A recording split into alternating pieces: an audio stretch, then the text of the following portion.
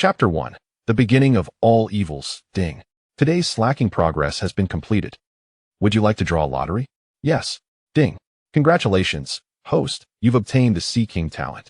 Sea King will not spare any fish in the pond that a gentle breeze tousled Cao Zhong's short hair, revealing a remarkably handsome face that captivated all who beheld it. His starry, soulful eyes stirred emotions deep within. Upon hearing the melodic notification from the system, Cao Zhong raised an eyebrow and set down his God of Thunder notebook. The Sea King talent intrigued him. A smile graced Cao Zhong's lips. This talent suited him rather well. After all, having traversed to the Tivat continent, it would be a grave pity not to engage in delightful escapades with his numerous wives. Indeed, Cao Zhong was not a native of Tivat, but rather a traveler from another world. Originally, he was a mere content creator from Blue Star, boasting millions of fans. His life tragically I have been ensnared by the gifts of angels, compelled to labor to repay my debts. Come and rescue me, Kaya. Goodness, there is something foul in the group. I must retreat. Wendy. Chapter 2. You truly deserve this. The new book Mondstadt, Knights of Favonius. The esteemed acting grandmaster, Jean, gazed solemnly at the sky. The sudden upheaval left her feeling unsettled. The grandmaster had taken the majority of Mondstadt's combat strength to face external threats, and she was left to shoulder the immense responsibility of protecting the city. However, incidents had been occurring with alarming frequency. Just days prior, reports surfaced of sightings of the Anemo dragon at the Wind Dragon ruins, severely disrupting the lives of Mondstadt's residents. Now, yet another unexpected development had arisen, casting doubt upon Jean's abilities. Can I truly safeguard Mondstadt? Liyue, Wangxing Funeral Parlor. The learned traveler, Mr. Zhongli, stood by the window, observing the vast expanse of the sky, his expression grave. Could this be the will of the heavens? He quickly dismissed this notion. Though the heavenly principles were formidable, they had yet to reach a level where they could instantaneously affect the entirety of Tivat. What could it be? Zhongli sighed deeply. 3,000 years had passed. All I desire is to retire. What have I done wrong? Why must such calamities occur just as I approach my retirement? Is fate conspiring to see me perish at my post? In Inazuma, at the One Heart Pure Land, Raiden Makoto sat poised at a table, one hand grasping a tricolored dango, the other cradling the most popular light novel from Hakimada over the past 2.5 years, The Sea of Dead Fire. She found inspiration in a line from the protagonist, Ryoma, Mikasa. I shall never return to the safe zone. I will join the Demon Slayer Corps, vanquish Aizen, become the Pirate King, unleash the earthquake, and obliterate Tivat, creating a world filled with freedom. How closely her aspirations mirrored his, as the light curtain suddenly appeared before her. Displaying the flickering information, her gaze turned icy. The unknown, the eternal adversary. In Sumeru, at the Pure Goodness Palace, within a cage woven from countless strands of green light, Nahida found herself ensnared. Nevertheless, she remained vigilant, never ceasing to watch over her people. The sudden emergence of the light curtain filled her with uncertainty. Knowledge of the unknown, more powerful than the void, could herald either fortune or calamity. In the Wangxing Funeral Parlor, Eula and Amber had also regained consciousness, their expressions tinged with alarm as they confronted the enigmatic voice echoing in their minds. Fear not. Should the sky fall, I shall stand by your side. The well-informed Cao Zhong reassured them. Meanwhile, the light curtain in the sky began to shift. Why does my figure appear up there, along with Amber's? Cao Zhong mused, puzzled. Just then, a shiver ran through him, as his spider senses tingled, forewarning of impending dread. Instinctively, he felt the urge to flee, only to be halted by Eula's impassive demeanor. Do not rush. It is just as well to watch before leaving. Yet the warning from his spider senses grew ever more insistent. Am I doomed to meet my end here today? Cao Zhong thought, panic rising within him. In the sky, the light curtain began to unfold. Why did you insist on summoning me here? Cao Zhong questioned. A look of confusion etched upon his face as he regarded Amber beneath the towering celestial tree. Do you wish to know the answer? Amber replied, her cheeks flushed. Unable to meet his gaze, I desire an earnest response, Cao Zhong inquired with a gentle smile. Because I love you, and I wish to be with you for eternity. Amber mustered the courage to confess. I am fully aware of your feelings. I was merely pretending not to understand, granting you an opportunity to reconsider, Cao Zhong said. His eyes filled with affection. I do not wish to reconsider. If you want to, I shall not allow it. Amber declared, her gaze fixated solely on Cao Zhong. Deep in sentiment, I still love another woman, to the point of obsession. Cao Zhong confessed, a hint of sorrow in his eyes as he stepped back. I am unperturbed. Amber affirmed, resolute in her feelings for him. What is it that you truly care about? I only wish to know if you can spare more time for me when you are not with her, Amber replied, her passion stirring Cao Zhong's heart. He gently enveloped her in his embrace. Kia, damn it, Cao Zhong, you truly deserve this. I've nearly bitten my own teeth to pieces. Kale, Amber. Do not be blinded by love. Paimon, how can such shameless individuals exist in this world?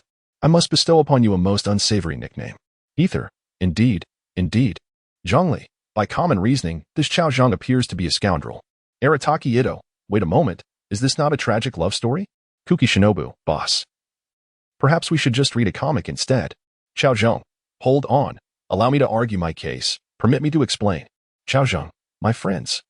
You cannot condemn a sincere man in love based on some dubious video. I have never harmed a single girl in my life. Cao Zhong, my friends. Such accusations are an unspoken injury to an innocent youth. Is there no justice, no law? However, Cao Zhong's defense was short-lived, for a massive sword was pressed against his neck. The wielder of this sword was none other than Eula, with a frosty expression and a gaze brimming with intensity. Eula confronted him. Well, Cao Zhong, I never imagined that beneath your charming exterior lies a scoundrel, daring to treat my dearest friend in such a manner. Today, let me show you the consequences of your actions. The chill radiating from the sword made Cao Zhong break out in a cold sweat. Eula pointed her sword at Cao Zhong, observing the resigned expression on his face with a hint of derision. Why are you no longer trying to argue? If you remain silent, I shall take your life. Cao Zhong gazed deeply into Eula's eyes, asserting, you cannot bring yourself to do it. A mocking smile graced Eula's lips. You think I would refrain from striking you for harming my friend? Hearing her retort, Cao Zhong shook his head sorrowfully. You still do not comprehend. The true betrayer of Amber is not I, but you. As death loomed near, he audaciously attempted to sow discord between her and Amber. Eula's cold laughter echoed. Yet she had forgotten her resolve to silence him. With eyes tightly shut, Cao Zhong wore a mask of sorrow, striving to shed a tear, a testament to his deceitful nature. Suppose, merely suppose, that in the video, I still hold affection for another woman, and that woman happens to be Amber's closest friend. Who do you think that woman could be? Cao Zhong feigned introspection, while keenly observing Eula's reaction. As anticipated, upon hearing his question, Eula fell into deep contemplation. Amber's closest friend's closest friend. Suddenly, Eula's face flushed crimson, a hint of panic flickering across her features. Isn't that me? Impossible, absolutely impossible. How could I possibly love the same man as Amber? Eula's composure began to falter.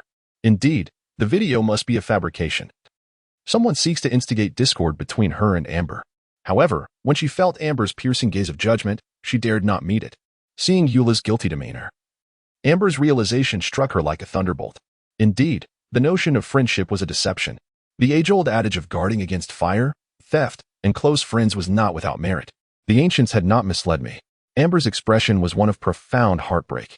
It hurts, oh how it hurts. Eula, you have betrayed me. The sight of Amber's sorrowful countenance sent Eula into a panic. I did not. I would never. Please do not believe this. Amber, you know me. Eula was desperate to explain, yet reality rendered her speechless. The two women sat in silent resentment, each refusing to acknowledge the other. Cao Zhong exhaled, satisfied with his ability to divert the conflict with mere words. Just as he believed he had deftly resolved the situation, the video continued to play. In the footage, Cao Zhong and Amber were nestled beneath a tree, lost in an intimate embrace. Unbeknownst to them, Eula stood behind, her eyes betraying a flicker of panic and a pang of heartache as she beheld their affection. On the other hand, Cao Zhong and Amber, entwined together, soon noticed Eula's presence. I'm sorry. I must have arrived at an inopportune moment, Eula said, tears welling in her eyes, ready to turn away. No, your timing is impeccable, Cao Zhong replied, extending his arm in invitation. Even Amber, nestled in his embrace, smiled warmly at Eula. Overwhelmed, Eula took a step closer to Cao Zhong, surrendering herself to his arms. In the video's conclusion, Cao Zhong reveled in his dual affections, a grin stretching across his face, relishing in his unbridled fortune. Chapter 4. Jean, the acting grandmaster, you are aware of my new book. Initially, the video was merely seen as a source of amusement. After all, Cao Zhong has resided in Mondstadt for quite some time and has not engaged in any scandalous behavior, save for some flirtation with Amber, a romantic discourse with Eula, teasing Barbara in the cathedral, an office romance with Jean, and the clandestine secrets shared with Lisa in the library. Alas, Cao Zhong, you truly are a scoundrel. The subsequent videos only fanned the flames of public outrage. Kia, Cao Zhong, you truly deserve a reckoning. This is more painful than death itself. Draw your sword. For one of us must perish today. Cao Zhong. Kia, do you not believe me? Remember when I treated you to drinks, you called me your godfather. Kia, that makes your betrayal even more unforgivable. Dialect. Indeed, one tends to associate with those of similar character. Furthermore, from this day forth, a new rule is established at the Angel's Share. Cao Zhong and his ilk are forbidden entry. Cao Zhong. Lord Liu, how could it come to this? Wendy. Cao Zhong. My dear friend, I wish to speak on your behalf, but your actions are indisputably despicable. Also, could you draft a will before your duel with Kia? Whomever meets their end should leave their estate to me, for my singing earnings have dwindled, and I can scarcely afford my drink. Cao Zhong and Kia, get lost. Bennett, I just emerged from the ruins. What on earth transpired? Why is everyone cursing Cao Zhong? Wendy, to save time, Cao Zhong is a scoundrel. Bennett, no way. That's impossible. Cao Zhong is not that kind of person. Bennett, you're truly something. I could weep. Cao Zhong, witnessing Bennett defend him in the group chat, felt a swell of emotion. After all this time, only Bennett had spoken out for him. Truly, he is my dear friend. Cao Zhong. Bennett, you are my true ally. Unlike Kia and Wendy, who are no good. Wendy. Cao Zhong. Look at how unfortunate Bennett has become. How can you continue to deceive him? You lack a heart. Kia. Bennett, if you do not attack Cao Zhong, we may just have to turn our ire upon you. Cao Zhong. Kia, why are you barking like a dog? Bennett would never. Bennett. Damn it. I watched the video. Cao Zhong. You truly deserve punishment. You are a scoundrel. Perish. Cao Zhong. Return my sense of gratitude. Wendy. Amusing. Kia. Amusing. Kamisato Ayato. Is this the freedom of Mondstadt? Toma. Master. The Cecilia flowers have bloomed back home. I long to return and gaze upon them. Kamisato Ayato. What you feel is not homesickness. It is mere lust. You shameless wretch. Kamisato Ayato. We of Inazuma shall not tolerate scoundrels like Cao Zhong from Mondstadt. Should one be discovered, they shall be dealt with. Let this serve as a warning. Toma, our master is formidable. Our master is strong. Our master is both tall and strong.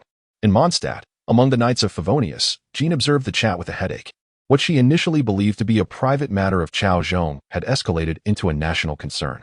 His actions had severely tarnished the image of Mondstadt. If not curbed, how would other nations perceive them? Jean, Cao Zhong, come to my office immediately and provide a thorough explanation. Kia, hurry and make it detailed. Jean, Kia, silence yourself. Seated alone in her office, Jean's face flushed. Kia was indeed too idle. It seemed she had not assigned him enough tasks. Meanwhile, Cao Zhong, seeing Jean summon him, felt a surge of relief, for he had noticed Eula and Amber sharpening their blades. If he did not flee now, when would he?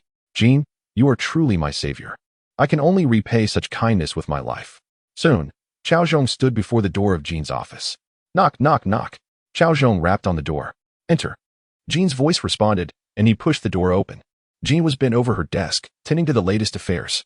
As the model of Mondstadt, she worked tirelessly. Upon Cao Zhong's entrance, her gaze fell upon his strikingly handsome visage, stirring an unusual feeling within her, though she maintained an exterior calm. Jean straightened her posture and, with a serious countenance, inquired, Speak, what on earth is happening? The video cannot possibly portray the truth, can it? Jean awaited Cao Zhong's response with bated breath. Truth be told, her feelings towards him were rather unique. Though their acquaintance had come late, he had greatly aided her in both work and life. In her professional endeavors, Cao Zhong had provided numerous valuable suggestions. Particularly in recent times, due to the influence of the Storm Terror, Mondstadt's workforce had dwindled. Cao Zhong had proposed the establishment of an honorary knight position to recruit capable individuals into the Knights of Favonius.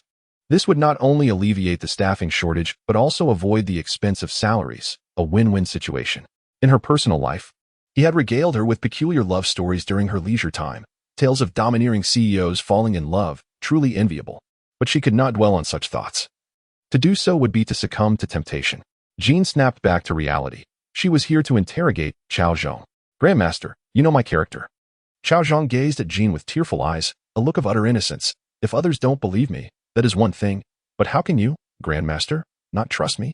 I am not a scoundrel. My feelings for each of them are sincere. Upon hearing such shameless claims, Jean felt a surge of indignation. She had expected him to defend himself. Instead, he was brazenly unrepentant. This was infuriating. So, while the video may be false, you truly harbor such thoughts? Jean fixed her gaze on Cao Zhong, determined to extract the truth. If he uttered a single lie, she would send him to the confinement room to keep company with Klee. Grandmaster, you know me. How could I ever entertain such thoughts? I am a law-abiding citizen. Cao Zhong protested vehemently, feeling wronged. The label of scoundrel was a heavy burden, one that would complicate his pursuits of the female characters he so admired. Then why is the chat filled with curses directed at you?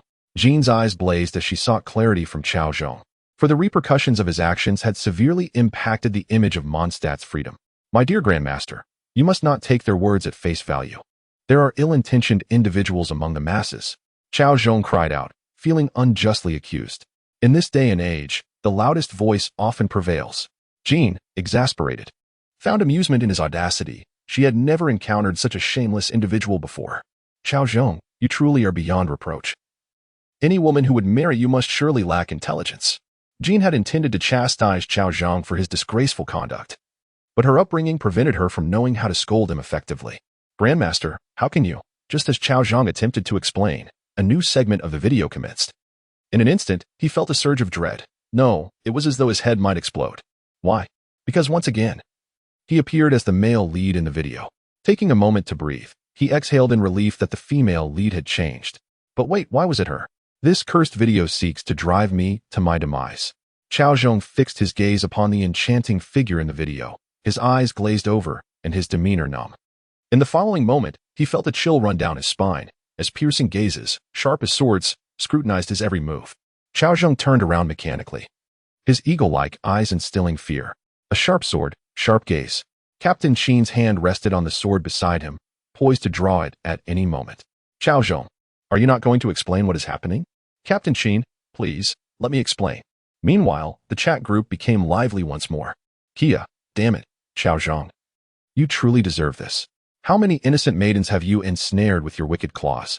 Wendy, good news. The female lead is no longer Amber or Eula. Bad news. It's now Barbara. Eula? Amber, Wah. Barbara, Sai? Barbara's #1 admirer, Albert. Cao Zhong, you rascal. If you dare to do anything to Miss Barbara, I. Mondstadt Resident A, 1 Mondstadt Resident B, 2 Mondstadt Resident X, 86 Kia, I acknowledge Mr. Albert's attack power. Hu Tao, hurry up, hurry up. I can't wait to see Cao Zhong's new film. In Liyue, at the Wangxing funeral parlor, Hu Tao had already set up her little stool, happily munching on half a watermelon, her plum blossom eyes never leaving the video screen. Beside her, the aloof Zhongli frowned at the video, still perplexed about how this mysterious thing had come to be. How had such an enigmatic entity eluded the scrutiny of the heavens and entered the consciousness of every being in Tivat? It was baffling. Seeing Hu Tao's eager expression made his head ache. Indeed, these short films had detrimental effects. Look at how the once diligent director had become ensnared by these videos, neglecting his duties. If this continued, the Wangxing funeral parlor would fall apart. Would they still be able to rely on the accounts of the funeral parlor? Director, what are you doing? Aren't you supposed to be out on business today? Zhongli could no longer bear to watch. Business? No need. There's a potential client right in front of me. Why seek far when the close is at hand? Hu Tao shook her head, her long ponytails dancing in the wind, looking splendid. Zhongli. He was baffled. How could watching a video attract clients? Hu Tao glanced at the bewildered Zhongli and sighed inwardly. This Zhongli was quite remarkable, talented, and possessing a charming personality, but his thinking lacked flexibility, making him somewhat antiquated and unable to keep pace with the youth. Thus, Hu Tao felt compelled to explain earnestly to Zhongli, little Zhong, you see.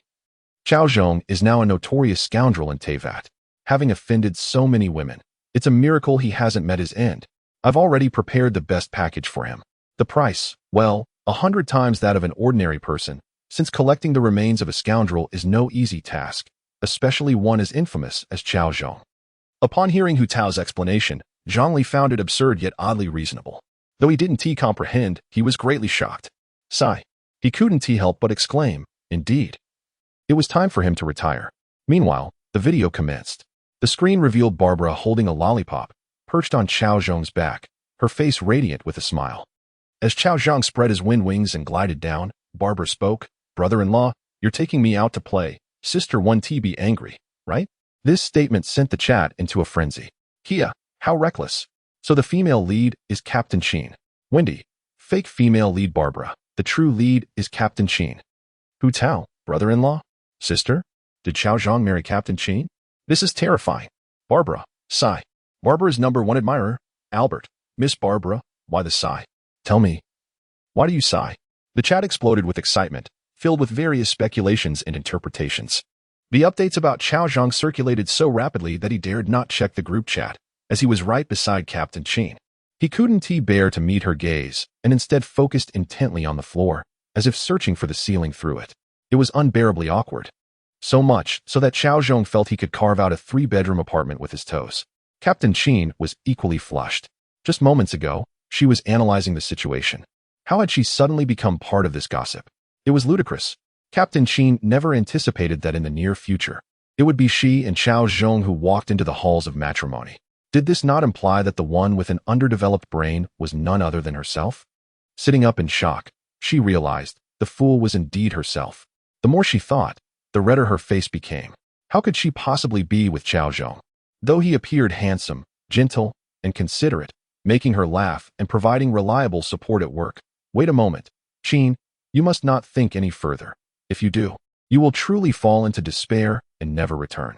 Although she, as the acting captain of Mondstadt, had always yearned for a sweet romance, Cao Zhong fit her criteria perfectly, if only he weren't a scoundrel. For a moment, the two in the office were caught in an awkward silence. Captain Qin hoped to break this tension, but alas, she denied Cao Zhong the opportunity. Her face, as red as a ripe apple, was utterly adorable. You should leave. Why are you still here? Cao Zhong felt a wave of relief. He had long wished to escape, yet lacked an appropriate reason. Now he sprang up and fled. Move slowly? That would be a disrespect to his own life. As he exited the room, Captain Qin's shyness began to subside, the blush on her cheeks gradually fading. She then redirected her focus to the video, eager to discover how she ended up with Cao Zhong. The video continued. In the footage, Cao Zhong appeared relaxed. Don't worry, your sister is at work. She won't find out we sneaked out. At this, Qin felt a pang of anxiety. Wait, what am I thinking? Barbara is your sister. You may not trust Cao Zhong, but how could you doubt Barbara? Captain Qin forced herself to calm her racing heart and resolved to finish watching the video. The video pressed on. Barbara offered her lollipop to Cao Zhong, brother-in-law. Have a taste. Without hesitation, Cao Zhong took a bite. Ah, brother-in-law, if sister finds out we shared a lollipop, she won't be angry, right? Brother-in-law, you're carrying me with your wind wings. Sister won't hit me, right? Brother-in-law, sister doesn't worry about me. She only cares for you. The video concluded. The sheer volume of information left Captain Qin momentarily speechless. When she regained her senses, a wave of fury surged within her. Betrayal, a blatant betrayal, not only from her beloved, but also from her sister. At that moment, she finally comprehended Amber's feelings. So this is what it felt like to be betrayed by one's dearest. Cao Zhong, you wretch, I will slay you. A lion's roar erupted from the knights of Favonius and Mondstadt, shaking the night. Captain Qin emerged from her office, sword in hand, surrounded by a suffocating aura. Anyone who witnessed this scene had but one thought: someone was about to die. Awakened, it is not as such. Amber, allow me to elucidate. Barbara, sister. Do not believe it. It is all a fabrication. Barbara's devoted admirer, Albert. Cao Zhong, you scoundrel. You are finished. Speak up, you wretched creature. Ding. The system has detected a plethora of prohibited language from this user and is now enforcing a ban. A resident of Tivat 6, Cao Zhong is indeed deserving of his fate. I have ground my back molars to dust. Kia, the information is overwhelming. I find myself momentarily at a loss for words. Could someone assist me in untangling this? Vinny, it is as follows. Jean, Kia, Vinny, if you wish to avoid peril, I suggest you remain silent. Chapter 7. He has given too much in the chat group. Discussions regarding the campaign against Cao Zhong have never ceased. After all, as the acting leader of the Knights of Favonius in Mondstadt and a member of the esteemed Knights of the Wind, Jean holds a significant place in the hearts of the Mondstadt residents. The other heroine, Barbara, is even more remarkable. As a top idol in Mondstadt, she has garnered countless fans who regard her as their dream lover. It is indeed disheartening that this dream has been snatched away by a rogue, and even worse. Both sisters have fallen under his sway. The situation is intolerable. A member of the Knights of Favonius, Cao Zhong, you rogue, we declare war on you. For the honor of the Knights, Mondstadt resident X, Cao Zhong truly deserves to die. The betrayal of love is an unforgivable sin. Kia, I've noticed that only half the group is cursing Cao Zhong. I feel quite disheartened. What is the other half doing? Are they incapable of typing? Jean, Cao Zhong, you dare to act but lack the courage to face us. Kia, exactly. You have the audacity to act but not to admit it. You are no true man. Vinny, indeed, You target the sisters without sparing anyone a chance. Amber. Barbara, a wandering bard, be cautious. For the Anemo Archon may punish you for your reckless words. Eula, I shall remember this grudge. Jean. Vinny, do you wish for your demise? Vinny. Oh dear, forgive me. I must go work off my debts. Cao Zhong, witnessing the baseless insults directed at him in the chat, nearly wept in the restroom. Oh heavens. Why must I endure such unjust pressure at this age? I am more wrong than doughy. Explanations are imperative. Without them, my reputation shall be tarnished forever. With a visage full of sorrow and indignation, Cao Zhong implored, Dear friends, you must trust me. Am I truly that kind of person? I am the most devoted in Tivat. Not only have I never harmed a girl, I have never even eaten a hen. Cao Zhong, you cannot condemn me based on a mere fabricated video. I know the residents of Mondstadt value freedom and independent thought. Please keep your eyes open and do not allow the ill intention to manipulate you. Jean. Cao Zhong, you rogue, why are you still alive? I thought you had perished. Kia, are you engaging in moral coercion? Barbara. Mr. Cao Zhong, it is not too late to repent before the Anemo Archon. He may absolve your sins. Venia? Isnt that a bit much to ask of the Archon. In Liyue, at the Wangxing funeral parlor, Hu Tao beamed at the lively discussions in the group. She gently patted Zhongli beside her. See, I told you, Cao Zhong is indeed on the brink of despair. You still have much to learn. Zhongli, without further elaboration.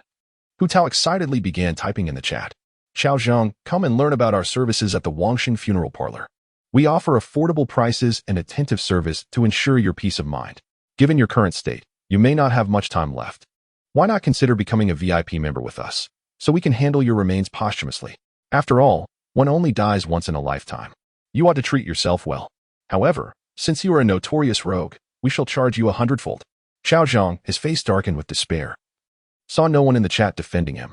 Instead, they all joined in maligning and insulting him. Is there no law? Is there no justice? Enough. You have gone too far. This is a slander against my reputation, a trampling of my character.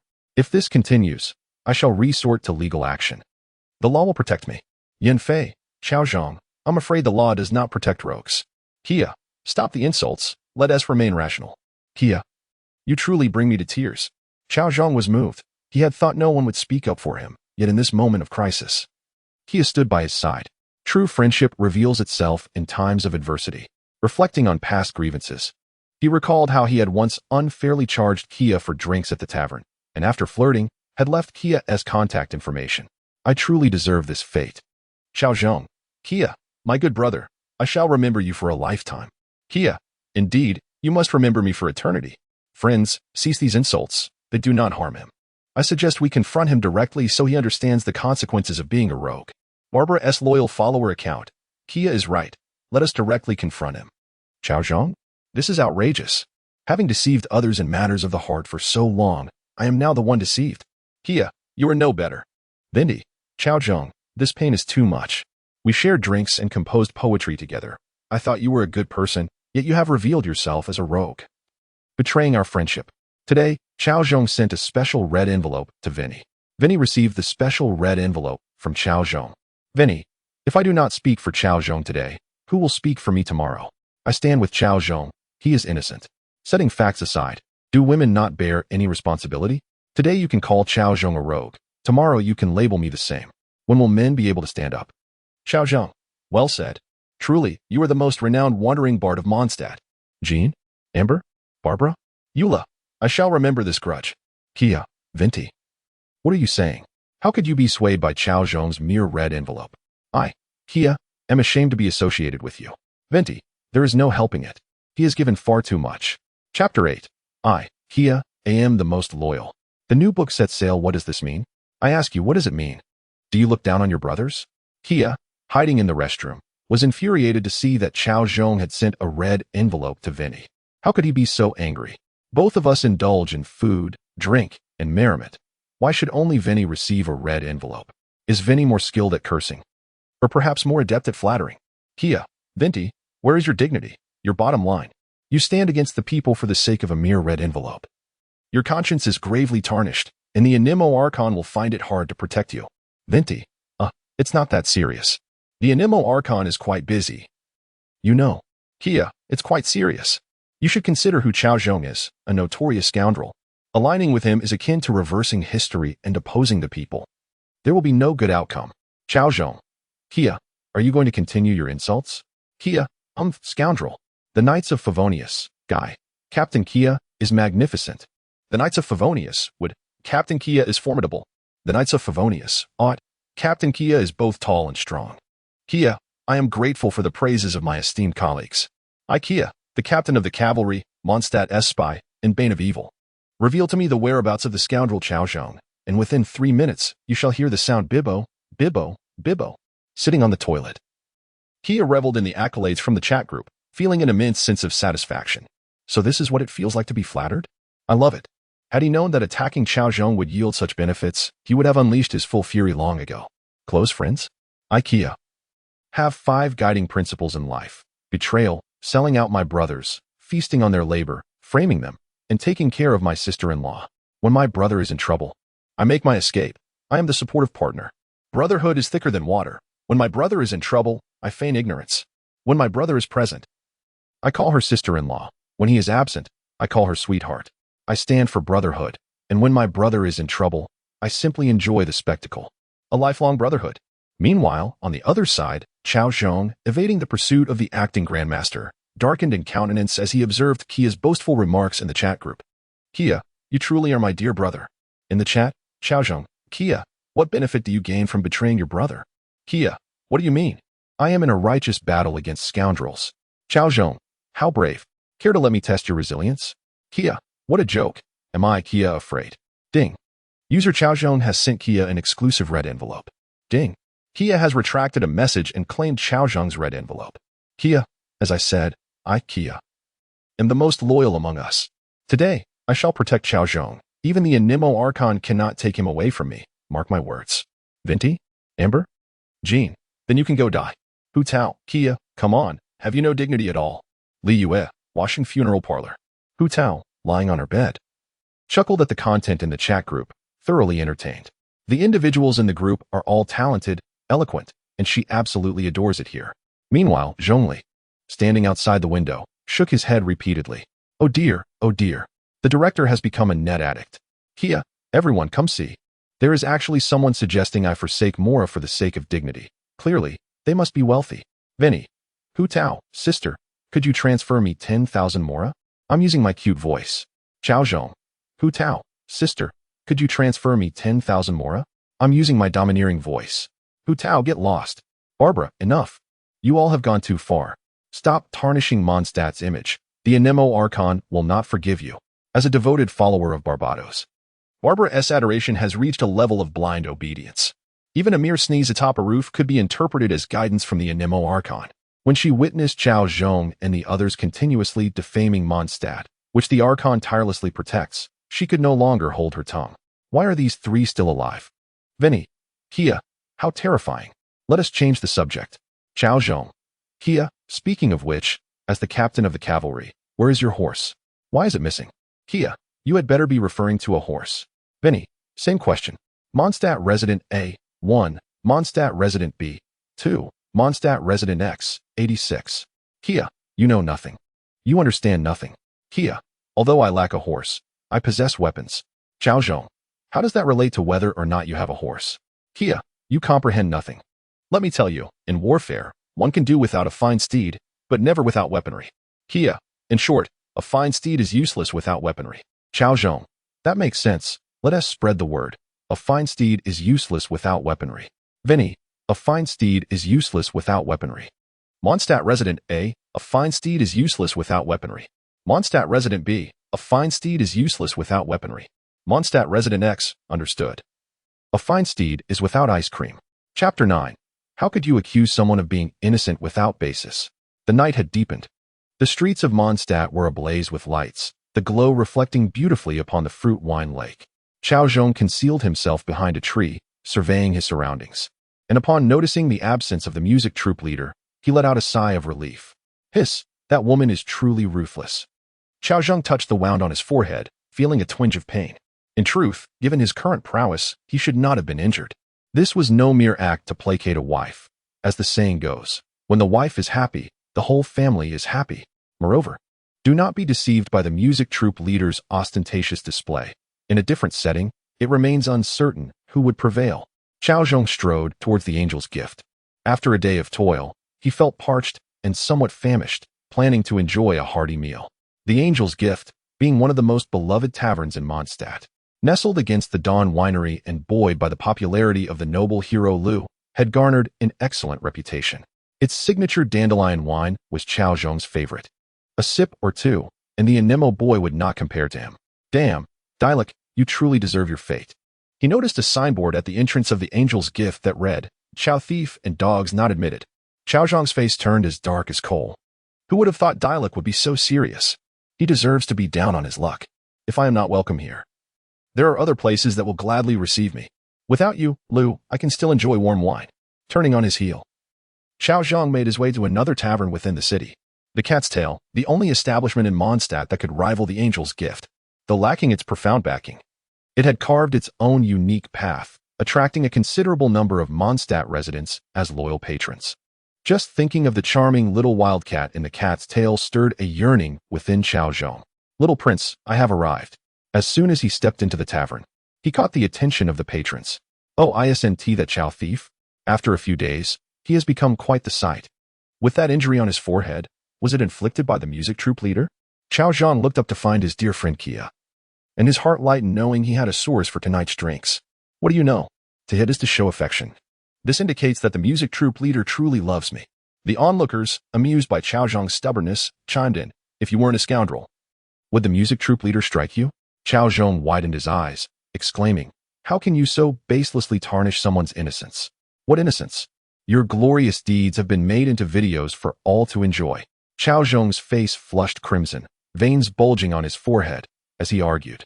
Matters of the heart require mutual consent. How can you label me a scoundrel?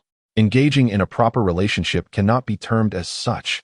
He then proceeded to utter some obscure phrases, invoking notions of gentlemanly conduct and eloquence, which elicited laughter from the crowd, filling the tavern with a joyous atmosphere.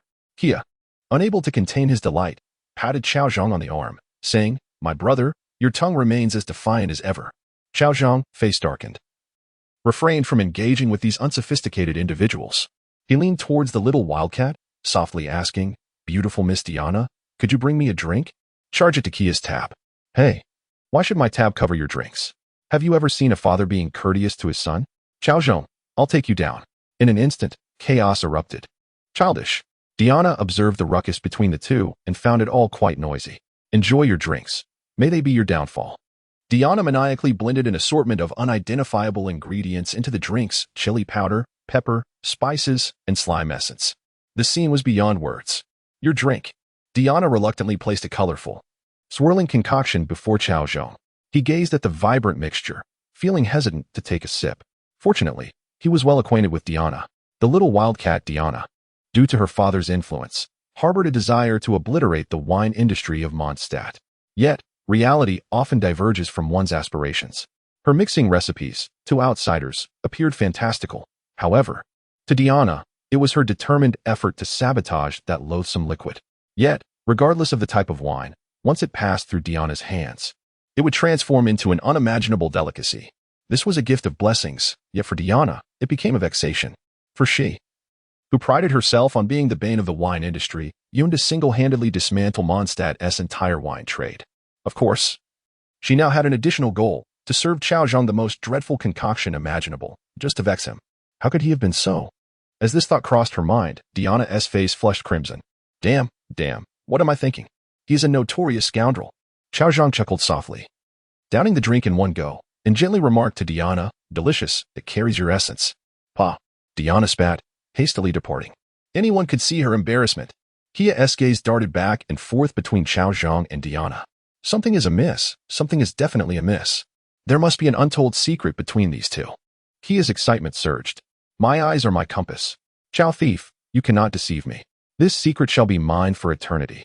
Brother, do you and Diana share some clandestine bond? Seizing the moment Diana left, Kia draped an arm over Cao Zhong's shoulder, a sly grin on his face. Hiss, how could I forget the dog beside me? A wave of panic washed over Cao Zhong. Don't speak recklessly. I am not. I have not. The new video began to play. Chapter 10. Trying it out means not being a child anymore. Wendy, I wager 10 more that this time the male protagonist is definitely Cao Zhong. Kia, Wendy. What kind of skill is that? I bet the female lead is Diana, 1000 Mora. Are you brave enough to take it? Wendy, do you have insider information? Diana, Kia, if you speak carelessly, I will tear your mouth apart.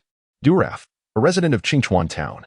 Kia, it's fine to take medicine recklessly, but do not speak carelessly. Cao Zhong stared blankly at the video. What grudge do they hold against me? Is this a plot for my downfall? Kia patted Cao Zhong on the shoulder. Speaking earnestly. V50, I will speak well of you in the group. Cao Zhong glared at Kia, his teeth gritted. You truly are my dear friend. You spare no effort in dragging me down. What nonsense is this? Am I the kind to betray my friends? I am not that sort of person. Kia feigned a righteous demeanor. You know, recently due to the influence of the Anemo dragon, the economy has been tough, and money is tight. V50. I will advocate for you shortly. Really? More genuine than Mora. I will trust you one more time. Absolutely no problem. Cao Zhong relented. The pressure was overwhelming. What child in this realm faces daily accusations of being a scoundrel? I am on the verge of breaking. The video continued. Father, I am leaving. Diana waved her little cat paw as she bid farewell to Duraf. Don't work too hard. Take care of your health. Duraf looked at Diana with eyes full of affection. Wendy, alas, could it be that I was mistaken? This video has nothing to do with the scoundrel Cao. How heartwarming and loving. Cao Zhong, learn more and observe. Do not always act like a scoundrel. Hu Tao, Wendy, don't rush. Let the bullets fly for a while. Cao Zhong, Hu Tao, please don't be so outrageous, all right? The video continued. Diana hummed a little tune. Her spirit light as she hurried towards Mondstadt, for she had work to attend to and could not afford to delay. Meanwhile, on Diana's path, Cao Zhong had already prepared himself. Dressed in a stylish suit, his hair groomed to perfection, he awaited Diana's arrival. Hu Tao, you know, I must admit, Cao does look quite handsome from this angle. Amber, Sister Tao, don't be deceived by his handsome exterior. I, too, was once as naive as you. Wendy, just a pretty face. In terms of handsomeness, I, Wendy, surpass him. Jean? Amber? Barbara? The video continued. In the footage, Diana walked past Cao Zhong, completely oblivious to his attempts to attract her attention. Frustrated, Cao Zhong concocted another plan. He sprinted ahead to intercept Diana, panting heavily by the time she reached Mondstadt. Oh, Diana, what a coincidence. Diana looked at Cao Zhong with surprise and shyness. Yes, what a coincidence. Having overexerted himself, Cao Zhong struggled to catch his breath, wanting to say something. Great. Diana answered before he could. Then let us go. Wendy, Diana, what are you doing? Are you really just leaving with a bad guy? Duraf, Cao Zhong, where are you taking my daughter? If Diana loses even a hair, I will take your life. Diana, Father, please don't ask.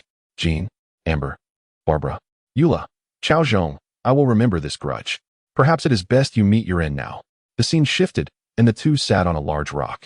Diana spoke first, shyly. I feel as though we have known each other for a long time. Indeed, I share that sentiment, Cao Zhong responded. Feigning surprise, Chapter 11. Before this, you always called me sweet sweet. The Cat's Tail Tavern. Cao Zhong's eyes glimmered with menace. Kia, oh Kia, you truly are something. Taking money yet shirking responsibility, are you even human? It pains me deeply. He regarded Kia as a brother, yet Kia had cast him into the abyss. What nonsense is this? You can only blame yourself. You laid your hands on a minor. Are you still a person? With a minimum of 3 years in prison and a maximum of the death penalty, do you not realize this? The more Kia spoke, the more agitated he became, rolling up his sleeves, ready to strike. The mere mention of the matter made Cao Zhong's heart quaver. So what do you propose? We can't just take money without fulfilling our duties. Beware. I might report your embezzlement. Then go ahead. Kia replied nonchalantly, glaring at Cao Zhong. The entire West Wind Knights detested Cao Zhong to the core at this moment. His presence would be akin to walking into a death trap. Outside, all my people are present. Do you think I fear you? You even impersonated someone to write a love letter to Dialek. Kia seized Cao Zhong's finger, speaking with fervor. My good brother, your affairs are my affairs. Not even the Anemo god could take you from me today, mark my words. And how do you intend to assist me? Cao Zhong eyed Kia suspiciously, no longer trusting him even to the slightest punctuation. How about I arrange a private cell for you while you're incarcerated? Just then, Kia noticed Diana approaching from behind Cao Zhong. A wicked thought crossed his mind. Speak frankly, did you truly lay hands on Diana? Kia gazed solemnly at Cao Zhong, seeking a confession. How could that be? Did you not see the video? I am the victim here. Naturally, Cao Zhong would not confess. Admitting such would brand him a fool. Oh, so you imply Diana pursued you? Kia continued to lead Cao Zhong. Isn't that blatantly obvious? The video bears witness. As Cao Zhong sipped his drink, he remained oblivious to Diana's presence behind him, though the murderous intent in his gaze was hardly concealed. What do you think of Diana as a person? Kia pressed on, eager to extract juicy gossip from Cao Zhong. Diana's headers perked up. She too wished to discern her image in Cao Zhong's eyes. Well, when Diana was mentioned, a flicker of indulgence crossed Cao Zhong's face. She is beautiful and kind-hearted. She appears aloof, yet she is truly a good person. Diana's expression softened, acknowledging his perceptiveness. Kia was not yet satisfied. Is that all? That is not particularly scandalous. So she has no flaws? Cao Zhong shrugged. The shortcomings are rather apparent. Her chest is modest, her speech somewhat teasing. When she argues, she babbles, and when she pouts, tears flow freely. Before he could finish, Cao Zhong regretted his words. A palpable tension arose. Turning around, he found Diana standing behind him, her face icy as frost. Could you not strike a blow? You scoundrel, perish. Summoning an unknown strength, Diana swung a mighty hammer, aimed directly at Cao Zhong. Kia, if I trust you again, I shall be a fool. Diana, what are you doing? Stop this at once. Fortunately, the timely arrival of Margaret, the tavern owner, prevented a potential massacre. Seeing the owner's appearance, Diana refrained from further harm. After all, Margaret had shown her kindness, and she owed her at least that much decorum. Humph. Diana huffed, clearly still fuming. Chapter 12, The Spirit of the Thief in Liyue. At the Washing funeral parlor, Hu Tao languidly reclined on a chair. Her gaze vacant and spirit-wan, embodying a sense of desolation. The tedium was unbearable. Why had there been no updates on the thief's videos? With no desire to work or train, she found herself reliant on the thief's content to sustain her existence. Without it, life seemed utterly intolerable. Zhang Li, observing Hu Tao's dispirited demeanor, felt a pang of exasperation. The allure of short videos was indeed perilous. Hu Tao exclaimed, Cao Zhong, it has been 3 days since your last video update. You haven't perished, have you? Wendy chimed in. Indeed, the thief's videos are captivating, delightful, and utterly irresistible. Kia speculated. Perhaps Cao Zhong is at home recuperating. Jean, Amber, Barbara. Wendy queried, is there an inside scoop? Hu Tao urged Kia, spill the details. Within the Wangxing funeral parlor, Hu Tao's spirits soared as she read the messages in the chat group, akin to a euphoric high. Her previously pallid complexion blossomed with color, as if revived. At that moment, she felt no pain in her waist, no weariness in her legs. She could ascend 5 flights of stairs with ease. Cao Zhong, you truly are my elixir, she declared. Kia began, let me tell you, on that fateful day, I risked it all, with a determination to face death, eavesdropping in a corner. Jean, get to the point. Amber, get to the point. Eula, get to the point. Barbara, get to the point. Hu Tao, get to the point. Kia continued, I know you're all anxious, but hold your horses. Wendy asked Hu Tao. I understand their urgency, but why are you so eager? Hu Tao replied, I am eager for entertainment. Kia recounted, the situation is as follows. Wendy exclaimed, by the heavens, what on earth? Hu Tao laughed. Oh, how amusing. I used to call her little sweetheart, and now she is madam. This is delightful. Jean remarked, Cao Zhong. Who would have thought the boss would enjoy this? Amber added, Cao Zhong, back then, you wouldn't even let me touch your hand. And now she is touching your body. Barbara warned, Cao Zhong, even the Anemo god cannot protect you now, mark my words. Eula declared, Cao Zhong, prepare for destruction. Wendy urged, Cao Zhong, come out and clarify. Meanwhile, in the Adventurers Guild, Cao Zhong was indulging in a much-needed slumber after a few exhausting nights. However, the incessant notifications from the chat group reminded him of the fear he once felt under the thumb of unscrupulous capitalists. Cao Zhong grumbled.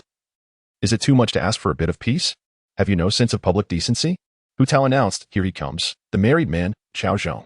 Wendy teased, my dear friend, are your kidneys still intact? Jean inquired, Cao Zhong, how have you managed to survive? Cao Zhong, bewildered by the unfounded accusations directed at him in the chat, scrolled up to find the source of the chaos. As he read, a wave of dread washed over him, nearly causing him to faint. Kia, you've betrayed me. Cao Zhong pleaded, it's not what it seems. Allow me to explain. She is merely an ordinary leopard print ant. Hu Tao interjected, ordinary. Wendy, leopard print. Kia, ant. Jean, go explain it to the Anemo god. Cao Zhong protested, Jean, you cannot do this. You know I am a traveler from another world. She merely wishes to learn a foreign language and acquire a skill while young. Hu Tao dismissed him, Cao Zhong.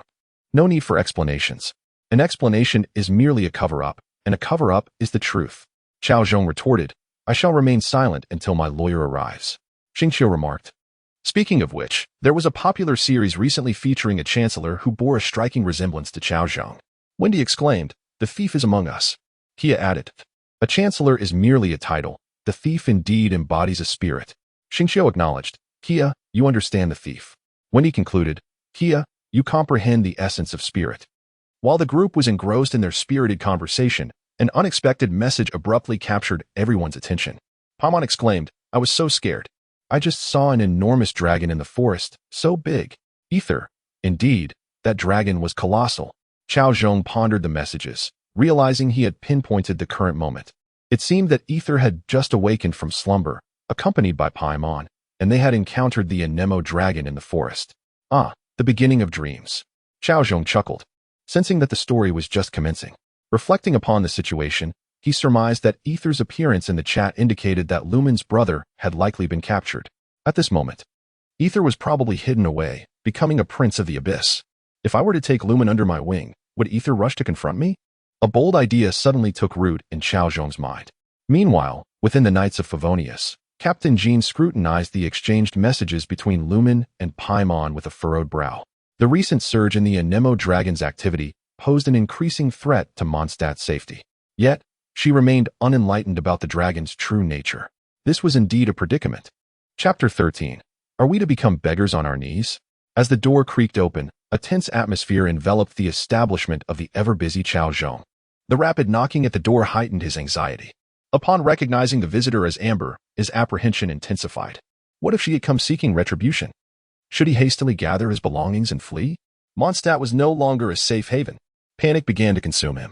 Rest assured, I am not here to cause you any trouble. Amber's reassuring voice penetrated his thoughts, alleviating his concerns. With a swift motion, the door swung wide, revealing Cao Zhong leaning casually against the wall, striking a dashing pose. Not at all. I merely wish to present myself in a grand manner to welcome the lovely Ms. Amber. His demeanor revealed no hint of guilt, showcasing his true colors. Enough of the theatrics. I have business to discuss, Amber interjected, pulling another individual from behind her. This is my new friend, Ing. She has nowhere to stay in Mondstadt, and your establishment could use an extra pair of hands. She can assist you. Cao Zhong recognized Ing immediately, but chose to remain silent. At that moment, a diminutive, enigmatic creature darted from behind Ing. Adorned with a delicate crown and shrouded in a mysterious starry cloak, she appeared utterly adorable. Yet, Cao Zhong was all too aware of her troublesome antics. She had stolen countless lines from him, rendering him a mute.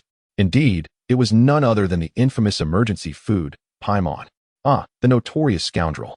Paimon exclaimed, her voice rising in excitement, as if eager for everyone to know. Cao Zhong's expression darkened. Is this how one converses? Paimon. Today I shall transform you into a mere Paimon pie. What is this creature? It can fly.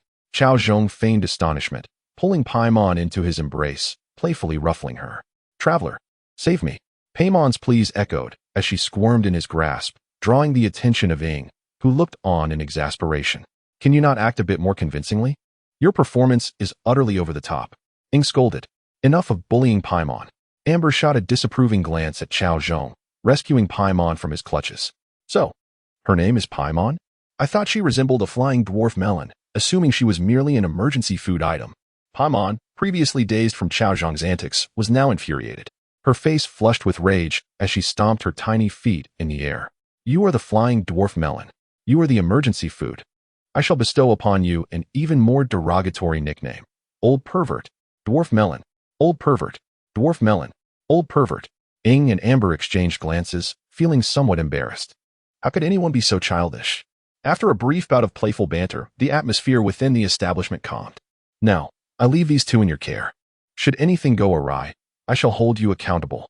Amber stated seriously, pulling Ing aside, leaving Paimon and Cao Zhong to engage in a silent standoff, their expressions clearly indicating mutual disdain. Meanwhile, Amber whispered to Ing, Sister, do not forget the task I entrusted to you. Keep a close watch on Cao Zhong and observe his interactions with those girls. Remember, aside from you, there is no one else in this world I can trust. With tearful eyes, Amber clasped Ying's hand, conveying her heartfelt sincerity. Fear not, I shall fulfill the mission, Ing assured her, striking a confident pose, evidently touched by Amber's earnestness. Once Amber departed, Cao Zhong regarded Ying and Paimon. Though Ying maintained a composed exterior, a flicker of unease in her eyes did not escape Cao Zhong's notice. Something was amiss. She was undoubtedly concealing something from him. Amused, he thought to himself, Amber, how bold of you to place a girl by my side. However, since they had chosen to remain, it would be remiss of him not to provide for them, particularly Paimon. A monthly food expense of 200,000 mora would be untenable for an ordinary household. Here is the deal, since Amber has entrusted you to me. I cannot neglect your needs. I happen to have numerous commissions pending. Let us draft a contract. You shall assist me with these tasks, and in return, I will grant you a share of the earnings. How does that sound? Initially, Paimon maintained an air of indignation, unwilling to engage. Yet upon hearing of the potential mora, her curiosity piqued. How will the distribution work? Upon completion of each task, the fee shall be divided 70-30. What say you? Cao Zhong presented the contract to Ying for her perusal. Why only 70%? Paimon protested. 70% is still mine. Offering you 30% is already a concession in light of Amber's influence. Cao Zhong replied with a capitalistic grin. Enraged, Paimon exclaimed, Are we to be reduced to begging on our knees? By your own logic, one might indeed be reduced to begging. Many would wish to be in such a position but lack the opportunity. Cao Zhong shrugged, feigning helplessness. Paimon attempted to argue further, but was halted by Ying. Enough, Paimon. 30% it is, at least it includes accommodation. Ying, contemplating the task Amber had assigned her, concluded that mora could be earned through additional work. Hard work would eventually yield rewards. Ying's pragmatic approach prevailed, and she signed the contract, solidifying their partnership. Cao Zhong gave her a thumbs up, acknowledging her diligence. She truly was the quintessential worker, deserving of admiration. Upon signing her name, Cao Zhong joyfully patted her shoulder. Work hard, and I shall strive to secure you as sister-in-law by the new year. After all, having achievements will only further motivate me. Chapter 14. Why not inquire with the enigmatic Mr. Cao? At Mondstadt Square, a verdant hat flickers between the colossal hands of the Anemo Archon statue. Upon closer inspection, it reveals itself to be none other than the vagabond poet, Vinny. Perched amidst the divine hands, Vinny sways his slender legs in the breeze, exuding a unique charm. At this moment, he holds a tankard of apple cider, a gift from the angels, and drinks deeply, relishing the bliss of a life free from toil and debt. Reclining comfortably, he enjoys this rare afternoon respite, as a gentle breeze kisses his flushed cheeks. The sounds carried by the wind momentarily distract him, prompting a soft murmur as he gazes towards the distant ruins of the Wind Dragon. Tartaglia, are you in pain? At this juncture, Barbara bounds by, clutching a hefty tome. Her spirit buoyant. Surely, it contains many teachings of the Anemo Archon. A smile dances on her lips as she admires the book. Yet her peripheral vision catches a glimpse of the green figure atop the statue, igniting her ire. Her face flushes with indignation. How outrageous! How dare one clamber upon the Anemo Archon statue, showing such disrespect? While Vinny contemplates how to assist Tartaglia in regaining his former self, he is suddenly met with Barbara's vehement rebuke. Realizing it is Barbara, a devoted follower of the Anemo Archon, his heart sinks. He knows her intolerance for any slight against her deity. Oh no, I've stepped into a minefield. Resigned, Vinny descends from the statue. Ah, so it is you. Barbara glares at him, her anger palpable. Initially, she had intended merely to admonish the disrespectful individual, but upon recognizing Vinny, a friend of Mr. Cao, her resolve shifts. You have gone too far. The Anemo Archon blesses the people of Mondstadt with peace and prosperity, and you dare to tarnish his statue. I decree a punishment. No drinking for a month. Though Vinny had braced himself for repercussions. The notion of abstaining from alcohol for an entire month feels like a death sentence. Surely, the Anemo Archon wouldn't be angered by such a trivial matter. Dare you retort? Do you understand the Anemo Archon better than I? Ultimately, Vinny finds himself outmatched by Barbara's fervor. Watching him depart with a dejected demeanor, Barbara expresses her disdain. How can Mondstadt harbor such a wine-obsessed, slothful individual, devoid of integrity? She clasps her hands together in prayer before the statue. Great Barbados, if all else fails. May Vinny return to your embrace. At that moment, Vinny stumbles and falls to the ground. What a needless ordeal. In Mondstadt, the Knights of Favonius, Jean buries herself in a sea of books, hoping to uncover useful information. The Wind Dragon's activities have become increasingly frequent, threatening not only Mondstadt's commerce but also the safety of its citizens. As the acting Grandmaster of the Knights, she must take decisive action. Why is there nothing? Jean sighs in frustration, her golden locks cascading around her. Despite the vast collection of ancient texts at her disposal, she has found no mention of the wind dragon. To know oneself and one's enemy is the key to victory. As a rational leader, Jean refuses to recklessly lead the knights into battle against the beast without understanding its weaknesses. She is taken aback to discover that the library holds no records of the wind dragon, as if it had appeared from thin air. Annoyed, a figure suddenly flashes through her mind. If only he were here now. Lost in pleasant memories, a wistful smile graces her lips. Oblivious to the presence of another until a pair of mischievous hands seize her conscience. Jean, caught off guard by the sudden assault, nearly draws her sword. Recognizing her friend and the librarian, Lisa, she breathes a sigh of relief. Swatting away the playful hands, she admonishes, "What are you doing?" Lisa leans on the table, propping her chin with one hand, and teases, "What's this? Are you lovesick?" Jean's face flushes crimson. "You're talking nonsense. I'll tear your mouth apart." She pretends to organize documents, ignoring Lisa's antics. Lisa casually picks up a book and glances through it. Still searching for information on the wind dragon? Now back to her senses, Jean replies, "Well, I can't just leave it be. Since I can't find anything, why not ask the remarkable Mr. Cao?" Jean pauses, taken aback by the suggestion. Indeed, Mr. Cao possesses such profound knowledge. He might know something about the wind dragon. Why didn't I think of that sooner? Perhaps it was due to her recent distractions that clouded her judgment. After all, that fellow had behaved inappropriately towards her and Barbara. Chapter 15. He fell asleep.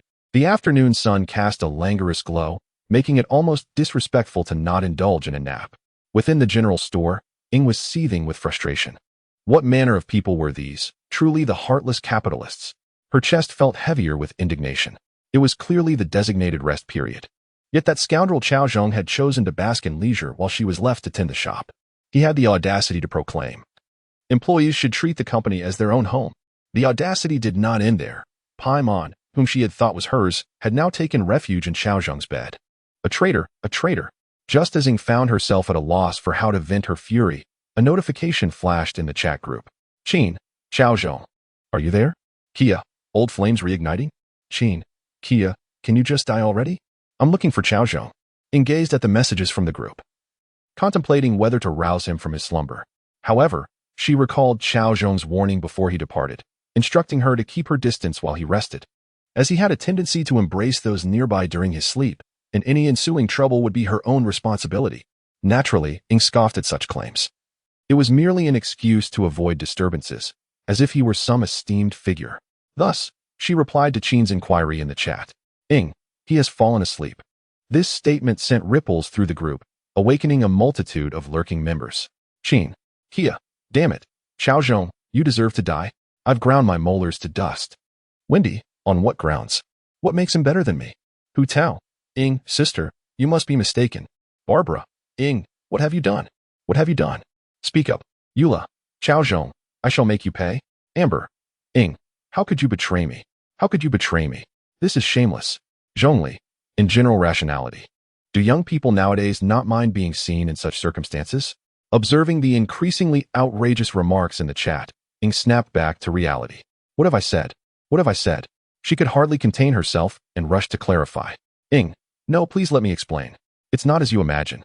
"Barbara, I won't listen. I won't listen, I won't listen." "Amber, wah."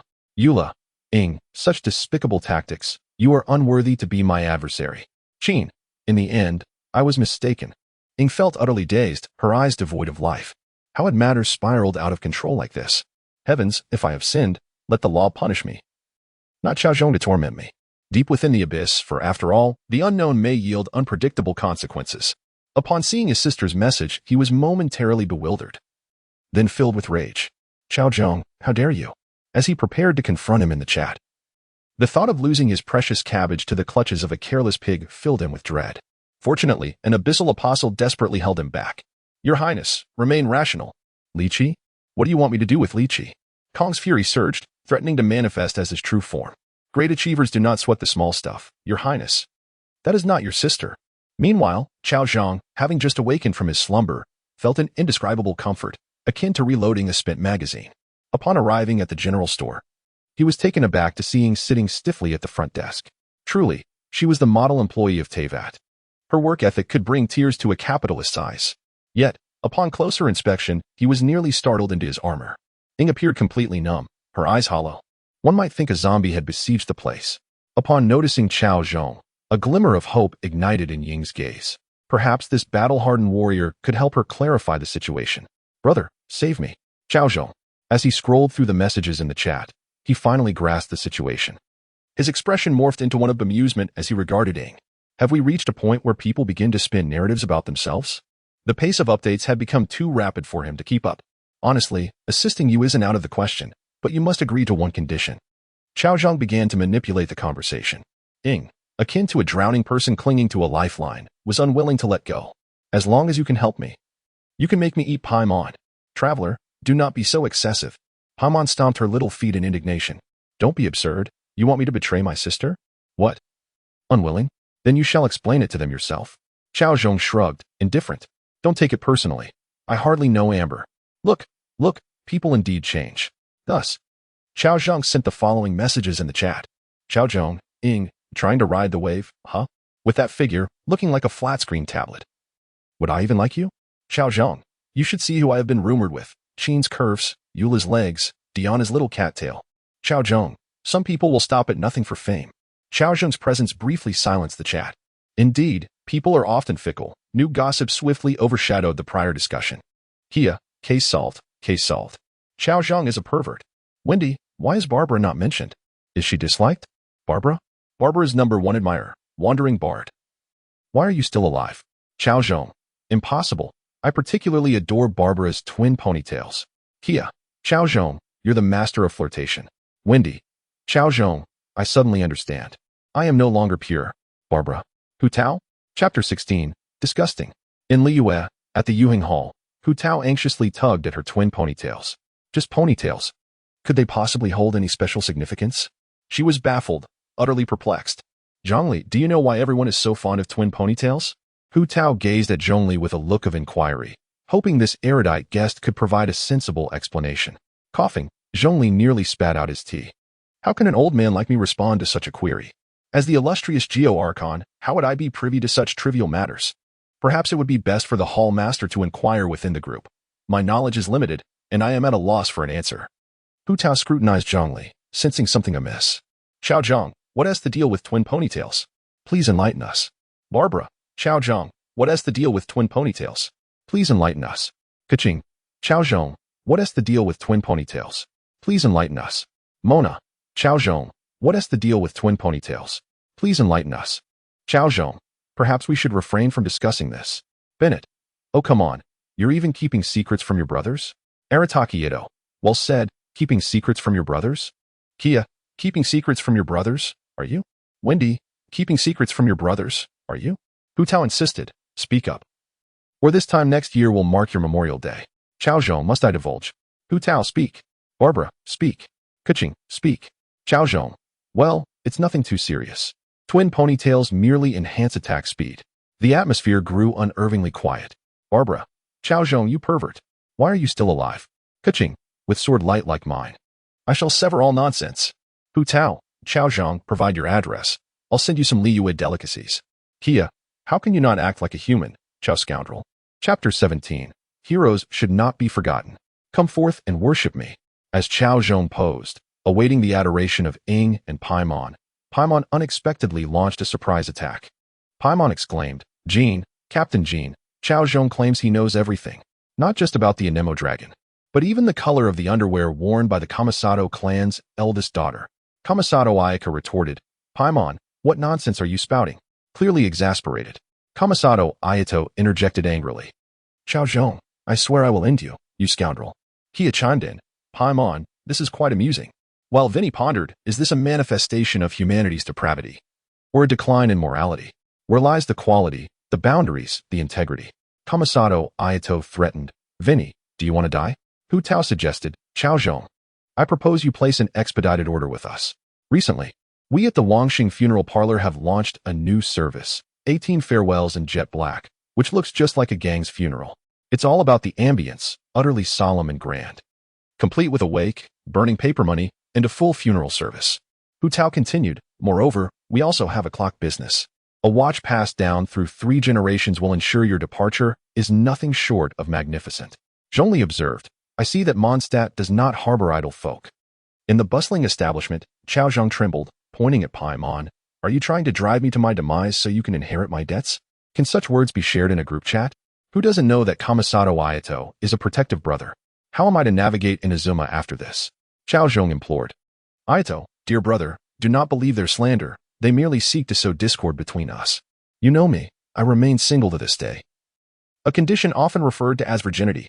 Kia teased. You've called him brother. It seems there's truly something afoot. Ayato questioned. Who are you calling brother? Who is your sibling? Cao Zhong accused. Kia, are you stirring up trouble? Be mindful. I can reveal all your misdeeds. Kia countered. You threaten me? I am not intimidated. Cao Zhong remarked.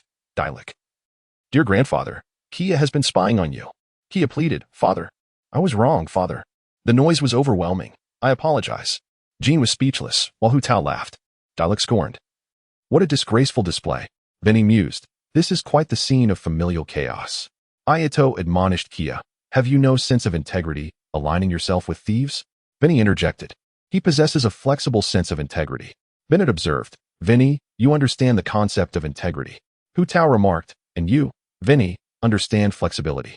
At the Favonius Cathedral, Barbara watched the group's chat with her cheeks flushed in anger. Why must we endure the likes of Cao Zhong, Kia, and Vinti? They continuously tarnish Mondstadt's reputation. A true disgrace. Lord Barbados, if you have any spirit left in you, take these 3 away. If you can only take 2, then take Kia and Vinny. If only one, let it be Vinny. At Starfall Cliff, Vinti, hearing the winds carry news, grimaced. Barbara, you've turned to the dark side. Meanwhile, in her office, Jean sat poised, her alluring figure radiating authority. However, upon witnessing yet another off-topic chat, her frustration surged.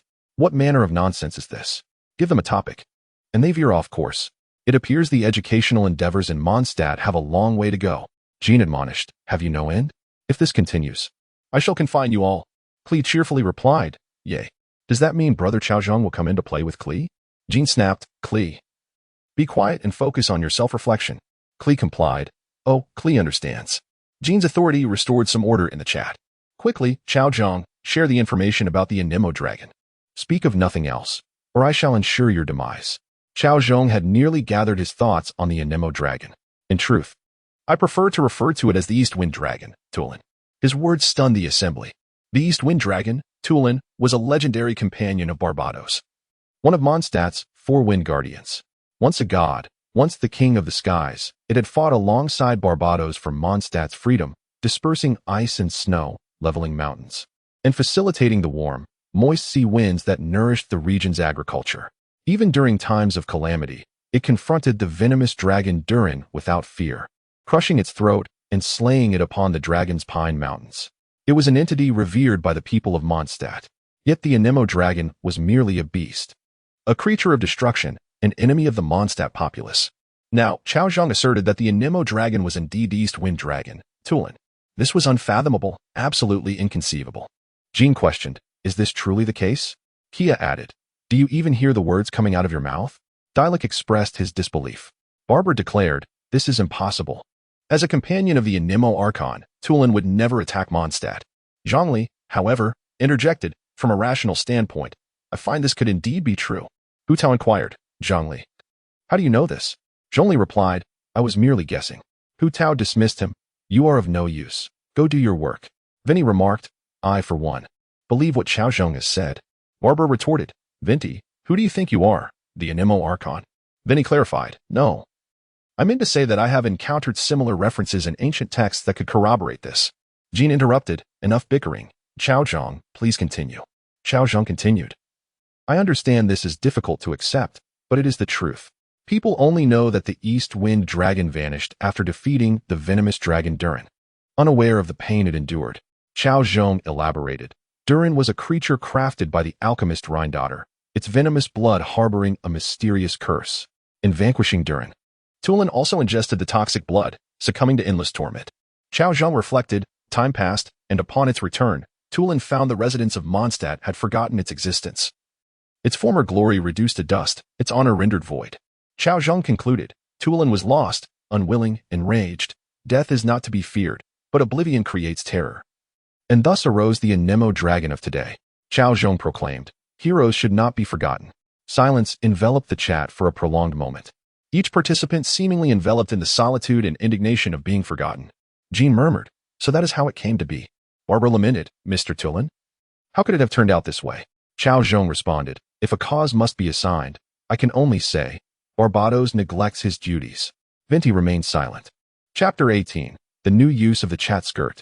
Since the last extensive discussion in the group regarding the Anemo Dragon, Jean, the acting Grandmaster, has been fervently seeking solutions to the issue. Concurrently, she has been informing the residents of Mondstadt that the Anemo Dragon is indeed the East Wind Guardian. Initially met with shock, the community's fear of the Anemo Dragon has since transformed into understanding. The people of Mondstadt place their trust in the Knights of Favonius and in Jean. With a united front, their achievements are commendable. At the Wangshan funeral parlor, boredom enveloped Cao Zhong as he languidly slumped over the table. Following the revelation of the Anemo Dragon's identity, the Knights of Favonius have entered a state of urgent overtime. Jean, Amber, and Eula have all joined in this endeavor. Even Kia, who is typically fond of idling, has taken his responsibilities seriously. In fact, the Knights of Favonius have even dispatched commissions to the Wangshan funeral parlor, where Lumen is currently engaged in a task with Paimon. Consequently, Cao Zhong finds himself alone. A remnant of the elder generation. What? Isn't there that fellow with the green hat? That guy rarely engages in serious matters and is not even in the city. Thus, Cao Zhong is left feeling utterly bored. Even the latest edition of Raiden's comic fails to pique his interest, primarily due to its subpar quality. Who among the comic's heroines still wears clothing? A poor review indeed. Bring on some entertainment. Just as the thought crossed his mind, a series of beeping sounds erupted. Cao Zhong opened the chat skirt and was instantly revitalized. Tivat News Network. A sudden event has occurred on the continent of Tivat, causing a significant uproar among its residents. As of the time of this report, no organization has claimed responsibility for the incident. The first video plays. Cao Zhong of Mondstadt is suspected of being a scoundrel. A claim he vehemently denies, yet his defense appears feeble in the face of evidence. The residents of Tivat are divided into two factions regarding this behavior. The conservatives believe the backlash is too lenient, while the radicals advocate for direct attacks. On May 3rd, Mondstadt experienced an attack from the Anemo Dragon, prompting the Knights of Favonius to take it very seriously. On May 6th, with the Anemo Dragon's identity revealed, acting Grandmaster Jean stated that they would confront the historical issues head-on. Hu Tao, can the chat skirt be used in such a manner? Does this imply? Zhongli, understood. I will investigate further and report back. Kia, I would like to clarify that the allegations against Cao Zhong are mere rumors. Cao Zhong, Kia, my dear brother. It is during the most challenging times that true friendship shines. Venti, this is a matter that has already been established. Do you still wish to exonerate him? Yinfei, from a professional standpoint, there is no room for exoneration. Kia, Cao Zhong is not merely suspected of being a scoundrel. He is indeed one. Venti, Kia. You do understand the art of rumor control. Cao Zhong, Kia, you rascal, repay me. At the Wangshan funeral parlor, Hu Tao is busily scribbling and drawing on paper with great enthusiasm, much to Zhongli's delight as he observes from the side. It appears that the director has moved beyond the triviality of watching short videos and has returned to her regular work. Despite his lingering doubts about the still active chat skirt, Zhongli currently perceives no immediate threat. Such a life is indeed pleasant. Hu Tao propped herself up on the table, having been in a frenzy of activity for quite some time. She then raised her paper with a satisfied smile, exclaiming, "Done. Zhongli, take a look at my latest promotional advertisement for the Wangshan funeral parlor." With a sense of pride, Hu Tao presented the paper to Zhongli. A promotional advertisement? Zhongli questioned with skepticism. The director, who typically struggles with poetry, suddenly possesses such talent? This is intriguing. Allow me to peruse your masterpiece. As Zhongli examined Hu Tao's flyer, he grew increasingly perplexed. Is this truly a promotional flyer for the Wangshan funeral parlor? Director, have you sent this out yet? Zhongli silently hoped that she would refrain from such diligence. Actually, I already sent it. Hu Tao pointed to the chat skirt. Zhongli felt as if the world was spinning. This is disastrous. A millennium of the Wangshan funeral parlor's legacy could be ruined in an instant. Hu Tao, exciting news. In appreciation of our customers' tremendous support for the Wangshan funeral parlor, we are launching a limited-time grand promotion. Buy one, get one free. Buy two, get three. The more you purchase, the more you receive. Hu Tao, starting now, simply present this information at our offline store to have a chance at winning luxurious gifts. Limited quantities available, first come, first served. Cao Zhong. Hu Tao, this is not merely unpopular, it borders on the absurd. Kia, Hu Tao. I do not endorse the second stone being half-priced. Vinny, Hu Tao. Do you have a personal poetry collection? I am your fan. Zhongli. Zhongli quietly closed the chat skirt, enveloped in silence. Director, you truly maintain a steady performance. Hee. Don't you think the current promotional phrases carry warmth? They sound heartwarming, don't they? Very considerate. Zhongli, as long as you are happy. Chapter 19. The Foolish Legion enters the chat group in the Kingdom of Winter. The north wind howls and snowflakes dance through the air. At this moment, within a palace constructed of solid ice, all 11 executive officers of the Foolish Legion have gathered. The attendants nearby hold their breath, fearing that the sound of their breathing might disturb the esteemed figures present. The Foolish Legion, an organization hailing from the Kingdom of Winter, pledges loyalty to the Ice Queen seated atop the Winter Palace, the most formidable force among the 7 nations of the mortal realm. The 11 executives represent the Legion's strongest members, serving as its elite combatants, with unwavering allegiance to the Ice Queen. Typically, the executives are engaged in various missions, making such an assembly a clear indication of a significant event. Tor, the first executive officer and the leader of the Foolish Legion, occupies the head of the long table, flanked by the remaining 10 officers. Their expressions vary. Some appear relaxed, others play with figurines, some exude disdain, and a few even engage in weightlifting, seizing every opportunity to grow stronger. Ah, splendid! Tor exclaims after completing 100 push-ups, accepting a towel handed to him by an attendant, unceremoniously slumping into his chair. I say, you've summoned us all the way here. It can't be just to sit and stare, can it? I'd rather be at home enjoying some beer and clams. The other executives glance at Tor, sharing his curiosity. Indeed, the purpose of your summoning is to discuss the matter of the video chat group. The mention of the video chat group elicits a collective realization among them. Truthfully, when this innovation first emerged, it startled them. None present are weaklings, yet this phenomenon quietly infiltrated their consciousness, leading them to question if they had been possessed by ancient deities. Currently, the Foolish Legion remains inactive in the chat group, as their ambitions are substantial. Until they ascertain whether this is a ploy by rival factions, they will not act impulsively.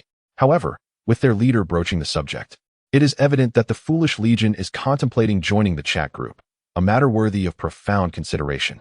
Naturally, there are exceptions. What is there to ponder? We simply observe. The conversations are delightful, filled with talent. Tor exuberantly shares amusing anecdotes from the chat group, oblivious to the peculiar glances from his peers. Fool, remarks the individual known as Guobong, unimpressed. Do you wish to brawl? Tor rolls up his sleeves, prepared for a confrontation, having harbored disdain for Guobong for some time. The headstrong demeanor of Tor seems to disregard others. Tor, visibly pained, contemplates how he ever allowed these two to join the Foolish Legion, questioning his own judgment. The others ignore the squabble, engrossed in sharing their perspectives. The 8th seat, a lady of captivating charm, delicately plays with her hair. I have a favorable impression of the chat group. Over 90% of the residents in Tivat are engaged in group chats, with astonishing daily activity. Numerous organizations have already joined the chat group to promote their businesses. I wholeheartedly agree with the lady's assessment, affirms a scholar. Moreover, prominent figures across nations are active in the chat group, particularly that notorious Chow thief, who seems to have unusual relationships with various female characters. Tor attentively absorbs the opinions of his fellow executives, realizing that they all recognize the chat group's potential, unanimously deeming it an opportune platform for the Foolish Legion's online promotion. Since everyone concurs, do you have any suggestions for a strategic approach? Tor poses another inquiry. I propose a 2-step strategy. First, cultivate a positive image for the Foolish Legion within the chat group. Second, forge alliances with influential figures from other nations, suggests the scholar. The first step is feasible. I can bring along a few sisters, the lady interjects. As for the second step, I have ideas. At this moment, a hand emerges from beneath the table. Tor crawls out from below. Here's the thing. Why not build rapport with the prominent figures in the group, or even win them over? Look at those in the chat, like Chow, Kia, and Vinny, each one slacking off at work, indulging in wine, and pursuing wealth and pleasure. They are precisely the individuals we should be courting. Another hand soon joins the first. Come on, let us keep this going. Tor contemplates the scholar's proposal, finding it quite feasible. Beauty and wealth. These are resources the Foolish Legion possesses in abundance. Enlist the lady to lead a few sorceresses in performing alluring dances, and the reputation of the Foolish Legion will be well established. Under the guise of hospitality, they could eliminate threats and secure loyalty. Thus, splendid.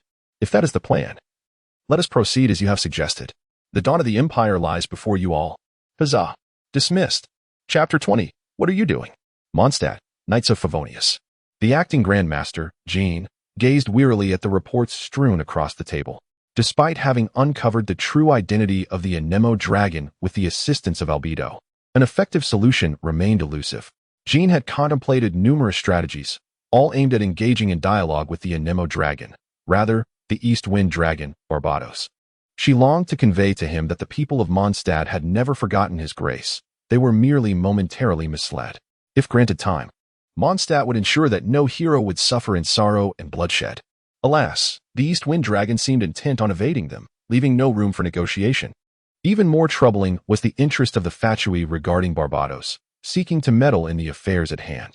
The Fatui, renowned as the mightiest organization among the Seven Nations, had their 11th harbinger, Lady Rosaline, whose prowess was not to be underestimated. Should she intervene, the situation could grow increasingly precarious. The Fatui harbored insidious ambitions, pursuing grand objectives by any means necessary. What, indeed, was their true intention? Jean could not help but feel a throbbing headache.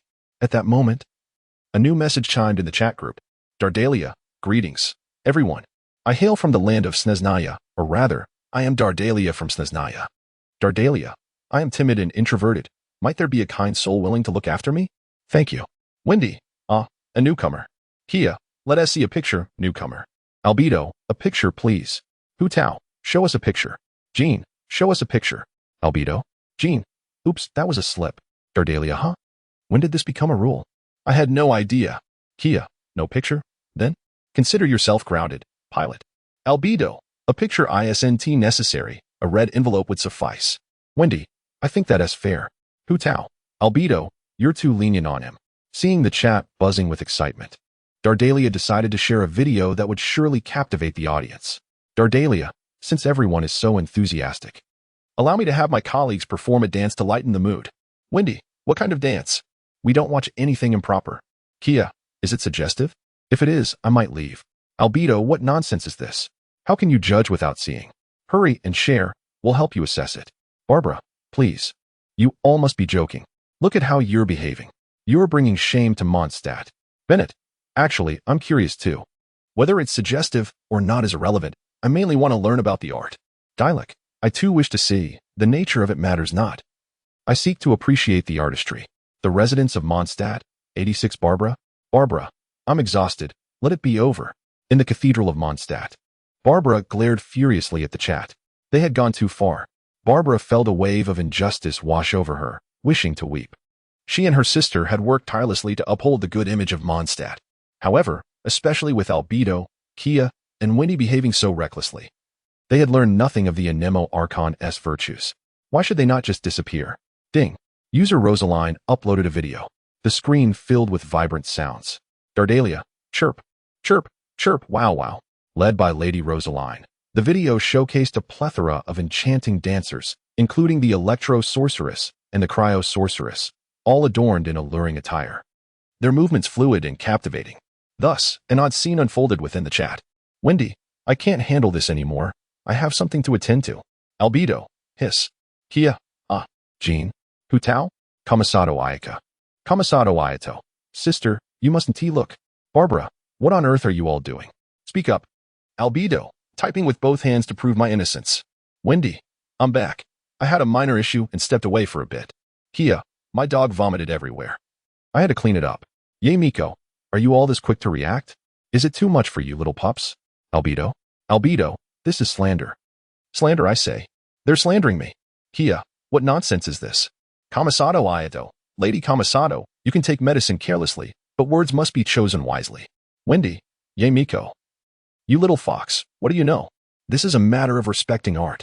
In the cathedral, Barbara was on the brink of madness. While others at least attempted to defend themselves, Wendy wouldn't even bother to argue. How could Mondstadt harbor such individuals? Archon of the Winds. Have mercy and take this bard away. Mondstadt no longer requires his presence. Kia, Dardalia, how could you share such a video in the group? Where is your sense of decency? Where are your morals? Where is your address? Wendy, Dardalia, I must ask, who is that leading the dance? Bennett, how could anyone film such a video? How am I supposed to react to this? Albedo, watch it repeatedly. Kia, watch it with one hand. Wendy, pay to view it. Chapter 21, The Charismatic Ensemble. The video event continues to unfold. The arrival of the Fatui in the chat group has caught the attention of various officials. Jean, Dator, what scheme are you Fatui up to this time? The leader of the Knights of Favonius, Jean, gazes solemnly at the chat group. Given her knowledge of the Fatui, she understands that they are a group driven solely by profit. Without sufficient incentive, it is challenging to sway these rascals. One cannot help but wonder what devious plot they are concocting now. Dator, Jean, it seems you have some misunderstandings about us Fatui. We are dedicated to creating a harmonious society of equals, and spreading positive energy has always been our mission. Kaching, is it now costless to spread rumors? Aito Kamisato, wherever the Fatui tread, even the dogs receive a beating. Zhao, my friend, if you can't defend yourself, it might be best to remain silent. Who in Tivat doesn't know about the misdeeds of the Fatui? Kia, indeed, out of 10 vile acts, 11 are attributed to you. Dator, wait. How did that extra one come about? Venti, there's another one in the pipeline. Slander. This is pure slander. We Fatui have always united with the masses, cared for our neighbors, and yearned for peace. Even the treasure hoarders agree. Zhao, who would believe your words? Ding. User sent a red envelope to Zhao. Zhao, my brother, a modest token of esteem. User Zhao accepted Dator's red envelope. Zhao, ahem. There was a misunderstanding regarding earlier. But now that it has been resolved, is indeed a good comrade. In Liyue, at the North Bank. Dator applied an ice pack to his face as he observed Zhao's praise for him in the chat group. Indeed, he was right. Zhao was a greedy and lustful fellow, easily manipulated by him. However, what is this Dator nonsense? I am Dator. Ouch. In a moment of carelessness, Dator tugged at his injury. National collapse. You truly are a harbinger of chaos. Your methods are ruthless. In the chat group, Hu Tao, oh no. It seems Liyue's traditional culture may have been leaked. Zhongli, Hu Tao, are you referring to the art of face changing? Kia, Zhao, share the bounty. Friendship will not dissipate. Venti, Zhao, and wealth and honor, do not forget each other. Zhao, what are you all pondering? Meanwhile, at the Chiwenyu Pavilion, Ningguang, with her cascading platinum hair, adorned in an elegant qipao that accentuates her graceful figure, was on high alert upon seeing the presence of the Fatui in the chat. The Fatui never engage in trivial pursuits. Their presence surely indicates a scheme. Fortunately, most of the jesters in the group are not from Liyue. Well, except for Hu Tao. Ningguang. I have corresponded with Jean, the leader of the Knights of Favonius, and have always regarded her as a capable woman. It appears I have underestimated her. Ningguang. It is hard to believe that these 3 individuals in the group are indeed human. It seems Jean's capabilities surpass mine. Jean, crying. Aito Kamisato, the truth has been revealed. It is difficult for me to fathom the character of these 3 individuals. Zhao, Aito, I advise you to tread carefully. Who doesn't know we 3 are Mondstadt's premier boy band? Kia, Zhao, I support you. Venti, Zhao, I support you. Zhao, I am handsome. Kia, I am the ensemble. Venti, I am B. Lumen, you understand what an ensemble means. Hu Tao, what a divine friendship. I adore it. Xiangling, Hu Tao, you understand friendship. Zhongli, Venti. Is the wear and tear that severe? At that moment, the chat group notified that a new video was playing, igniting excitement once more. Hu Tao, it's here, it's here. My joy has returned. Kia, hurry up, hurry up. Vinny, I wonder who the star of this video will be. Ayato Kamisato, I wager 50 cents. It must be Zhao. Zhao, after half a year, has the Kamisato clan fallen so low? Have you spent all your money on milk tea? Ayato Kamisato, I did not. Do not speak carelessly. Ayaka Kamisato, Ayato, I wondered why our household expenses have risen. Have you secretly spent money on milk tea again? Ayato Kamisato, Ayaka, sister, you know me. How could I steal from our household? I am the Kamisato clan leader. Would I lack funds? Sue. Ayato, how about settling the bills? Ayaka Kamisato, angry. Aido Kamisato, crying. Zhao, laughing. Chapter 22. My identity will frighten you. When the chat group released a new video, reactions varied from joy to anxiety. For individuals like Cao Zhong, Wendy, and Kaya, who possessed a fortitude akin to city walls, the fear of social demise was non-existent. However, there were those who dreaded the possibility of their likeness appearing on screen. In the office of the Knights of Favonius, Jean had just finished her work and stretched lazily. her exquisite knight's attire accentuating her curvaceous figure in a perfect arc. Observing the lively discussions in the chat group, Jean smiled faintly. Though this vibrance did not belong to her, the prospect of safeguarding it brought her a sense of contentment. Yet, could she truly protect everyone? Standing at her bedside, Jean found herself engulfed in doubt. As a scion of the Guinshield family, she had been acutely aware of her lifelong mission to safeguard Mondstadt since her earliest memories. This commitment had become her life's ambition. Nevertheless, it had been over a millennium since the restoration of Mondstadt. What merit did she possess to defend such an ancient, free, and proud city-state? Beneath her composed and mature exterior lay the heart of a young girl who had only recently completed her knightly vows and was yet unprepared for the burden of such responsibility. Even sacrificing her sleep could not suffice to assist everyone. Jean worried that if her inner fears were unveiled in the video, the citizens of Mondstadt would see her vulnerabilities and question her capability to defend them. Meanwhile, in the realm of the angel's gift, Dialek meticulously polished the wine glass before him. As Mondstadt's most esteemed nobleman, he had long been the object of affection for countless young women in the city prior to Cao Zhong's arrival. From a young age, he had been the recipient of his family's lofty expectations, eventually becoming the youngest captain of the Knights of Favonius. However, his fortunes took a turn when, at the age of 18, his father was murdered, and the knight's unjust treatment led him to withdraw from the order. After a period of travels, he returned to inherit his father's winery, emerging as the wealthiest gentleman in Mondstadt. Yet, this was merely the facade of Dialek's identity. In the shadows, he harbored a secret that sent tremors through the night, the identity of the Dark Knight. Dialek had no desire for his true identity to be revealed, after all. Who could claim that those who dwell in darkness are not heroes? As the video played, the entire expanse of Mondstadt appeared on screen. Kamisato Ayato, seeing Mondstadt puts my mind at ease. Xingqiu, indeed. Kaya. Cao Zhong. Only those with guilty consciences fear exposure in videos. You must have done something shameful. Wendy, indeed. Unlike us Mondstadt folk, each of us stands upright, with not a shadow of darkness in our hearts. Kamisato Ayato, remember your current demeanor. The scene shifted to Mondstadt Square, beneath the grand statue of the Anemo Archon, where Cao Zhong, Kaya, and Wendy stood in a line before an altar adorned with offerings, sweet flowers, berries, and apple cider. At that moment, the three knelt before the statue. O great Anemo Archon, I, Cao Zhong, I, Wendy, I, Kaya. From this day forth, we shall be sworn brothers, not seeking to be born on the same day, but to die on the same day.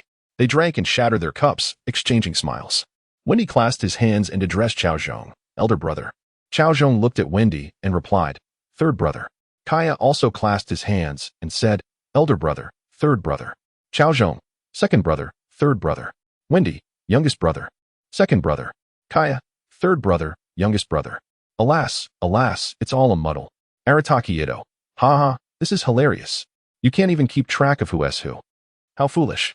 Cao Zhong, I could accept that from anyone but you. It feels too insulting. Arataki Ito, what do you mean by that? Could you, Sarah? He is saying you're foolish. Arataki Ito, Cao Zhong, am I foolish?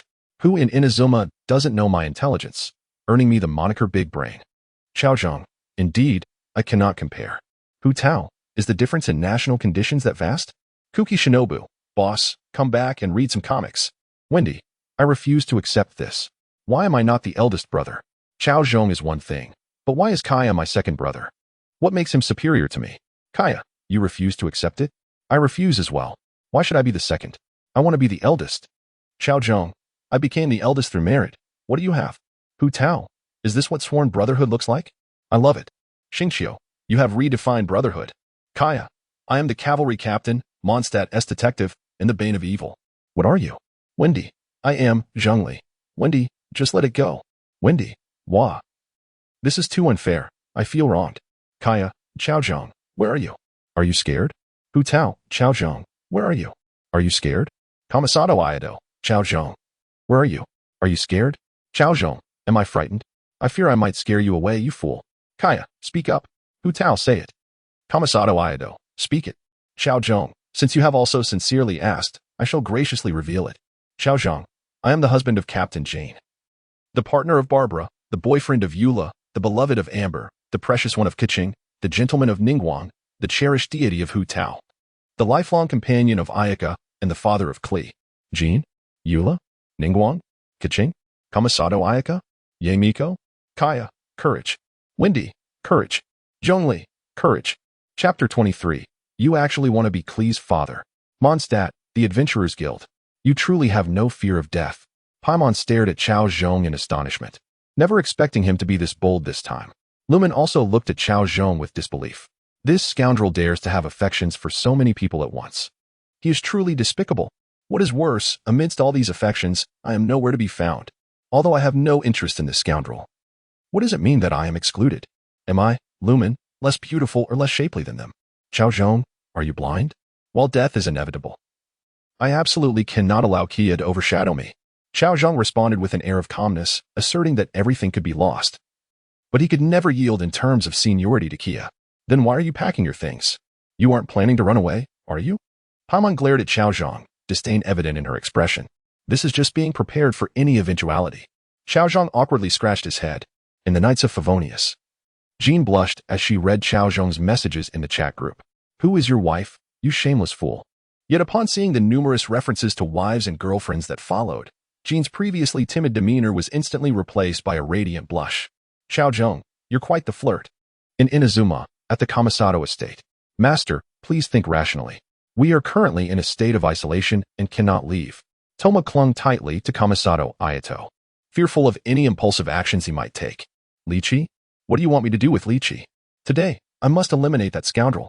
Kamisato Ayato dragged Toma step by step outside, his sword gleaming ominously. In the chat group, Xingqiu remarked, it's terrifying. This man's relentless competitive spirit cannot tolerate even the slightest loss. Kia added, Cao Zhong, is it you who is brave, or me? Then he chimed in, you are exceedingly brave. Cao Zhong retorted, what a joke. I am exceptionally courageous. Thank you very much. Jean questioned, if you are so brave, would you dare to die? Kamisato Ayato inquired. Cao Zhong, when will you come to Inazuma? I invite you to enjoy some knife-cut noodles. Cao Zhong responded, I'm not foolish enough to accept that invitation. Bennett interjected. Cao Zhong, you truly deserve to die. Everyone else may be fine, but Klee is still a child.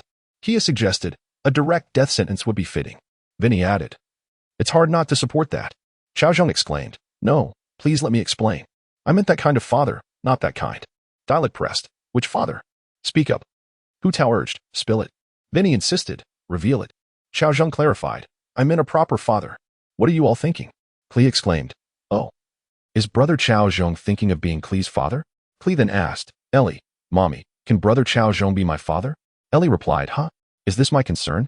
Cao Zhong realized that Lady Ellie was also in the group. In the Adventurers Guild, Cao Zhong's expression darkened as he lamented his forgetfulness.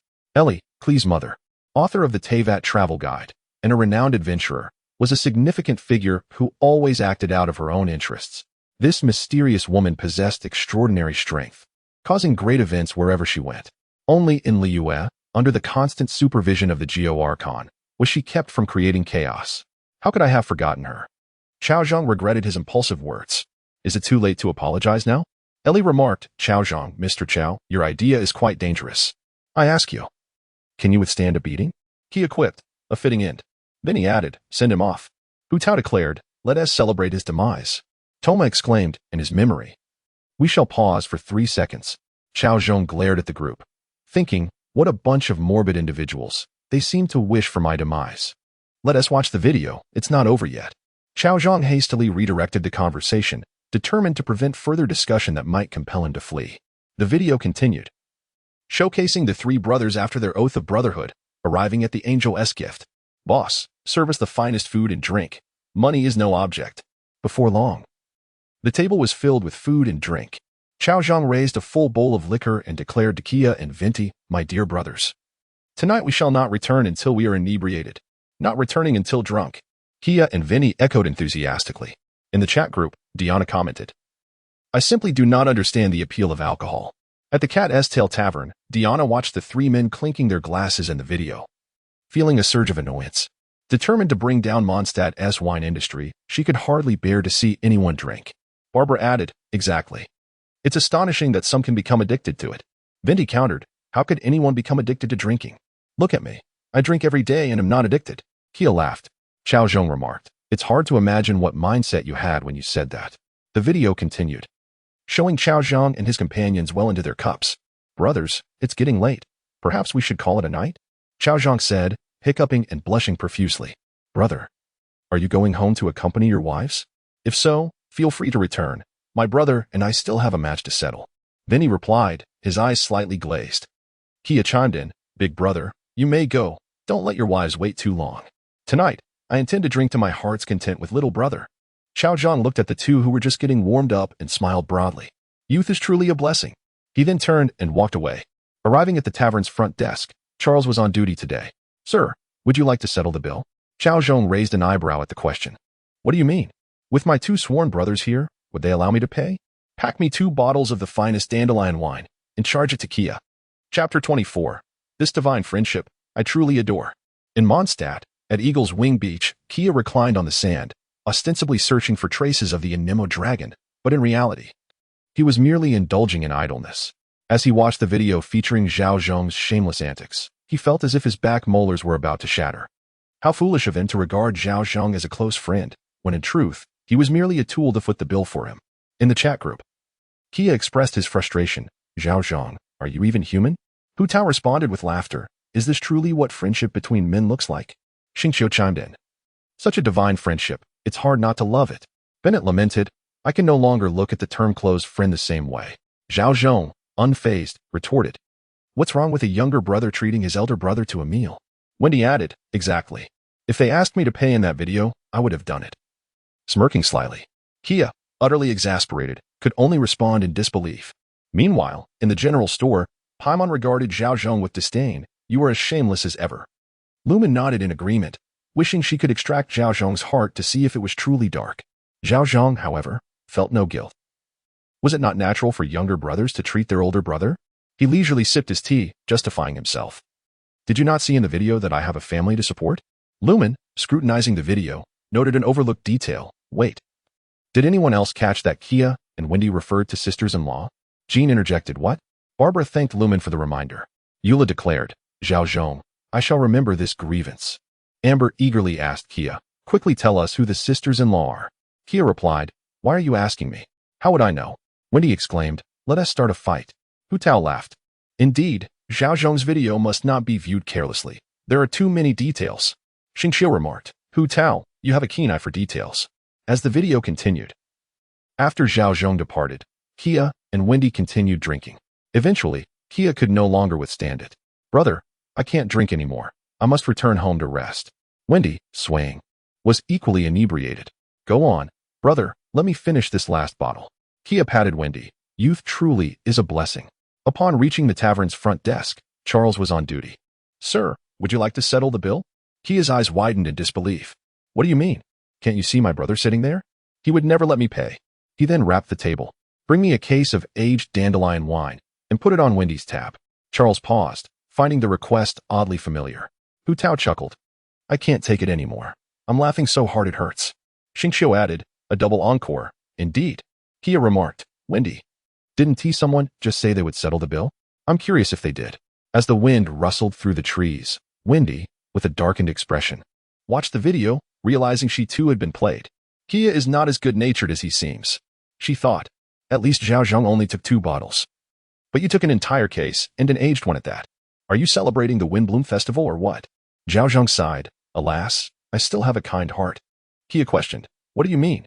Wendy was oblivious to the playful banter as the video continued, showcasing her enjoying the last of her drink. Ah, it's been ages since I drank so freely. I must thank my 2 elder brothers, she declared, lifting the remaining half bottle of apple cider and stumbling towards the door. Just as she reached the tavern entrance, Charles intercepted her. With Bleary E Chapter 25, we are not the type to be tempted by wealth. Li Yue, the Yuheng Shrine. Today, Lord Zhongli finds himself with little to occupy his time. So he has turned his attention once more to the lively exchanges within the chat group. He has prepared for retirement, determined to fulfill his final duties with diligence. Observing the video of Vinny's embarrassing moment, a rare smile graces the old man's face, evoking memories of the days when Vinny would mimic his notes to deceive others. Ah, the day will come when you too are deceived. However, it is worth noting that for the past 2.5 years, rumors have circulated, claiming that the 4 deities are unable to muster even a single Mora. Such allegations are utterly slanderous, while he cannot speak for the other 3 deities. As the Geo Archon and the very creator of Mora, it is inconceivable that he would lack for funds. Rather, he simply prefers to keep them to himself. At that moment, Hu Tao strides in with great fervor. Smack. The sound resonates as she slams a piece of paper onto Zhongli's desk. He glances down, astonished. It's a bill. Zhongli, my esteemed guest, could you enlighten me as to why this month's expenses have escalated so dramatically? Hu Tao's gaze is sharp, tinged with a hint of grievance. She had intended to enjoy a delightful meal at Wanmin restaurant, savoring hot pot, and singing merrily, only to be bombarded with a mountain of bills. Can anyone truly understand her plight? It is unbearable. All her efforts in expanding the Yuheng Shrine were for naught if her partner is frivolously spending more under the radar. She demands an explanation, for life as she knows it cannot continue in this manner. In the chat group, Bennett remarks, after watching the video of Cao Zhong and the others, I can no longer face my dear friends. Cao Zhong replies, fear not, Bennett, under normal circumstances. We are not such individuals. Kia adds, indeed, this video reeks of petty jealousy. Vinny concurs, truly, they seem to misunderstand the essence of loyalty and friendship. Dialek interjects, how is it that such words from the three of you have turned into pejoratives? Cao Zhong retorts, what do you mean by that? Kia observes, jealousy, unadulterated jealousy. Vinny questions Dialek, how can there be such a disparity between two brothers who have grown up together? Meanwhile, at North Bank, the esteemed Tartaglia observes the antics of Cao Zhong and his companions in the video, feeling increasingly confident in his ability to sway them, especially Cao Zhong, who has made quite a name for himself within the group, effortlessly engaging in discussions about matters from various nations. He is clearly a prime target for recruitment. Thus, Tartaglia sends a message in the chat. Oh my, the camaraderie of the three of you truly moves me to tears. Xingqiu responds, surely. No one genuinely believes in their friendship? Barbara adds, I fail to comprehend how Mr. Tartaglia interprets friendship. Cao Zhong quips, flattery without cause is either deceit or malice. Tartaglia, you do not strike me as a virtuous individual. Tartaglia replies, oh dear, Mr. Cao has misunderstood. I merely wish to befriend you three. And by the way, my name is Tartaglia, not Dada Duck. Cao Zhong insists, a friendship? Let us see your prowess first, Dada Duck. Tartaglia, witnessing his name being mispronounced again, feels a wave of frustration. Yet, for the sake of his nation's interests, such minor indignities are trivial. He promptly sends a red envelope to Cao Zhong. Ding. User Tartaglia has sent a red envelope to Cao Zhong. Ding. User Cao Zhong has received the red envelope from Tartaglia. Cao Zhong declares, Tartaglia, I acknowledge your abilities. From now on, you shall be our fourth brother. Tartaglia responds, very well, big brother. Your younger sibling pays his respects. Kia interjects, Tartaglia, what is the meaning of this? Are you treating us differently? Does our second brother not deserve a red envelope? Vinny echoes, Tartaglia, what are you implying? Does our third brother not warrant a red envelope? Tartaglia grinds his teeth in exasperation. These individuals are like hounds, drawn to the scent of wealth. He reluctantly sends out 2 more red envelopes, relieved that he is using the funds of the affluent. With this thought, Tartaglia feels a sense of relief. Ding. User Tartaglia has sent red envelopes to Kia and Vinny. Ding. Users Kia and Vinny have received the red envelopes from Tartaglia. Kia remarks, not bad, not bad. Your younger brother shows great promise. Vinny adds, should you visit Mondstadt in the future, I shall protect you from any troubles. Barbara interjects, you all are being utterly excessive. He is an executive of the Fatui, and I seriously question your allegiances. Tartaglia gazes upon the Mondstadt trio, so easily swayed, and cannot help but feel a twinge of disdain.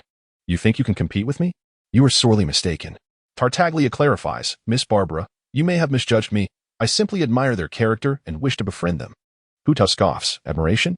Xingqiu questions, character? Kamisato Ayado states, I would sooner believe the Fatui to be a charitable organization. Cao Zhong exclaims, what do you mean by that?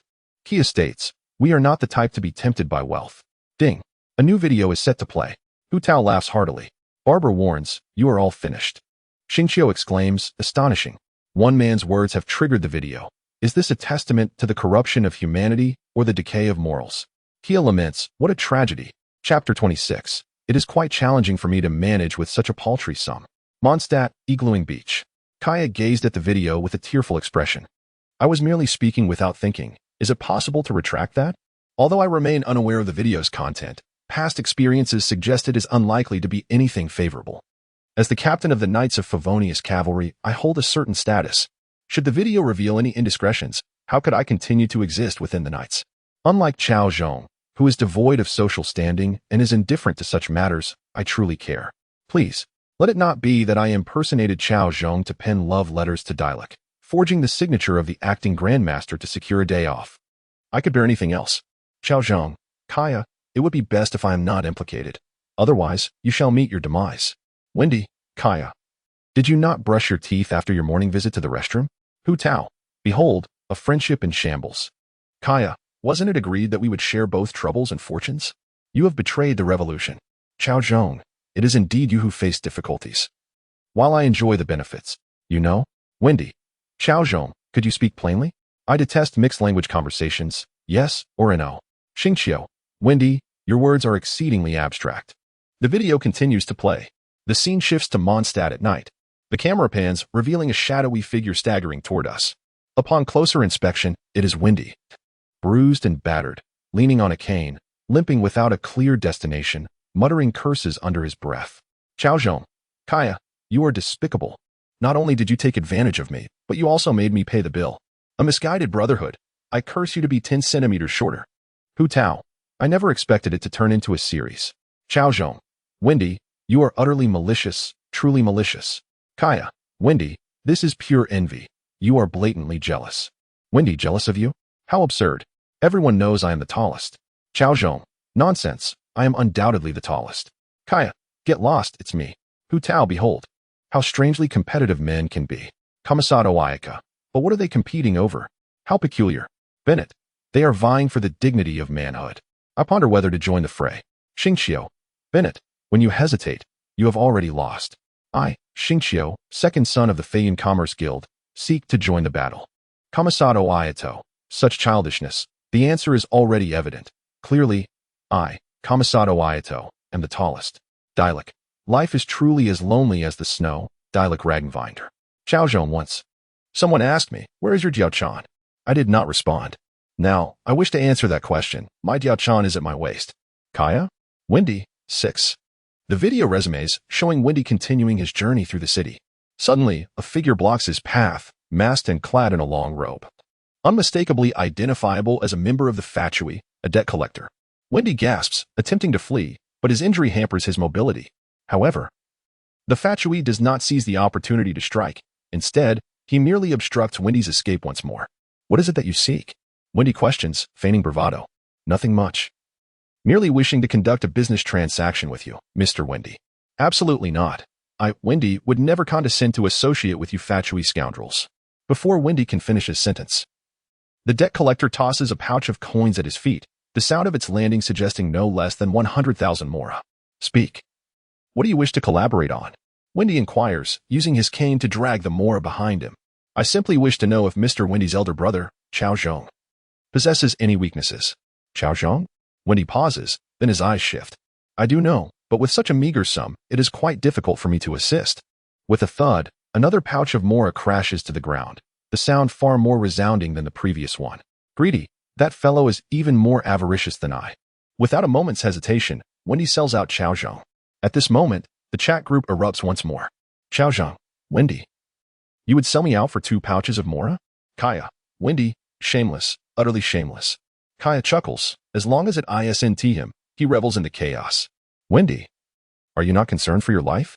Barbara, I knew it. Bard, have you not learned even a shred of the Anemo Archon's virtues? Jean, Wendy, it seems necessary to send you to the confinement room for a spell. Hu Tao, I can scarcely imagine. Thank goodness it isn't one of our Liyue people. Kamisato Ayato, I can scarcely imagine. Thank goodness it isn't one of our Inazuma people. Wendy, it's not like that. It's not like that. Please. Let me explain. Kaya, spare us your explanations. You should offer your life in atonement. The video continues, transitioning to another part of Mondstadt. Kaya is left in shock as his figure appears on the screen. Wendy, excellent. Hu Tao, just as I suspected. Barbara, none of you are good people. Kaya, what are you all shouting about? I would never engage in such actions. Chapter 27. He is my beloved kin and brother despite Kia's jovial demeanor in the group chat. He harbors a profound sense of trepidation. Who would have anticipated that after Venti, it would be him? This feels like a matter of life and death. He can only hope that the video does not take a ludicrous turn. As the video continues, it reveals Kia brandishing his sword, confronting an approaching figure, the 11th harbinger of the Fatui, Tartaglia. Do not be alarmed. I am not here to cause trouble, Tartaglia remarks, observing Kia's wary stance with a smirk. Then what brings you here? Kia inquires, puzzled. Mondstadt maintains stringent regulations regarding outsiders. For someone of Tartaglia's sensitive stature, there are typically two means of entry into Mondstadt, through official channels as part of a delegation or through clandestine infiltration. It stands to reason that Tartaglia has opted for the latter. What could possibly warrant such elaborate measures? I merely wish to pose a question to Captain Kia, Tartaglia replies, raising his hands in a gesture of surrender. 2 million, Kia declares with conviction. Without hesitation, Tartaglia produces a bag containing 2 million mora and tosses it to Kia. This serves as a deposit. Should your answer satisfy me, I will grant you an additional 2 million, he states. Then he interjects, what does this mean? I only have 2 million. Why should Kia receive 4 million? Kia retorts, Vindy, cease your clamor. 2 million for you is already excessive. Xingqiu adds, is it truly worthwhile to quibble over this 2 million? Hu Tao chimes in, Vindy, Kia, dear friends, I propose we conduct business at the Wangsheng funeral parlor. I assure you, your afterlife will be worry-free. We have recently developed a new upscale community, with prime locations and an underground CBD, priced at a mere 3 million morath. A chapter 28. The education I received does not permit me to do this. The video continued to play. In the scene, Cao Zhong had just entered the establishment, switching on the lights. However, in the next moment, his gaze sharpened. Who is there? Come out. Cao Zhong scanned the room, sensing the presence of someone lurking within. Suddenly, a series of crisp claps echoed, and two figures emerged from the inner room. They were none other than the second executive of the Fatui, Dr. Dator, and the 11th executive, Signora Tartaglia. It was no surprise that the owner of this place possessed such acute awareness. Cao Zhong's eyes gleamed with intensity, a cold smirk gracing his lips. What business do you, the Fatui, have here in my home? Dr. Dator spread his hands and exclaimed, Ah, Mr. Cao, you truly understand us Fatui well. He then gestured towards the nearby sofa, suggesting, shall we sit and discuss this further? Cao Zhong scrutinized the two, discerning no malice in their demeanor. Only then did he take a seat on the sofa with an air of formality. Observing Cao Zhong's lack of resistance, Dator exchanged a knowing smile with Tartaglia, who also settled onto the sofa opposite him. What is your opinion of the acting grandmaster? Dr. Dator casually inquired. What do I think? I see her when I sleep. She is my wife. Cao Zhong spread his arms, revealing a hint of a smile. Then it interjected, wait a moment. That line has my CPU overheating. Why only when you sleep? Yamiko retorted, you're still a child, you understand nothing. Oh ho ho. Kia added, is it really that thrilling? Vinny remarked, so, Cao Zhong truly ends up with the acting grandmaster. Xingqiu commented, in a word, I wonder how many hearts he has broken. Amber, Barbara, Diana, and Eula each expressed varying degrees of shock and determination, with Eula vowing to remember this grievance for a lifetime. Meanwhile, in the office of the Knights of Favonius, the acting grandmaster was closely monitoring the situation. She was curious to see what shameless actions Cao Zhong would take, only to find the first flames of controversy igniting around her. Cao Zhong, are you trying to get yourself killed? What nonsense are you spouting? Her face turned as red as a ripe apple, almost as if it could drip with juice. Was it truly destined that she and Cao Zhong would end up together? A peculiar sensation swelled within her, coupled with a sweet feeling. After all, many girls pursued Cao Zhong, yet she was the only one to emerge victorious. Clearly, only she and Cao Zhong share true love. However, she lamented that such statements should not be broadcasted, as it would complicate her interactions with others. Watching the unrestrained Cao Zhong on the screen, she felt increasingly bashful. Could such intimate matters truly be shared publicly? On the other side, in the establishment, Cao Zhong covered his mouth as he wept, having anticipated the ensuing chaos. His sole thought was how to minimize the repercussions of this situation. The video continued to roll. Dr. Dator, unfazed by Cao Zhong's jest, stoked the flames further. To be honest, I truly feel sorry for Mr. Cao, a man of your caliber, left to dwell in solitude post-marriage. Cao Zhong remained silent, as this was indeed the truth. Dr. Dator continued, the acting grandmaster has been away for an entire month for work, leaving Mr. Cao a casualty of matrimony. At this moment, Tartaglia interjected, but Mr. Cao, do not be too disheartened. The acting grandmaster is no ordinary woman, and you have better options. With a snap of his fingers, a captivating figure emerged from beneath the table, a vision of grace and allure, the 8th executive of the Fatui, Lady Rosaline. She seductively crawled across the table to Cao Zhong, attempting to entice him. Yet, Cao Zhong remained resolute, his expression solemn. Miss, spare me your antics. If you seek something, please state your purpose directly. Tartaglia leaned in, whispering softly to Cao Zhong. Upon hearing this, Cao Zhong responded with a cold smile, his gaze unwavering. I'm afraid my upbringing does not permit me to engage in such activities. You have the wrong man. His voice was firm, devoid of hesitation. At that moment, in the chat, Kia exclaimed, Tartaglia, what is the meaning of this? Why can't I have a beautiful woman? What makes me lesser than Cao Zhong? Vinny added, Tartaglia. If you don't provide a reasonable explanation today, I'll dismantle your operation. Tartaglia, watching the unfolding events on screen, broke into a cold sweat. This was indeed the scheme the Fatui were formulating, still in the planning stages and not yet enacted. How had it been exposed? Was there a traitor among them? This prompted Tartaglia to proceed with caution, sending a message to the other Fatui executives. They're S.A. Mole. Terminate the operation. Barbara remarked. Kia, Vinny, instead of bickering. Why not learn from Cao Zhong about maintaining composure amidst temptation? Xingqiu lamented, he is truly the best. I'm in tears. Bennett confessed, I misjudged Cao Zhong. I am at fault. Even Jean felt a sense of satisfaction towards Cao Zhong. As expected of the man I admire, he remained steadfast against temptation. I must have misjudged him before. While he may appear frivolous, he is reliable when it truly matters. Jean felt delighted that Cao Zhong upheld his principles, remaining loyal to her. Yet, she couldn't help but reflect on how she had been absent for a month due to work, a thought that stirred guilt within her. Perhaps she should offer him some form of compensation? What would suffice? Gently, she tucked a strand of hair behind her ear, lost in contemplation. Her earlobes flushed with a rosy hue. Utterly charming. Chapter 29. You truly understand people. Kaya, impossible, absolutely impossible. I know exactly what kind of person Cao Zhong is. Wendy, it's a lie, it must be a lie. Cao Zhong cannot even walk when he sees a beautiful woman. I refuse to believe it. In the chat group, Wendy and Kaya loudly proclaimed their disbelief. Having been friends with Cao Zhong for so long, they were all too familiar with his character. To put it bluntly, he would deceive even children out of their pocket money, flirt with passing beauties, and even scold stray dogs. Barbara, you think just because you've been through the rain, you can drag others down with you? The Anemo Archon should truly punish you. Amber, I believe Cao Zhong is not that kind of person.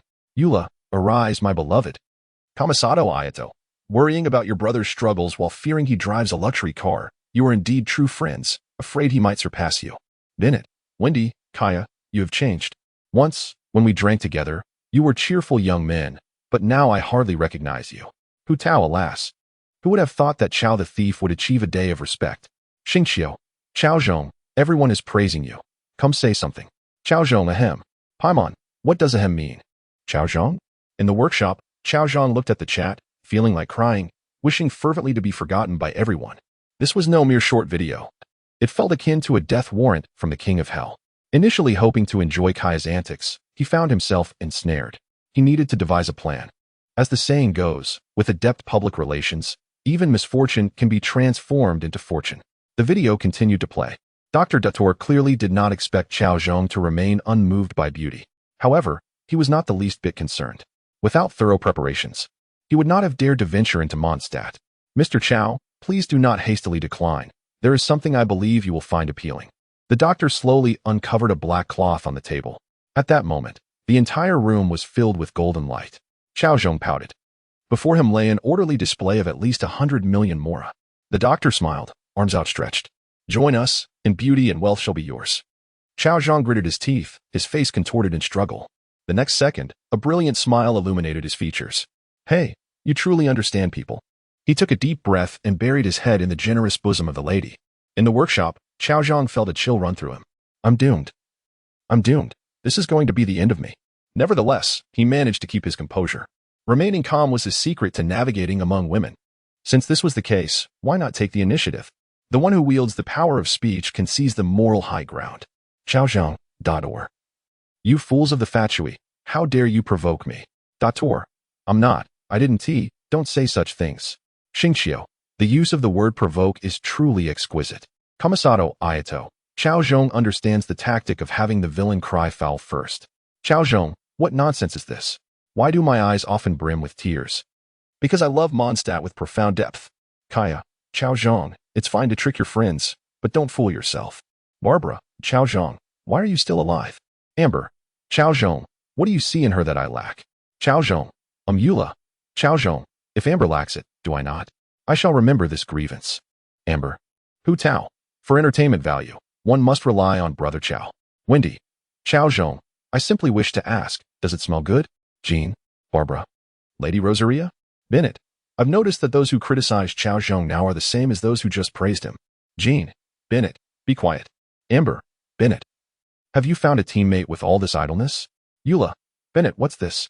Did you discover something good on your adventure? Barbara, Bennett, if you don't speak, no one will consider you a mute. Bennett, wah, so insulting. Cao Zhong observed how quickly the chat's firepower shifted, captivated by Bennett's words, nearly moved to tears. Bennett, you are indeed my true friend. I support you. Cao Zhong, you are being too excessive. Bennett is a good person. How can you treat him this way? Does your conscience not ache? Are you not bullying an honest man? Bennett, Cao Zhong, I am touched. Bennett, Cao Zhong, good brother. I still vaguely remember those days when we toasted under the sunset. That was our lost youth. Bennett, today, I declare, I stake my and Cao Zhong's future fortune and romance. Whoever seeks to harm Cao Zhong must first deal with me. Wendy, cheers. Kaya, we do not wish to harm Cao Zhong. It's you who wish to harm him. Cao Zhong. Bennett, I regard you as a brother. Why would you want to harm me? Chapter 30. Thank you, Bennett. At this moment, Bennett, who is adventuring in some ruins in Mondstadt, gazes upon this group of people, feeling their callousness. Normally, they all refer to each other as brothers, yet at crucial moments, none of them can be relied upon. Although Bennett grumbles about the lack of brotherly loyalty from Cao Zhong and the others, there is not a hint of sorrow on his face. In reality, their greed and lust are beyond comprehension. Alas, he is accustomed to it. Bennett adjusts his goggles and beams a radiant smile. Come on, Bennett. Once I finish exploring this ruin, I can finally buy a house in the city and no longer have to endure the harshness of the wild. He even gives himself a little pat on the back. The chat group remains fervent. Hu Tao, I don't understand. Isn't it just a vow? Why do you all seem to disdain Bennett? Cao Zhong, what do you mean by that? We love teaming up with Bennett to fight monsters. Kia, trying to sow discord. Aren't we? We don't disdain Bennett at all. Wendy, we only disdain the loquacious Bennett. Cao Zhong, Hu Tao, the situation is like this. Bennett, a passionate and kind-hearted youth from Mondstadt, harbors dreams of becoming a great adventurer. However, he is perpetually ensnared by misfortune, unexplained rockfalls, foes of extraordinary strength, and a perpetual return empty-handed. To sum it up, as long as one does the opposite of what Bennett does, every adventure will unfold seamlessly. Of course, this is not merely my assertion, but rather a piece of wisdom from Herman, a former adventurer of Mondstadt. Wendy, high emotional intelligence is the mark of a non-lucky person. Low emotional intelligence is akin to a brow pencil. Bennett, Wendy, how can you utter such cold words with a mouth at S37 degrees? Cao Zhong, Bennett, how do you know Wendy's mouth is 37 degrees? Bennett, I measured it. Kia, Bennett, what did you use to measure? Bennett, I used grass. You all are truly filthy. Wendy, you all are truly filthy. Kia, we are asking serious questions. Is there a problem? Cao Zhong, those with heart see everything as filthy. Barbara, Hu Tao, oh, I see. Bennett is an unfortunate child, so you all don't play with him. Bennett, crying. Cao Zhong, that is not entirely fair. While Bennett is indeed unfortunate, such misfortune does not deter him. He continues to pursue adventure, honing himself amidst seemingly endless adversity. The Raven, Oz, praises Bennett's battle-scarred resilience. Folger is intrigued by his pain-ignoring combat style. Even Barbara, who often deals with the injured, is astonished by his adeptness at treating dislocations. To aspire to be a great adventurer, even this misfortune is utilized as a stepping stone. Hu Tao, is there really such a person in the world? Hard to believe. Oz, Bennett is indeed the most indomitable individual I have ever encountered. Fiscal, a fate cloaked in darkness, endless calamities, misfortune perpetually befalls this youth, a boy laden with misfortune, whom my judgmental eye has witnessed, condemned by the world's scorn. Hu Tao, Oz, what my lady means is that Bennett has earned her recognition. Cao Zhong, such a dramatic aura, truly fitting for you, little Amy. Fiscal, you are outrageous. The unreasonable shall be engulfed by my royal wrath. Oz, she is quite furious now. Barbara, Mr. Bennett is indeed the strongest and bravest individual I have ever met. As the adventure continues, Bennett, shy. Bennett, you all say such flattering things. I'm getting a bit embarrassed. Jean, Bennett, there's no need to be shy. This praise is well deserved. Some people in the group should take a good look and learn. This is a true example of a Mondstadter. Cao Zhong, Wendy, Kia, did you hear that? The captain pointed at you. Kia, Cao Zhong, nonsense. She was clearly pointing at you. Wendy, Cao Zhong, Repeat after me. Foolish. Jean, angry, angry, angry. Arataki Ito. Don't be fooled by them. The captain was clearly pointing at the three of you. Hu Tao. Thank you, Mondstadt S drum player. Xingxiu. Thank you. Mondstadt S drum player. Kuki Shinobu. Boss, I got the latest comic book. Come back and take a look. In the ruins, upon seeing the captain's message, Bennett scratches his head in confusion. Wait, why have I become Mondstadt's role model? Did the captain make a mistake? Thus, he sends another message in the chat group. Bennett. Jean. Captain, did you make a mistake? I meant to say, if you can talk, please say more. I love to listen. Jean. Oz. Barbara. Wendy. Joy. Cao Zhong. But speaking of which, while we joke around, there are moments when the people of Mondstadt hold genuine respect and gratitude for Bennett. Hu Tao. Really? When was that? Cao Zhong. Bennett. Will it rain today? Bennett. Impossible. When I stepped out, the sun was shining, and the sky was clear. No rain. Cao Zhong. Okay. Everyone. Remember to take an umbrella when you go out. Thank you, Bennett. Jean. Thank you, Bennett. Kia. Thank you, Bennett. Wendy. Thank you, Bennett. Barbara. Thank you, Bennett. Ordinary Mondstadt resident 86. Thank you, Bennett. Bennett. Bennett. You all better have something going on. Cao Zhong. Thank you for your blessing, Bennett. Amber. Thank you for your blessing, Bennett. Eula. Thank you for your blessing, Bennett. Bennett. Crying. Chapter 31. He merely committed the mistake every man might make. In the miscellaneous shop, Cao Zhong turned off the chat group. Although the people in the group spoke pleasantly and were entertaining, prolonged sitting was detrimental to one's health. It was essential to rise and stretch occasionally. After all, life thrives on movement. Cao Zhong activated the Qianlai Jin he had purchased during his travels in Fontaine. As familiar melodies enveloped him, the National Middle School Radio Calisthenics, the awakens. The first exercise, was it the chest expansion or the stretching? He had forgotten after such a long time. Completing a smooth set of calisthenics constituted all the exercise he would engage in today. It must be said that radio calisthenics had some effect, significantly relaxing his body that had been seated all day. Glancing outside, he noted that it was already noon. Recently, due to certain videos, his reputation had suffered. There were no charming ladies coming to discuss life and future with him, leading him to prepare his own lunch. Just a few days prior, Ing had been home cooking for him. Although her culinary skills left much to be desired, they sufficed for a simple meal. Unfortunately, today the Knights of Favonius had sent a commission to the miscellaneous shop. Apparently, Miss Lisa, the librarian of the Knights, required help from Ing and Paimon. Thus, Cao Zhong found himself alone in the shop once more, resulting in yet another meal he had to prepare for himself. Speaking of which, it had been a while since he last visited the Hunter's restaurant. He wondered if Miss Sarah missed him. In that case, he decided to head to the Hunter's restaurant for lunch, casually alleviating Miss Sarah's longing for him. Alas, I, Cao Zhong, am truly too understanding. With that, Cao Zhong departed the miscellaneous shop and made his way to the Hunter's restaurant. At this hour, most of Mondstadt's residents were at home enjoying their meals and resting. Occasionally, a passerby would glance at Cao Zhong, their expressions markedly different. Men would immediately display faces of anger, disdain, and jealousy, muttering as they walked away. Jealousy, sheer jealousy. Cao Zhong paid no heed to their curses. After all, to elicit envy is the mark of excellence.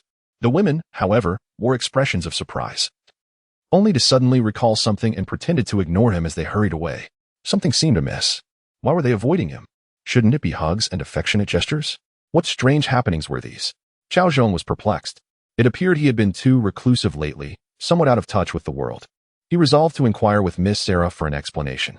As the most popular restaurant in Mondstadt, the Hunter's restaurant was bustling with patrons, especially at lunchtime. Hello, the How delightful. Please refrain from tickling the soles of my feet. Oh, traveler, save me. Lumen smacked her forehead in exasperation. How can these two be so utterly childish? She simply could not comprehend what qualities this man possessed that allowed him to frolic with Paimon and captivate the hearts of so many remarkable women. Women like Jean, Barbara, Amber, and Eula. Apart from his handsome appearance, he appeared to have no redeeming qualities. Enough of this childishness.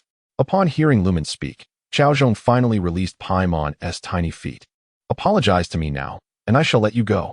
Cao Zhong did not immediately release Paimon. Instead, he demanded an apology.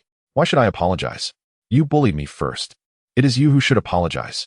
Paimon protested loudly. What kind of person is this? He bullies me and then expects me to apologize? Is there no law? You call me a scoundrel. Shouldn't you apologize to me? Cao Zhong glared menacingly, trying to intimidate Paimon. I want to apologize to you. You are the true scoundrel. And I have done nothing wrong. Indeed, Paimon was exceptionally defiant. Refusing to apologize, are you? Then I shall continue to tickle you. Cao Zhong threatened. I'm sorry. It was my fault. Recognizing the futility of resistance, Paimon swiftly conceded. Speak louder. I can't hear you. Cao Zhong chided. I'm sorry, it was my fault. Under the pressure of circumstances, Paimon gritted her teeth and apologized. What did you do wrong? I should have called you a scoundrel. Will you dare to call me that again next time? I won I promise. Satisfied, Cao Zhong finally released Paimon. She swiftly darted behind Lumen, glaring at Cao Zhong. Scoundrel, scoundrel, scoundrel.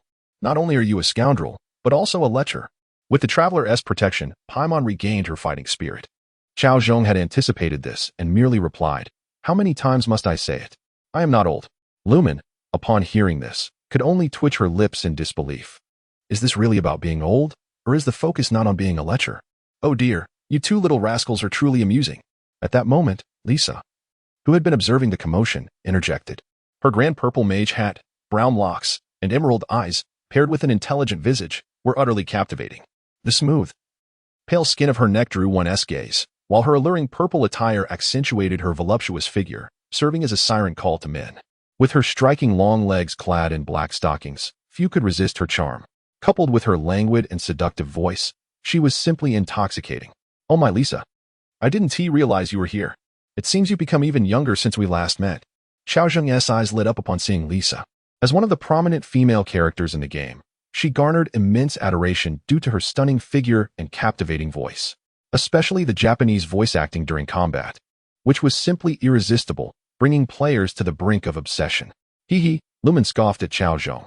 He claims he is not a scoundrel. Yet he is clearly worse than one. No, he is more than just a scoundrel. Lisa, with a beaming smile, seated herself opposite Cao Zhong, her eyes sparkling with mischief. I wonder if I might invite you to lunch, dear Lisa? Cao Zhong gallantly suggested. Of course. I would be thrilled to share a meal with such a charming young man. Lumen and Paimon exchanged bewildered glances. What is happening? Lisa, don't fall for this scoundrel. Have you forgotten we are here to work? Lumen cautioned, primarily wishing to protect Lisa from being deceived. Oh dear, work can always wait. But dining with such a handsome young man is a rare opportunity. Lisa replied nonchalantly. Cao Zhong's eyes flickered with understanding. He realized their task was likely to return books to Miss Sarah. Lisa is right. One must be well fed to continue working. As he picked up the menu, he added, Indeed, although Cao Zhong is rather bothersome, we agree on this matter. Paimon rarely supported Cao Zhong's viewpoint. Lumen couldn't bear to look at Paimon, who was clearly the one craving food. Nevertheless, since everyone had consented, they might as well stay for lunch. Paimon fluttered over to peruse the menu. I want this, and this. Oh, and this too. After placing her order, she suddenly remembered the others. My apologies for being so rude. What would you like to eat? Lumen gazed at Paimon incredulously, realizing she had only thought of them after ordering. Cao Zhong turned to Lisa and inquired, What would you like to eat, Lisa? Oh dear. Paimon has already ordered quite enough. However, as a witch, I might not be able to eat too much. Lisa replied, appearing indifferent and exuding an aura of languor and allure. How about I add a carrot vegetable soup? I believe that would allow you to eat a bit more. Cao Zhong smiled at Lisa. This made Lisa glance at him with newfound interest. This charming young man truly understood a woman's heart. No wonder so many were drawn to him. Cao Zhong smiled modestly. However, his gaze inadvertently fell upon something rather enticing. At that moment, Lisa leaned over the table, her neckline plunging, revealing a tantalizing view that made one's blood race. Cao Zhong couldn't help but steal another glance, and then another, until he realized he truly should stop. Little one, what are you gazing at? Lisa suddenly asked, her smile masking a hint of danger. Even Paimon sensed the tension. What is happening? Why is the electro element suddenly so charged? Lumen quickly covered Paimon's mouth, fully aware of the impending danger. She cast a worried glance at Cao Zhong. Boss, take care. Unbeknownst to them, a glimmer of electricity flashed in Lisa's eyes as she maintained her seemingly innocent smile, concealing the lethal threat beneath. Cao Zhong, sensing the imminent danger, felt a twinge of embarrassment for being caught peeking. It seemed he had let his guard down recently. In his mind, he reminded himself to practice more diligently. Nevertheless, he maintained a calm exterior. As a competent Sea King, one must remain composed even when one's secret is laid bare. With a composed demeanor, he pointed at Lisa's chest. Lumen's heart raced, nearly leaping into her throat. Cao Zhong's gesture shocked her. Is he really going to touch her? Has he given up? Does he wish to revel in this moment before his demise?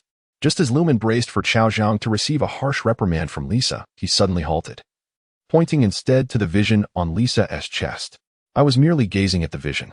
Sister Lisa, you are aware of my fervent desire to possess a vision.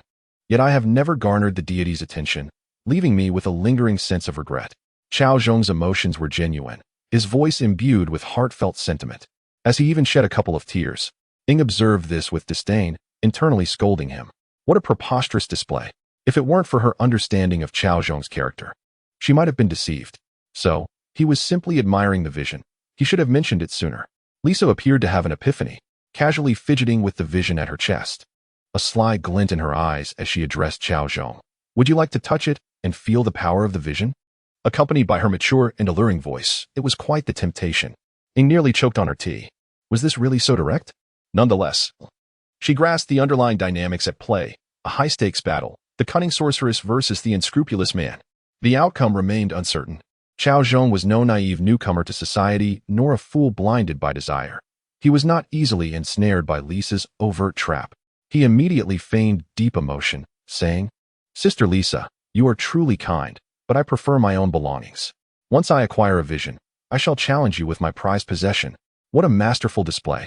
Ying gasped in astonishment, realizing Cao Zhong's remarkable wit. This deft maneuver not only deflected Lisa's advances, but also allowed him to counterattack. Truly, he was a notorious rogue. The atmosphere was charged as Paimon interjected with her usual exuberance. Ying couldn't help but glance at Lisa, curious how this exceptional genius from the Sumeru Academia would respond. Upon hearing Cao Zhong's words, Lisa clapped lightly, a smile gracing her lips. You are quite confident, my dear. Do ensure to inform me at the first opportunity. I shall summon Jean, Barbara, Amber, and Eula to witness your prized possession. With a playful wink, the implications were unmistakable. Cao Zhong was unyielding, matching her wit. How shameless.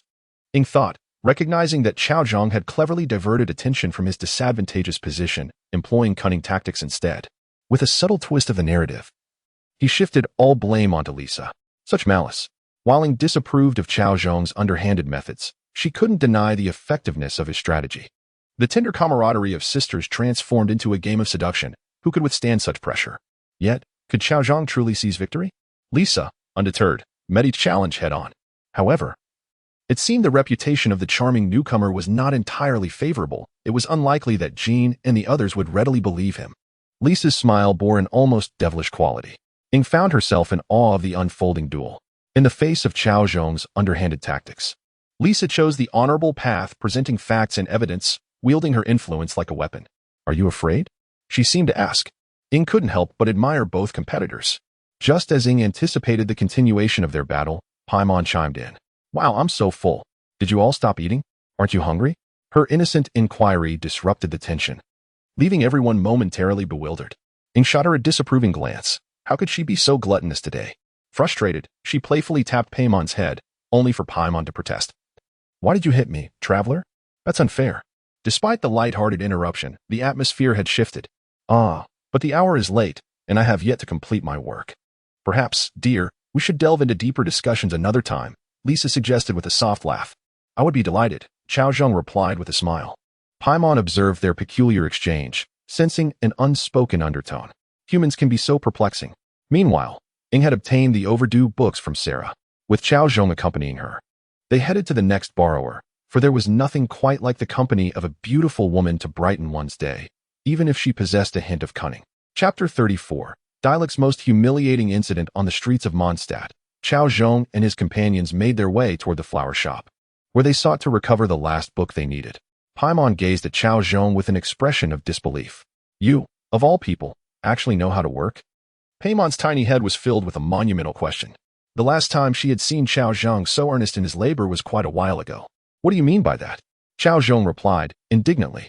Who in Mondstadt doesn't know that I, Cao Zhong, am passionate about my work? Right, Sister Lisa?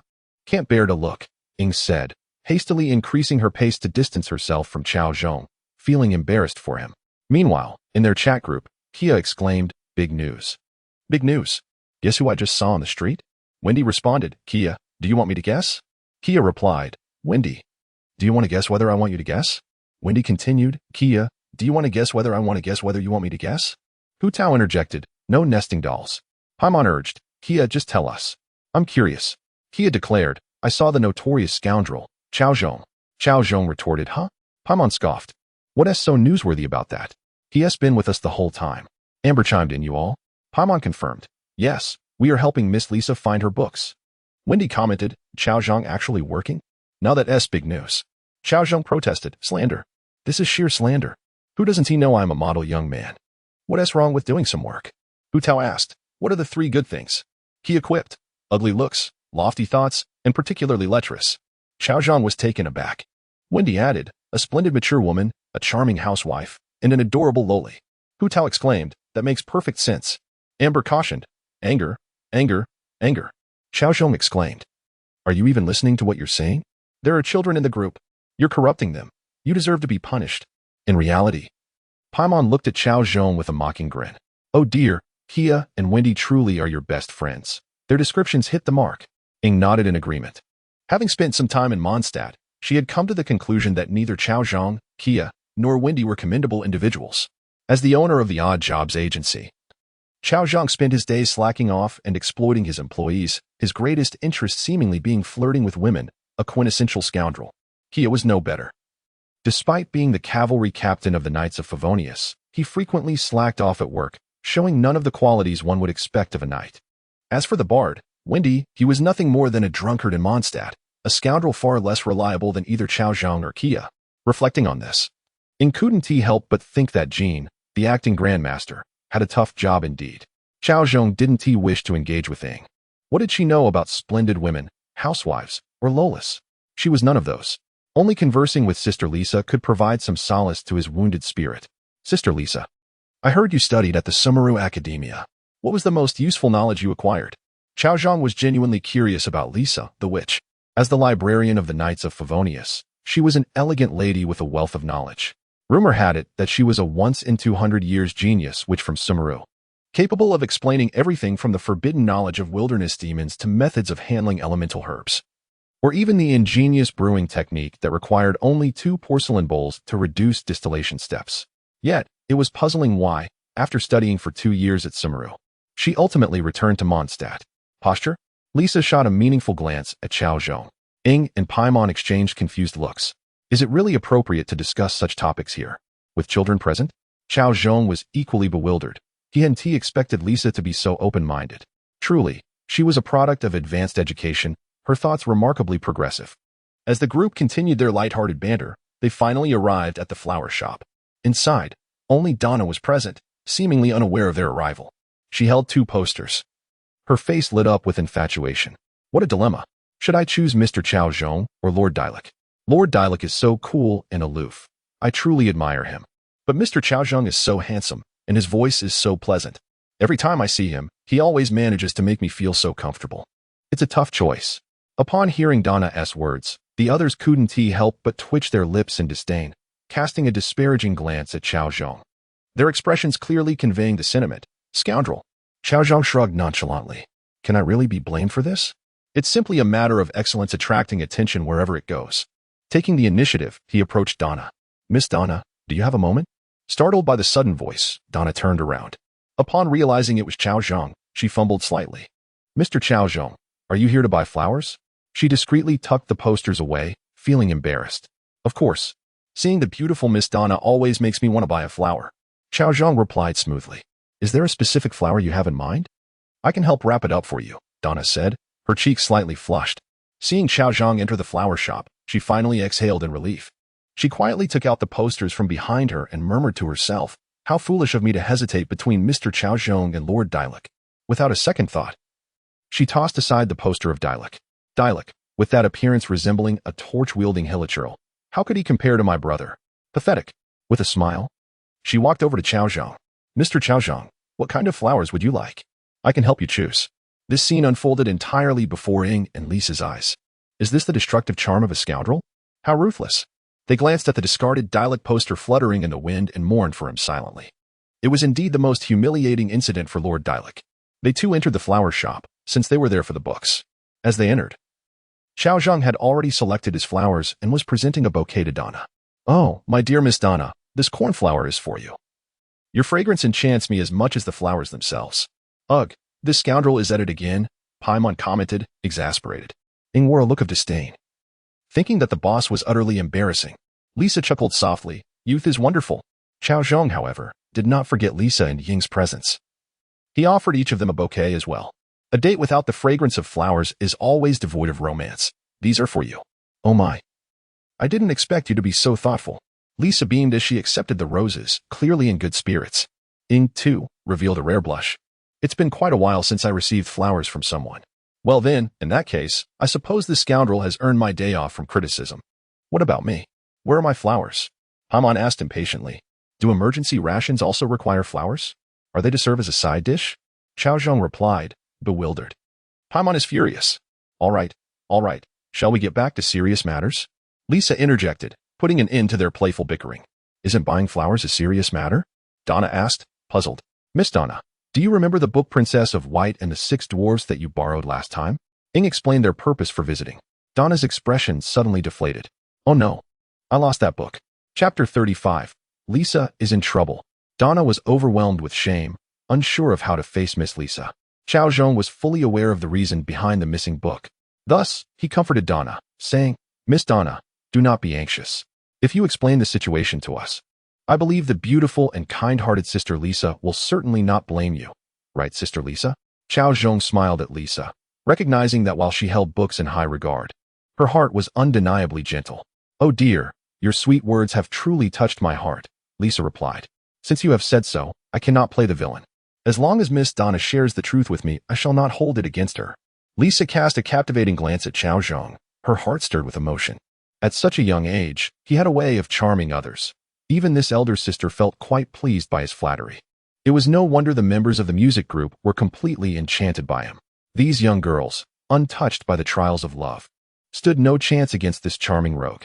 Ing, too, had to concede that Cao Zhong possessed remarkable skills.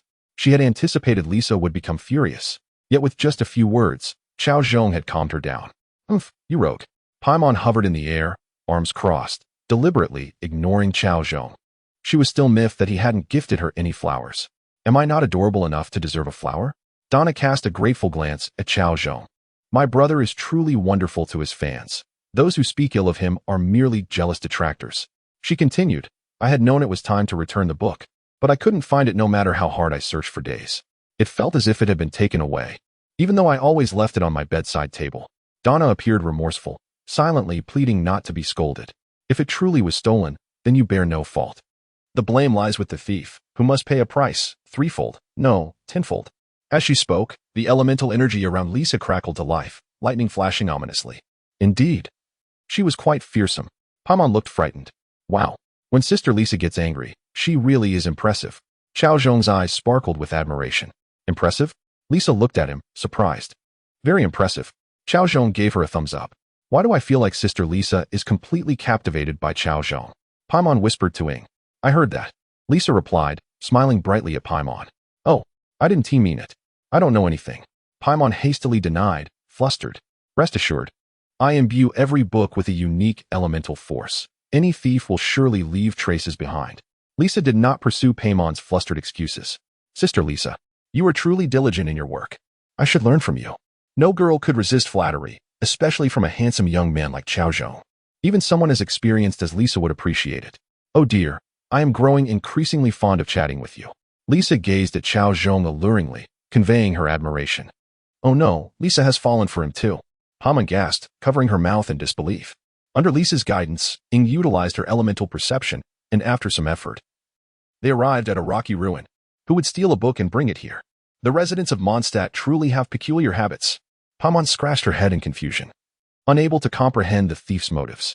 "I feel this is not typical of Mondstadt citizens, but rather the style of an unwelcome troublemaker." Cao Zhong interjected, sharing his thoughts. "Unwelcome? You are the unwelcome one," Paimon retorted, hands on her hips, fuming. "I agree with the charming one," Lisa said, echoing Cao Zhong's opinion. "Hearts resonate with a kindred spirit." "Sister Lisa, it seems we have a connection," Cao Zhong said, drawing slightly closer to her, the enchanting scent of roses wafting around them. "Such a beautiful line." Lisa's eyes sparkled. I did not expect you to be so knowledgeable. You must visit the library more often to discuss scholarly matters. As a rare genius of the academia, Lisa held knowledge in high regard. Of course, I would never decline your invitation, Sister Lisa. Cao Zhong replied earnestly. Thus began their quest for the book. Under Lisa's formidable lightning magic, all monsters were reduced to ash. So, little one, am I truly too frightening? Lisa turned to Cao Zhong, seeking his opinion. Not at all. Sister, you are a force to be reckoned with. Cao Zhong praised her, leaving Ying and Paimon speechless. Oh dear, we shouldn't be here. No. Sister Lisa has truly fallen. As they ventured deeper into the ruins, they indeed found the Abyss Mage. Impossible. How did you find this place? I had taken every precaution. The Abyss Mage looked utterly stunned, but under Lisa's overwhelming assault, it was soon reduced to nothingness. Cao Zhong picked up the fairy tale book titled The Princess and the Six Dwarfs, flipping through it multiple times. Yet he could not discern the hidden secret within its pages. However, he speculated that the book likely concealed an unknown history, passed down in the guise of a fairy tale. Unfortunately, he remained unaware of what that might entail. Are you also interested in fairy tales? Lisa had somehow found her way to Cao Zhong's back, her soft presence causing him to momentarily freeze. Oh dear. Even Paimon and Ying, who were merely observing, were taken aback. They exchanged glances, realizing the gravity of the situation. Oh no, Lisa is definitely in trouble. Chapter 36. Is the Raiden Shogun's Nanao large? In Mondstadt, the general store is being watched over by Ayaka and Paimon. I am absolutely furious. That scoundrel, Cao Zhong, has run off to play by himself, leaving us to tend the store. It's utterly outrageous. I shall draw a circle and curse him. Paimon stands atop the table, embodying a furious demeanor that seems impossible to soothe. Ayaka, witnessing Paimon's ire, can't help but find it amusing. Ever since Cao Zhong failed to buy Paimon flowers last time, she has held a grudge. Paimon, you're almost turning into Eula. How about we start calling you little grudge holder? Ayaka jested. Really? I wouldn't want that. Eula's grudges are terrifying. I refuse to become like her. Paimon was evidently startled by Ayaka's words. Ayaka busied herself with the documents in her hands, files and financial statements related to the store from the past year.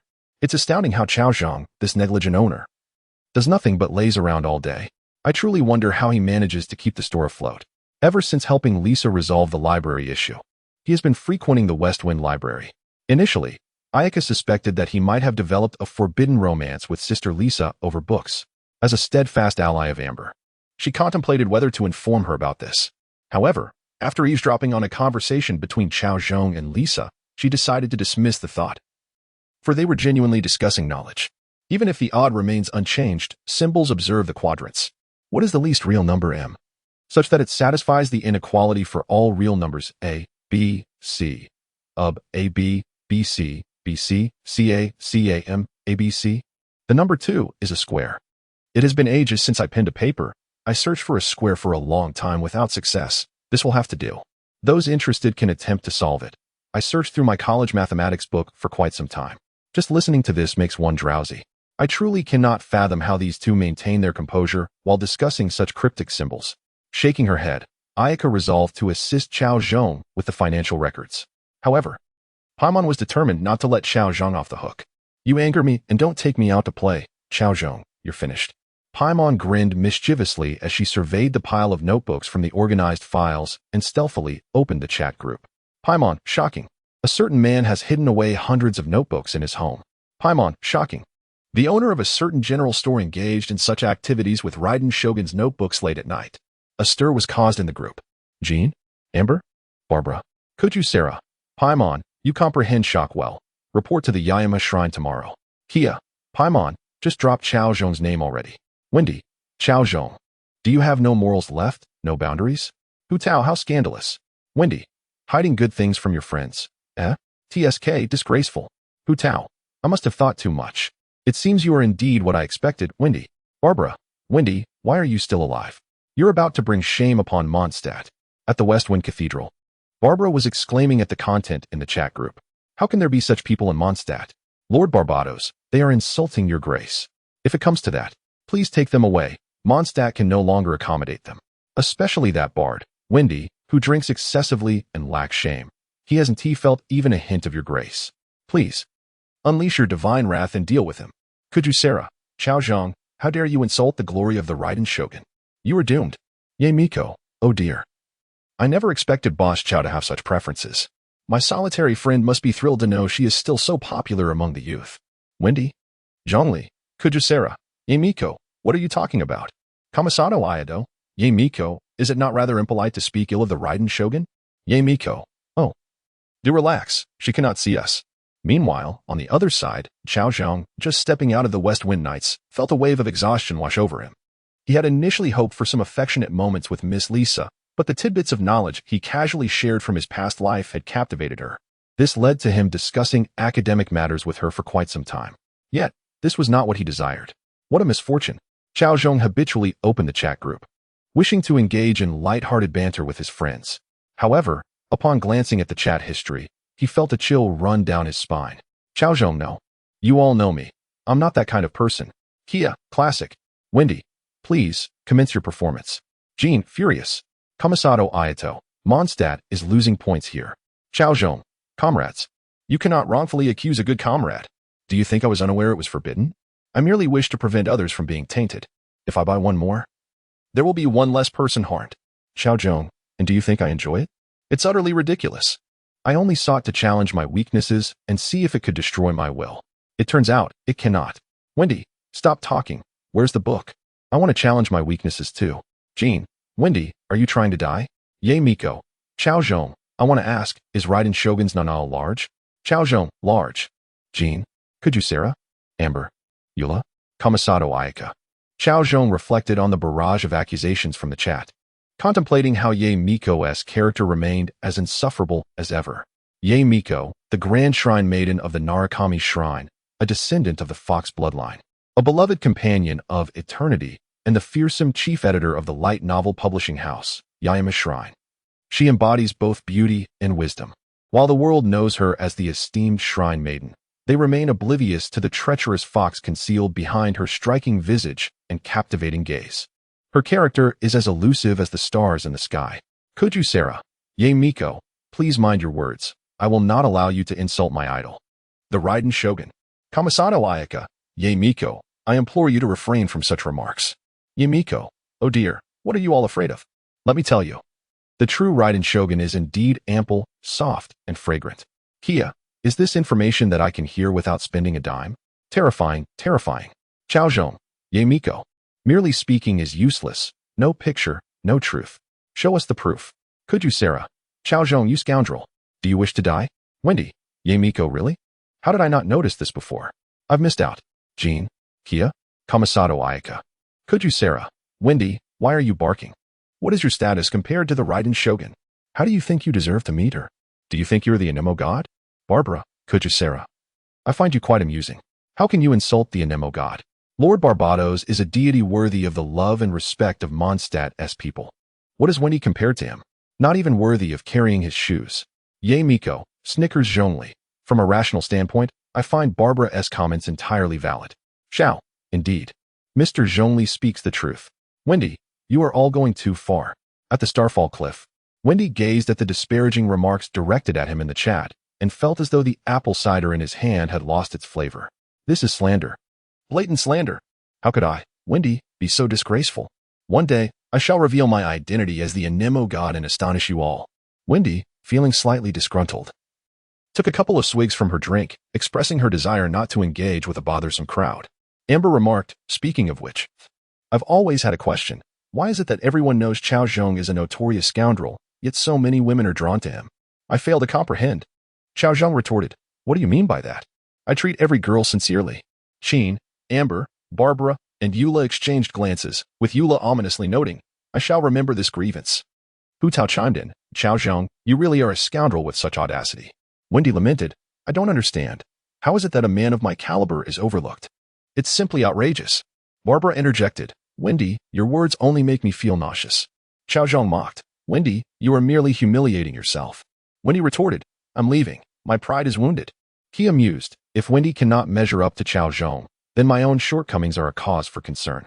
He continued, as the esteemed captain of the Knights of Mondstadt, I possess both wealth and power, yet you all seem unimpressed. I can only conclude that the world has changed. Klee piped up, Klee knows this.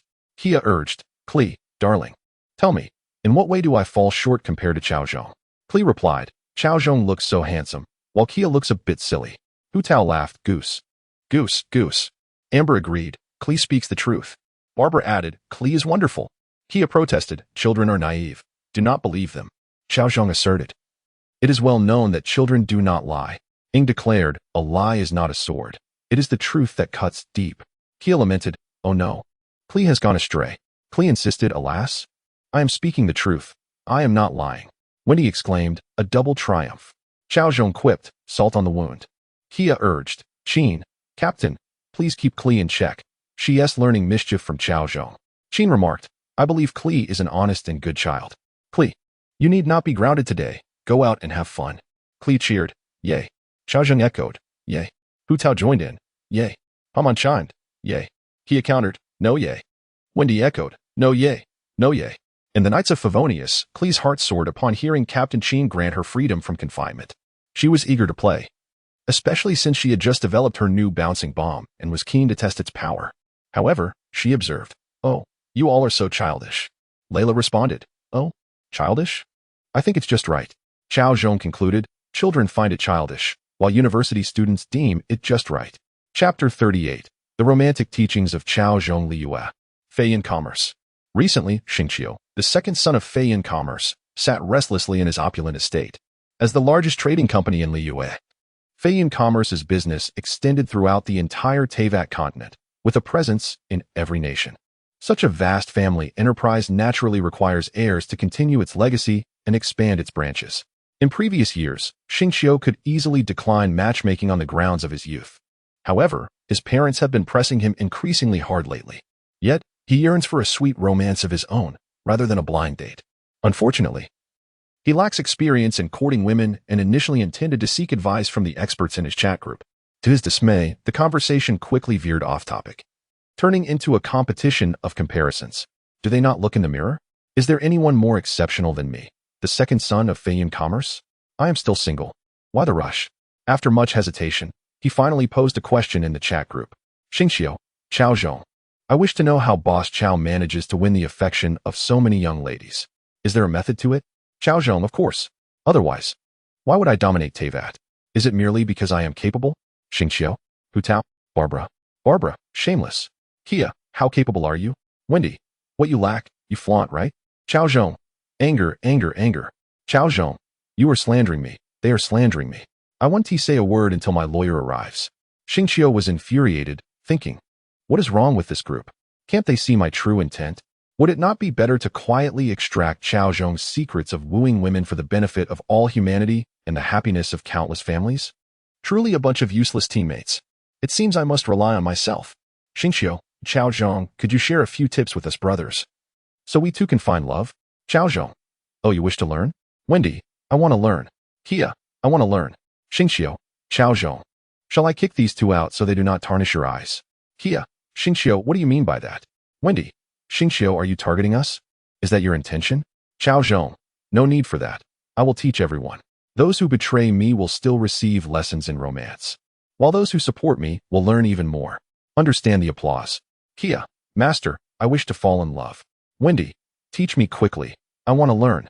Xingqiu, Master, please accept my bow. Cao Zhong, calling me Master is too formal. Just call me brother, and I shall teach you how to court. Dator, I find you quite amusing. Do you honestly believe someone would call you brother? Kia, brother. Xingqiu, brother. Wendy, brother. Kamasato Ayato, brother. Kamasato Ayaka. Ayato, what are you doing? Kamasato Ayato, I clicked the wrong button. Almost all the men in Tivat, brother. Hu Tao. Have we struck the male G-spot?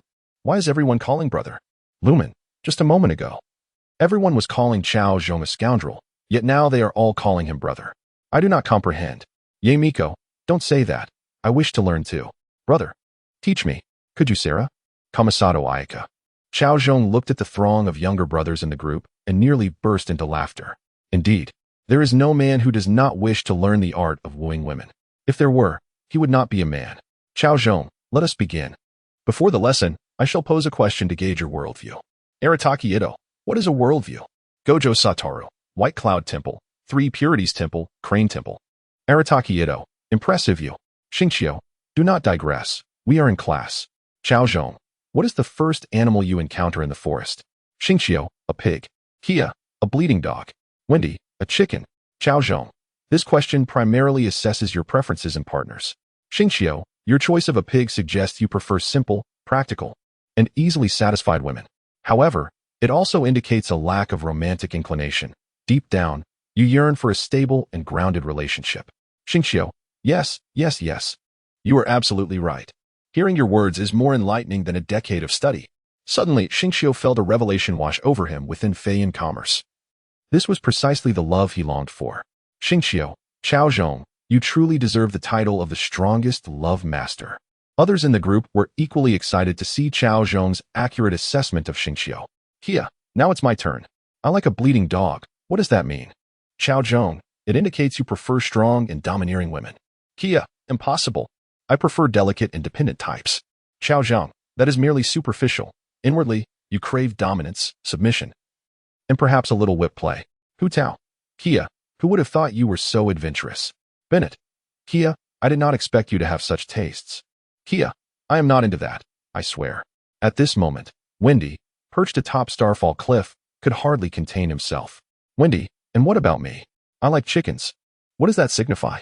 Cao Zhong, what do you think? Wendy? Wendy. Cao Zhong, you rascal. Kia. Wendy. So you are that kind of person. No wonder you are always short on funds. Repay me. Bennett. Wendy, be careful. Wendy. It's all lies, just lies. Wendy, witnessing the unwarranted accusations and insults from the group, felt despair. He finally grasped the feeling of being slandered, much like Cao Zhong had been. Wait a moment. Why am I empathizing with Cao Zhong? I am being blamed because of that little rascal. Wendy angrily pounded his thigh. This was supposed to be a serious QA session. Why did it turn into a farce? If my identity as the Anemo Archon is exposed, I will have left a dark history. How infuriating. Kia, regardless of whether others believe it, I certainly do. Wendy, be more cautious in the future. Do not disclose everything. It is embarrassing. Amber. Wendy, Knights of Favonius. Open up. Wendy. I am so wronged. I am utterly wronged. I want to see my lawyer. Cao Zhong. It is futile. The death penalty is immediately executed. In the Woman restaurant, Cao Zhong chuckled as he closed the chat group. Let the winds and rains batter him. What does it matter to me? After all, it is not I who will perish. Today, Lumen and Paimon had been summoned by Captain Jean for a mission, as the threat of the Anemo dragon had yet to be resolved. It was said that the Knights of Favonius had discovered traces of the Anemo dragon in the ruins and planned to negotiate with it, though the outcome remained uncertain. Cao Zhong questioned whether the Knights, with their lackluster members, could even enter the Wind Dragon ruins. His disdain for the Knights was palpable. The Grandmaster Farlai had taken most of the elite members on an expedition, leaving behind only the weak and inept. A few capable individuals remained. Yet each possessed their own quirks. Kia and Lisa were notorious for slacking off at work.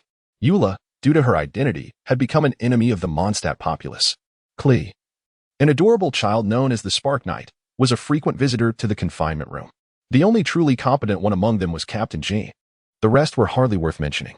To rely on them for the safety of Mondstadt was nothing short of a delusion. In terms of contribution, they could not even compare to Timmy S. pigeons. However, these matters were not for Cao Zhong to ponder, especially with the Anemo Archon, Wendy, still around. If all else failed, he could always step in himself. Just as Cao Zhong intended to sneak out the latest edition of the Raiden Shogun S-book, a naive voice interrupted him. As the cheerful sound of da-da-da-da-da echoed, Klee, adorned in a vibrant red newsboy cap, with her golden locks and crimson eyes, entered with exuberance, clad in her signature red dress and carrying a large backpack. Who could this be? None other than our delightful Spark Knight, Klee. Cao Zhong promptly concealed his notebook, welcoming Klee's arrival with open arms. Ah, is that not our most adorable Klee? What brings you to visit your older brother today? He embraced her warmly. Klee, wrapping her arms around Cao Zhong's neck, looked up with a pout and lamented. The captain and the others are not around. Albedo is still in the lab, and there is no one to play with me and Dudu. Her innocent expression tugged at Cao Zhong's heartstrings. If they won't play with Klee, then I shall. With a flourish, he produced an object resembling a red and white pop ball from thin air. What is this? Klee inquired, her eyes sparkling with curiosity, as this was something entirely new to her. Yet, she sensed the formidable energy it contained, reminiscent of her beloved bombs.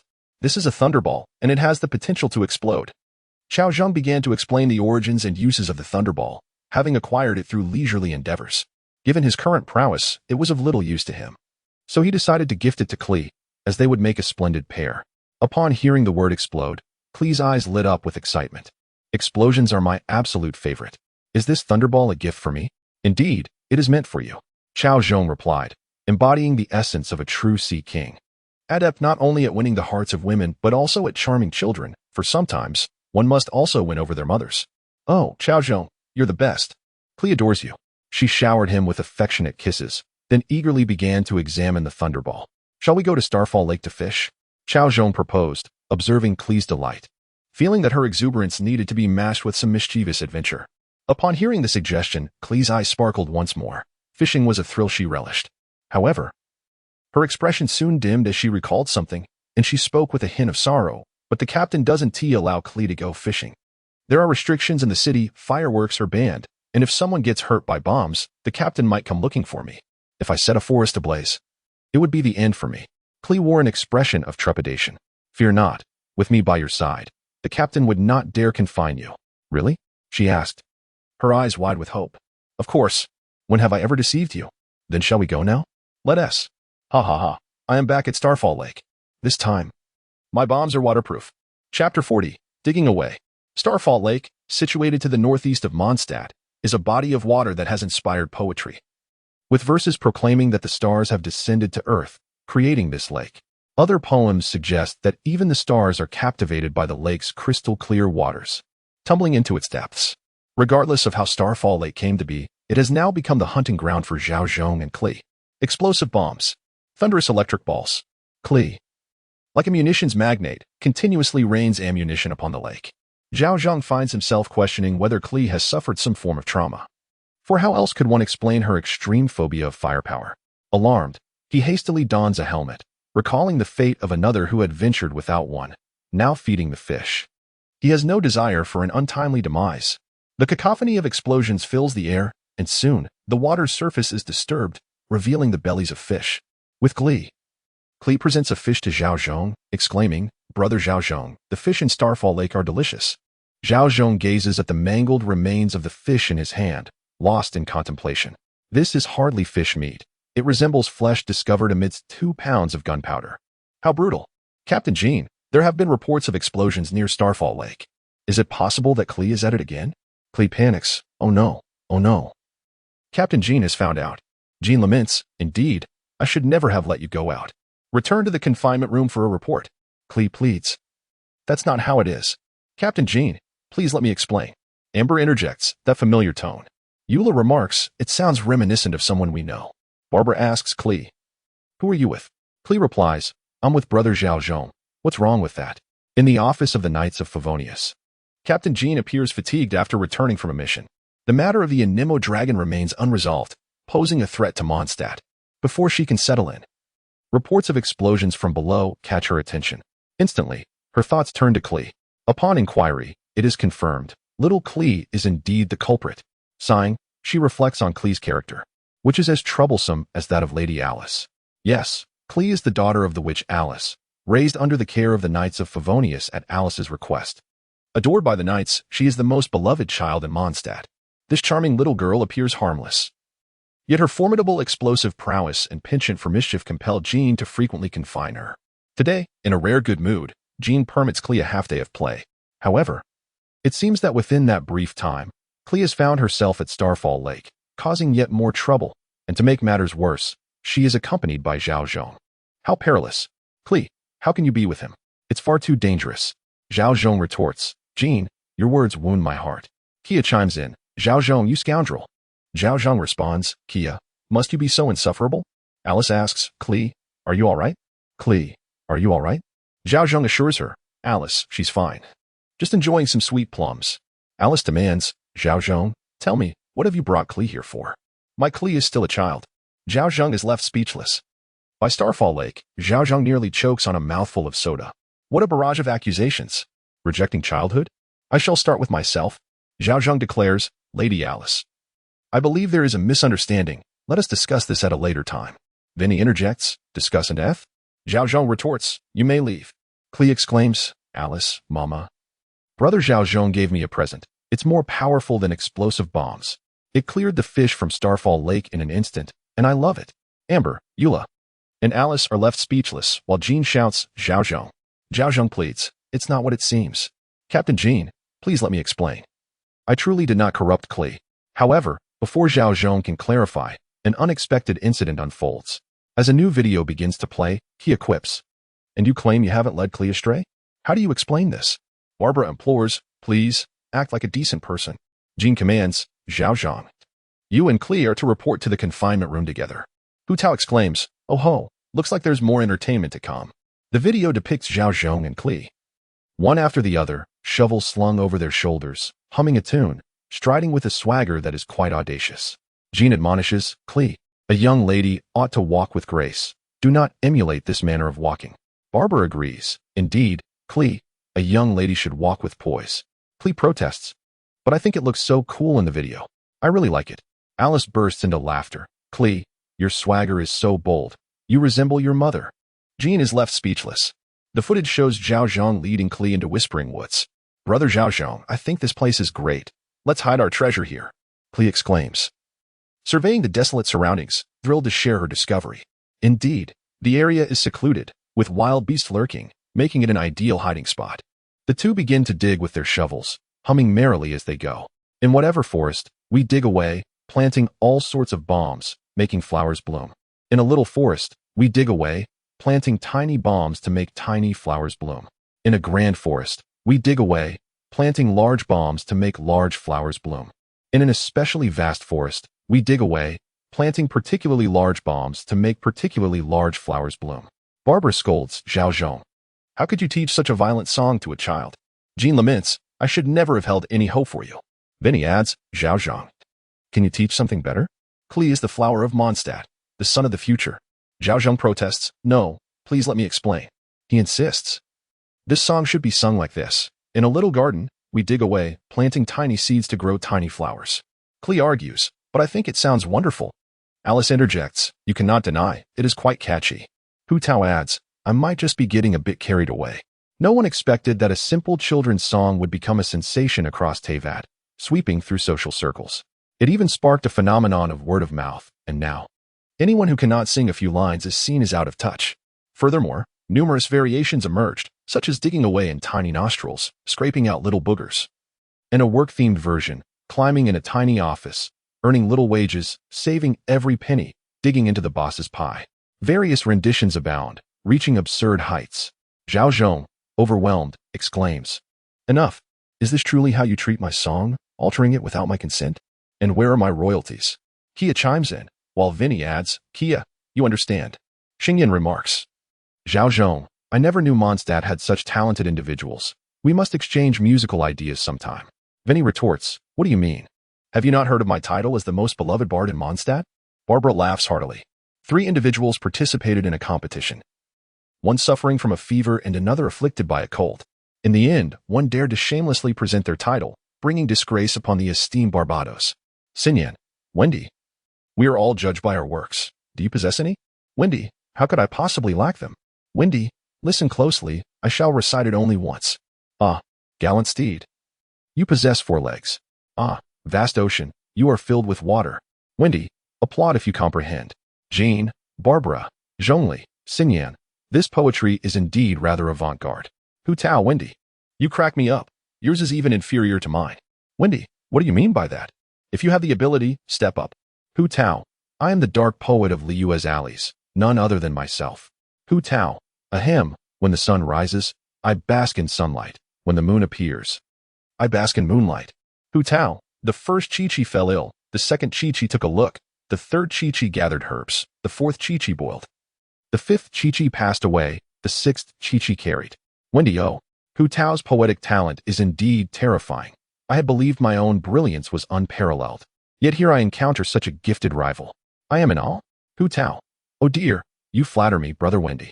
Your poetic prowess is truly unmatched, and I, Hu Tao, shall deem you the strongest. Xingyan, Jean, Barbara, Zhongli, Yemiko, Kia, is this what they call mutual flattery? I adore it. Cao Zhong, I did not expect such talents to emerge from the humble Mondstadt and Liyue. I am honored. Hu Tao, Cao Zhong, you are envious, undoubtedly envious. Wendy, Cao Zhong here, Take the pen and write. Cao Zhong. Wendy, if I write it. Will you dare to don the Anemo Archon's attire and run a lap around Mondstadt? Wendy, isn't that rather disrespectful to the Anemo Archon? Barbara, wear it. The Anemo Archon has long forsaken you. Wendy, Cao Zhong, he has lost his courage. He is afraid. Kia, he is terrified. Bennett, he is anxious. Wendy, observing the onslaught in the group chat, scoffed disdainfully. Such clumsy provocations. If I, Wendy, were to fall for this, I would be a true fool. Wendy, what a joke. Who is afraid? I merely think that a man of my stature wearing such garments is not just a disgrace to culture. It is an outright affront. Ye Miko, a man, indeed. What a splendid excuse. I shall employ this for matters I wish to avoid. How can you bear to let a delicate lady take on such tasks? Ningguang, Ye Miko, I apologize, but the copyright has already been registered in my name. Please pay the copyright fee before utilizing it. Seeing the rampant mockery in the chat, Wendy was uncertain whether it was the intoxication or the provocation that roused his ire. After dedicating centuries to the art of poetry, how could he fear a mere youth? Wendy, who is afraid? Who is afraid? I have accepted your challenge. Create something now. And let me see if you possess the talent. Cao Zhong smiled slightly. He had taken the bait. A mere Wendy, not even 3,000 years old. Behind me lies 5,000 years of history. What do you have to contest with me? You shall wear the Anemo Archon's outfit. Cao Zhong, in drunkenness. I am unaware of the heavens within the water, my dreams pressing against the vast river of stars. Upon this declaration, the entire chat fell silent. Initially, everyone had intended to enjoy a light-hearted jest, but Cao Zhong's true talent was unexpectedly revealed. No one spoke. What is this? Surely, it cannot be that they are not astonished. Cao Zhong, observing the stillness, presumed they simply could not comprehend. Since that is the case, let me offer more. Cao Zhong, the mountains have trees, and the trees have branches. My heart delights in you, yet you remain unaware. Cao Zhong, if love is to endure, why must it be measured by the dawn and dusk? Cao Zhong, laughing heartily, I exit. For are we not mere reeds? Cao Zhong, the world does not recognize the soaring tree until it reaches the heights. Cao Zhong, the great rock soars with the wind, rising 90,000 miles. Cao Zhong recited over 100 classic verses in one breath, nearly straining his throat and depleting the ink within him. Yet, the chat remained unresponsive.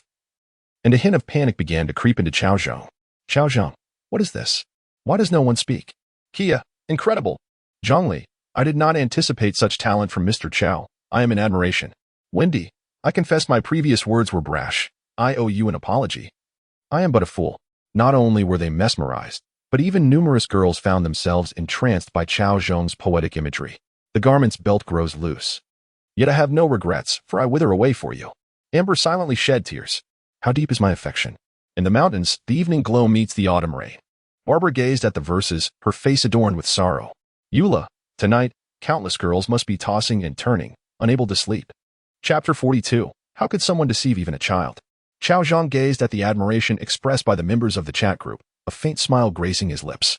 Yet, this still does not put you under my control. Cao Zhong, I initially intended to interact with you all as an ordinary person, but no longer will I feign humility. I reveal my true identity.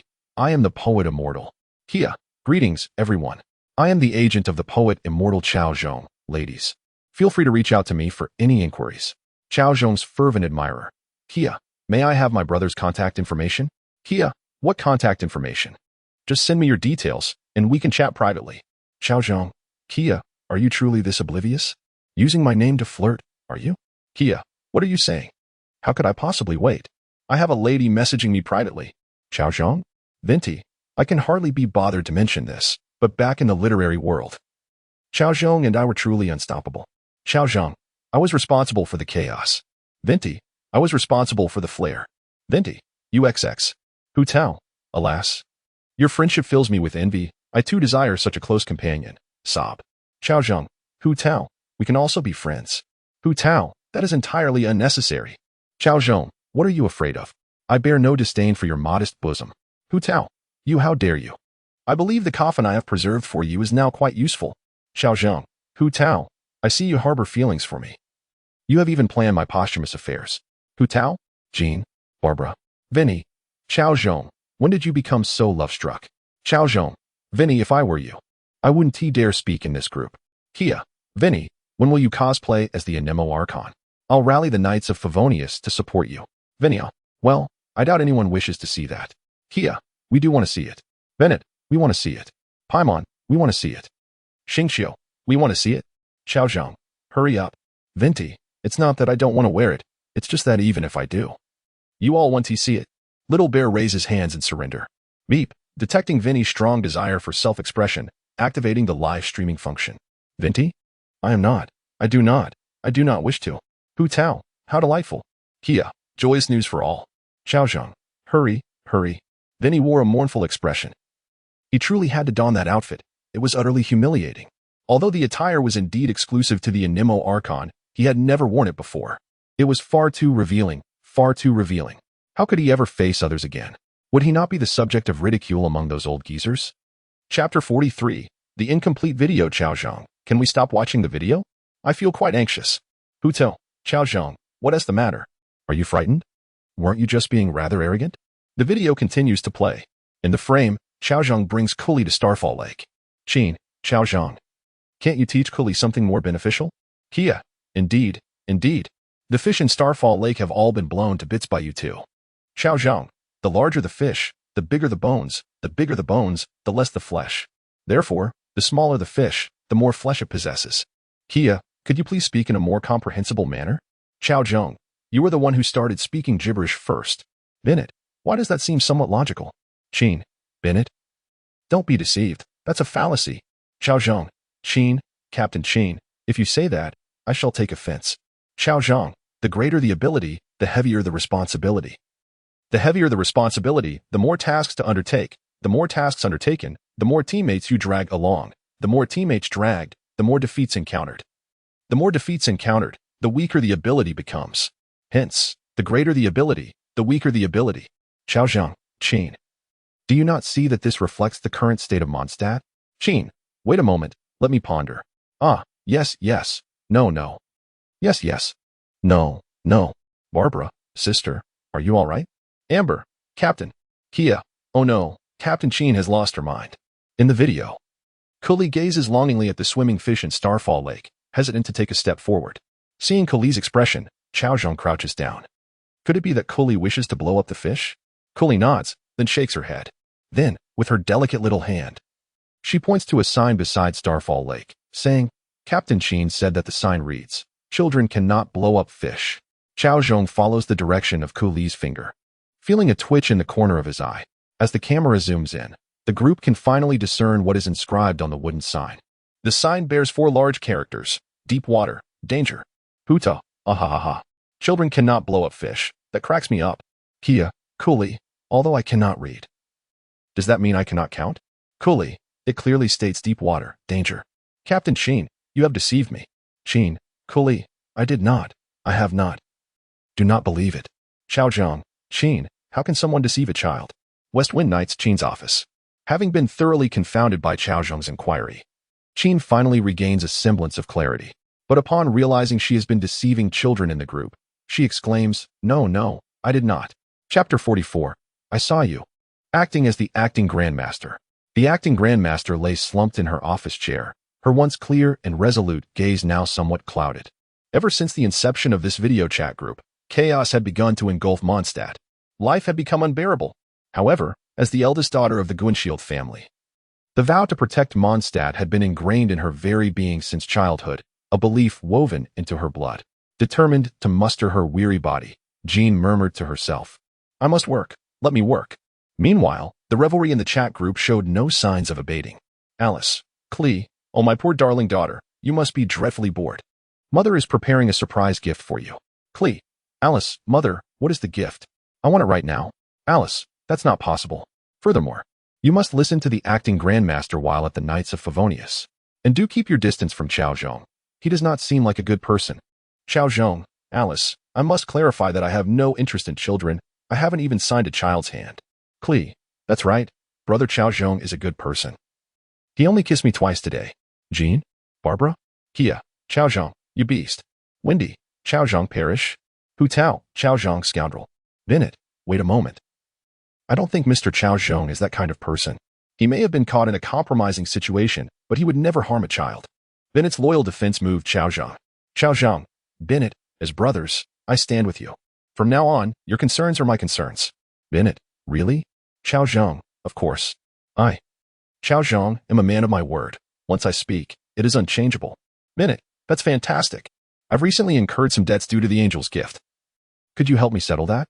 Cao Zhong, I must timidly inquire, how much? Dialect, not much, just over 3 million mora. Bennett, love you. Cao Zhong, who are you? Are we that familiar? Bennett, UXX. Kia, Bennett, I told you he was a scoundrel. You didn't believe me. Cao Zhong, wait, let me explain. How could you not want to hug and adore such a delicate and lovely little girl standing before you?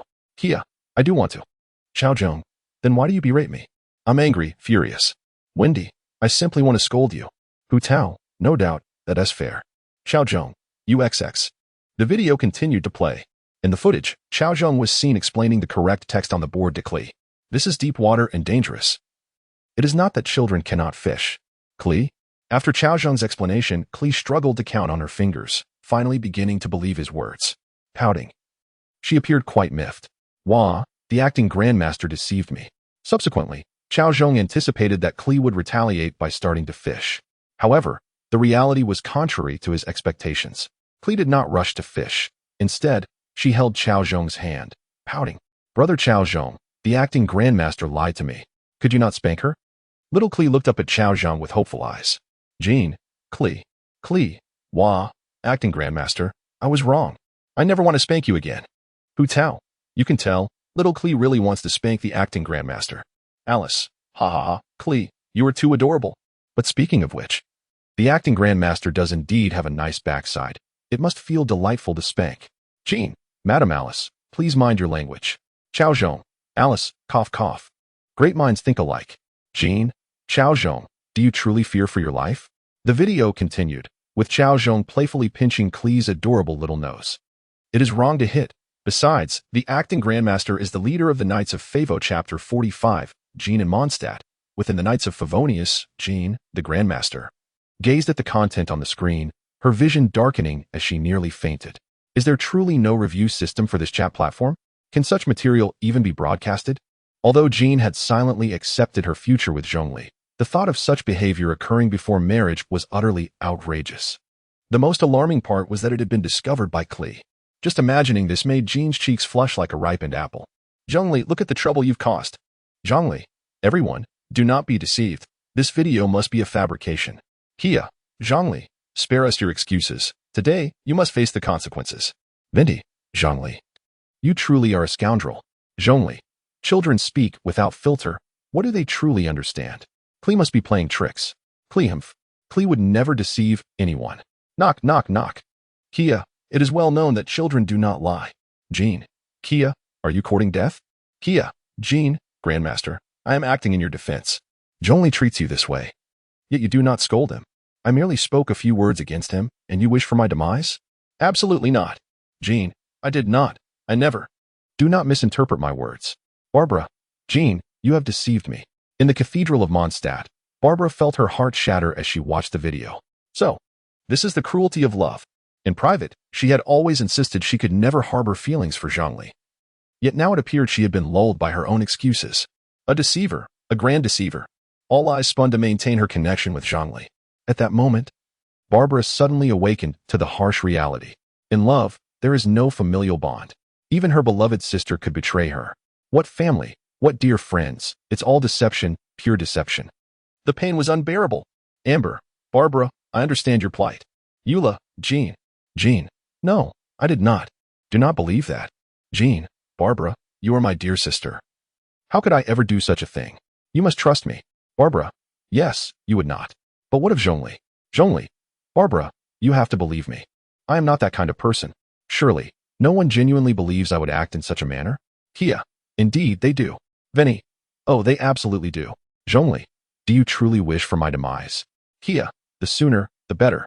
Vinny, in the next life, be a good person, not a scoundrel. Bennett, alas. Xingqiu, I must admit, Kia and Vinny have considered your situation quite thoroughly. Zhongli, I am grateful to them. Hu Tao, Zhongli, have you truly given no thought to conducting business at the Wangshen funeral parlor? There are no losses nor deceit. The video continued to play, and Jean sighed in relief. Finally, she could turn the page on her affair with Zhongli. In the footage, Klee ultimately decided to spare Zhongli, after all. Her just about smacking Jean's behind was merely a passing comment. Jean is, in truth, a good person, if only she would refrain from confining Klee. Presently, Klee was joyfully blowing things up as a means of venting her frustration over being deceived by Jean. Time slipped away, and when the waters of Starfall Lake had settled, Klee ceased her explosive endeavors. Gazing at the fish floating atop the lake, a sudden fear gripped little Klee. The thrill of blowing fish to bits was fleeting. The tears flowed abundantly in the confinement room. Zhongli seemed to perceive Klee's concern and offered her advice. Klee, listen, if Jean confines you again, you should. A scene shifted to the Knights of Favonius. Jean regarded Klee with an expression of stern seriousness. Klee, how many times must I tell you? Children should not be blowing up fish at Starfall Lake. Jean was lying. It was indeed perilous waters. Klee glared at Jean, indignantly shouting. Jean faltered, realizing she had been caught.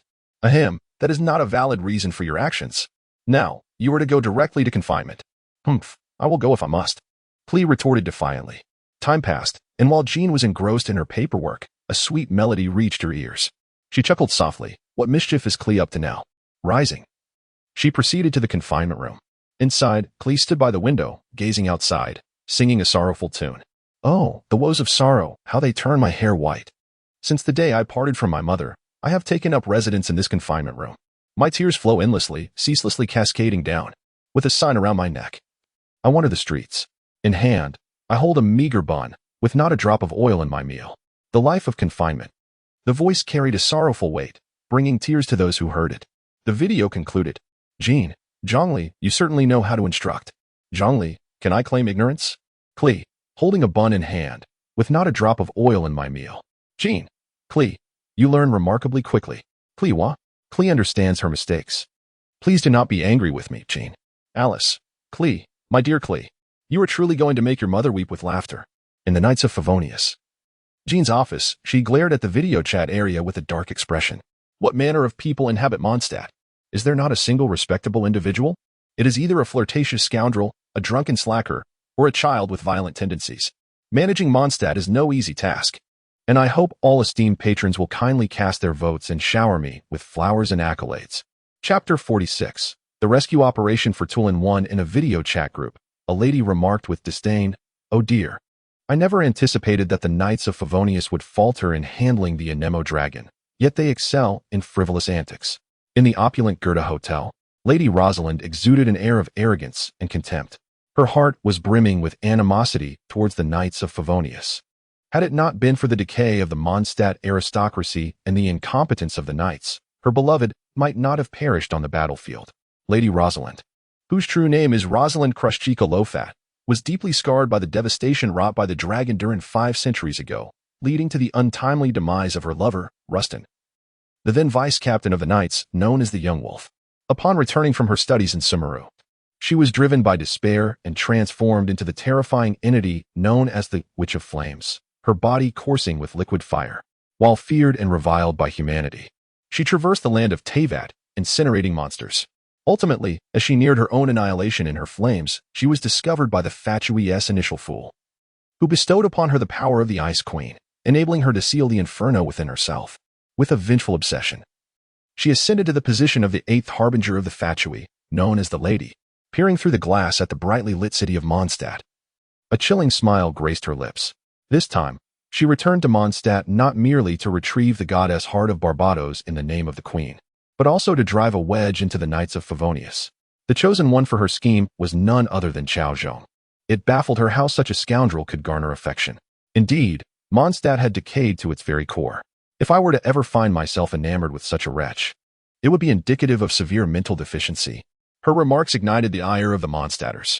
Dalek interjected, while the knights may indeed be lacking, it is not for you, the Fatui, to dictate matters in Mondstadt. Kaya added, it seems you Fatui lack the standing to speak, given your notorious reputation for mischief. Jean retorted, perhaps you should manage your subordinates better. I would prefer not to have to expel you forcibly. The lady chuckled mockingly, how amusing. I initially intended to assist you with your dragon crisis. However, since you have bitten the hand that offers help, you deserve your suffering. In Mondstadt. Within the office of Jean, the acting captain of the knights, a palpable aura of menace radiated from her as she absorbed the lady's brazen words. As the protector of Mondstadt, it was her solemn duty to shield her city from any threat. Just then, The office door creaked open, and upon seeing the visitor, Jean's expression hardened. You dare show your face here? I thought you had fled Mondstadt for refuge.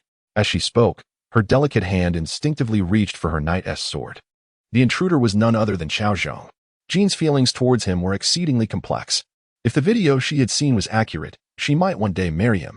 Yet, his character was reprehensible. Not only was he a cad in matters of the heart, but he also harbored the potential to betray Mondstadt by joining the Fatui. Today, she resolved to rid the populace of this menace. Cao Zhong, sensing the lethal intent in Jean's gaze, felt a tremor of apprehension. If he misstepped today, he might not leave this place unscathed. Ignoring the sword in Jean's hand, he gazed into her eyes with earnestness. How could I ever leave? There are those dear to me here. As a competent strategist, he knew precisely when and where to utter the right words. Indeed, upon hearing his declaration, Jean's icy demeanor softened, her steely gaze giving way to warmth. She lowered her sword, a hint of shyness coloring her voice. At least you possess a conscience. With a sigh of relief, Cao Zhong approached Jean, taking the documents from her hands unceremoniously. Jean felt a flicker of annoyance. Are we so familiar that you can act so intimately? Yet, his next words caught her off guard. Why don't you entrust me with the task of dealing with the Anemo dragon? Jean stared at him in disbelief, her irritation mounting. Do you even comprehend what you were suggesting? That is the Anemo dragon, once the king of the skies, a servant of Lord Barbados. Despite a flicker of gratitude, her predominant emotion was anger. How dare he boast so brazenly just to impress me? What on earth occupies his mind? Forget it. Do not entertain such notions. I have already dispatched Kaya and others to form a strike team to the dragon's ruins. Jean lamented, rubbing her forehead in exasperation. Can't anyone be reliable?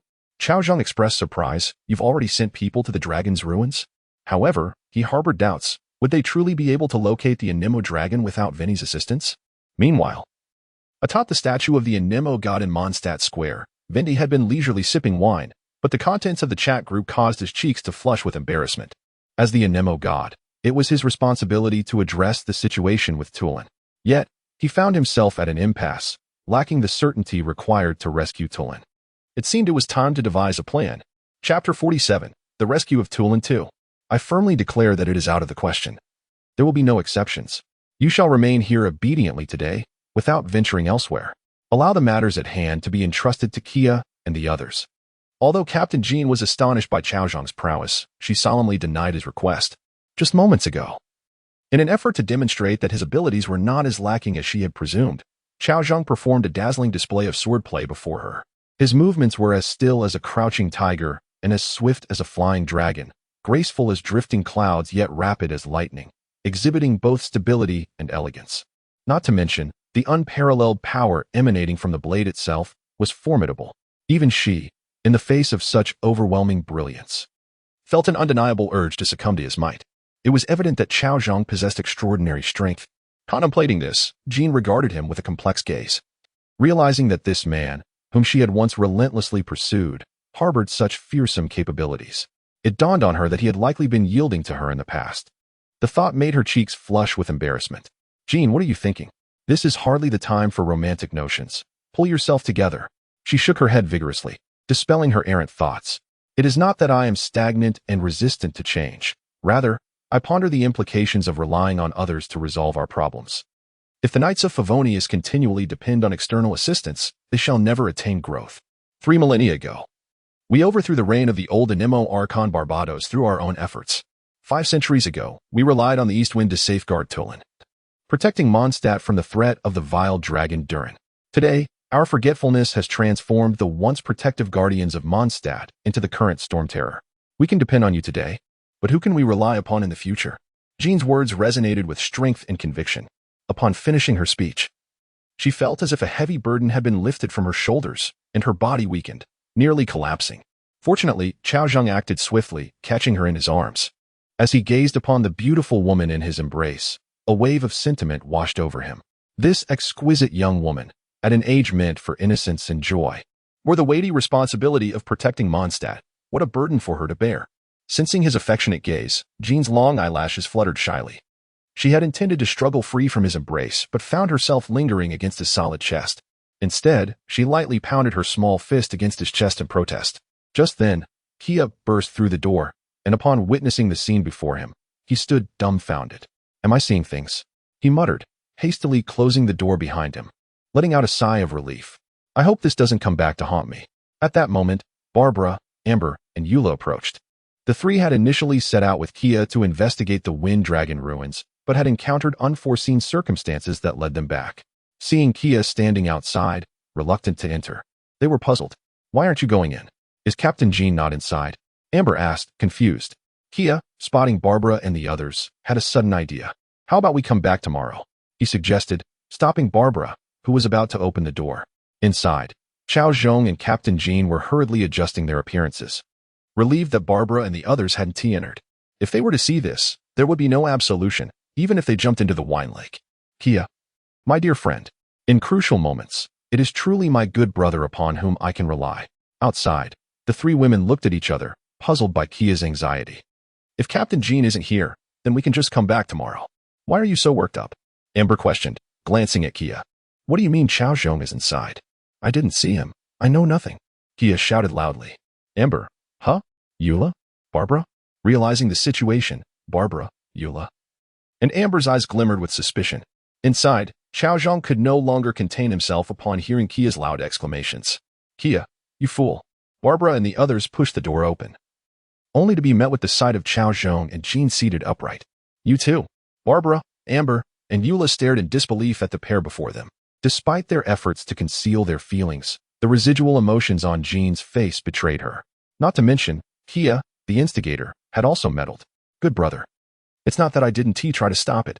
I simply couldn't. He feigned innocence, putting on an expression of helplessness. Go to hell. Both Jean and Cao Zhong shouted in unison at Kia. Barbara, Amber, and Eula gazed at Jean with heartache, causing her to fidget uncomfortably. Barbara, don't call me. Amber, I'm not listening. Eula, I'll remember this grudge. Moreover, Barbara shot a look of disappointment at Jean. My dear sister, did we not agree to unite our efforts? Eula, who had been observing silently, chimed in. Isn't it obvious? Someone attempted to sneak away, but was caught red-handed. Of course, I am indifferent to this. With gritted teeth, Amber looked at Jean, tears in her eyes. Captain Jean, is this really true? Jean hurriedly shook her hands. It's not like that. It's not like that. But in her flustered state, she didn't know where to begin. Say something. Jean pleaded, shaking Cao Zhong's arm. The three women watched, now more convinced than ever of their assumptions. Chapter 48, The Rescue of Tulin III. In the office of the Knights of Favonius. The atmosphere was thick with skepticism as Barbara and her companions absorbed Cao Zhong's explanation. Are you certain it was Captain Jean who nearly fainted, and not you? Barbara felt her cheeks flush at the implication. You best be truthful, otherwise, I shall remember this grudge for a lifetime. Eula leaned against the wall, exuding an air of regal indifference. Captain Jean, do not forget our promise. Amber, her cheeks still stained with tears, reminded the captain earnestly. Understood, Jean replied, casting a furtive glance at Cao Zhong, relieved to find him unperturbed. Yet, nothing escaped Cao Zhong's keen observation. He mused inwardly. These women are indeed laboring tirelessly to contend with me, but is it of any consequence? Not at all, with merely a slight maneuver. I can dismantle their efforts one by one. Externally, he feigned ignorance, masking his true intentions to disarm his adversaries. Oh no, Kaya exclaimed, witnessing the unexpected harmony in the room.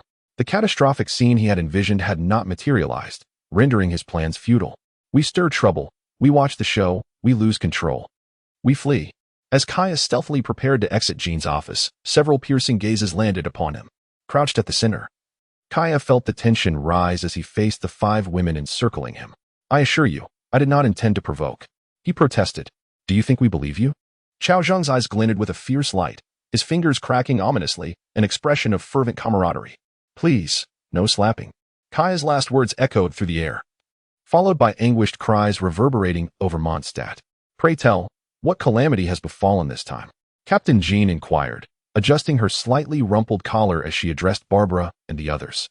As for Kaya, he lay in the corner, resembling a mummified figure. According to the ladies, their latest expedition to the Wind Dragon ruins in search of the Anemo dragon had failed once more, casting a shadow over Jean's heart. It all began smoothly, but we were ambushed by abyss mages en route, Amber reported, her spirits having lifted. Abyss mages? Jean's demeanor shifted to one of grave concern. While a single abyss mage might not have elicited such a reaction, the malevolent forces behind them, the Abyss Order, were another matter entirely. This organization, comprised of non-human entities, stood in opposition to the surface civilizations lurking throughout Tivat with ambitions to usurp divine authority. To this day, the identities of the Abyss Order's masterminds remain shrouded in mystery. Should the Anemo dragon be entangled with the Abyss Order, matters would become decidedly more complicated. Yet, Cao Zhong exhibited little surprise.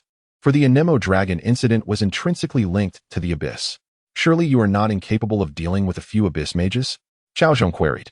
His curiosity piqued as he regarded Barbara and her companions.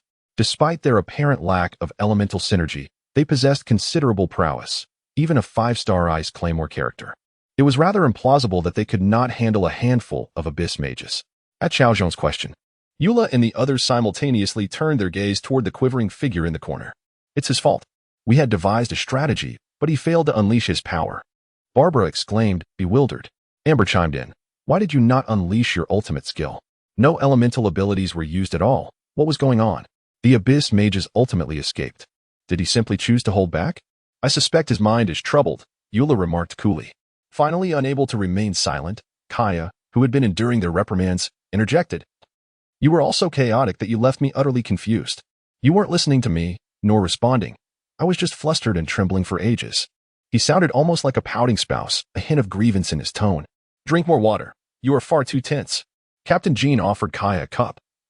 Observing his distressed demeanor, Cao Zhong looked on in bewilderment, mentally questioning the absurdity of the scene unfolding before him. What is happening? How did the Bible from the neighboring alliance end up in Tivat? Has the world line collapsed, or have I inadvertently wandered into the wrong narrative? Meanwhile, Vinny emerged from the West Wind Cathedral, scratching his head in confusion. Strange, Barbara is not in the church. Vinny had come to borrow the sky harp from Barbara to confront Tulin. However, with Barbara absent, his plans were thwarted. I cannot simply sneak in and steal it. Vinty would never resort to such tactics. It was inconceivable. Kaya watched in astonishment as Cao Zhong effortlessly executed a series of elegant sword maneuvers, as if witnessing a ghost. How well do I know him? We've shared battles, divided spoils, and indulged in mischief together. Yet, I have never seen him wield a weapon with such grace. Could he truly be my dear friend still, or has he been possessed? Kaya pondered, recalling the recent surge in popularity of reincarnation novels. I will ask you questions. As long as you answer correctly, I shall believe you are the real Cao Zhong. Kaya's gaze bore skepticism. Cao Zhong, with a resigned sigh, replied, so be it. Pose your inquiries. First question, how much money is in Vinny's bank account? He has no bank account. Correct. Cao Zhong smiled slightly, bemused that such a question could pose any challenge. The onlookers, Jean and her companions, were perplexed. The question was about the amount in Vinny's account. Yet the answer was that he had none. Vinny possesses no wealth. Hence, he has no account. Kaya clarified, and enlightenment dawned upon the group. Barbara scoffed, such a slothful, drunken vagabond deserves this fate. The Anemo Archon ought to have him rummaging through trash bins for sustenance. Cao Zhong silently grappled with his thoughts, unsure whether to express his discontent. Barbara, it would be best if you never learned of Vinny's true identity. I fear your faith may shatter. Did I answer correctly? Cao Zhong turned to Kaya. Now for the second question. What did Captain Jean break at the age of 18 that brought her great joy? Kaya gestured toward Cao Zhong, prompting an immediate response. Cao Zhong shrugged, deeming the question trivial. However, the bystanders were far from indifferent, their gazes fixated upon Captain Jean. Sister, you, Barbara gasped, her expression one of incredulity. Captain Jean, you, Amber echoed, her disbelief palpable. In that moment, the lofty image of Jean crumbled, revealing an unexpected side of the daughter of the Gunhunhild family. Eula's proud eyes glimmered with disappointment as Jean flustered. No, it is not as you think. The leader of the orchestra, in a fervent attempt to clarify the situation, found herself at a loss for words, rendered almost speechless. Cao Zhong, you know the answer, don't you? Please tell them it's not as they think. The orchestra leader was genuinely anxious. It's a record. Cao Zhong replied nonchalantly. Barbara, Amber, and Eula, even the leader herself couldn't help but be perplexed. What does that mean? They all turned to Kia, hoping he would confirm Cao Zhong's answer. If it was indeed correct, it referred to a record. The orchestra leader had set a record as the youngest acting leader at the age of 18. Upon hearing this, she finally felt relieved. However, her expression quickly shifted to one of exasperation as she looked at Barbara, Amber, and Eula. Just look at you all. What nonsense have you been thinking about every day? Sorry, leader. Barbara, Amber, and Eula blushed in embarrassment. At that moment, the chat group buzzed with activity. Wendy, Barbara, are you there? Barbara, are you there? Hu Tao, what is going on? Are you reporting Cao Zhong's dark deeds? Xingqiu, Wendy. Could it be that someone was actually bullied? Should we inform their parents? Wendy, what are you talking about? I have something serious to discuss with Miss Barbara. Barbara frowned as she noticed Wendy's persistent calls in the chat. Seeing Wendy, a slacker who indulged in leisure, irritated her. Such a lazy parasite ought to seek the Anemo Archon sooner rather than later. Nevertheless, since Wendy had tagged her in the chat, she couldn't just ignore her. Battling her urge to retch, Barbara replied in the group. Wendy, what is it? Speak quickly. I'm quite busy. Bennett. Miss Barbara seems particularly cold today. Barbara, Bennett. No. Children shouldn't make baseless claims. Bennett. It seems my instincts were off. Barbara's devoted fan. Miss Barbara is so adorable. I'm her loyal dog. Wendy. Well, here's the thing. May I borrow the Li Yue harp for a while? Sensing Barbara might refuse, Wendy elaborated, I understand that the Li Yue harp is quite precious. And I promise to return it promptly. If chatting with Wendy merely made Barbara uncomfortable, now she was truly incensed. Wendy, you truly have a sense of humor. Who do you think you are, the Anemo Archon? Do you expect me to lend it to you? What if you break it? Kia. Wendy, let us be honest. Asking to borrow the Li Yue harp is rather excessive. That's a treasure left by the Anemo Archon. Hu Tao. Wow. So it's something left by the Anemo Archon. Wendy, you are indeed being unreasonable. How could such an item be lent to someone like you? Cao Zhong. Ababa. Paimon. Why is Cao Zhong silent today? He usually wouldn't miss an opportunity to mock Wendy.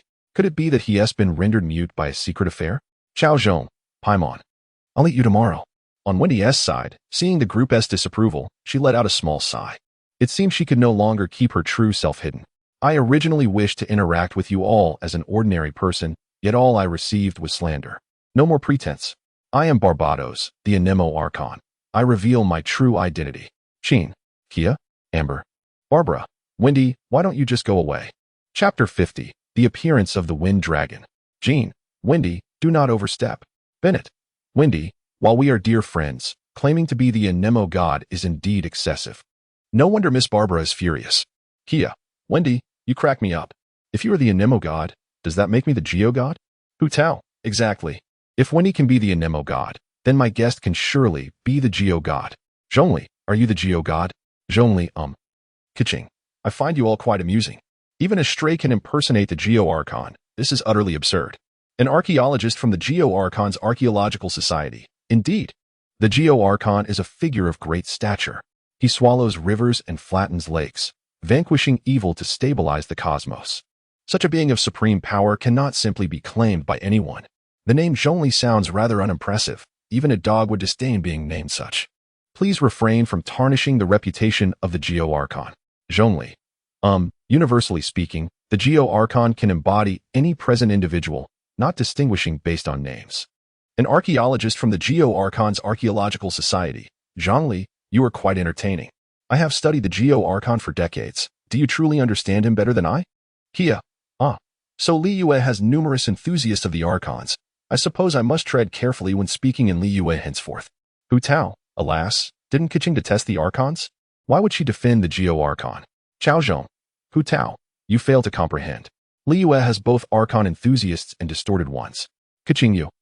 Ningguang. Let us focus on whether this Mr. Wendy is indeed the Anemo god and not dwell on Li Yue's matters. In the Knights of Favonius, Jean's office. Barbara, please. Calm down. There is no need for violence. Cao Zhong tightly held Barbara in his arms. If he were to release her now, she would undoubt Chapter 51. How outrageous this is. The Wind Dragon ruins. At this moment, the Anemo dragon, Tulin, was trembling, struggling to suppress the fury within.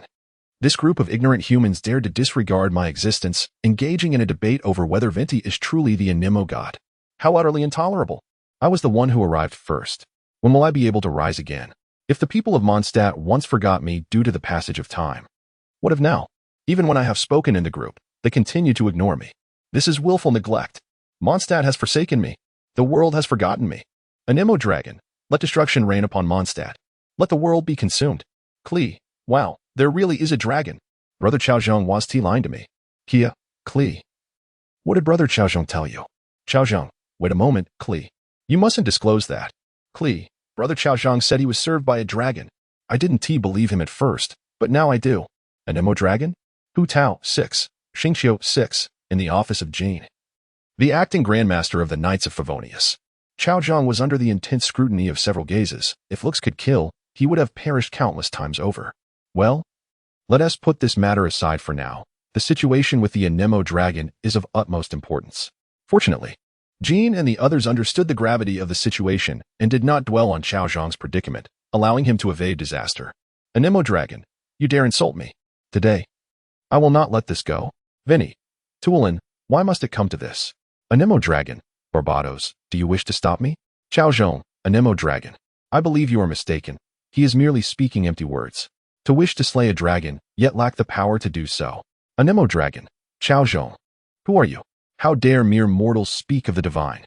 Suddenly, the Anemo dragon recalled a phrase he had uttered to Barbados on the snowy mountain. Barbados, do something of significance. You can't deny it. Perhaps Barbados truly is incapable.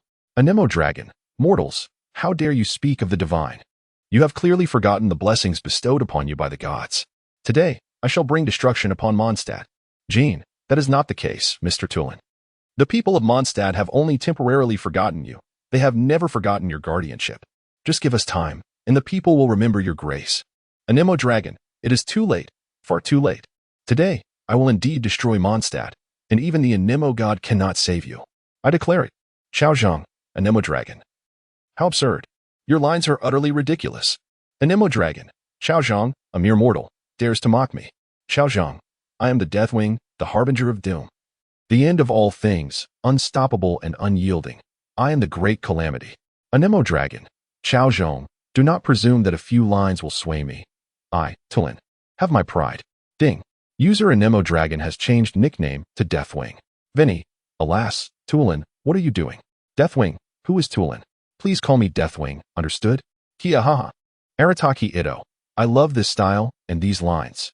Arataki Ito, Cao Zhong, give me a line too. Something that would make 9 celestial dogs tremble in fear at the mere sound of my voice. Cao Zhong, that is quite a brain teaser. Ding. User Arataki Ito sent a red envelope to Cao Zhong. Arataki Ito, Cao Zhong, is this sufficient? Cao Zhong, under such conditions, I shall reluctantly comply. Cao Zhong, to buy osmanthus flowers while sharing wine.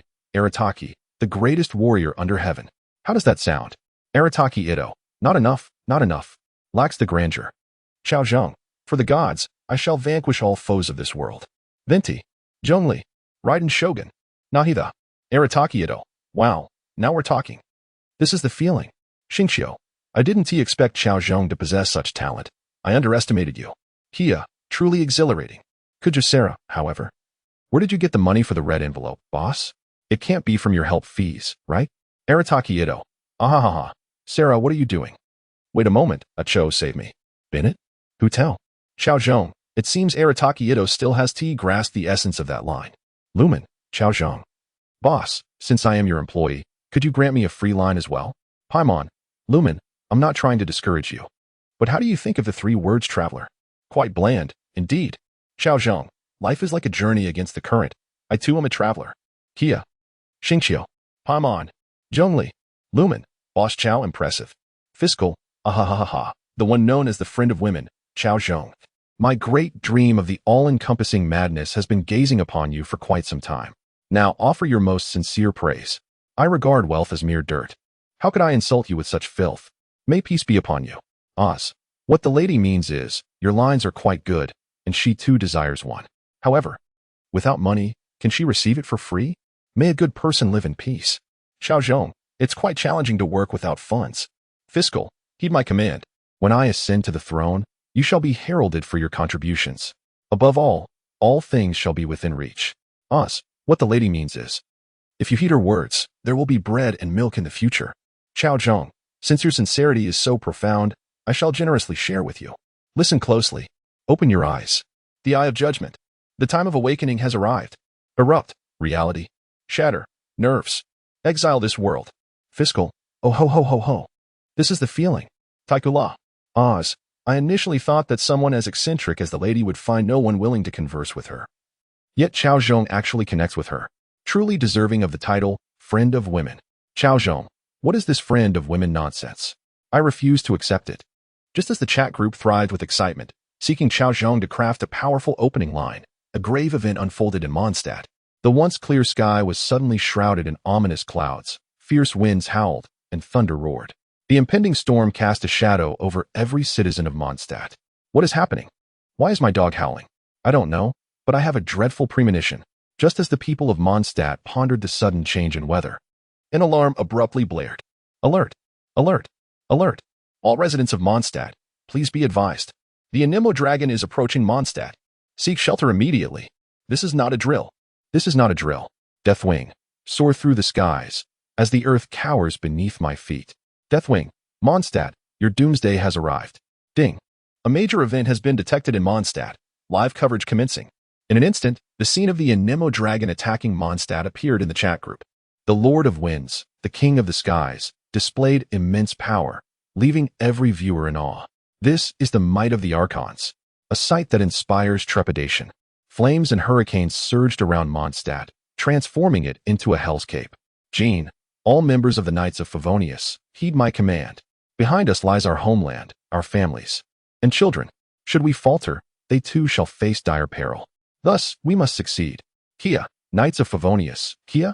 Amber, Knights of Favonius, Amber. Eula, Knights of Favonius, Eula. Lynn, I am a squire of the Knights of Favonius. All members of the Knights of Favonius, for Mondstadt. In that fleeting moment, all the people of Mondstadt huddled together. The citizens of other nations watching the video were also moved by the people of Mondstadt. Ningguang, the mountains and rivers may differ, yet the sun and moon share the same sky. Go, Mondstadt. Kaching, the mountains and rivers may differ, yet the sun and moon share the same sky. Go, Mondstadt. Hu Tao, the mountains and rivers may differ, yet the sun and moon share the same sky. Go, Mondstadt. Kamisato Ayaka, the mountains and rivers may differ, yet the sun and moon share the same sky. Go, Mondstadt. Toma, the mountains and rivers may differ, yet the sun and moon share the same sky. Go, Mondstadt. Kale, the mountains and rivers may differ, yet the sun and moon share the same sky. Go, Mondstadt. Nearly all of Tivat's populace, the mountains and rivers may differ, yet the sun and moon share the same sky. Go, Mondstadt. Under Jean's command, waves of Knights of Favonius tirelessly thwarted the advance of Andreas. Meanwhile, on the other side, a medical team led by Barbara also engaged in battle, continuously transporting the injured and innocent civilians to safety. Lady, is this the Knights of Mondstadt? Or are they as useless as ever? If you agree to hand over Vinny to the Fatui, we might consider assisting you. Barbara, nonsense. Even if the Anemo Archon perishes, he shall never be given to you. Vinny, huh? Jean, indeed, you Fatui have long plotted your arrival in Mondstadt. Once this matter is settled, you shall be expelled from Mondstadt, never to return. Lady, oh dear, even at this point, you still refuse to yield. The Knights of Favonius are on the brink of annihilation. Jean, although the lady's words sting, they hold a grain of truth. After the Abyss Order's modifications, Andreas has become more formidable than ever. The influence of abyssal power, coupled with the fury of battle, has ignited its sanity, driving it into madness. The current Andreas resembles a flying war machine. Wherever it goes, despair follows.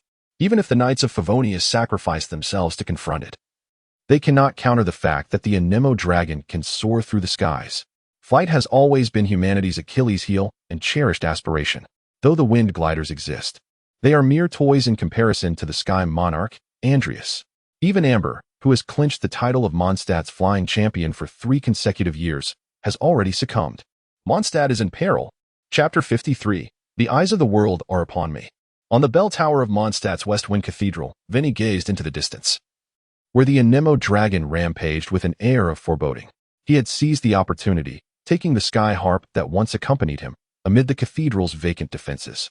However, as he prepared to engage in battle, he was struck by the realization that the Anemo dragon had grown immensely more formidable than in times past. A thick shroud of darkness encircled it, permeating the atmosphere with silence, destruction, and death. Then he recognized this as a manifestation of abyssal power, a force that even he, the Anemo Archon, felt insufficiently confident to confront. Despite his status as a god, Vinny was not among the mightiest of the 7. The Geo Archon Zhongli and the Raiden Shogun of Inazuma possessed strengths that far surpassed his own. Although the Anemo dragon had once been his ally, it had endured the tumult of divine conflict and emerged as a demon of considerable power. Its might, though perhaps slightly inferior to Vinti's, was not to be underestimated. Now, corrupted by the abyss, the dragon appeared more daunting than ever. Thus, Vinny knew he must proceed with caution, seeking the creature's weakness to deliver a decisive blow.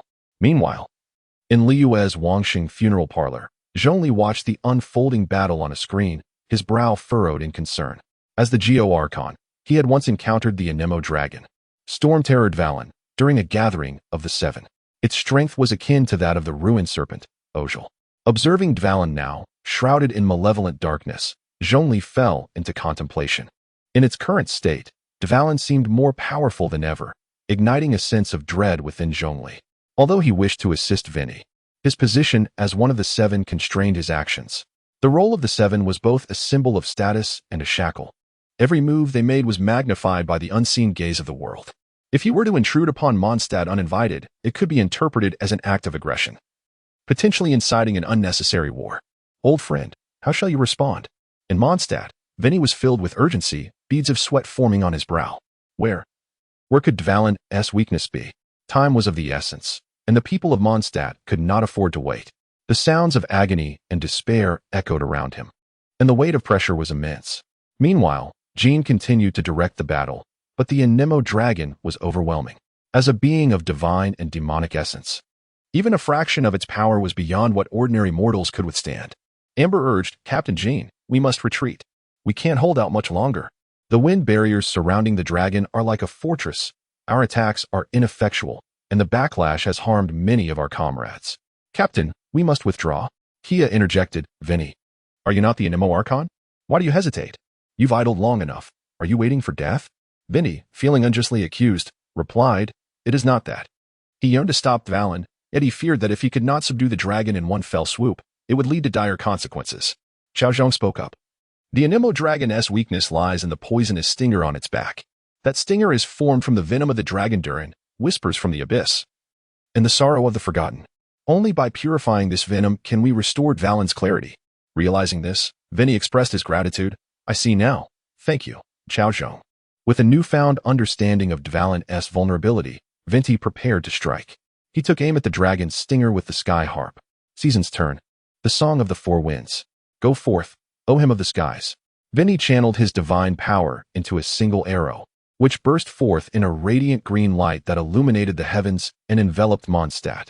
The arrow, a dazzling spectacle, ignited hope within the hearts of the people. Their Archon had taken action. Yet, just as victory seemed assured, calamity struck. The Anemo dragon erupted in fury, unleashing a vortex of wind that collided with Vinny's arrow. It shattered. Vinny's heart sank in disbelief. When had Dvalin become so powerful? The flickers of hope in the eyes of the onlookers dimmed as they realized even their deity could be thwarted. Was there truly no hope? In Liyue, Zhongli stood abruptly, recognizing that while Vinny's power paled in comparison to his own, it would still require considerable strength to counter such a formidable force. The situation was not to be taken lightly. Could it be? Zhongli pondered, gazing at the deepening shadows enveloping Dvalin. The abyss, perhaps, was to blame. Cao Zhong, who had anticipated returning home, now understood that his presence might have altered the course of events. The Abyss Order had evidently transformed Dvalin into a far more potent adversary. Observing the bleeding citizens of Mondstadt, Cao Zhong could no longer remain idle. While war could indeed foster growth, it should not come at the cost of senseless sacrifice. He approached Jean from behind and placed a hand on her shoulder. Let me go. Jean met his gaze, recognizing the determination in his eyes. She understood that beneath his carefree demeanor lay a man willing to rise to the occasion in times of crisis. In that moment, an unusual feeling blossomed within her heart. Return safely. Cao Zhong's fingers brushed gently against Jean's cheek. When I return, I expect no more quarrels. A flush crept onto Jean's face, for she understood his implications. Even in such dire circumstances, he remained ever so charming. Knights of the West Wind, fall back. Retreat. Jean commanded. Kia protested. Captain, we can still hold on. Just a little longer. Eula added, Jean Gunhilder, do you realize what you're saying? Behind us lies Mondstadt. If we retreat today, where will we go tomorrow? To Liyue? There will be no retreat left. A lady interjected, oh dear, is it time to concede? Just say the word, and we, the Fatui, will lend you our assistance. Amber exclaimed, Captain. Barbara chimed in, Sister. Retreat.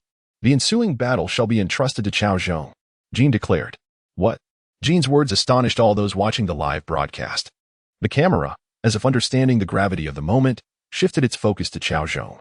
At that instant, the world's gaze converged upon you, Cao Zhong. Chapter 54 unveils a descending palm technique. Flames. Fear. Wails. Blood. The loom of fate spins, weaving a tapestry of earthly purgatory. Within this inferno, some rise in defiance. Others succumb to despair, while some, driven by the instinct for survival, flee in terror. Yet, there exists a courageous group undeterred by bloodshed or sacrifice, who swim against the current. At this moment, Cao Zhong stands as the solitary valiant amidst the tumult. Kaya, Cao Zhong, have you lost your mind? The wind demon dragon is a deity, not something you can confront. Run. Bin it. Cao Zhong, brother, don't act recklessly. We have your back. Eula, Cao Zhong, you scoundrel. What are you doing? Come back. I'll forget our grudges if you return. Wendy, Cao Zhong, brother, I call you brother. Stay put. I'll be there shortly. Xingxiu, I can't believe this. I'm going to cry. Hu Tao, Wu, I never expected you lot, who usually wish for his demise, to suddenly care so much. Truly. I'm moved. Kamisato Ayaka, Wu, Mr. Cao Zhong. Kamisato Ayado, sister, enough. He can only be cared for this once. Cao Zhong, however, does not waver in his resolve due to the concern of his friends. Instead, his steps quicken, racing towards the rampaging wind demon dragon. Each stride he takes is imbued with unwavering determination. With a flick of his wrist, a golden card materializes in his hand, radiating a resplendent glow. This is the Divine General card, a reward from his daily idol system, and the one he possesses is Divine General Lu Bu. With a gentle squeeze, the golden Divine General card shatters. Fragments imbued with boundless divine might envelop Cao Zhong as he charges forward. In that moment, he undergoes a magnificent transformation. Adorned with a purple gold crown, golden bells gently quivering, draped in purple gold battle robes that shimmer like divine silk, he becomes a vision of celestial majesty. His every movement is like lightning, as if plucking stars from the sky. The Fang Tian Hua Ji appears in his grasp, instilling fear in the hearts of demons. Xingxiu, Cao Zhong has changed. Kaya, by the gods, how powerful. Ye Miko, what an aura. Dvalin, this is truly igniting. It appears as though Cao Zhong is prepared for a genuine confrontation. Hu Tao, Cao Zhong is unexpectedly strong. My legs are trembling. Zhongli, help me up. Zhongli, this is indeed surprising. Wendy, Cao Zhong, I knew you could do it. Hidden in the depths of the abyss, Kong gazes at the video of Cao Zhong. His expression one of disbelief. Mondstadt, how could such a formidable being exist? The Fat Shui are equally taken aback. The lady trembles, her voice laced with fear. Impossible. How can Mondstadt harbor such immense power? At this moment, Cao Zhong emanates a breathtaking divine might, overwhelming the universe, sweeping across all of Mondstadt. Countless monsters, under the influence of this power, cannot help but kneel. Hilichurls faint, while the Hilichurl king trembles. Slimes collapse, and the dandelion knight hides underground. Andreas, the wolf of the north, is drenched in cold sweat. So powerful, the deranged wind demon dragon is irresistibly drawn to Cao Zhong's immense divine force. Madness flickering in its eyes. At this moment, the standoff between man and dragon seems to freeze time itself. The scene is suspended, capturing the war of mortals against deities. The clash of light and darkness, the collision of life and death. Mortal, do you dare to gaze upon me? The wind demon dragon, Dvalin, unleashes a thunderous roar that shakes the very sky. Cao Zhong grins, wielding the Fang Tian Hua Ji, igniting sparks as he hurtles toward the dragon. With the strength of 1,000 soldiers, seizing victory is but a trifling task. Both parties rush towards each other, meeting in a fierce confrontation. The wind demon dragon flaps its wings, conjuring a tempest that violently lashes out at Cao Zhong, erecting walls of wind to thwart his advance. Yet, Cao Zhong remains undeterred. Brandishing the Fang Tian Hua Ji as he leaps high into the air, surpassing the dragon's height, targeting the poisonous spikes on the wind demon dragon. He swings the Fang Tian Hua Ji with tremendous force. Behold my divine might, impervious to all. This strike, suffused with boundless power, disregards Dvalin's defenses, effortlessly uprooting the poisonous spikes from its back. The dragon emits a heart-wrenching wail, as if struck in its very core, the pain overwhelming. Frightened and desperate, the wind demon dragon attempts to flee, but Cao Zhong will not grant it the chance for a comeback. With a delicate touch of his toes, he channels immense force, nearly slamming the dragon into the ground. The dragon struggles to stabilize itself, yearning to escape, yet Cao Zhong, utilizing the rebound, soars into the heavens. Joining his hands in prayer, a massive Buddha materializes behind him, followed by a celestial descent akin to a shooting star. The onlookers in the chat are left in astonishment. Paimon, wow, what is this? So terrifying. Dvalin, this power is beyond challenge. I am utterly weak. How infuriating. Scaramouche. Indeed, this is the divine power I have always sought. Xingqiu. In the records of our ancient Huahua sect, there exists a technique known as the descending palm technique, the long-lost Relay Palm. Bennett Relay Palm. Just the name sounds impressive and fearsome. Hu Tao. I want to learn it. Meanwhile, Cao Zhong descends from the heavens, his entire being enveloped in blazing armor. Slowly extending his right hand toward the wind demon dragon. A mournful roar escapes the dragon as it is slammed to the ground, lying lifeless within a colossal palm print. I surrender, please stop. The wind demon dragon wails. Cao Zhong retracts his hand gracefully, landing softly. In the outskirts of Mondstadt, the wind demon dragon lies weakly on the ground, gazing at the mysterious man before it. What was that technique? It asks weakly. What's the matter? Do you wish to learn? I can teach you. Cao Zhong responds nonchalantly, adjusting his tattered garments. However, at that moment, an unforeseen event occurs. The wind demon dragon lashes out with its claws, aiming a lethal strike at Cao Zhong. The glinting claws evoke dread. Jin, Cao Zhong, be careful. Eula, Cao Zhong, dodge. Windy, wings of death, no. Hu Tao, shameful. Kong, to show mercy to others is to be cruel to oneself. Cao Zhong remains unperturbed, countering with another palm strike. The tremendous force causes the feathers of the wind demon dragon to be shaken loose, creating an imprint of 5 fingers upon the mountains behind it. Xingqiu, how powerful. Hu Tao, I will never mock Cao Zhong again. My joy has vanished. Windy, Cao Zhong, you are my deity. Kaya, Windy, if it comes to it. Let us bestow the Anemo Archon upon Cao Zhong. After all, you never handle your duties. Dialek, I concur. Barbara, I second that. Amber, I second that. At this moment, although the wind demon dragon remains ensnared in layers of thin, eerie aura, its gaze has regained a glimmer of clarity. It beholds the destruction of its own village, towns, and the innocent people of Mondstadt. Valen is engulfed in profound sorrow. What have I done? What have I truly done? Hu Tao, the wind demon dragon appears to be in dire straits. Windy, this is bad. Valen is about to revert to madness. Lumen, Cao Zhong, I possess purification abilities. Wait for me. Jin, there is no time. The hellish scene in Mondstadt deeply pierced Tulin's nerves, plunging him into an abyss of endless self-reproach. The encroaching power of the abyss incessantly eroded his will, seeking to reawaken his cursed form. Cao Zhong furrowed his brow and swiftly delivered a powerful blow. With a thud, the Anemo dragon collapsed, unconscious. Windy, how terrifying. So frightening. Paimon, that's utterly brutal. Kuching, I never anticipated Mr. Cao Zhong's prowess. Let's be friends after this. Nilo, Mr. Cao Zhong is so charming, so full of boyfriend energy. I adore him. Dinazade, Nilo, wake up. Mr. Cao Zhong is a notorious scoundrel. Nilo, I know. But he truly is so handsome. Kia, alas, yet another innocent maiden has fallen. Meanwhile, Cao Zhong gazed at the unconscious Tulin, his expression remaining tense. The abyssal aura surrounding Tulin was still potent, continuously gnawing at his intellect.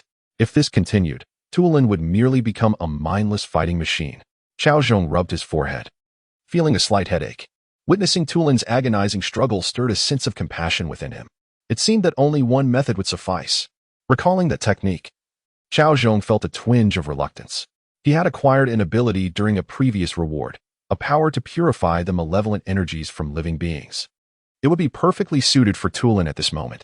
However, this ability came with specific conditions and could inflict severe after effects on the target. Enough of this hesitation. I cannot bear to watch Tulin suffer. Cao Zhong resolved, extending his hands, his slender, fair palms shimmering with a kaleidoscope of radiant light. Barbara, what is this? Ye Miko, such pure energy. Windy, Cao Zhong, the Anemo Archon blesses you. Kia, woe is me. Who understands the plight of my family? I once naively thought my 2 good brothers were great, only to realize they were mere pretenders while I was the true fool. Bennett, oh, who understands the plight of my family? Kia is at least a cavalry captain, and I am nothing. As Cao Zhong placed the vibrant, sacred light upon the Anemo dragon's head, he murmured incantations. Fear not, Anemo dragon, the villains have been vanquished. Instantly, the entirety of the Anemo dragon radiated a spectrum of colors. Under the purification of the sacred light, tendrils of dark energy were gradually expelled from Tulin's form. This process persisted for approximately half a minute before concluding gently. Now, the Anemo dragon had shed its former ferocity. Its size diminished significantly until it resembled a small puppy. Cutely bewildered, especially with its large, sparkling eyes blinking incessantly. Thank you. A high-pitched voice emanated from Tulin. Cao Zhong slapped his forehead, recognizing the aftereffects. Indeed, Nan Gong Wenya, whoever touches becomes foolish. At this moment, the people of Mondstadt had gathered. Not only was Cao Zhong stunned by the adorable Tulin, but even the crowd was bewildered. Was this truly the same Anemo dragon that had wreaked havoc upon Mondstadt? Wendy, gazing at the cute little Tulin, exclaimed, "Where is my formidable Tulin? The one of great size?" Instinctively reaching out, she attempted to embrace the small, adorable creature, only for the little Tulin to swat her hand away with disdain. "Barbados, you idle fellow, do not touch me," Tulin proclaimed with a cute yet fierce expression. "Ah?" Wendy awkwardly scratched her nose. This little dragon, despite its reduced size, still possessed an unappealing temperament. "Wow, how adorable!" Amber exclaimed, excitedly cradling the little Tulin, her face brimming with joy. Soon, several girls encircled them, eagerly vying to hold the small creature. Observing Tulin's delighted demeanor, even Cao Zhong felt a tinge of envy. Sigh. I have never even touched their slimes. Clearly, this little dragon is quite the charmer. Hu Tao. Wow, Tulin was so cute as a child. I wish to pinch those cheeks. Clee, where is it? Where is it? Let me see. Indeed, women possess an innate inability to resist adorable creatures. However, Jean regarded Tulin with a complex gaze, her emotions tangled. This very little fellow had nearly brought Mondstadt to ruin. Yet it was also this same creature that spared them from the threat of the toxic dragon, Durin. Now, the dilemma of how to handle Tulin presented itself. Cao Zhong disowned Jean's inner turmoil. After all, how does one reconcile feelings towards someone who embodies both benefactor and adversary? Yet, Tulin's transformation stemmed from a desire to protect Mondstadt, compounded by the people's amnesia and the Abyss Order's influence, which had led to his loss of reason. Now, under Cao Zhong's influence, Tulin not only regained clarity, but even reverted to his juvenile form. The potential for growth was immense. All is well now, Cao Zhong comforted. Wrapping an arm around Jean's shoulders, Jean instinctively thought to reject his proximity, especially with Barbara, Amber, and Eula present, although they had just fought side by side. They were adversaries in another arena. However, recalling Cao Zhong's solitary confrontation with the Anemo dragon, where failure meant dire consequences, Jean's heart softened. Very well. Let him indulge this once. Meanwhile, Barbara, Amber, and Eula, while playfully engaging with the small dragon, had their gazes fixed on Cao Zhong and Jean. The once content little Tulin suddenly felt an increase in pressure around his neck. Wait, I can't breathe. Help, help, someone save me. Barbara, Amber, and Eula exchanged glances, sparks flying between them. Humph. However, they merely huffed and refrained from intervening, seeing it as a reward for Cao Zhong's valor that day. If there's a next time, we shall not hesitate to put him in his place. But first, they continued their playful teasing of the small dragon. You little rascal, I poke. I poke. I poke again. Soon, Tulin was utterly bewildered. Who am I? Where am I? What am I doing? Nearby, Kia, Wendy, and Bennett huddled together, their expressions serious. Do you sense that? I do. The smell of gunpowder is palpable. Should we retreat? Of course, we must. To remain is to invite disaster. The war of women is far too fearsome. We would rather face the Archons.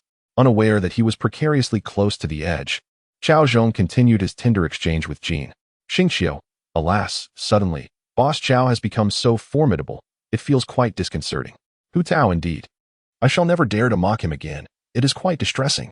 Yamiko, indeed, one might provoke his ire and find oneself in Inazuma. Facing dire consequences, what a terrifying thought. Could you, Sarah, what? Kamisato Ayato. Lady Ye, are you implying that you find this exhilarating? Ye Miko, oh, have I been discovered? Oh. Haha. Kamisato Ayaka.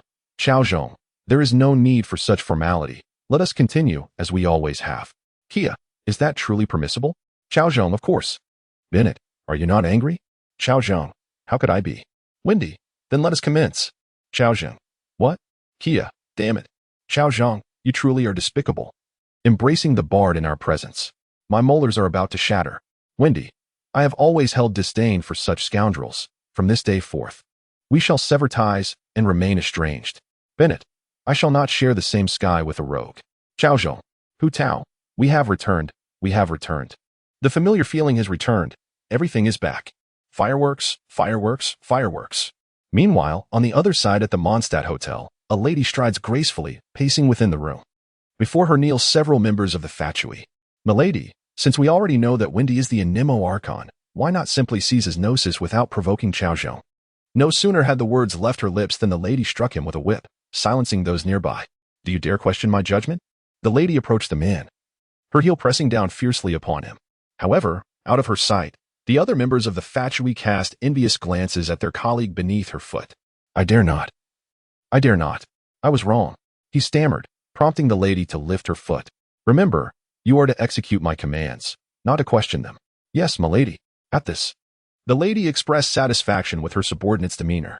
The gnosis is undoubtedly significant, but should we manage to draw Cao Zhong into our ranks, our strength would ascend to new heights. At that point, what could hinder Her Majesty's grand ambitions? Milady, your wisdom and prowess are unparalleled. Chapter 57. Is it open if it's not closed? The wind dragon has been subdued, yet the dilemma of how to manage it perplexes everyone. After all, none of those present possess experience in dragon rearing.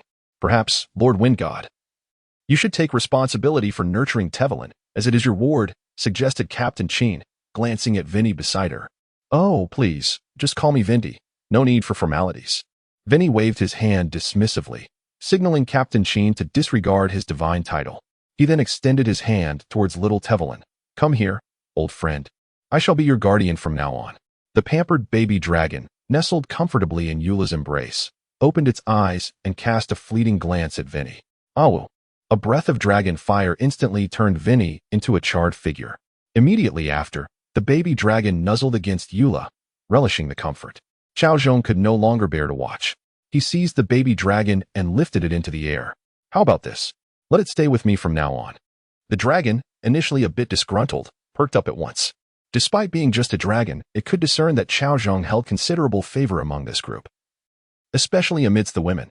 With this thought, the baby dragon felt hopeful for the days ahead, no longer fearing the hunger it endured while with Vinty. It affectionately rubbed its face against Cao Zhong's. Observing that Tevelin showed no signs of resistance, Cao Zhong produced a red and white pokeball, a trophy from his previous leisurely escapades. Everyone turned their gaze to the extraordinary sphere in Cao Zhong's hand, astonished. Each of them, being far from ordinary, recognized the ball's uniqueness at a glance. It seemed to contain a miniature world, reminiscent of the outdoor illusion techniques employed by the adept of Liyue. Vinny regarded it with a hint of wonder. Truly, as one of the 7 gods, even a carefree, inebriated deity has some knowledge. The baby dragon's eyes sparkled upon seeing the pokeball, drawn irresistibly to the rich elemental energy within, even more so than the one it was currently held in. Come inside, Tevelin.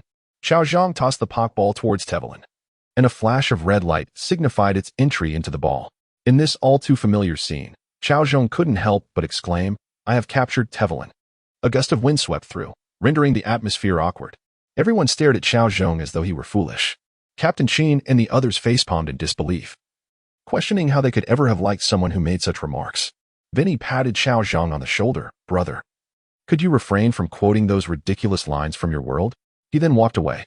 Kia approached and patted Cao Zhong's shoulder as well. How is this any different from defecating in public? He too soon left. Bennett came over next. I suggest you remain silent. I might just lose my temper. Some individuals may be alive, but in that moment, Cao Zhong felt dead inside. As Bennett listened to him, he recoiled. No, I just wanted to say, I'm so awkward I could carve a 3-bedroom apartment with my toes. With that, he dashed away. You all are too much. You have no childhood left. Clearly, you were all prepared with materials and raised directly. Vinty and the others did not grasp the joke Cao Zhong made, but burst into hearty laughter. Captain Chin resumed her busy work. Whether it was tallying casualties post-disaster, assessing property losses, or overseeing reconstruction efforts, she needed to be hands-on. As she reviewed the reports sent by her subordinates, the weight of her worries began to lift. Despite the immense losses incurred by Mondstadt due to the Wind Dragon, thanks to the valiant efforts of the Knights of Favonius and Cao Zhong's timely intervention, there had been no significant loss of life, a matter worthy of celebration for Mondstadt. After all, houses can be rebuilt, crops can be replanted, but once a life is lost, it is truly gone forever. Thank goodness for Cao Zhong. Thinking of that man filled China's heart with pride. Cao Zhong, thank you so much. If it weren't for you, Mondstadt would have truly been in danger. Cao Zhong replied, I have long maintained that my slight involvement is the pinnacle of this world's capabilities. As I've said before, back then, I stood with my hands in my pockets, oblivious to what a true opponent was. Hu Tao, so arrogant. Nilu, he is so arrogant. I adore it. Kia, damn it. He is so full of himself. Vinty, Chin, why didn't you mention me? Was I not involved? I fought alongside Cao Zhong. Chin? Barbara, this is hilarious. Chin, Vinty, I initially wanted to spare you embarrassment, but since you seem indifferent, I shall assist you in maintaining your dignity. Venti, wait a moment, I was wrong. Cao Zhong, let us have some fun. Arataki Ito, to be fair, if I were as strong as Cao, I would have already gone and taken down the Kujos. Kujusera? Kujusera, send the order down. Inazuma will enforce a 3-day crackdown, primarily targeting the ruffians of the Arataki gang. Arataki Ito, Kujusera. Are you incapable of playing along? Kuki Shinobu. Boss, let us tone it down a bit. Xingqiu, though Ito's intelligence is questionable, he does have a point. Cao has been too low-key in the past. Suddenly becoming so powerful is somewhat disconcerting. Lumen, exactly, I've never seen him train. Suddenly, he is this formidable. I can't help but wonder if he has been cheating. Cao Zhong, defamation. You're slandering me. I demand to see my lawyer. I want to see Yin Fei. Hu Tao. You seem a bit too agitated. You're not seriously cheating, are you? Cao Zhong, what kind of talk is that? Just because it's not closed doesn't mean it's opened. As the Wind Dragon incident faded into the past, under Captain Qin's leadership, Mondstadt began its reconstruction efforts in an orderly manner. One day, the chat group buzzed with activity once more. Ningguang, out of humanitarian concerns, Li Yue has decided to provide Mondstadt with 50 million more in material assistance, all of which will be transported by the Feiyin Commerce Guild. Qin, Ningguang. On behalf of the people of Mondstadt, I thank the citizens of Li Yue for their support. May the friendship between our two nations endure forever. Kia, great job, Ningguang. Venti, Li Yue people rock. Xingqiu, friends of Mondstadt. Rest assured that our Feiyin Commerce Guild will not betray your trust and will deliver the supplies to you as swiftly as possible. Amber, Wah, I'm moved. Bennett, tears are welling up. Friends from Li Yue, remember to visit Mondstadt. Hu Tao. Actually, we at the Wangxing Funeral Parlor donated quite a bit too, but the Millilith refused to accept it, which is truly outrageous. It's not much, but it's our heartfelt contribution. Zhongli, Director. Perhaps we should refrain from discussing this in the group. I fear the Mondstadt friends might scold you. The somewhat oblivious citizens of Mondstadt. Zhongli, how could that be? We are grateful to our friends for their assistance. Although we are unaware of what Hu Tao donated, we are still very thankful. What a kind-hearted girl. Hu Tao, really? You see, I originally donated a cartload of paper money, a cartload of wreaths, and several fine coffins. Unfortunately, the Millilith refused to accept them, but if given the chance, I would donate them to you, the somewhat oblivious citizens of Mondstadt. Hu Tao, Yu Qin, enough.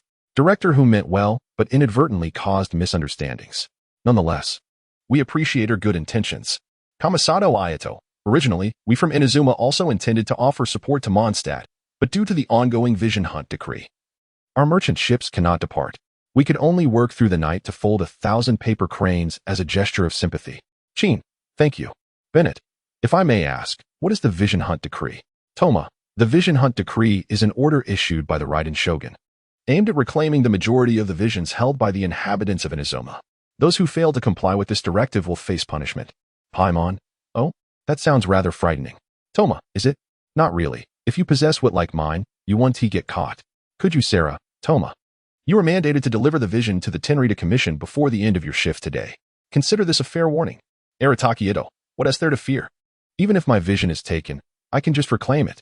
What can Kuju Tengu do to me? I am untouchable. Could you, Sarah? So, you are quite brave then? Arataki Ito, what a joke. I am exceedingly brave. Kuki Shinobu, boss, could you please refrain from speaking? Arataki Ito, what is there to fear? I took it back by my own ability. Let her try to take it from me. Yemiko, exactly. Let us fight her. Zhao, Brother Duzi's performance has always been stable. Lumen, it seems the people of Inazuma are rather dissatisfied with the Vision Hunt decree. Kitahara Kazuya, the Vision Hunt decree is a grave mistake. Kuju Sarah, how dare you speak so boldly against the orders of the Almighty Raiden? Yemiko, Kuju is quite intimidating. It terrifies me. Vinny, woe is me. Kia, Vinny, what is wrong? Speak to me. Vinny, I don't know why, but seeing the name Kitahara Kazuya fills me with a sense of oppression. Zhao, Vinti, do you feel as though your fortune has been stolen? Vinti, Zhao.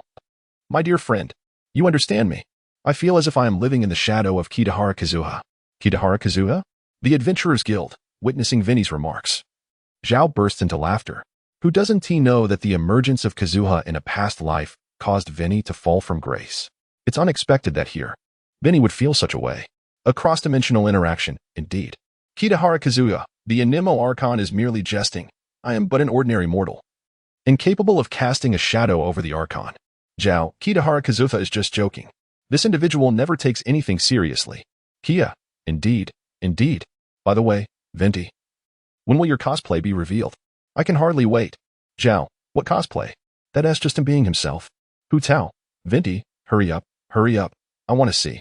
Venti, As Venti sees the constant requests for him to don a professional outfit, he feels a surge of internal conflict. That outfit is far too embarrassing. How can I wear it? I wonder who designed it. Clearly, it was someone with questionable taste.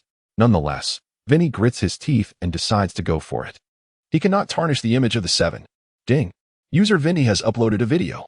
Meanwhile, countless inhabitants of Tivat click on Venti's video. After all, many have never seen the visage of a deity in their lifetime. Everyone yearns to catch a glimpse of the divine. Such a loss, an immense loss. When the viewers witness Venti's revealing attire and alluring figure, astonished gasps erupt. In truth, everyone merely wishes to see what a deity looks like. They are not particularly concerned with the Anemo outfit, it's all in good fun. However, when Venti appears clad in the professional garb in the video, everyone's hearts skip a beat. Oh no, it feels like love. Venti, it has only just struck me today how incredibly stunning you are. Hu Tao, Venti. Is that truly you? You look absolutely magnificent. Amber, even as a girl, I find you to be so beautiful. Zhao, Venti, you are so alluring. I adore you. Venti, what nonsense are you spouting? Withdraw your statements.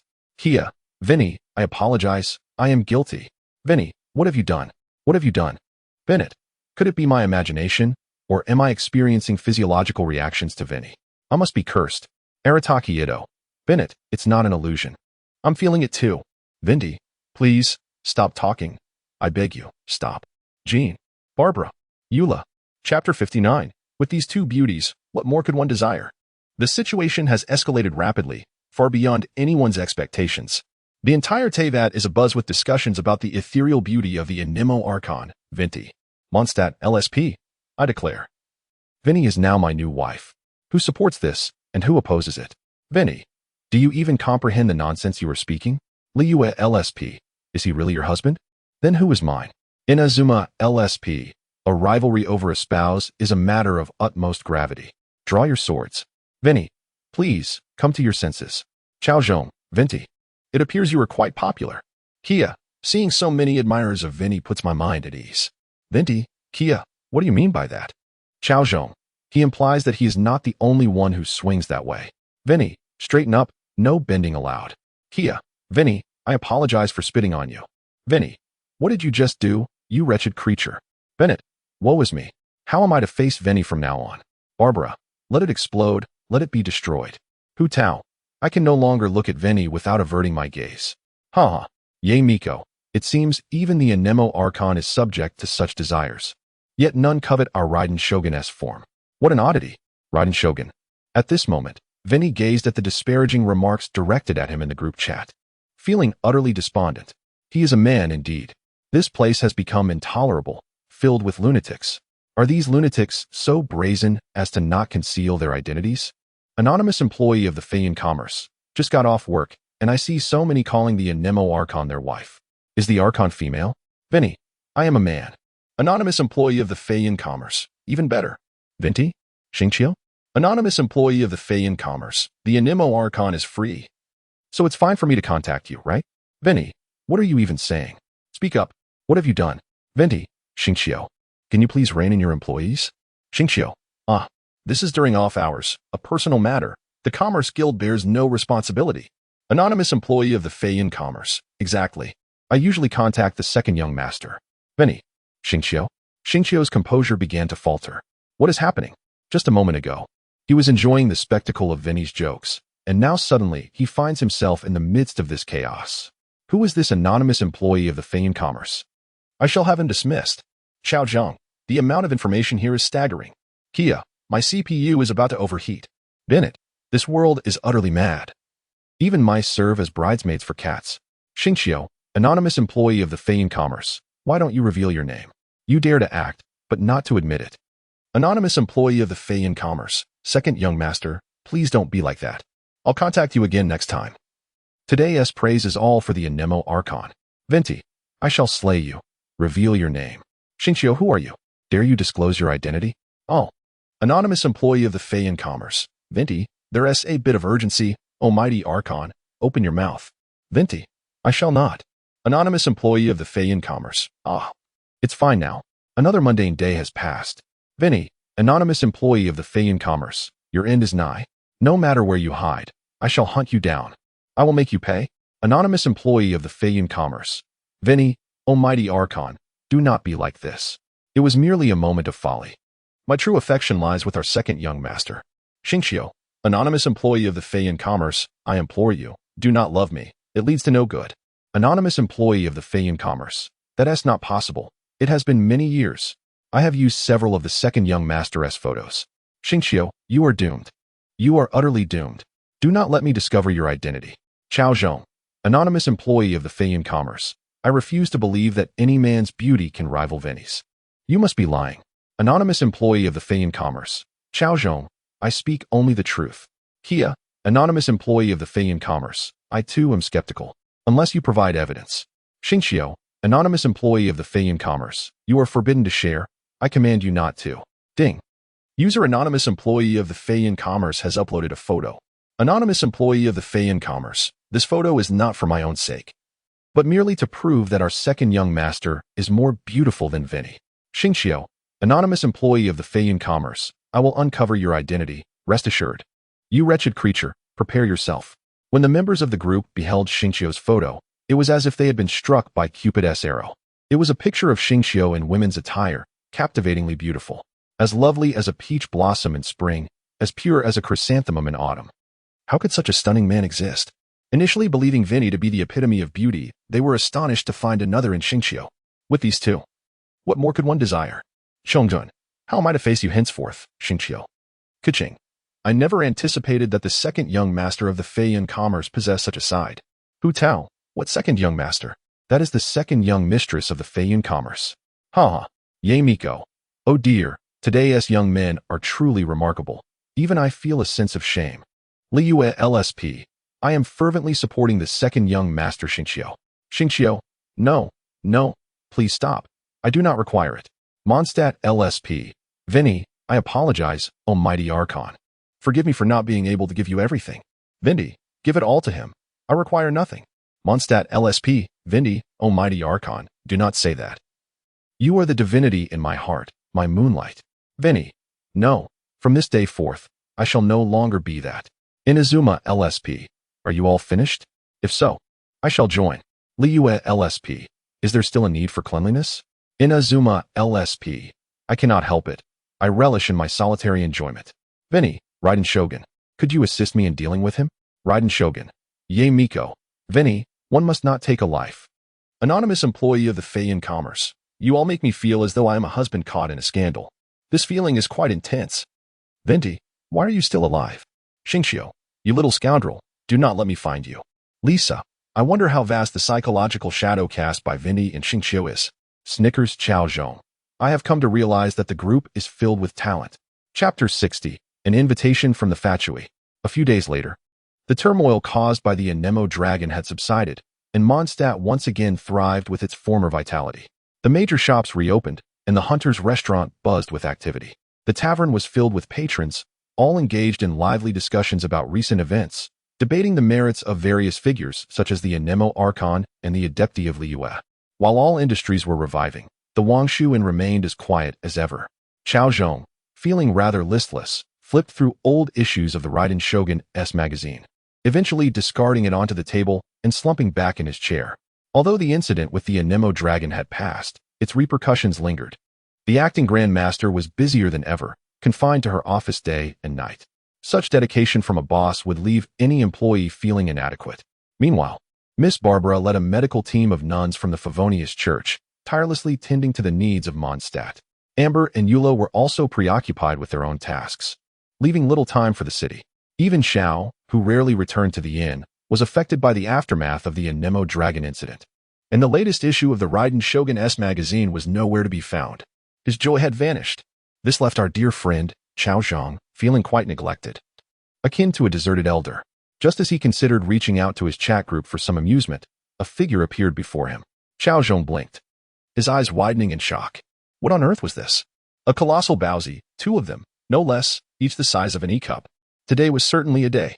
He inhaled sharply, trying to steady himself. Looking up, he beheld the formidable presence of none other than Miss Rosalind Krzyzka Lofat, the eighth harbinger of the Fatui. Despite her haughty demeanor, Cao Zhong found her rather appealing. After all, who could resist the allure of a mature, confident woman? But her arrogance was undeniable. Yet, she possessed the strength to back it up, rivaling even the likes of Rosaria in her prime. With a smile, Cao Zhong inquired about her visit to his humble establishment. She raised a slender finger towards him, exhaling with a hint of allure. Of course it's for you. One could hardly deny that a woman of her stature possessed a captivating charm far beyond that of a youthful girl. Me? I'm an artist, not a courtesan, he exclaimed, feigning surprise. You understand what I mean. Join the Fatui and embrace the glorious evolution. Together, let us suffocate for our dreams. Her gaze was intense, bordering on manic. Spare me the grandiose visions. I prefer practicality. Cao Zhong replied, amused by her fervor. It was clear that she had a knack for persuasion, a skill befitting a leader of such a grand organization. Unfortunately for her, she had encountered Cao Zhong, a man well versed in the art of deception. At present, he sought only to relax and perhaps indulge in romance. You seem to lack ambition, she remarked, scrutinizing him with mild disappointment. As their conversation continued, Cao Zhong was unexpectedly approached by Ether and Paimon, who were intent on seeking information regarding the deity that had abducted Ether's brother. Despite his initial apprehension, he recognized that their intentions were genuine. Have you considered utilizing the chat group to locate your brother? He casually suggested. With a mix of surprise and embarrassment, Ether admitted. I suppose we have been a bit preoccupied with other matters. Paimon chimed in, pointing at Ether. I bet you're just thinking about food. Not true. You are the one always eating. Ether retorted, her frustration evident. Cao Zhong sighed, reflecting on how these two had managed to journey to Sumeru. He decided to assist them, typing a message in the chat group. Wendy, are you there? Good news. The Wangxing Funeral Parlor is having a half-price sale, but limited spots are available. Hurry and grab your chance. Hu Tao's exuberant message interrupted. Cao Zhong raised an eyebrow. Hu Tao, you seem quite busy with advertisements lately.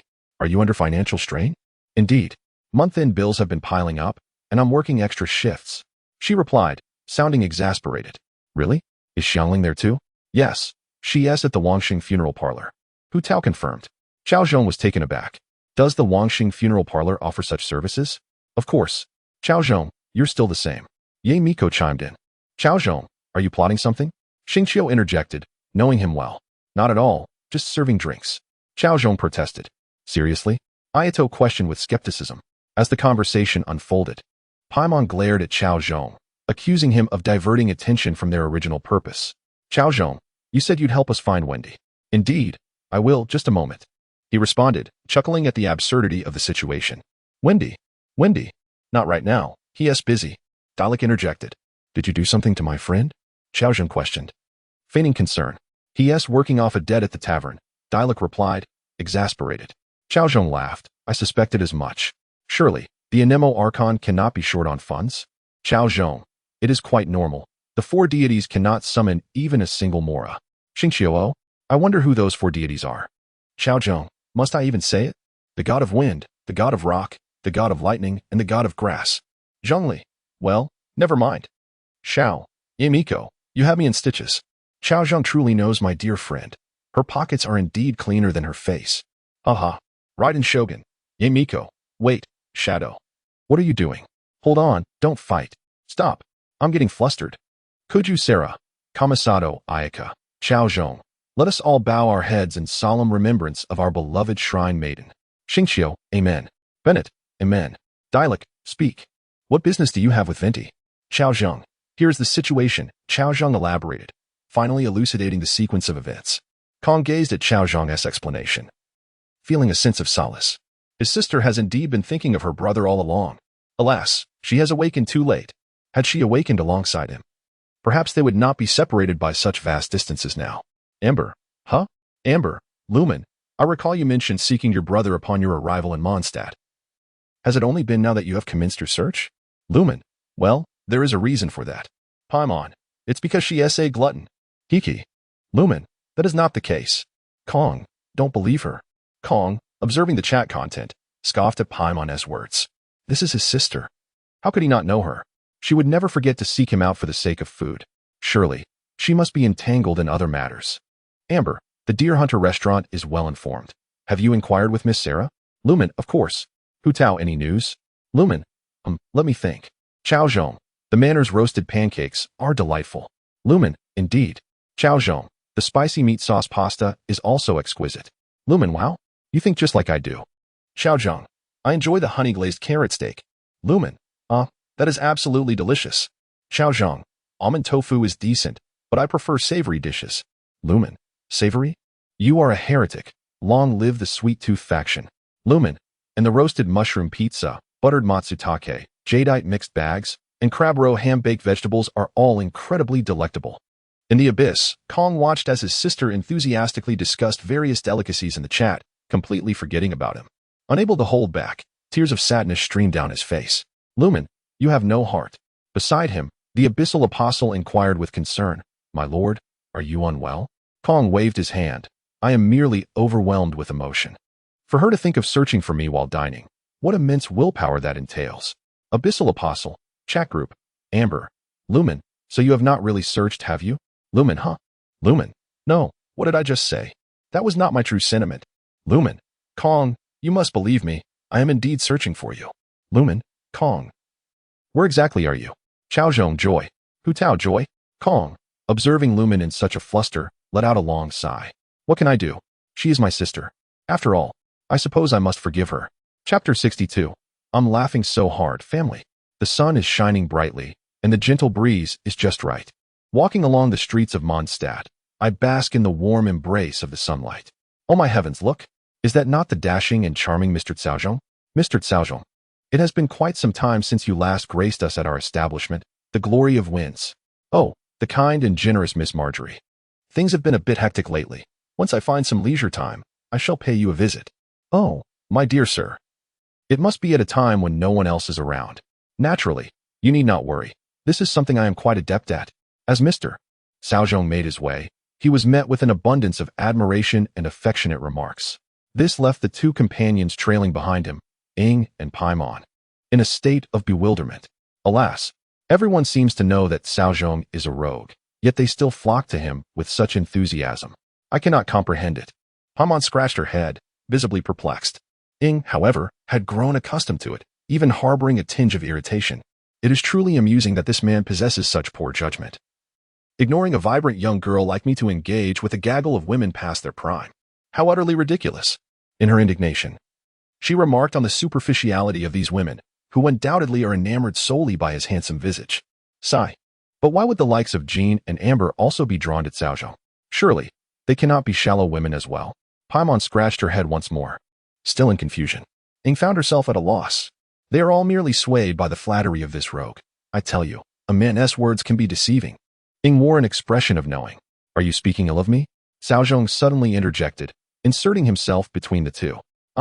Paimon squealed, startled by his sudden appearance. She flailed in midair like a drowning swimmer, desperately trying to ascend, to no avail. Fortunately, Cao Zhong was quick to rescue her, lifting her by her little cape. Hey, you big rogue, you nearly scared me to death. Paimon exclaimed, her heart racing, before glaring at Cao Zhong. Upon hearing the words big rogue, Cao Zhong's expression darkened. How many times must I tell you not to call me that? I am not a rogue. Speak carelessly again, and I shall turn you into a Paimon skewer. I have said it countless times. I am not food. Paimon retorted angrily. Besides, you are indeed a big rogue, she declared, her expression one of certainty. I am not a rogue. I merely wish to provide a home for all the girls in the world. Cao Zhong spread his hands, feigning helplessness. Ing and Paimon gazed at him in shock. How can such a shameless person exist in this world? Truly brazen. The trio continued their playful banter, finding amusement in their antics. By the time they arrived at the Angel's Share, the sky had begun to darken. One by one, patrons entered the tavern. Cao Zhong noticed that the sign barring him and dogs from entry had been removed. It seemed he had finally earned a reputation as a hero in Mondstadt. It would be unjust to continue such treatment towards him. Perhaps Dialect truly knows how to treat people well. Cao Zhong felt a sense of satisfaction. Upon entering the Angel's Share, a familiar voice welcomed him. Welcome. Cao Zhong focused and exclaimed, Oh, is that not my dear friend Veni? Veni, upon recognizing Cao Zhong, adopted a jubilant expression. At last, my friend has arrived. If you had delayed any longer, you would have missed me. Veni feigned tears, leaving Ing and Paimon bewildered. Why would the Anemo Archon weep so sorrowfully? Is it a distortion of humanity or a decline in morals? Why, Dialek, he is not human. Vinny lamented, covering his mouth, as though mourning a scorned lover. What has Dialek done to you? What could he possibly have done? Cao Zhong was alarmed, sensing a thrilling opportunity. He has made me work 7 days a week for 50 years. This is tantamount to a death sentence. It surpasses even my 3,000 years as the Anemo Archon. Vinny sobbed. Really? Is that all? Cao Zhong shook his head, strolling to the bar and taking a seat. What would you like to drink, sir?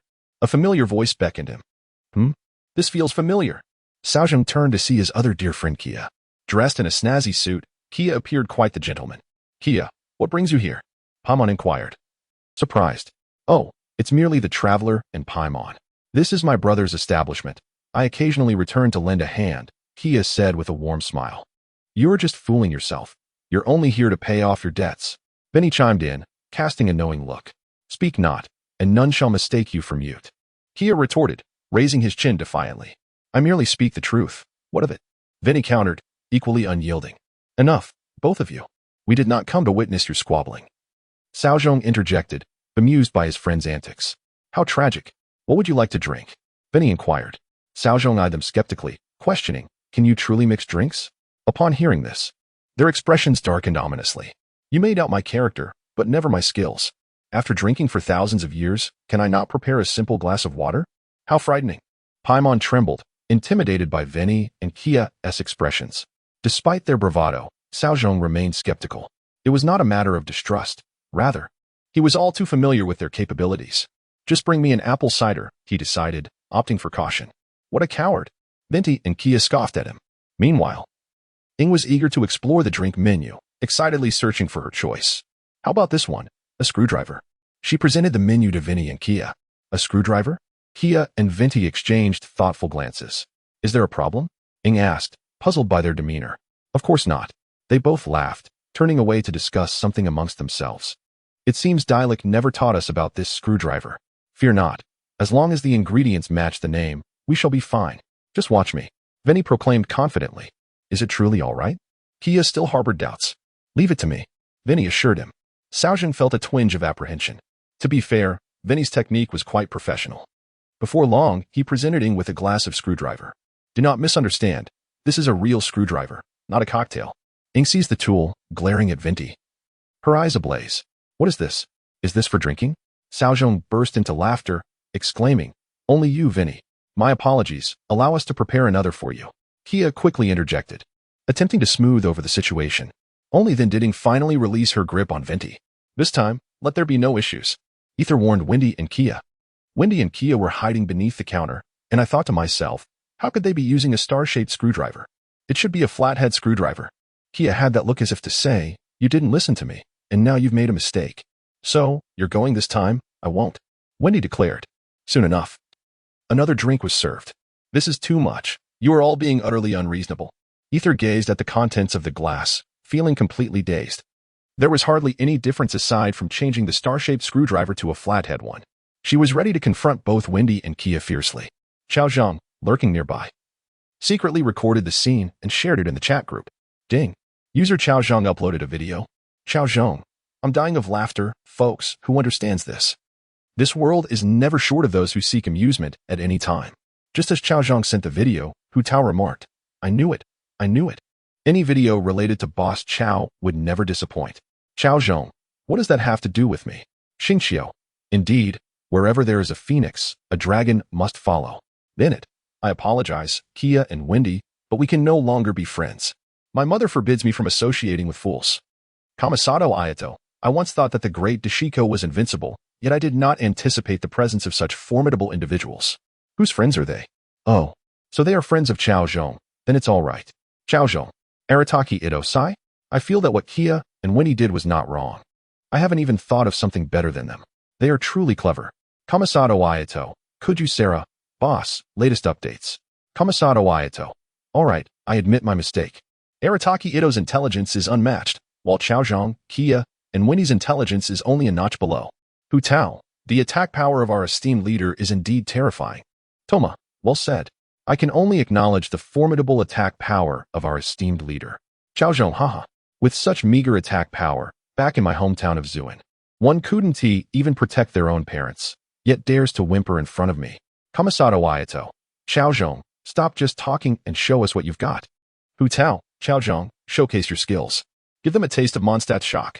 Ye Miko, Cao Zhong, show us what you've got. Give them a taste of Mondstadt's shock. Xingqiu, you all revel in the spectacle, don't you? I do too. Hee. Bennett, what kind of people are you all? Day in and day out. Only stirring discord and slandering others. Can you not be like me? Bennett. Cao Zhong, if you don't attack Kamisato Ayato today, I shall attack you. Cao Zhong. Hu Tao. Bennett, you've gone astray. Bennett, it's hard not to when associating with Cao Zhong, Kia, and Wendy. Kamisato Ayato, a profound truth. Cao Zhong, Kamisato Ayato. My dear brother-in-law, I'm getting married to Ayaka next month. Would you like to attend the wedding? Xingqiu. Bennett. Jean. Barbara. Haha. Cao Zhong. You are quite the character. Amber. Cao Zhong. You have no heart. I was clearly the first to arrive. Eula. Cao Zhong. You have betrayed me. I shall remember this grievance. Inazuma Citizen A. Cao Zhong. What have you done to Lady Kamisato? My Lady Kamisato. Inazuma Citizen B. Is there anyone to manage him? Having ruined Mondstadt, now he is ruining Inazuma, and soon Liyue? Is he intent on ruining all of Tivat? Inazuma Citizen X. This scoundrel truly deserves to die. I've ground my back teeth to dust. Kamisato Ayaka. That is not the case. Everyone, please let me explain, we didn't Cao Zhong. We didn't inform everyone. It's our fault. But we hope you will refrain from attacking us and grant us some blessings, alright? Kamisato Ayaka. No. It's not like that, we. Sob. Kamisato Ayato. Cao Zhong. You wretched creature, I'll kill you. Where's my sword? Where's my sword? Cao Zhong. Kamisato Ayato. Dear brother, what are you looking for? I'll help you find it. Kamisato Ayato. Cao Zhong. Give me your location. I will set out for Mondstadt immediately. I must kill you, you wretched brat. Cao Zhong. Kamisato Ayato. Sigh. Dear brother, don't be angry. Anger harms the liver. If something were to happen to you, how would I explain it to Ayaka? Kamisato Ayato. Toma, quickly prepare a boat. I must go to Mondstadt and eliminate this creature. Toma, that is not possible, my lord. We are currently under the I Hunt decree, and going out to sea is prohibited. Kujisera, Kamisato Ayato. You cannot break the law. I understand your urgency, but please, hold on. Kamisato Ayaka. Brother, you must believe me. We truly didn't Cao Zhong. We truly do not have children.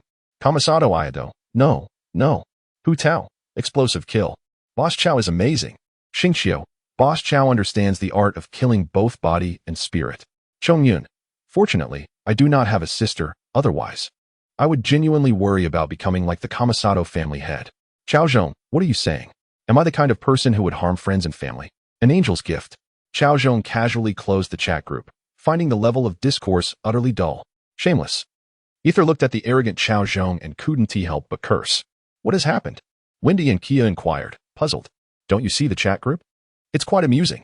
Ether was curious to see Wendy and Kia's expressions if they were to discover that Cao Zhong had shared their embarrassing moments in the chat group. The moment this was mentioned, Wendy and Kia had much to say and grievances to voice. You don't know, Dialek is not human. He doesn't allow us to chat during work hours. This is more unbearable than death. It feels like ants crawling all over me. Kia and Wendy, each lamenting how Dialek is not human, completely failed to notice that Dialek had already approached them from behind. You too, slacking off during work hours.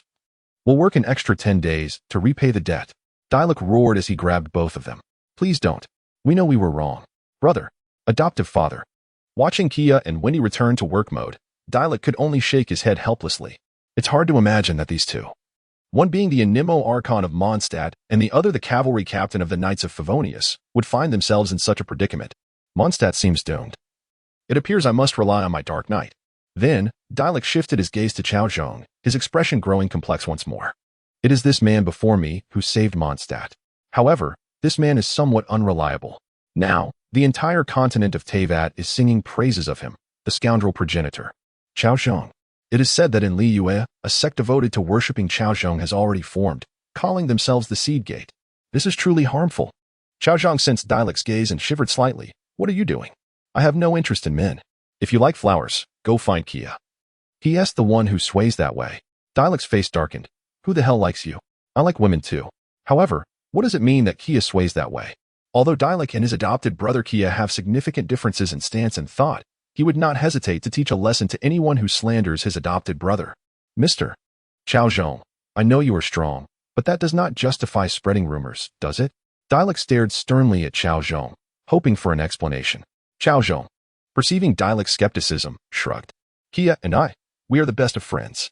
How could I not understand him? Just look at how close Kia and Wendy are right now. Doesn't it seem particularly intimate? Dialect turned to look, and indeed, Kia was wrapping his arms around Wendy's neck, while Wendy had her arms around Kia's waist. Sigh. Dialect found it hard to believe and, looking at Cao Zhong, asked earnestly, what is their relationship? What relationship? Cao Zhong pondered for a moment, recalling their shared experience in the bathhouse. Let us be honest. Upon hearing the words, Dialect's stray hair drooped down, and he felt somewhat unwell. Are you joking? Dialect was somewhat incredulous. Joking? No, not at all. If you don't believe me, why not ask for yourself? Cao Zhong remarked, savoring his apple cider. Observing Cao Zhong's earnestness, Dialect hesitated. Could it be that Kia? Wait a moment, Dialect, what are you thinking? Kia is your sworn brother. You must trust him. In the end, Dialect still could not set his mind at ease. What is the matter? Kia looked at his elder brother in confusion, for since that incident, they had rarely conversed privately. That, Dialect found the topic somewhat difficult to broach.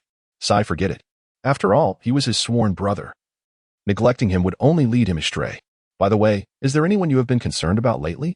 Dialect inquired subtly. Concerned about someone? Kia was taken aback, not expecting Dialect to pose such a question. However, he pondered for a moment and stole a glance at Dialect. My foolish brother. Isn't the one I care about the most, you? Perhaps I do. Upon hearing this response, Dialect's stray hair drooped even lower. Could it be that Kia truly? I must ask again. Does that person have braids? Of course. They appear aloof, yet possess a kind heart. Yes, dreadfully so. At this point, Dialect was not only letting his hair droop, but was also beginning to sweat. So, are there many obstacles between you two? Kia contemplated the question. It seemed that due to differing perspectives, there indeed existed numerous misunderstandings between him and Dialect. Thus, he replied, yes, very much so. At this, Dialect was utterly stunned. Kia, truly, I cannot accept this. Ahaha, you're killing me.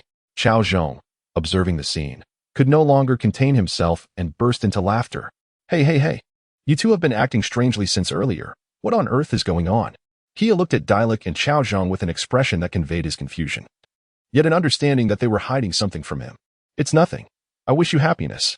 Dialect patted Kia's shoulder meaningfully. No, what are you talking about? Kia was baffled. He is wishing you and Vinny happiness. Cao Zhong finally managed to suppress his laughter long enough to explain. Me and Vinty? And my matters? Both Vinny and Kia looked utterly bewildered. Are you not? Dialect wore an expression of someone who had grasped the entire situation. You'd better provide an explanation. Kia and Vinny glared at him, their faces darkened, as if to say that unless he spoke the truth today, he would face dire consequences. Seeing their expressions, Dialect truly did not comprehend, so he recounted Cao Zhong's explanation. Well, I forgot to collect my clothes, so I must go back and retrieve them. With that, Cao Zhong dashed away, laughter echoing behind him. It was only once Cao Zhong. Does he go, stop boasting, and provide an example? Huangtang Ido, Ren. A top student in the Liyue law program, yet you still come to serve as my second-in-command in the Huangtang faction. You want Tai, boss? Perhaps you should refrain from speaking further? Huangtang Ido, what do you mean refrain? Everything I say is the truth. Juchi Run, Huangtang Ido. You can manage this household on your own. Huangtang Ido, no, Ren. Why are you angry? Please don't leave. Am I not allowed to admit my mistakes? I was wrong. Kia. Oh dear, Duzigu continues to be as entertaining as ever. Hu Tao, they say not to tease the foolish. Huangtang Ido, Cao Zhong, Boss Cao. Brother Cao.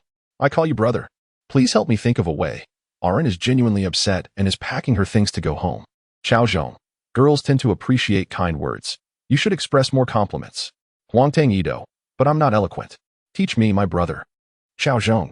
Since you have called me brother, I shall assist you. Cao Zhong. You ought to use flattering words to describe her, such as Huangtang Ido. No need to say more. I understand. Cao Zhong. Huangtang Ido. Juchi Run. Arun. You are truly magnificent in your appearance. Please don't leave. Juchi Ren. Hu Tao haha. Look, their essay fool. Could you Sarah? Astute, exceedingly astute. Kamasato Ayato. I've already told you that you cannot join the study group.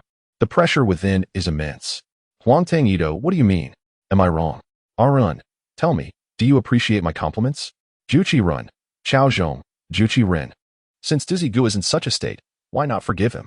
Jiochi Rin. Sigh. What can I do? Of course, I choose to forgive him. Beidou. Wanya. You.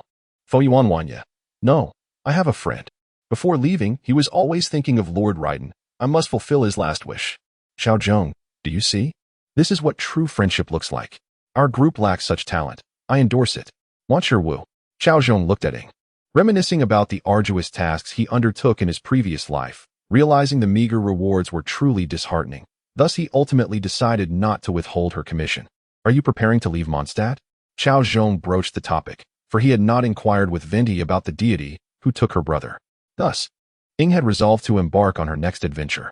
It was said that Liyue was preparing for a grand ceremony to invite the divine, and she hoped to encounter the legendary Geo Archon. Perhaps he would possess some information regarding that deity.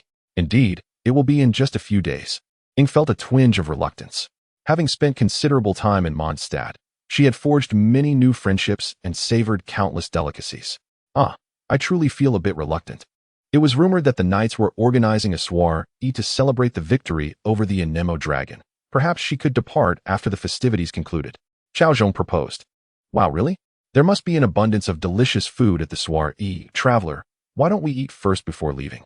It doesn't matter if we delay by a day or two. Paimon's eyes sparkled at the mention of the soiree. Ing shot Paimon an exasperated glance. All you can think about is food. What? You want to eat too, but you're too shy to admit it. Paimon retorted defiantly. Don't say that. I will say it. The two began to quarrel over food. Cao Zhong shook his head helplessly, yet his mind wandered to another matter. Should I not attend Zhonglie's retirement? Chapter 64. So, you call this liquor, do you? Amidst the countless lights surrounding the city, a river of stars flows through the heart of the night. As the evening descends, a gentle breeze wafts over the fruit wine lake, carrying with it an enchanting fragrance that envelopes the entire Mondstadt in a jubilant atmosphere. This night in Mondstadt is one of insomniac revelry. All the residents have taken to the streets, converging at Mondstadt Square, united in a toast to the heroes who valiantly fought to protect their beloved city. Songs fill the air, and dances abound as they commemorate this extraordinary time together. Drink, drink, drink. I shall pour you more. Diana, the chief bartender of Mondstadt, is naturally summoned for such a grand celebration. Yet, regrettably, our mixologist seems rather discontented. For Diana, who dreams of dismantling Mondstadt's wine industry, this is nothing short of torment. Isn't that our most adorable Miss Diana? Why is she sulking all alone? Suddenly, a rich and captivating voice reaches Diana's ears, causing her to flare up like a startled kitten. She instinctively swings her paw to strike the figure behind her, only to have her wrist caught effortlessly. Just as she is about to unleash her frustration, the sight of the man's face extinguishes her ire, replaced by a flicker of delight. However, the memory of his flirtations with other women stirs a pang of jealousy within her heart. Let go of me. Diana adopts a demeanor of aloofness. But Cao Zhong is unfazed by her act. Instead, he places his hand on her fluffy ears, playfully toying with them. Oh. The facade of the aloof Diana crumbles instantly. As she begins to soften, a blush creeps onto her feline visage. Don't touch there. Diana fights against the urge to resist. But she stands no chance against Cao Zhong. At that moment, Cao Zhong gazes at Diana's adorable demeanor and comprehends the joy that cat lovers must feel in their affectionate interactions. Such a delightful little kitten, yet she feigns disinterest. My dear daughter, pour me another drink. Dulaf strides over with a cup in hand, seeking a drink from his beloved daughter. After all, on such a festive occasion, surely she would not deny him a sip. However, the scene before him ignites a surge of fury. Cao Zhong, what are you doing? Without hesitation, he draws his hunting knife. Cao Zhong, who had been reveling in the joy of petting a cat, is momentarily bewildered. He finds himself at a loss for words, akin to the proverbial mud falling into his pants. Uncle, do you believe me when I say it's not what you think? Cao Zhong attempts to explain, but Dulaf refuses to listen. Beast, I shall have your head today. He charges at Cao Zhong with his knife raised. Dad, it's not like that. Cao Zhong hasn't done anything. Diana rushes to intercept Dulaf, urging him to calm down, while signaling for Cao Zhong to make his escape, lest he stoke the flames further. Dulaf stares incredulously at his daughter. He treated you like that, and you still speak in his defense. Is he trying to evade responsibility? Beast, I shall skin him alive. No, Dad. He wishes to take responsibility. Diana, desperate to quiet Dulaf, goes along with his words. He truly wants to take responsibility. What did he do to you? Dulaf's anger only intensifies. If that scoundrel didn't do anything, would he be willing to take responsibility? Diana is bewildered, torn between whether to advocate for him or not. Meanwhile, Vinny, Kia, and Bennett are gathered, sipping their drinks. By the way, where's Cao Zhong? Bennett glances around, failing to spot him. Vinny, unfazed, indulges in a sip of his apple wine, a satisfied expression crossing his face. Perhaps he's off somewhere sweet talking to ladies. Who has time for us? That man values romance over friendship. I curse him to be 2 centimeters shorter. Kia chimes in. Hey, speaking ill of someone behind their back will surely bring misfortune. At that moment, Cao Zhong emerges from behind them, nonchalantly grabbing a drink and downing it. Kia, eyeing him skeptically, notices the sweat still glistening on his brow and asks, You weren't caught flirting with some young lady's family, were you? Bennett and Vinny shift their focus to Cao Zhong, expressions of curiosity on their faces. Dude, while we're stuck here bored, you're off charming the ladies. How despicable. What are you saying? Am I the type to prioritize romance over friendship? The more Cao Zhong insists, the more Kia and the others believe they have hit the nail on the head. Stop explaining and just drink. Cao Zhong glances at Vinny, who seems to have conjured a plethora of drinks from nowhere, swallowing hard. This won't take my life, will it? I think I left the gas on at home. I really must go. Cao Zhong hastily concocts an excuse to make his escape. Unfortunately, he is too late, as Kia clasps his arm. Don't leave. The tavern exploded when I arrived. You're not going anywhere without drinking. Vinny adds. The naive Bennett merely draws his wooden sword slowly. How about this? I want to make it difficult for you. In light of your heroics in saving Mondstadt, we can drink while you have some oolong tea instead. Vinny places a cup of oolong tea before Cao Zhong. Cao Zhong beams with joy. There are still good people in this world. Vinny, my brother. I shall remember you for a lifetime. He lifts the cup of oolong tea and gulps it down, only to find his stomach ablaze, suppressing the burning sensation within. Cao Zhong attempts to ignite the oolong tea with fire. Indeed, flames erupt. You call this oolong tea? This is pure high-proof alcohol. Cao Zhong glares at Vinny, his eyes filled with disbelief. Oh dear, don't be angry. Vinny didn't mean it.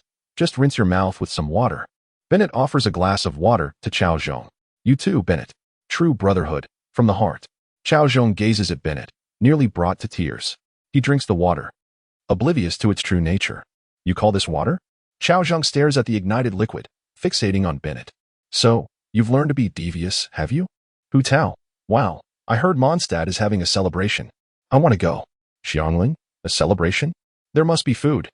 I wonder if there will be anything I've never seen. Xingqiu, Cao Zhong, Kia, Vinny, where are you? Come tell us if there's anything interesting at the celebration. Cao Zhong, does igniting oolong tea count? Does evaporating water count? Chongjun, though I'm not entirely sure, I believe you're referring to alcohol. Hu Tao, speaking of which. You won't engage in drunken debauchery, will you? Curiosity piques. Vinty, what are you saying? I've never been drunk. Kia, exactly. I've never uttered the word drunk in my life. Cao Zhong, 1,000 cups won't faze me. 1,000,000 cups won't intoxicate me. Do you understand? Ding. A new round of video begins. Xingqiu, laughing to death. I said not to set a flag in the group. Hu Tao, more entertainment to watch. Yay. Kamisato Ayaka. Yay. Yay Miko. Yay. Paimon. Yay. Vinty. I bet 5 more that Cao Zhong will definitely appear. Cao Zhong. I wager 100,000 more on myself. Vinty. Goodbye. Cao Zhong. Little trash. In the scene, the surroundings are strewn with empty bottles. Kia and Bennett lie sprawled on the floor in disarray. Only Wendy and Cao Zhong remain seated at the table. Kia exclaimed, This is absurd. It must be a fabrication. How could I possibly lose to those two? This video is utterly misleading. Bennett chimed in, Indeed. There's no way I'm weaker than Wendy. Wendy retorted, What are you saying? I've been drinking for thousands of years. How could I possibly lose to a mere novice like you? Hu Tao lamented, this infernal competitiveness among men.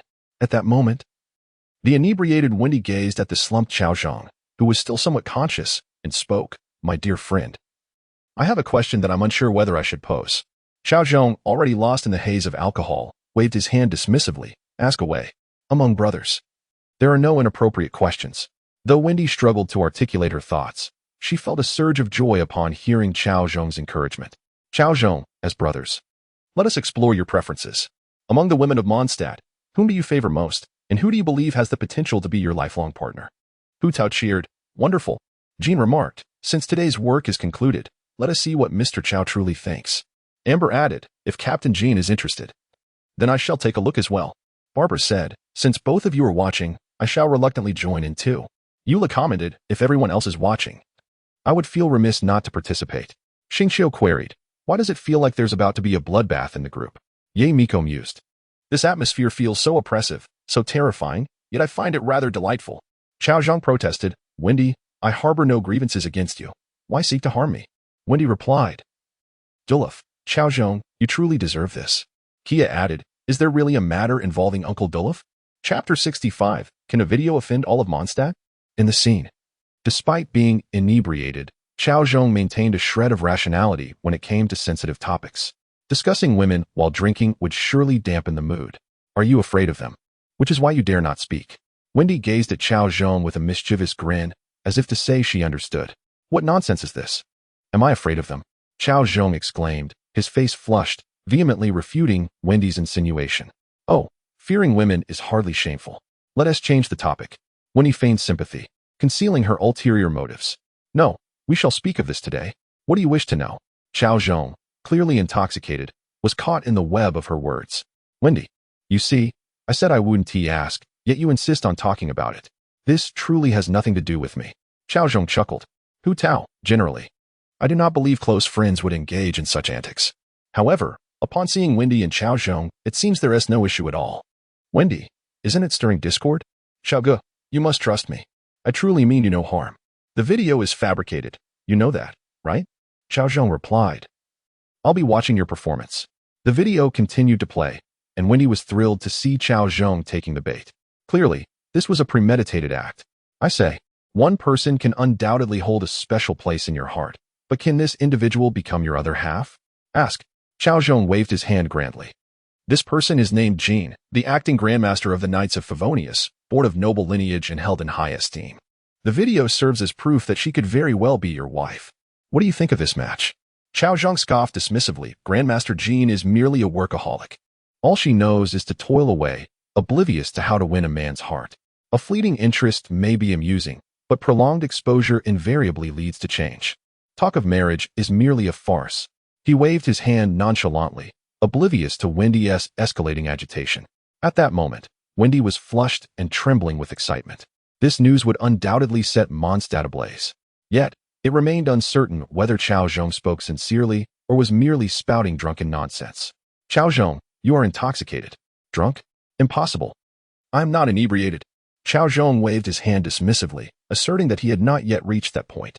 Thus, you mean all you speak is truth? Wendy gazed at him eagerly. I never utter falsehoods.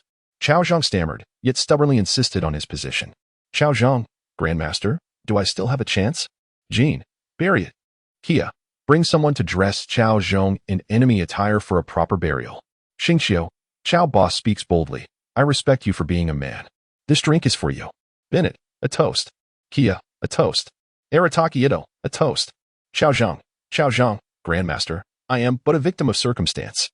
Wendy, what nonsense is this? As a wind god, would I conspire against you, a mere junior? Jean, it's too late, Cao Zhong. The video continued, and Wendy clearly had no intention of letting up. After a moment of contemplation, she mentioned another name. There is another, named Amber, the first scout of Mondstadt. The one who first connected with you, warm-hearted and kind, with a lively and cheerful disposition, deeply affectionate toward you. Could she be a suitable match? Gulp. Cao Zhong took another hearty drink and, in a tipsy state, remarked, that little rabbit? Rather than being innocent at heart, she is more of an inexperienced girl. She appears carefree, yet is utterly impractical. A mere flirtation will suffice. Who would genuinely fall for her? Amber, what? Cao Zhong, you have no heart. You once told me that I was the most beautiful woman in the world, that you adored my lips. Every word you uttered, I took to heart. And I preserved my innocence for you. Hu Tao, Cao Zhong, you are truly despicable. I can no longer bear to watch. I'm done with your business. Remember, do not let me see you in Liyue, or I shall end you. Wendy, how amusing. Cao Zhong, Wendy, look what you've done. In the scene, Cao Zhong drank another cup, becoming increasingly exuberant. Do not stop. Continue asking. What else do you wish to know? Today, I must satisfy your inquiries. Wendy was elated at this unexpected opportunity and named yet another individual. There is one more, named Eula, known as the Spindrift Knight, born into a noble family. She is voluptuous and elegant, exuding a blend of aloofness and innocence, youthful yet imbued with a sense of justice. It is said you two became enamored during a dance. Cao Zhong gently patted Wendy's shoulder, exchanging a knowing glance. Kia interjected, am I included in this? What a peculiar phrase. Xingqiu remarked, as someone currently writing a novel, I cannot bear to witness this. Barbarous sycophant exclaimed, Cao Zhong, you truly deserve this. Cao Zhong replied, Barbara, please trust me and disregard their words. I am not that kind of person. Barbara reassured, Cao Zhong, do not fear. I am not angry. To which Cao Zhong asked, really? Bennett chimed in, Miss Barbara is sincere. I am moved to tears. Barbara continued, by the way, are you still attending the celebration? Cao Zhong questioned, why do you ask? Barbara simply wished to share a drink with him. Sister of the West Wind Church queried, ah, Miss Barbara, what do you intend to do with the sky harp? Cao Zhong reacted with surprise. Kia and Bennett echoed his astonishment, with Bennett retracting his earlier statements. Barbara reassured, Cao Zhong, do not be afraid. I merely wish to perform a piece. Yet, Cao Zhong remained skeptical. His eyes scanned the chat, and he felt increasingly restless. If this continued, he might truly leave them behind. He needed to contemplate an escape plan soon. In the chat, the videos played on. Wendy, feeling the heat, realized he had asked enough questions yet hadn't identified Cao Zhong as beloved. What about Noelle, the ever-reliable maid, or Lin, the promising apprentice knight? Both were delightful figures, and reflecting on their amiability brought him comfort. However, he pondered the futility of giving without receiving anything in return. Without hesitation, Cao Zhong waved his hand dismissively. Noelle called out, Mr. Cao Zhong. Hu Tao exclaimed, what a scoundrel. Not just a scoundrel, but an utter rogue. Kia declared, I can no longer tolerate you. From this day forth, we sever ties. Jean chastised, you even deceived Noelle. You truly deserve this. Cao Zhong lamented, let me perish. I can no longer bear this. Wendy, at a loss, felt trepidation. He had acquired too much knowledge. Would he be silenced? Why the sudden silence? Drunkenly, Cao Zhong gestured for Wendy to continue. Wendy summoned his courage. He could not falter now. What about Klee, the Spark Knight, the escapist son, warm-hearted and adorable? Do you fancy her? Klee responded, huh? Am I included too? Kia retorted, beast. Bennett added, Cao Zhong, I can no longer assist you, beast. Jean cried, Cao Zhong, you truly deserve to perish. Alice lamented, Klee. My dear Klee. She is but a child. Cao Zhong vehemently denied. Impossible, absolutely impossible. I am not that. Indeed, the subsequent video confirmed Cao Zhong's words. He gazed at Wendy, astonished. Ah, Wendy, I never imagined you had such peculiar preferences. Truly bizarre. Wendy, taken aback, quickly clarified. No, that is not what I meant. I was inquiring if you have any feelings. Did he think he was Kia, that deviant? Kia protested, defamation. It must be defamation. Someone is slandering me. Cao Zhong insisted. I told you I am not. Now do you believe me?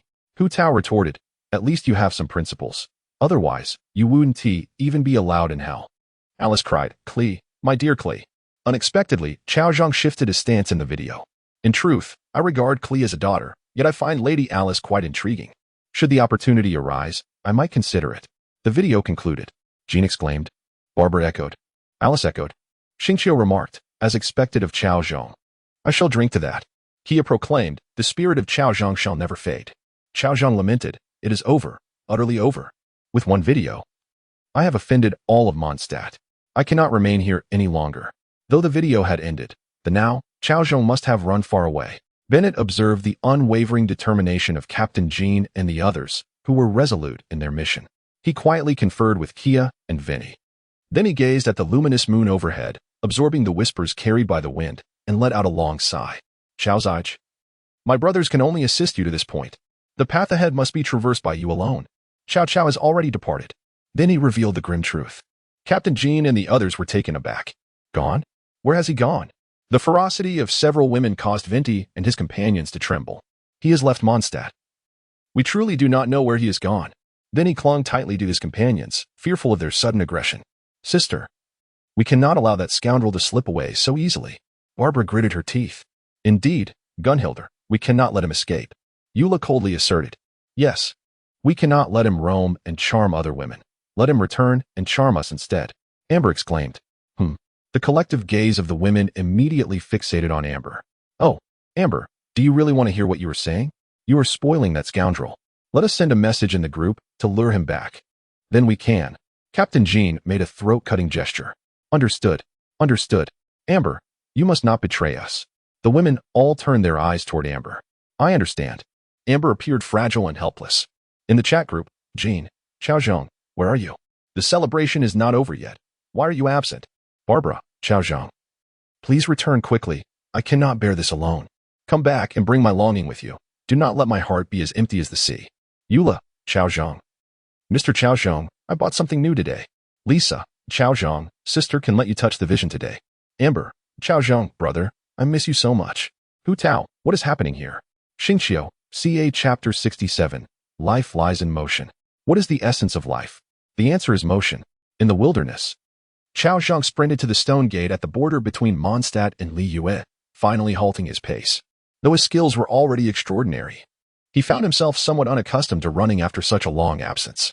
Upon reaching this point, he hoped they would not catch up to him. Cao Zhong exhaled with relief and opened the chat group, eager to glean the latest updates. To his dismay, he was met with mockery and derision from the collapse of a nation. Running away is the act of a coward, sneered Guobeng. Oh, this cannon, truly firing shots everywhere. No wonder no one wants you. Cao Zhong retorted, this is not fleeing. This is running. Only when one harbors desire does one run. Ye Miko chimed in, wow. Is this the talent of a great poet? To articulate fleeing so elegantly, I'm enamored. Xingqiu added, I acknowledge Cho Boss's talent. Let us go out and gather inspiration together. Qing questioned, Cao Zhong, why are you running? We wouldn't eat you. Barbara echoed, exactly, why are you running? Are you scared? Cao Zhong scoffed, what nonsense. Who doesn't know that I, Cao Zhong, possess the heart of a bear and the courage of a leopard? Fear? Ridiculous. Eula inquired. Then why are you running? Cao Zhong replied, isn't post-meal exercise permissible? Amber laughed, oh, that's hilarious. Hu Tao remarked, Cao Boss, your tongue is indeed sharp. Cao Zhong asserted. You all do not understand. The meaning of life lies in motion. Exercise not only enhances our metabolism and boosts immunity, but also prevents hypertension, hyperglycemia, and premature ejaculation. Kamisato Ayato interjected, merely an excuse for your escape. Surely no one believes that. An anonymous gentleman remarked, I know, but I still want to ask. Can it really prevent premature ejaculation? Baizhu replied, in a certain sense, it can. Kamisato Ayato cautioned, sister, after dinner, I'm going out for a 2-kilometer jog. Don't run around at home. Toma exclaimed, head of the family, wait for me. I'll join you for a jog. It's nice to have company. Arataki Ito declared, since everyone is jogging, I cannot fall behind. Animo, I'll also run 2 kilometers. I leave the gang affairs to you. Kia rallied, brothers. The dogs of Inazuma are already running. We cannot lag behind. I want to sleep until I finish 5 kilometers today. Then he exclaimed, preventing premature ejaculation is of little importance. The main thing is to love exercise. Kia, wait for me. Bennett shouted, who wants to run 5 kilometers? I, Bennett, must help out. Dialek asked, why are you looking at me? Run. Xingqiu urged, Chongyun, we cannot let them underestimate the men of Liua. Charge, Chongyun. Chongyun responded, Xingqiu, I am now filled with vigor. Today, 8 kilometers. Chi-Chi asked, oh, Mr. Baizhu, where are you going? Baizhu laughed, haha, just sitting for too long, going out for a run to relax. Zhongli agreed. Mr. Baizhu is correct. Prolonged sitting is not beneficial. Master, I shall also go for a run. Or observed, oh, the scenery of Tianhing Mountain is quite splendid. Sino suggested, Tinery, let us join in on the run. Tinery responded, Sino, of course. I excel at digesting food. Kaveh urged, Al-Haytham, let us get moving. Al-Haytham replied, boring. Kaveh protested, Al-Haytham, you thief of the run. Guobeng scoffed, what a joke. Is there really someone gullible enough to believe such nonsense? Ice Fatty, remember to complete your task. I'm going for a few laps. Ice Fatty responded, almost simultaneously. A running craze swept across Tivat. Almost all male Inha Chapter 68. You must not treat your Uncle Cao this way. Cao Zhong gazed upon the mockery directed at Guobeng by the group and felt a tinge of shame. Had he been too harsh in his words? Guobeng, after all, had not led an easy life. As the pioneer machine created by Raiden Shogun, he was ultimately abandoned by his own mother due to insufficient performance. Fortunately, he was rescued by kind-hearted individuals and experienced a relatively mundane existence. Guobeng had hoped that his future would remain unchanged, surrounded by those he cherished. Alas, humanity proved to be too fragile. The very treasures he held dear departed one after another, leaving him with a profound sense of abandonment. This hatred burned within him like the relentless sun, searing his heart repeatedly. From that point onward, he wandered aimlessly, lost and uncertain of his path. He encountered many fellow travelers, yet none were worthy of his regard. These tragic experiences forged the twisted and frantic character Guobang embodied today. Reflecting on this, Cao Zhong could not help but send a message to the group. Cao Zhong, alas. Everyone, let us not mock him. Guobing is still but a child. How can he bear such pain of existence? Wendia, Xingqiu, Cao boss has suddenly become serious. It feels somewhat unsettling. Kia, Cao thief speaks true. We ought not to ridicule a child who lacks support. It is too cruel. Guobang, you feign sympathy. Cao Zhong, just look at Guobang. Even the most moved cannot find the words. Xingqiu, Cao Zhong, you possess the gift of translation. Ye Miko, Cao Zhong, you understand the essence of being moved. Hu Tao, speaking of which, although Cao Zhong may not be human, his circle of friends is indeed vast. He can call anyone a brother. Guobing, you insignificant creatures dare to call me brother. Cao Zhong? Hu Tao, how amusing. Kia, so arrogant, excessively so. Wendy, such a remarkable figure should not exist in this group. Arataki Ito, I thought I was already above all, yet there exists someone more arrogant. Whose subordinate are you? Guobang, Arataki Ito, though you lack 3 heads and 6 arms, you possess 2 arms. Arataki Ito, Guobang, surely you are praising me, right? It sounds quite impressive. Xingqiu, Hu Tao, Ito's intellect is truly pure. Bennett, at this point, I find it unreasonable. How could someone be so wise? Yet upon seeing Arataki Ito's name, it all makes sense. Could you, Sarah? Do not mind it. One will grow accustomed. Arataki Ito. Could you, Sarah? You cannot contain your envy upon hearing others praise my wisdom. Can you? Pure, unabashed jealousy. Kamisato Ayato. I have an old grievance that I am unsure whether to express. Kamisato Ayaka. Brother, let it be. It is quite an achievement to reach this point. Wendy. Wah. Kia. Wendy, what troubles you? Are you all right? Cao Zhong. I cannot hold it together. Wendy. Ha ha ha. Hu Tao. Ha ha ha. Kia. Kukuku. Arataki Ito. What are you all laughing at? Kia. We are not laughing. Arataki Ito. Nonsense. You are all clearly laughing. Wendy. He merely recalled something joyful. Arataki Ito. What joyful thing? Kia. I have the day off tomorrow. Wendy. Pft. Arataki Ito. You all share a job? Wendy and Kia. Wendy. Not at all. I have a holiday every day. Arataki Ito. Wait. Why does my head suddenly hurt? Am I developing a brain? Kuki Shinobu. Boss, come back and read some comics. Ye Miko, that unfortunate child. Hu Tao. I can no longer bear this. I do not permit you to bully Ito any longer. Cao Zhong. Hu Tao. Shall we then bully you? Hu Tao. Ito, say something. Arataki Ito. I understand now. You are mocking my intelligence, correct? Cao Zhong. Is that so? Perhaps it is, perhaps not. Truly? Wendy, you enjoy rambling, do you? Xingqiu. In our literary circles, we refer to that as padding. Arataki Ito. You are implying I am foolish. Yet, I am not at all, sometimes quite clever. Cao Zhong. Did you hear that? Sometimes. Guobang. A pitiful swarm of insects. Kia. Who is this person, speaking so arrogantly? I have tolerated him for too long. Xingqiu. Indeed. Even Cao boss would not dare to be this brazen. Cao Zhong.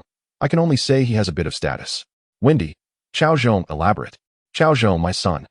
Do you believe it? Jean? Barbara? Amber? Eula? Hu Tao. One son. And so many people spawned. Cao Zhong. Just how despicable are you? Guobing. Cao Zhong. You dog. You are doomed. Ye Miko. Cao Zhong. You claim you have no feelings for Ing, yet this has revealed your intentions. You desire Ing. Raiden Shogun. Hu Tao. Ye Miko. Wait a moment. Is the Ing you speak of the same Ing? Ye Miko. Not that Ing. Which other Ing could it be? Ye Miko. Cao Zhong. You do not wish to be Guobing's father. You simply want to pursue Ing. Do you not? Ambitious young man. Cao Zhong stared at Ye Miko's comments in the group, gasping in disbelief, feeling overwhelmed. Could such words be spoken? Thinking them was one thing. Voicing them would surely arouse Ying's suspicion. The difficulty of winning over Ing would only increase from here on. Miko, you have caused great trouble. Hu Tao, this relationship is so complex. Wendy, Cao Zhong, I never expected you to be this kind of person. No wonder you ask me daily about what Raiden Shogun likes. It was all premeditated. Jean, Cao boss truly has grand ambitions. Barbara, Cao Zhong, you need not return to Mondstadt. Eula, I will remember this grudge. Cao Zhong, I have not, do not frame me. Ding. A new round of video playback commenced. Cao Zhong, Hu Tao goodbye? Kia, didn't we say not to casually set flags in the group? You think it won't happen?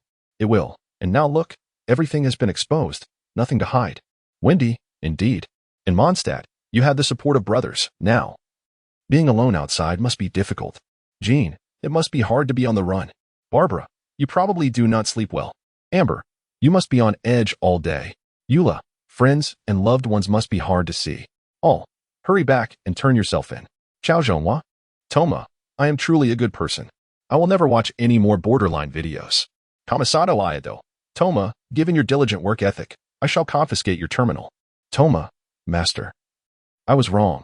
I will go reflect on my actions. Kamisato Ayato. A true servant of our society, very self-aware. Now unlock the screen first before you go. Kamisato Ayaka? Hu Tao. I confess, I buried Chi-Chi yesterday. I was gloomy all day, restless. Captain Jean, I turned myself in. How long must I serve? Baizhu. Chi-Chi, run when you see Hu Tao. Cao Zhong, look at how frightened the child is. As the banter continued among the group, the video began to play.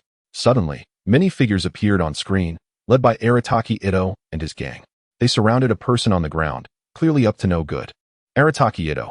Haha, I am on video. I am on video. Behold. Kujo Sara. Boss, this does not seem to be a favorable situation, does it? Arataki Ito. How could this not be a good thing? It is indeed a tremendous blessing. Cao Zhong. To steal the spotlight is undoubtedly a good thing. Arataki Ito. Cao knows me well. Kujo Sara. Gathering to cause trouble will only lead to greater punishment. In the video, Arataki Ito forcefully pushes a person against the wall. So you dare to call yourself Nation's Collapse? Quite audacious of you. Nation's Collapse. Impossible. Absolutely impossible. Cao Zhong. Isn't that Nation's Collapse? Looks like he has changed quite a bit after a few days. Arataki Ito. So you dare to call yourself Nation's Collapse? Ha ha ha. This feels exhilarating. Kia. Ito, you are magnificent. Veni. Such a person deserved to be taught a lesson. Ito, I support you. Hu Tao. It is hard to imagine that even Ito desires a moment of glory. Nation's Collapse, horrified, leans against the wall, anxiously observing the Arataki gang surrounding him. Listen, do not bully me. I am but a fool. My wits are not sharp. Who are you trying to intimidate? As if you're the sharp one. Arataki Ito, unfazed, knocks on his own head, appearing rather foolish. Cao Zhong. The fools are the true victims. Tartaglia. Nation's Collapse. If your wits are dull, do not drag us down with you. Nation's Collapse. It's all a lie. None of it is true. You must not believe them. Hu Tao. Hee hee. As if you were the one with sharp wits. This is too amusing. Xingqiu. I can only say that Ito knows how to counter. Kujo Sara. This is exhausting. Arataki Ito. Who says my wits are dull? Ha ha ha. This is quite entertaining. The scene continues. As the Arataki gang assaults Nation's Collapse, Cao Zhong suddenly appears. What are you doing? Bullying a disabled person? Are you? Subsequently, Cao Zhong unleashes a flurry of punches and kicks. He moves like lightning, striking with the force of thunder. In just a few blows, he sends Arataki Ito and his companions fleeing in disarray. Hu Tao. Wow, I did not expect Cao Zhong to be so formidable. Cao Zhong, is it impressive? Would you like to give it a try? Kia. Cao Zhong. Wow. You are something else. Venti. Cao Zhong, you beast. Hu Tao. What are you all talking about? Xingqiu. Nation's Collapse. Impossible. Absolutely impossible. How could I need someone to save me? I cannot accept this. Arataki Ito. Impossible. Absolutely impossible. How could I not be able to defeat Cao Zhong? I cannot accept this. Nation's Collapse gazes at Cao Zhong, gratitude evident in his expression. Cao Zhong, my good brother. For my brother, I would gladly fight to the death. Cao Zhong supports Nation's Collapse, saying, originally, I thought you would express more gratitude. But just then, darkness envelopes him. And he faints. When Nation's Collapse awakens again, he finds himself in a hospital bed. Mother. Nation's Collapse looks frantically at Raiden Shogun, who is seated beside his bed. Kia. Whoa, is Nation's Collapse the child of Raiden Shogun? Hu Tao. We have had so many Collapse brothers, will he be angry? Xingqiu. He won't go home to tell his parents, will he? Venti. Bullying the weak while forgetting the small. Even as the Anemo god, I feel a bit uneasy. Nation's Collapse. You ants, I told you I am not a horse. Ye Miko. I am dying of laughter. Raiden Shogun. Cao Zhong. This child is quite obstinate. In the video, Nation's Collapse recounts his ordeal to Raiden Shogun, finally glancing at Cao Zhong, who stands by his bedside with his back turned, with gratitude on his face. He thinks, Mother, you have no idea. Without Cao Zhong, I would have. However, before Nation's Collapse can finish his words, Raiden Shogun interrupts him. What do you call him? That is your Uncle Cao Zhong. Uncle Cao Zhong. Nation's Collapse looks bewildered at Cao Zhong and Raiden Shogun. What unknown secret transpired while he was unconscious? Raiden Shogun shyly brushes her hair aside. Cao Zhong is a man worthy of trust. Vinny, this is thrilling, too thrilling. Kia, Cao Zhong, brother, teach me. Ye Miko, I just want to know, did you woo her? Raiden Shogun. Xingxiu, Cao Zhong, you are quite remarkable. Hu Tao, Cao Zhong, you are quietly accomplishing great things. Zhongli, this was not something I anticipated. Nations collapse. Cao Zhong, for heaven's sake, speak up. Say something. The excitement continues. Cao Zhong observes the still confused nations collapse and gently reassures him. Brother, I have thought this through. Starting today, we shall each refer to each other as brother and father. Nations collapse. Damn you, Cao Zhong. I will kill you. I will kill you. Bennett, this is a super double reward. Vinti, does this mean that collapse has become my dear nephew? Kia, I am uncultured. A simple exclamation carries me through the world. Ye Miko, Cao Zhong, quickly tell me how you won over our beloved shadow. Did you have any intimate moments? Please tell me. I want to know. Cao Zhong, I have not experienced that. Arataki Ito, it is thundering. Rain is coming. Time to gather the laundry. Kamisato Ayaka, unexpectedly. Kamisato Ayato, sister. Why do you sigh? What is troubling you? Kamisato Ayaka. Brother, what nonsense are you talking about? There is no place for you in this family anymore. The video is not yet over. Nation's collapse looks terrified, as if he wishes to devour someone. He pulls at the bed's handrails, but cannot move them. Rising, he begins searching for weapons. Cao Zhong, unable to bear it any longer, approaches to help him search. Brother, what are you looking for? Father will help you find it. You can go to hell. Nation's collapse can no longer contain himself and is about to confront Cao Zhong. At that moment, Raiden Shogun suddenly steps between them, shielding Cao Zhong and sternly admonishing, you shall not treat your uncle Cao Zhong this way. No. Cao Zhong dares not speak in the group any longer. It appears that this video presents a heartwarming family comedy about finding a father for Nation's collapse. In reality, it reveals the shameless actions of a scoundrel. At this moment, to flaunt oneself in the group would be akin to lighting a lantern in a toilet, seeking death. Closing the group chat, Cao Zhong continues his journey towards Liyue Harbor. In the world of Tivat, the wilderness is fraught with danger. Cao Zhong has encountered countless perils along the way, hilichurls, dendroflowers, and slimes. Though not particularly dangerous to him, they are lethal to an ordinary person. This is also why communication between nations in Tivat is so challenging. Every year, countless lives are lost to monsters and demons. Fortunately, Cao Zhong is immensely powerful, making his journey relatively swift. To reach Liyue Harbor, one must traverse through Dihua Wang, pass by Wangshuin, and then through Gili Plains before finally arriving at Liyue Harbor.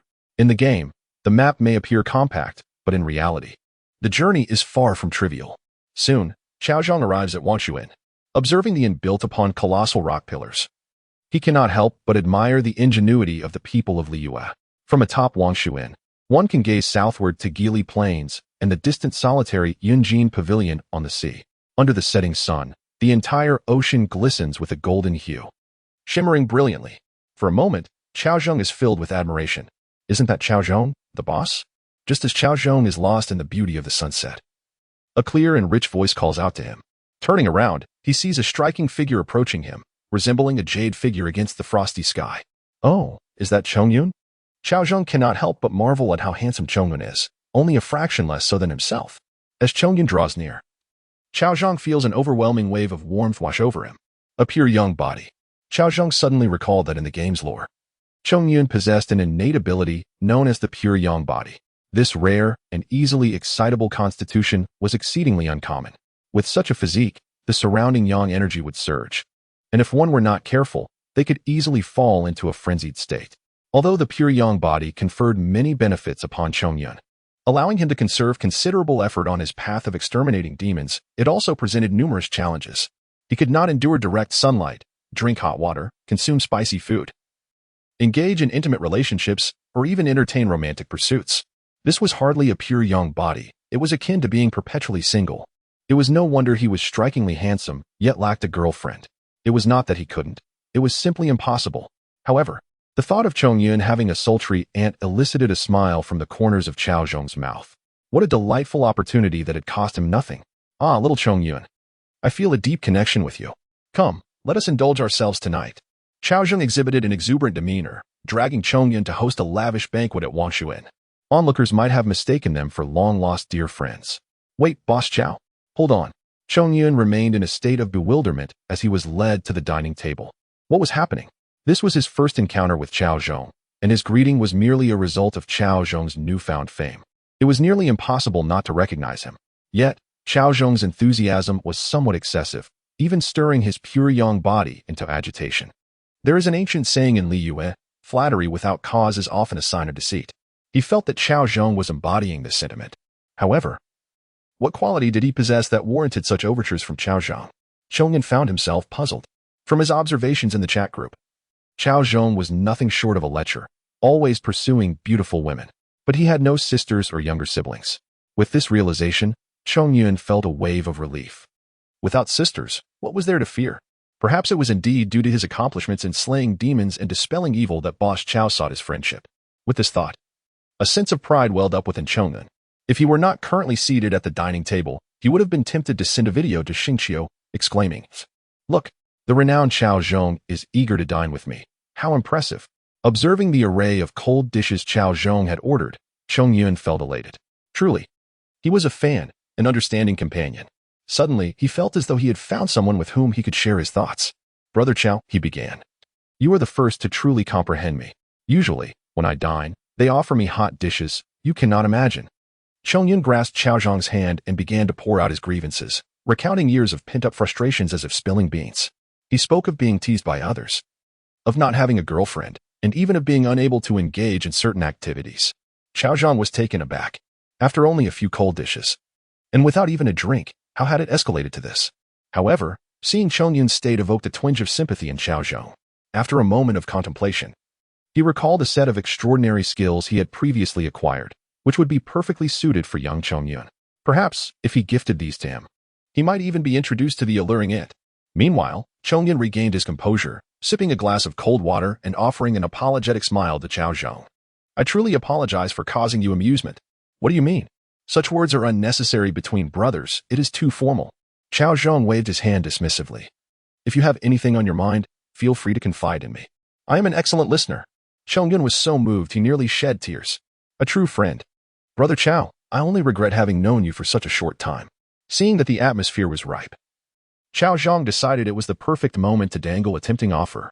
"My dear brother, I possess a unique technique that can alleviate your fiery discomfort and assist you in refining your abilities. Would you be interested?" "Brother, why just with me? My condition is beyond remedy," Chong Yun lamented, sipping his water with self-deprecating humor. Cao Zhong merely smiled, silently observing Chong Yun. This made Chong Yun uneasy. Could it be that he truly possessed such miraculous abilities? At that moment, his heart raced with anticipation, considering Cao Zhong's demeanor and his connections with formidable allies. Chong Yun's excitement grew. Yes, indeed. Cao Zhong was no ordinary individual. He was a warrior who befriended the Anemo Archon, with the Electro Archon, and battled fearsome foes. Why shouldn't he possess a technique capable of healing the pure yang body? The thought exhilarated Chong Yun. He struggled to contain his excitement, striving to maintain his composure. With genuine sincerity, he looked at Cao Zhong and declared, "Though I have drifted through life, I regret not having met a true master sooner. If you do not reject me, I would gladly consider you my adoptive father." Cao Zhong's heart swelled with joy. He felt they had already established a profound bond. Yet, he feigned indifference. "What do you mean? Between brothers, such titles are unnecessary." After some contemplation, Cao Zhong continued, "I do indeed possess a method to address your affliction. However," he feigned hesitation. "What is it?" Chong Yun pressed anxiously, for this matter concerned his future prospects and the continuation of his lineage. "The technique, however, comes with a caveat. You must first undergo castration to cultivate it." Cao Zhong pretended to say, "What?" Chong Yun's face fell, and he slumped in despair. His brief glimmer of hope had shattered. Was it truly so difficult to become a real man? No, it was too difficult. I simply cannot." Cao Zhong observed Chong Yun's despondence and felt a pang of guilt. "Dear brother, I was merely jesting." He relented, feeling soft-hearted. "Brother." Chong Yun cast a mournful gaze at Cao Zhong, akin to a forsaken spouse. Cao Zhong flipped his palm, revealing a radiant tome that shimmered with golden light, emblazoned with the 4 characters, 9 Yang divine skill. Chong Yun's breath hitched. This felt right. The book called to him with an inexplicable allure, as if it were crafted solely for him. Gulping, he asked, "Brother, is this truly for me?" "Of course." Cao Zhong replied nonchalantly, sipping his tea. "Cry out." Chong Yun cradled the 9 Yang divine skill in his hands, treating it delicately. fearing he might damage even a corner. His future happiness now hinged upon it. Brother, your generosity is unforgettable. Whatever you require. I shall face mountains of blades or seas of fire without hesitation. Chongyun declared solemnly. Ah, I awaited your words. Cao Zhong replied, grinning. You surely do not wish for your beloved aunt to remain single for life, do you? He regarded Chongyun with a mischievous smile. Chongyun sputtered, spitting out a mouthful of cold water in astonishment. How did you know I have an aunt? He gazed incredulously at Cao Zhong. He had believed himself free from the clutches of Cao Zhong's mischief due to his lack of sisters, only to discover he had been unwittingly ensnared. That was his beloved aunt. Gently placing the 9-yang divine skill on the table, he replied earnestly, She is my cherished aunt. I cannot betray her. Ding. A new video begins to play. Kia, what is going on? Is a flag about to be raised? Have you learned nothing from past experiences? Wendy, share your thoughts on the main character of this video. A. Cao Zhong. B. Cao Zhong. C. Cao Zhong. D. Cao Zhong. Hu Tao. Wendy. You understand Cao Zhong well. Xingqiu. Hurry up, hurry up. At Wang Shuin, Chongyun gazed at the prompts in the chat skirt. His toes felt as if they could awkwardly scrape together a 3-room apartment. Silently, he tucked away the 9-yang divine skill on the table. In truth, Chongyun calmly took a sip of water. I believe my aunt should find someone to accompany her. Brother, if you do not mind. How about I introduce my aunt to you? Cao Zhong was overjoyed, after waiting for so long and laying so much groundwork. This was precisely the moment he had been anticipating. From now on, I shall still call you Brother Chongyun. You can call me Uncle. And we shall each have our own discussions. This phrase sounded so familiar, as if he had heard it somewhere before. Chongyun couldn't help but fall into deep contemplation. Chapter 70. A true man should not long endure being subservient. It was exceedingly awkward, truly too awkward. Chongyun silently sipped his herbal tea to mask his embarrassment. Chongyun. Dear brother, do not be anxious. It will become second nature, I assure you. As a frequent headline maker in the entertainment sphere, Cao Zhong instantly discerned the young Chongyun's discomfort. Ah, youth. How unlike him, now a seasoned veteran. In this day and age, trees without bark are destined to perish, while those without shame are invincible. And he had already achieved invincibility. Xingqiu remarked, Cao Zhong, are you once again deceiving the young ladies? Kia added, Cao Zhong, I implore you, be a decent person. Bennett chimed in, Cao Zhong, do not think solely of yourself. Help your brothers with their lifelong affairs as well. Kia agreed, indeed. Having been single for so long, even Dialek appears strikingly handsome. Dialek looked puzzled. Cao Zhong lamented, the pain, oh the pain. I considered you all my brothers. And this is how you think of me? Hu Tao interjected, Cao Zhong, admit it. If you keep pretending, it will lose its charm. Cao Zhong protested. I swear it is not me. Do you believe me? Kia retorted, not you. I have observed from Mondstadt Avenue to Qingchuan Town. Wendy supported, Kia, I stand with you. Bennett declared, Kia, you are a true warrior. Cao Zhong quipped, Kia, are you out of money again? Are you in the group merely to mooch off us? Kia defended. I have faith in your abilities. Cao Zhong replied, then I thank you. The video commenced. The screen revealed Cao Zhong encircled by 4 peculiar, malevolent-looking hilichurls, all exuding dark energy, trapping him in the center. Kia urged, Cao Zhong, speak. Wendy chimed in, Cao Zhong, I am almost too embarrassed to expose you. Bennett pleaded, Cao Zhong, brother, do not act this way. Cao Zhong asserted, I am present. Yet, it is not solely me. Xingqiu expressed disbelief. I cannot fathom anyone being more obstinate than you. Chongyun observed, as the video depicted Cao Zhong engulfed in flames, radiating immense heat while reciting incantations. He declared, let them be strong, for I shall remain steadfast. Let them be obstinate, as the bright moon illuminates the great river. Let them harbor malice. Yet I possess ample inner vitality. The surrounding yang energy materialized, swirling like a dragon under Cao Zhong's command. With swift and decisive movements, he dispatched the hilichurls, simultaneously expelling the malevolence within them. Xiao commented, what a remarkable sensation. Ske, the master of the moon, exclaimed, such potent yang energy. The master of water and mountain, Li Yue, noted, this method of cultivation is profoundly mysterious. The master of wind, Lu Yun, remarked, it is rare to find someone who practices the celestial arts in this day and age. Friend, do visit me at Jueyun Karst. Xingqiu exclaimed, wow, it is a celestial being. Paman queried, what celestial being? Do they truly exist? Kia recounted.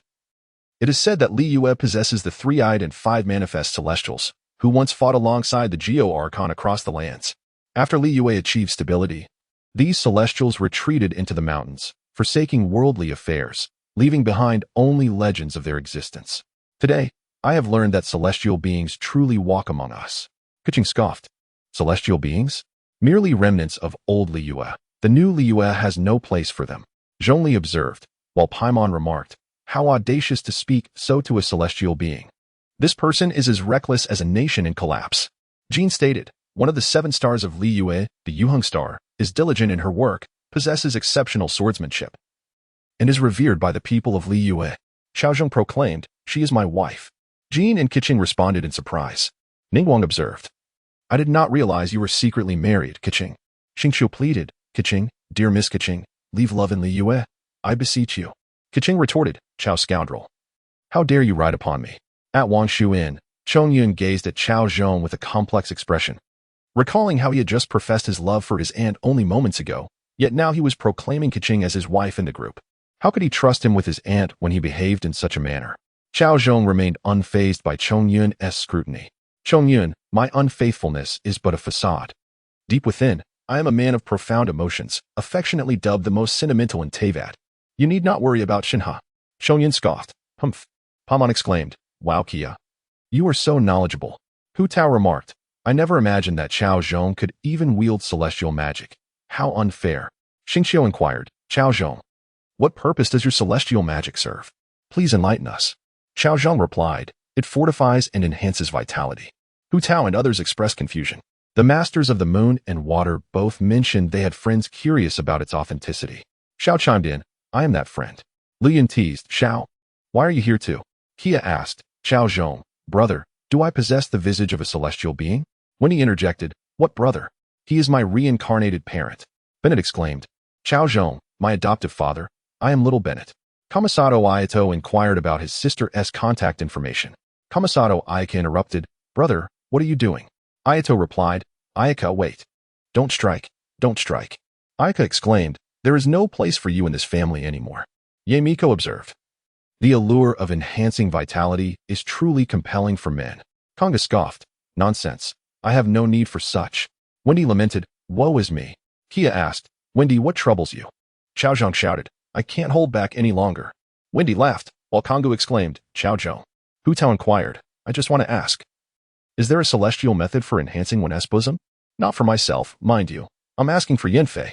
Xiangling remarked, wow, Yanfei asked me to inquire as well. Xinyan added, since you all are asking for Yanfei, I shall inquire for her too. Yanfei appeared, and the scene showed Cao Zhong just finishing off the hilichurls and preparing to conclude his session. At that moment, a boy with ice blue hair appeared on screen. It was Chongyun. Brother, I wish to learn this from you. Will you teach me? Chongyun gazed at Cao Zhong with eager eyes. Cao Zhong appraised him. Ah, young one. It is not that I refuse to teach you, but family traditions are strict. I cannot impart these methods to outsiders. Saying this, he ignored Chongyun and walked away. Not for outsiders. Chongyun's face fell. Hope seemed lost. But wait, if I become part of Cao Zhong's family, would I not then be considered an insider? Chongyun clapped his hands in excitement and hurried after the departing Cao Zhong. Brother, I have a plan. Please do not leave. Xingqiu teased, Chongyun. I never expected you to offer your body in exchange for martial arts. Chongyun stammered. What? Xingqiu continued, Chongyun, remember to tell me once you have learned. Love you. Chongyun retorted, are you insane? Hu Tao mused, I once thought that the bond between Cao Zhong, Kia, and Wendy was unrivaled. Yet I never anticipated the emergence of you two. Brother, listen to me. I have conceived a flawless plan that will not only spare you from violating the Group S training, but also allow me to learn the 9 Yang divine art. Chongyun, undeterred by Cao Zhong's refusal, excitedly shared his thoughts. You said that what is taught within the sect should not be revealed outside. As long as I am not an outsider, isn't that sufficient? This child seems rather naive, thought Cao Zhong, gazing at Chongyun with a hint of bemusement. What? Do you aspire to be my son? That won't do. However, I could consider you my nephew. Chongyun declared with a proud demeanor. Xingqiu interjected, Chongyun, how is this any different from recognizing a thief as a father? Chongyun replied, no, that is not it at all. Kia added, we all desire to be the elders of Cao Zhong. It's a first to encounter someone wishing to be his junior. Chongyun lamented, crying. In the scene, Cao Zhong tapped Chongyun on the head, saying, look at what you're saying. Am I the type to take advantage of others? Please refrain from such talk in the future. Wait, hear me out. What I meant to say is that I have an aunt named Shinha, a disciple of the immortals. Pure and unblemished, who remains unmarried to this day. If I introduce her to you and you marry her, wouldn't you become my uncle, making me your nephew? Then you could impart the 9-yang divine art to me, and it would all work out. Cao Zhong gasped, taken aback. He hadn't anticipated that Chongyun would go to such lengths for the 9-yang divine art. Wendy exclaimed, such filial piety, truly remarkable. Kia remarked, I thought the notion of recognizing a thief as a father was unparalleled, but here we have Chongyun selling his aunt. Xingqiu chimed in, Chongyun. When I asked you to introduce your aunt to me, you turned me down flat. Now you're offering her to Cao Zhong? I am your brother, your beloved friend. Chongyun retorted, I. Cao Zhong interjected, Xingqiu, he considers you a brother, yet you wish to be his uncle. Are you even human? Cao Zhong continued. To prevent a rift between you two, I shall bear the burden of this transgression. Hu Tao scoffed him. Shinha called out, Chongyun. Chongyun responded, Aunt, the wind-born immortal. Lu Yun borrowed the wind, chuckled, Little Chongyun, you are indeed amusing. However, my esteemed disciple deserves a proper match. Shinha exclaimed, Master. Xingqiu remarked, Lu Yun, you seem rather confused. Cao Zhong is notorious in Tivat for being a scoundrel. Perhaps it would be better to entrust Miss Shinha to me. I, Xingqiu, am the second young master of the Feiyun Commerce Guild, affluent and capable of taking excellent care of Shinha. A certain unnamed employee of the Feiyun Commerce Guild chimed in. Xingqiu, young master, do you not wish for me any longer? Xingqiu gasped, how are you still alive? Cao Zhong said, Xingqiu, not long ago, you spoke of how a man born between heaven and earth should not languish beneath others. You inquired if I had any means to overthrow Ningguang of the Tianquan. Now, I possess a strategy that could aid you in vanquishing the thief and gaining prominence in Liyue. Hu Tao, Xiangling, and Yin Fei exchanged puzzled glances. Ningguang remarked, It seems young Master Xingqiu harbors numerous grievances against me. Why not voice them? I assure you, it would be of no consequence. Xingqiu protested, I'm not. I didn't don't believe him. Cao Zhong encouraged, what is there to fear? Do nobility and commoners not share the same essence? If Ningguang can do this, why can't you, Xingqiu? Are you willing to risk everything to unseat the Tianquan? Kamisato Ayaka gasped, is the power struggle in Liyue this intense? Xingqiu, in a moment of panic, replied, Cao Zhong, brother, I was wrong. Please, no more. I wish to see the sun rise tomorrow. Arataki Ito exclaimed. Kuki Shinobu inquired, Boss, what are you shouting about? Arataki Ito responded, I don't know. It just feels exhilarating. Cao Zhong concluded, to contend with me, perhaps in your next life. Chapter 71. I, Lu Yun, am quite clever Liyue, in the realm of June. That woman was grinning widely, thoroughly amused by the chat group. Ha ha. This group is simply delightful. The people here are so entertaining. I absolutely adore it. Lu Yun, the true monarch of borrowing wind, was renowned as the most eloquent conversationalist in the celestial realm and particularly fascinated by the art of chat. Every day, she received the latest news from the outside world and some wildly imaginative ideas within the chat group. This provided her with a plethora of innovative concepts for her inventions. At times, when fatigue set in, she would scroll through humorous anecdotes. Recently, she had taken an interest in a talented team that published comedic skits daily. One featured a war god returning home only to find his daughter sold to a brothel. In a fit of rage, he summoned 100,000 warriors to rescue her. Another skit depicted a security guard's son-in-law attending his mother-in-law's wedding, only to be looked down upon. The young man revealed his ring, stunning everyone. As the 4 great families and 8 powerful clans rushed forward, kneeling at his feet, exclaiming, the 10-year term has ended. We welcome the Dragon King back. The young man's crooked smile always left her in stitches. Of course, the most entertaining was the scoundrel, Cao Zhong. She found his antics amusing. What Lu Yun, the true monarch of borrowing wind, did not expect was that this time, Cao Zhong's roguish behavior would extend to her own disciple. Although the events depicted in the videos may not come to pass, the thought of her beloved disciple being involved only delighted her further. Shinhe was no longer a child. It was time to consider her marital prospects.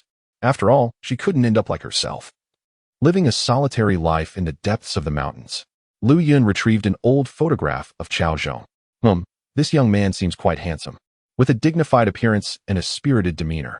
He and my disciple would indeed make a fine match. However, his roguishness is a troubling matter. While Lu Yun pondered Shunhe's future, the door mechanism turned.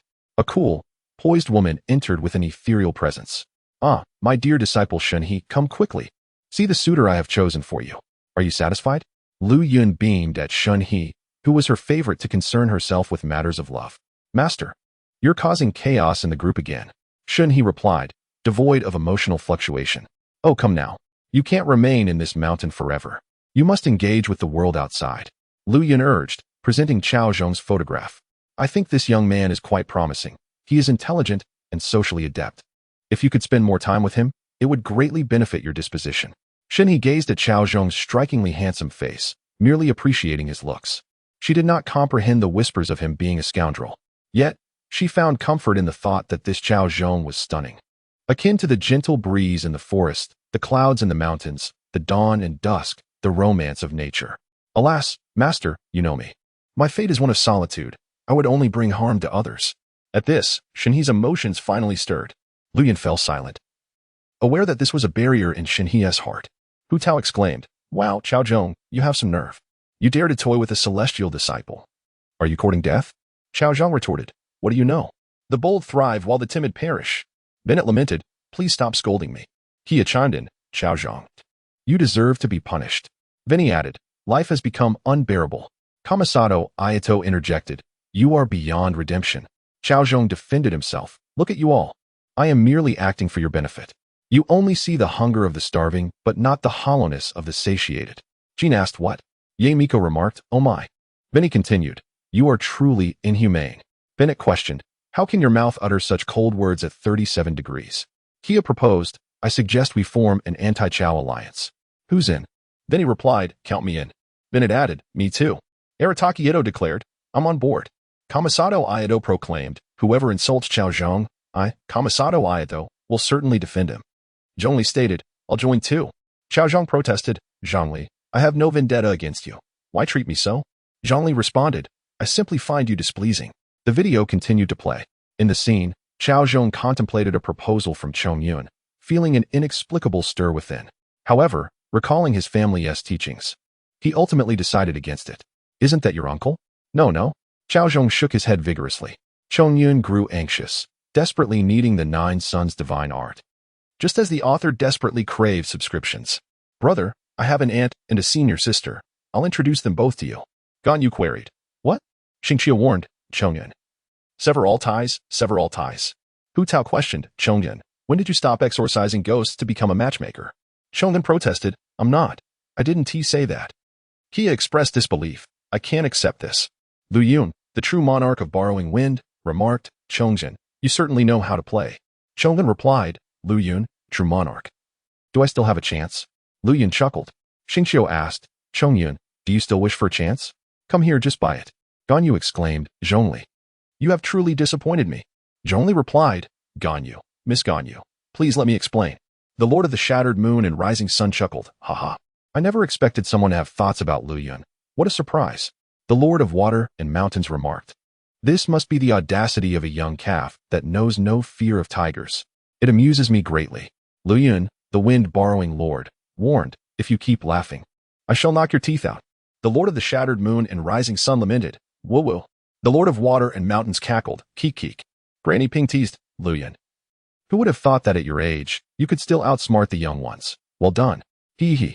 Cao Zhong, Xiangling, Yanfei, Zhongli, Xiao. Lu Yun, the wind-borrowing lord, insisted, stop laughing, or I shall turn hostile. Shenhe interjected, Master, you are laughing too. Lu Yun retorted. I am Lao Chapter 72. I aspire to be the man behind Ningguang, Liyue Harbor, where Cao Zhong and Chongyun stroll through the bustling streets, enveloped in the warmth of this nation that resembles his homeland from a past life. Mixed Central Plains delicacies, delicious and affordable. Come, let's buy kites. In a moment of reverie, Cao Zhong felt as if he had returned to his former homeland, inducing a sense of nostalgia. Chongyun observed him with a hint of confusion, pondering whether Cao Zhong was reminiscing about an old flame. Ugh, what a scoundrel. Auntie, please do not blame me. I am merely seeking my own happiness.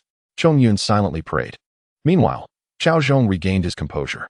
Let bygones be bygones. The events of yesterday should not linger. He declared, I have heard that the culinary skills of Wan and Hall are unparalleled. Let us go and savor their offerings. He eagerly pulled Chongyun along, hoping to encounter Miss Xiangling. Although she might be a source of discomfort, her alluring legs were undeniably captivating. Just as Cao Zhong was about to proceed, two figures suddenly blocked his path. Upon closer inspection, he realized they were from the Millilith. "Mr. Cao Zhong, please accompany us," they stated curtly, intending to take him away. "Wait, what have I done?" Cao Zhong exclaimed, bewildered. "I have only just arrived in Liyue, and I have yet to accomplish anything. Is there no law, no justice?" He gazed at the two Millilith soldiers, attempting to defend himself. However, they were unmoved, harboring resentment towards him for quite some time. "This man is a disgrace. While we have not even held hands with a girl in years, he has shamelessly toyed with many."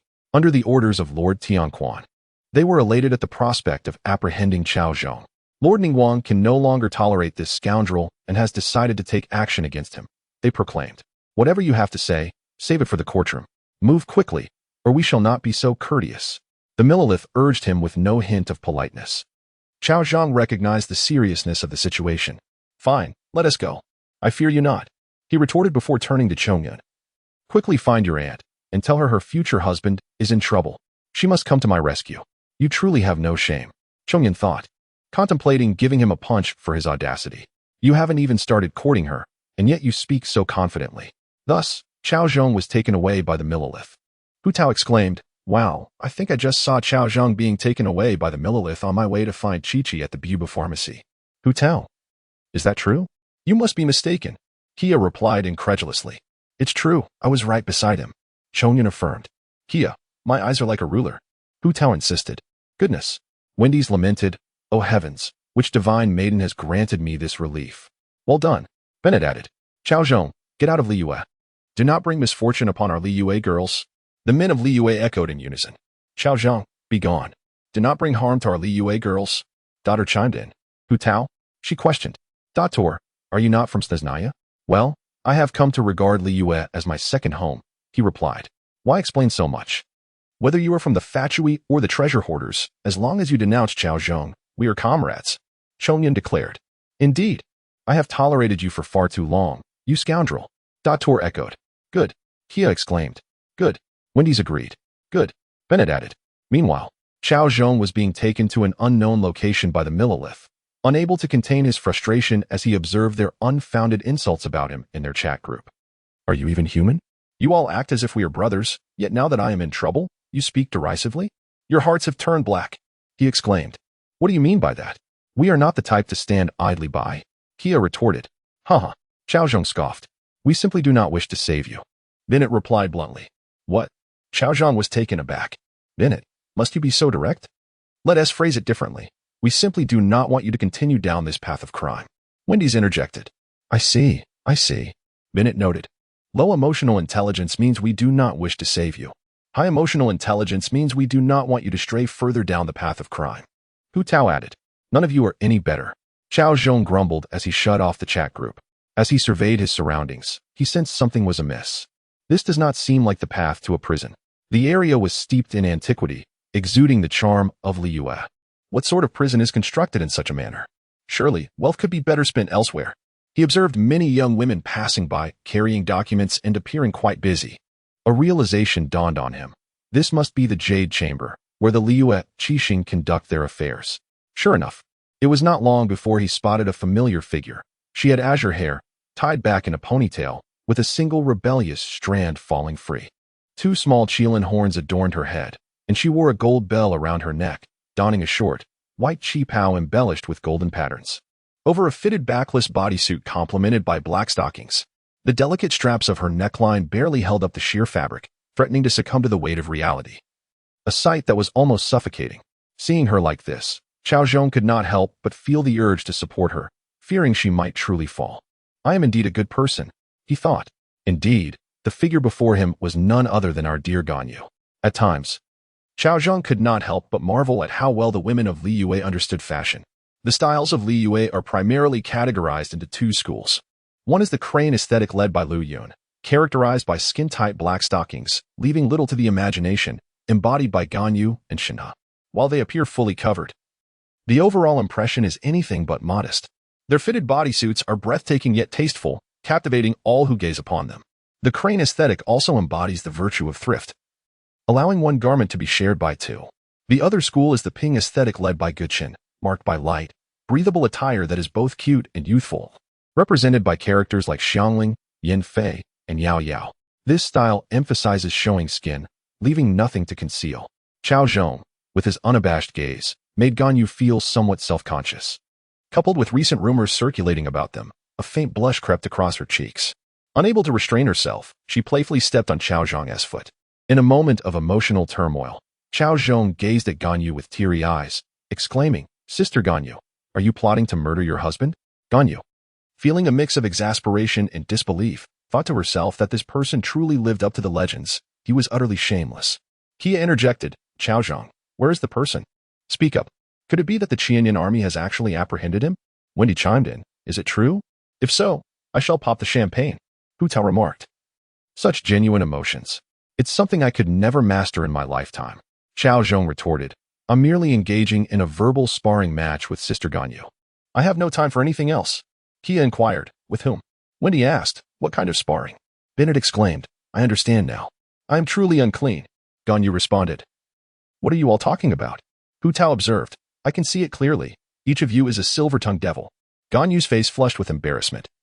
How could this group behave in such a manner? This was slander, pure slander. "Sister Ganyu, do not be angry. I shall scold them on your behalf." Cao Zhong, stifling laughter, declared, "What Sister Ganyu? When at work, you should address her by her title." Ganyu shot him a fierce glare. "Then I shall call you Secretary Ganyu." Cao Zhong grinned mischievously. Ganyu felt a peculiar discomfort at the way those 3 words rolled off Cao Zhong's tongue, though she couldn't quite pinpoint what was amiss. "Forget it. Let's move on. Come with me. Lord Tianquan wishes to see you." Ganyu had grown weary of this slick-tongued man. She had initially intended to engage in some light banter with Ganyu, but was taken aback by the mention of Tianquan Ningguang wanting to see him. Before long, Cao Zhong found himself before Ningguang. She sat elegantly, her platinum blonde hair styled with a black and gold hairpin, cascading down her back to her calves. The crimson tassels framing her forehead echoed the color of her eyes. Her arms were adorned with black sleeves and golden fingerless gloves, the wide sleeves gracefully hanging down. A white scarf adorned her neck, and she wore a qipao interwoven with gold, white, and black, its hem resembling a bird's tail, and the neckline embellished with a golden phoenix motif. A deep golden fan-shaped ornament graced her waist, from which hung a Geo-Vision pendant. Her legs, bare except for a red tattoo on her left thigh, added to her striking appearance. Truth be told, Cao Zhong was quite curious about Ningguang. How had a girl from the port, selling miscellaneous goods, ascended to such heights of power? There is an old saying in Liyue, behind every successful man, there often stands a woman who supports him quietly. Conversely, this adage could also apply in reverse. Cao Zhong aspired to be that man behind Ningguang. Do not misunderstand. He genuinely sought to be merely her supportive figure.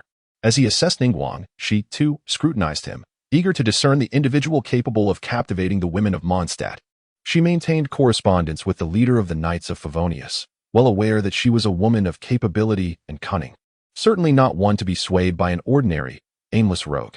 Upon first glance at Cao Zhong, Ningguang found him strikingly handsome. Throughout her journey, she had encountered countless suitors, from the young masters of prestigious merchant guilds to the sons of influential families. Yet, she had never met anyone as impressive as Cao Zhong, especially with those eyes that bore an air of aggression, causing her to instinctively shift her delicate legs. Unlike the men of her past, who had always approached her with trepidation and sought to appease her at every turn, this man seemed indifferent to her status, viewing her simply as a woman. "Ah, you pique my interest, man." Chapter 73, Ganyu. I have a bold idea. Liyue, once a realm governed by divine authority, has traversed a history of 3,700 years alongside the gods. Each year, the Geo-Archon would descend during the Rite of Invocations, bestowing divine edicts to guide Liyue's development and commercial dynamics, which were then executed by the 7 stars and the 8 doors. However, as time progressed, the presence of deities and immortals in Liyue has become increasingly rare. Now, the only glimpse of the Archon comes during the annual Rite of Invocation. It can be said that Liyue, under the leadership of the 7 stars, has liberated itself from the reliance on the immortals. The Rite of Invocation has transformed into a mere expression of faith or spiritual solace for the people of Liyue. Even in the absence of the Geo-Archon, the citizens remain confident that the 7 stars will guide them towards a brighter future. This is precisely what Ningguang wishes to see. The existence of immortals should remain confined to myth and legend. Let the people of Liyue govern themselves. Nonetheless, Ningguang harbors concerns. What if the immortals oppose their vision? Will these guardians of Liyue react with fury, potentially leading to conflict? Such a scenario could incite irreparable discord, giving rise to unnecessary turmoil, or even a war between mortals and deities. In that event, Ningguang would bear the burden of being deemed a sinner of Liyue. Hence, the weight of responsibility rests heavily upon her shoulders. However, her status and identity compel her to maintain a facade of strength, not allowing her to exhibit vulnerability like an ordinary woman. At times, she yearns for a shoulder to lean on. Yet, at her level, every action is scrutinized and magnified, often interpreted as carrying profound significance. This reality necessitates that Ningguang approach every matter with utmost caution. Then, Cao Zhong entered her line of sight. As she gazed at him, she spoke slowly. "Mr. Cao Zhong, I need you." Cao Zhong, engrossed in admiring the exquisite embroidery on Ningguang's attire, was taken aback by her unexpected declaration. "Wait, Ningguang. What did you just say?" He looked at her incredulously. Their first meeting was certainly stirring. Ningguang, with a slight bite of her lip, noted that it had been quite a while since anyone dared to address her by name. Yet, such trivialities mattered little to her grand designs. If she could enlist Cao Zhong's strength into her ranks, even the immortals would tread carefully. "I said I need you." She gazed earnestly at him. Cao Zhong's heart soared. It was often said that at 31 is like a wolf, at 40 like a tiger, and by 50, one can draw the earth to oneself. Ningguang, at her age, still single, seemed somewhat pitiable. However, adhering to his principle of helping others and his knack for nurturing, he felt compelled to assist her. "If the guest has a need, I shall provide service. Given that, how about we?" He began, loosening his outer garment. Should conflicts arise with the immortals, I hope you will stand by my side," Ningguang interjected, disregarding his actions. Cao Zhong felt a tinge of embarrassment. "Can we clarify this? You're making me overly excited." He composed himself, donning his attire. "Ningguang, isn't it inappropriate for someone from Mondstadt to meddle in this?" Though he was aware that the Geo Archon was preparing for retirement, it seemed best for Ningguang to handle this matter herself. "No worries. I shall write a letter to Acting Grandmaster Jean, and from now on, you shall be under my command," Ningguang declared with authority. Perhaps we should refrain from that," Cao Zhong replied, realizing he would eventually return to Mondstadt and did not wish to offend the Acting Grandmaster. After further contemplation, he acknowledged that his stay in Liyue would be extended, possibly encountering significant events. Thus, agreeing to Ningguang's request seemed harmless, especially with the old man around should trouble arise. "I can promise to stand with you when the time comes," but, before he could finish, Ningguang handed him a set of keys. "This is a residence in the most prosperous district of Liyue Harbor. You can stay there. If it doesn't suit you, I can arrange for another. I meant to say, this is a black card from Liyue's largest bank, with no limit. Feel free to spend it." "Wait. I am aware of your loans at the bank. I've taken care of them," Ningguang revealed, her generosity leaving Cao Zhong astounded. This was the life he had dreamed of. Yet, one question lingered in his mind. "Do you know which bank I owe money to?" "Not really. Why?"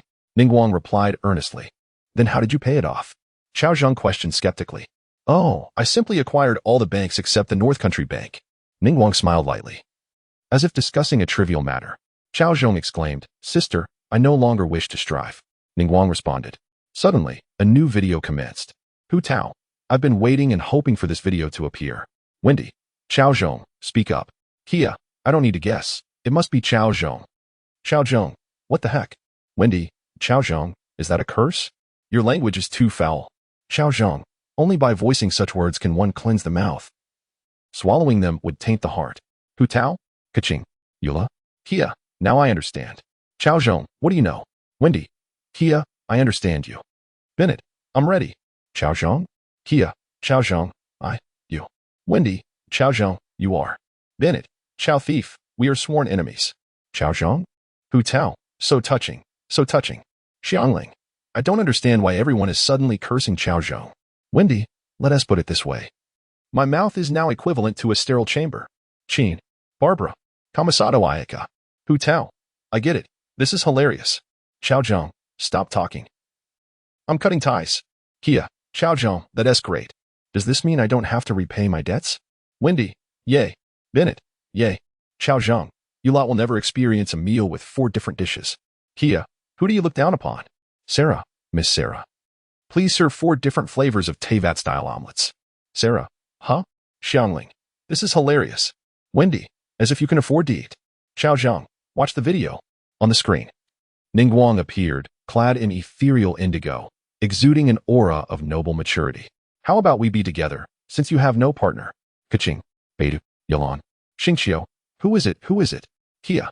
Cao Zhong, could it be you? Wendy. I can't accept that. Hu Tao. Is Lady Ningguang pursuing someone? I want to see. The members of the Qixing. Ouch, it hurts too much. Lady Ningguang, if you're being threatened, just blink. Meanwhile, Cao Zhong felt a hint of awkwardness as he glanced at Ningguang. He had anticipated her appearance in the video. It was the most embarrassing moment. He should leave quickly. Ningguang, Chongjin must be worried sick, so I'll take my leave. He hastily sought an excuse to depart. Ningguang blocked his path. Don't rush. I also want to see who it is. Aren't you curious? Although Ningguang spoke with a nonchalant demeanor, Cao Zhong sensed an unusual atmosphere. The video continued. At that moment, the figure of Cao Zhong appeared in the video. Sister, I am younger than you. Kaya exclaimed. Cao Zhong, it's really you. I can't accept this, Kia remarked incredulously.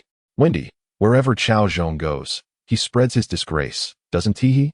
Bennett urged the Liyue people. What are you waiting for? Grab your weapons and deal with this scoundrel.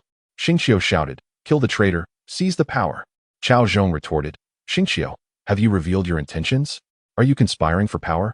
I was wrong, brother. I was wrong. Xingqiu admitted. Kaching sighed. Oh dear, I never expected our esteemed Tianhuan to be criticized for her age. Beidou laughed heartily. Ahahaha. Captain, perhaps it would be wise not to laugh so loudly, said Kamisato Ayaka. Am I laughing too loudly? Beidou questioned. Not too loud. Just enough for Liyue to hear. Hu Tao chimed in. Not too loud. Just enough for Mondstadt to hear. Kia echoed. Not too loud. Just enough for Mondstadt to hear. Toma added. Not too loud. Just enough for Sumeru to hear. Kale remarked. Wowu, Ningguang, let me explain. Beidou pleaded. Hee, Ningguang replied.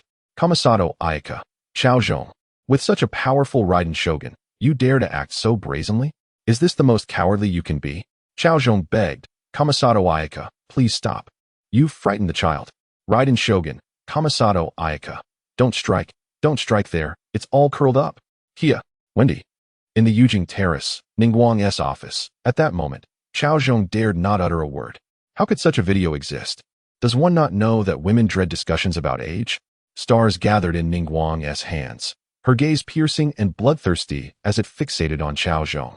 So, you disdain my age, do you? She demanded. If Cao Zhong could not provide a reasonable explanation, those stars would pierce him through. No, Ningguang, please let me explain. The video is fabricated, all fabricated. He pleaded. Fabricated? What are you so afraid of? As Ningguang slowly approached Cao Zhong, each step felt like a weight upon his heart, overwhelming him. I'm not afraid, Ningguang. You know I would never disdain someone for their age. Cao Zhong attempted to explain. You still dare to speak. No. It's that my financial situation is poor, and I am not worthy of you. The video continued. The scene revealed Ningguang gazing seriously at Cao Zhong. What of being younger than me? You may be financially constrained, yet I could provide you with 50 million a month for pocket money. Sister, I am far younger than you. Cao Zhong still declined. What of being far younger? I will take care of you and give you money. Kaya interjected. Ningguang. I do not think you are old, may I? Wendy added. Ningguang, I am also quite old. Bennett chimed in. Ningguang, actually, get lost. Ningguang interjected. In the Yujing Terrace? Ningguang pointed at the video. Now you still claim not to disdain my age. I have offered you 50 million, and you still rejected me? The stars in her hands grew increasingly radiant. Cao Zhong appeared constipated. Is that truly him in the video? He would never reject such a fortuitous opportunity. Since you do not believe me when I say I do not disdain you, I shall have to prove myself. Cao Zhong loosened his attire and, seizing the moment, Ningguang was taken aback, swiftly embraced her around the waist. Ningguang was taken aback. How dare he? Yet, his chest was so warm. She longed to lean against him. Ningguang sought to refuse, but her body felt too weak to resist. Lady Ningguang. Just then, Ganyu suddenly pushed the door open. Upon witnessing the scene before her, she too was taken aback. From her perspective, it appeared as though Ningguang's legs were locked around Cao Zhong's waist. I'm sorry for arriving at such an inopportune time. Ganyu felt a tinge of bitterness. He had previously called her his wife, yet now scoundrel. Just as she was about to leave, Ningguang called out to her urgently. No, you came at just the right time. Ganyu stared in disbelief at Cao Zhong and Ningguang. A bold thought blossoming in her mind. Chapter 74, for grand words, profound and vast. Behold, this striking gentleman cradles Ningguang, the esteemed leader of the Liyue Qixing. Astonishingly, he invites the secretary, Ganyu, to join them in gaming. No, I shall not partake in such an embarrassing endeavor. Ganyu's delicate visage blushes a vibrant hue, akin to a swollen red balloon, threatening to burst at any moment. What are you saying, Ganyu? I merely asked you to assist me. Ningguang, unaccustomed to such proximity with a man, feels her body weaken, her pearly teeth clattering in nervousness. What on earth are you daydreaming about, Ganyu? Ningguang wishes to tap into Ganyu's mind for clarity. Ah, did you not mean for me to join you? Ganyu gazes incredulously at Ningguang. Enough. Do not speak any further. Ningguang admonishes sharply. Soon, tranquility envelopes the room once more. Cao Zhong methodically adjusts his attire, while Ningguang regains her regal composure. She casts a fierce glare at Cao Zhong, wishing to sink her teeth into him for his audacity. This man dares to act so brazenly towards her. Cao Zhong senses Ningguang's intense gaze and shrugs. This is truly not my fault. It is your disbelief that necessitates proof. Get away from me. Ningguang retaliates, sending a starry projectile his way, which he effortlessly dodges. Should you require assistance in the future, do not hesitate to call upon me. I am more than willing to serve. Go to hell, Ningguang mutters, her teeth nearly cracking in frustration as she watches Cao Zhong exit the room. Despite her normally rational demeanor, her sensibility seems to have been discarded in his presence. Ningguang buries herself into the sofa, writhing, contorting, and groaning until she eventually regains her composure. Perhaps nurturing such a younger sibling is not too shabby after all. A mysterious smile graces Ningguang's lips. Chat group. Kia, now I understand why girls adore chicken soup. It bewilders anyone who gazes upon it. Wendy, chicken soup? What type of chicken soup? Bennett, woe is me, I am truly tainted. Cao Zhong, Wendy, do all deities lack decorum like you? Zhongli, likely not. Some expert on the Geo Archon. Zhongli, are you pretending to be the Archon again? I have encountered many like you, parading around with a semblance of knowledge, seeking to deceive naive young maidens. Allow me to unveil your grotesque facade, you presumptuous fool. Zhongli? Cao Zhong, some expert on the Geo Archon. Do you believe Zhongli is indeed the Geo Archon? Some expert on the Geo Archon. Cao Zhong, are you jesting? Wendy, Kukuku. Some expert on the Geo Archon. Wendy. Oh, when God, do not laugh. I am terrified. Hu Tao, wow. Zhongli, could you truly be the Geo Archon? Does that mean I can use your likeness for advertisements? The Geo Archon and the King of Hell, indistinguishable. Zhongli, Hu Tao, please refrain from such antics. Some expert on the Geo Archon. I have heard that ruins of the Crimson King have been unearthed in Sumeru. I must go investigate immediately. Cao Zhong, some expert on the Geo Archon. Are you not planning to flee? Are you? Some expert on the Geo Archon. What do you mean by that? In Liyue, we have an ancient saying. Those who recognize the times are true heroes. Do you comprehend? Cao Zhong, I was merely deceiving you. Some expert on the Geo Archon. Hey, dear, I have arrived home. Please open the door. Some expert on the Geo Archon. Huh? Old Wang, why are you at my residence? Liyue's Old Wang, your drainage system is clogged. I have come to assist. Some expert on the Geo Archon. Thank you. Kia? Wendy? Bennett? Cao Zhong, to lead a fulfilling life, one must bear a touch of green atop their head. Do you not agree, Wendy? Wendy? Wendy, I have repeatedly stated that this is innate, simply innate. You fool. Kia, alas. I cannot comprehend why such a scoundrel as Cao Zhong attracts the affection of so many women. What merit does he possess? Wendy, I too am baffled. Bennett, I am weeping. Cao Zhong, for words. Hu Tao, what for words? I too wish to know. Kia, brother, it is brother. Wendy, in my lifetime, I have sought nothing. Today, I implore you. Bennett, brother. Xingxiu, brother. Dator, brother. Arataki Ito, brother. Kamasato Ayato, brother. Cao Zhong, Kamasato Ayato. If you would cease calling me brother, I would appreciate it, dear brother-in-law. Kamasato Ayato, enough. This is a one-time occurrence. Let it not happen again. Kamasato Ayaka. Toma, speak quickly. I can barely contain my anticipation. Cao Zhong, profound and vast. Xingxiu, ah, you ruin my idiom. Bennett, I truly do not wish to understand. I am still but a child. Kia, what is this? Wendy, alas, it is all nonsense. Cao Zhong, surely, you cannot fail to meet this condition? Kamasato Ayato, ah, as expected of you. I comprehend. Dator, Cao Zhong, I have attained enlightenment. Thank you. Kia, I see I have misunderstood the master. Wendy, I am at fault. I doubted Cao Zhong's teachings. Hu Tao, what of profound and vast? What are you all babbling about? Amber, I cannot grasp it. Paimon, the world of men is so intricate. Kaching, disgusting. Ye Miko. Oh, so that is how I captured my dear shadow. National collapse. Infuriating. Raiden Shogun.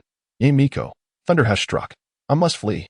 Raiden Shogun, at this moment, the time of annihilation. Ye Miko, please, cease the onslaught. I am in distress. Cao Zhong, alas, even the Raiden Shogun has a soft heart. This fox should be dealt with decisively. Ye Miko, you possess a cruel heart. Klee. Huh? Jean, what troubles Klee? Klee, I recall Brother Cao Zhong stating that Lady Miko is his sister. Jean, Raiden Shogun. Ye Miko, huh? I do not have such a scoundrel of a brother. Cao Zhong? Jean, Klee, please elaborate on the matter. Klee, let me think. I remember. It was a poem that Brother Cao Zhong recited. Cao Zhong, Klee, no, you do not recall. Klee, huh, I distinctly remember. Cao Zhong, Klee, you do not recall. When I return to Mondstadt, I shall gift you more bombs. Klee, huh, I forgot what I was going to say. Klee knows nothing. Cao Zhong, Klee, you are truly obedient. Jean, Klee, Ye Miko, Klee, if you share, I can give you numerous bombs and take you to Inazuma for fishing. Klee, huh, really? Ye Miko, of course. Shogun, this is our Inazuma's munitions chief. She has many bombs indeed. Shogun, huh? Klee, splendid. Cao Zhong, Klee, you must trust me. Klee, I am sorry, Brother Cao Zhong. Sister Ye has provided too much. Ye Miko, speak now, dear Klee. Cao Zhong, and Ye Miko, is there anything else you dare not imagine? If the truth still exists, would you capture her as well? Cao Zhong, I am not. I did not. Ding. The new video is about to play. Raiden Shogun? Ye Miko? Kia, such a tragic end. Vinny, the sins bestowed by heaven may be forgiven, but those of one's own making are inexcusable. Cao Zhong, how unjust this is for me. Chapter 75, do you believe I am just practicing teasing you? Cao Zhong gazed at the video in the chat group, utterly devastated. He had not engaged in any of the actions depicted. While he had entertained thoughts about certain exploits, they were merely musings. Could it be that mere thoughts constitute a crime? Regrettably, the comments flooded in. Kia, Cao Zhong, valiant warrior. Wendy, impressive. Bennett, just one word, impressive. Xingqiu, may I inquire, can Boss Cao manage everything? Ye Miko, Cao Zhong, dear boss, can you distinguish between the real and the shadow during your busy moments? Raiden Shogun, Ye Miko, oh dear, please don't fight. I only wish for your happiness, Shadow. What if he mistakes his identity? Cao Zhong, are you all conspiring for my demise? The video commenced. On the screen lay an ethereal woman, reclining on a bed, captivating all who beheld her. Alas, this beautiful figure was ensnared by calamity, her life hanging by a thread. Raiden Shogun, sister. Wendy, alas, an old friend has departed. Zhongli, Kia, wait. Is this truly the sister of the Raiden Shogun? Bennett, wow. They cannot merely be said to resemble each other. They are identical. Cao Zhong, there are indeed distinctions. Ye Miko, what differences? Cao Zhong, I was merely jesting. Ye Miko, I don't believe you. Ye Miko, Cao Zhong, tell me secretly, is the tactile sensation different? I want to disclose it to anyone. Cao Zhong, Hiki. Bennett, here it comes. Hu Tao, plotting loudly. Raiden Shogun, the radiance is dim. Arataki Ito, thunder again? Time to gather the laundry. Ye Miko, Shadow, I was mistaken. Tonight, I shall warm your bed. Could you, Sarah? Does the Raiden Shogun still need bed warmth? I could assist as well. Kamisato Ayato. Kamisato Ayaka. Cao Zhong, the orange tide is surging. The orange tide is surging. On the sickbed, Raiden Makoto slowly regained consciousness, her gaze weakly drifting to a man resting beside her. Darling, I'm here. Cao Zhong was jolted from his slumber. Jean, darling? Barbara. Cao Zhong, how are you still alive? Amber. Cao Zhong, I call you brother, yet she calls you darling. Eula, my great sword is parched with longing. Cao Zhong, it's all a fabrication, all of it. You know my heart is devoted to you. Hu Tao devoted. You all. Wendy. Hu Tao, you understand. Kia, I recall Cao Zhong being married to Captain Jean. Ye Miko. He has children with Shadow. What is the harm in a second marriage? Right, Cao Zhong? Cao Zhong, woo-woo, sister, I was wrong. Nations collapse. Go to hell. On the screen, Raiden Makoto gazed affectionately at Cao Zhong. Cao Zhong, promise me. Don't forget me. Cao Zhong grasped Raiden Makoto's hand, equally sincere in his response. I shall not, of course not. You are my beloved. In that moment, both felt the warmth of each other's affection, tears brimming in their eyes. Promise me, you will take good care of Shadow. Raiden Makoto reiterated to Cao Zhong. Yes, yes. I shall love her wholeheartedly. Raiden Makoto smiled with satisfaction. Promise me, you will never, ever lay a hand on her. At that moment, Cao Zhong's expression grew peculiar. Promise me. Raiden Makoto urged once more. I heard you. Kia, scoffs Wendy. Scoundrel. Bennett. Cao Zhong, you won't even feign a lie for her. Cao Zhong, I was taught from a young age never to deceive. Hu Tao, truly devoted, and they have children. Ye Miko, just be honest. Is it true or not? Raiden Shogun, nations collapse. Cao Zhong, go die already. Why are you still alive? Upon hearing Cao Zhong's response, Raiden Makoto finally revealed a content smile. Promise me. You won't fall for another woman. This time, I do not seek your promises, nor your eternities. Cao Zhong began to sing, attempting to evade this assurance. Lei Dianjun's expression turned serious. Speak it. Speak it. Lei Dianjun erupted, nearly shouting. Realizing he could not escape, Cao Zhong finally uttered the words. I promise. I promise. What do you promise? Lei Dianjun pressed relentlessly. Oh dear, I have declared my promise. What more do you desire from me? Cao Zhong gazed at Lei Dianjun with sorrow. Very well, I shall not trouble you further. Lei Dianjun conceded, utterly speechless at this man's demeanor. So, we truly cannot look at the emperor's uncle? At this, Cao Zhong looked despondently at Lei Dianjun. What do you think? Lei Dianjun silently reached for the sword on the bedside. All right, I understand. I understand. Cao Zhong's countenance gradually darkened with sorrow. Doctor, doctor, hurry, save my wife. Cao Zhong wept, clutching his head. Seeing him like this, Lei Dianjun felt a pang of sorrow as well. They had known each other, loved each other. And now they were to part ways, how heartbreaking. He reached out to comfort Cao Zhong, but Cao Zhong slowly pushed his hand away, despair radiating from him. My sorrow is not solely for you. The video concluded. Cao, Lei Dian exclaimed. Ye Miko, I suggest Mr. Cao Zhong refrain from visiting Inazuma lately. It's all thunder. Wendy, Cao Zhong, you have nothing to do with others. Cao Zhong, do you believe I am merely practicing pulling you? Hu Tao, do you even need practice? Your pulling skills must be at least 2.5 years strong. Eula, go ask King Yin whether he believes it. Cao Zhong, I truly am pulling. Just watch the video. Klee, what is a gray machine? Can it be eaten? Jean, Klee, do not ask. Alice, Klee, my Klee. Barbara, Cao thief, look at the mess you've made. Xingqiu, disgusting. Kia, what a birth. Liyue, as Cao Zhong stepped out of Yujing Terrace, dusk had already settled. Golden sunlight cascaded down, cloaking the entire Liyue harbor in a radiant veneer. The sunset is infinitely beautiful, yet it is but the approach of twilight. Cao Zhong mused. Despite the apparent tranquility of Liyue harbor, immense crises lurked beneath the surface, conflicts between humans and immortals, the covert machinations of the Fatui, and the ancient demons sealed beneath the Cloud Ascension Pavilion. Each posed a threat, lying in wait for the opportune moment. However, for now, these matters were of no concern to Cao Zhong, who merely wished to drift through life and engage in romantic endeavors with young ladies. Such as the life one ought to lead. Ah, a splendid poem. Boss Cao truly deserves the title of Poet Immortal. I am in admiration. Just as Cao Zhong intended to head to Wamen restaurant for a meal, a voice halted him. Turning around, he spotted Chongyun, sensing Cao Zhong's unusual gaze. Xingqiu felt a bit restless. He widened his eyes and exclaimed, how can you unjustly tarnish someone's reputation? What reputation? Just look at the dishes you've chosen. It's all a facade. Xingqiu's face flushed crimson, the veins on his forehead bulging as he argued. How can matters of kidney fortification and vitality be mere illusions? The affairs of the young are anything but trivial.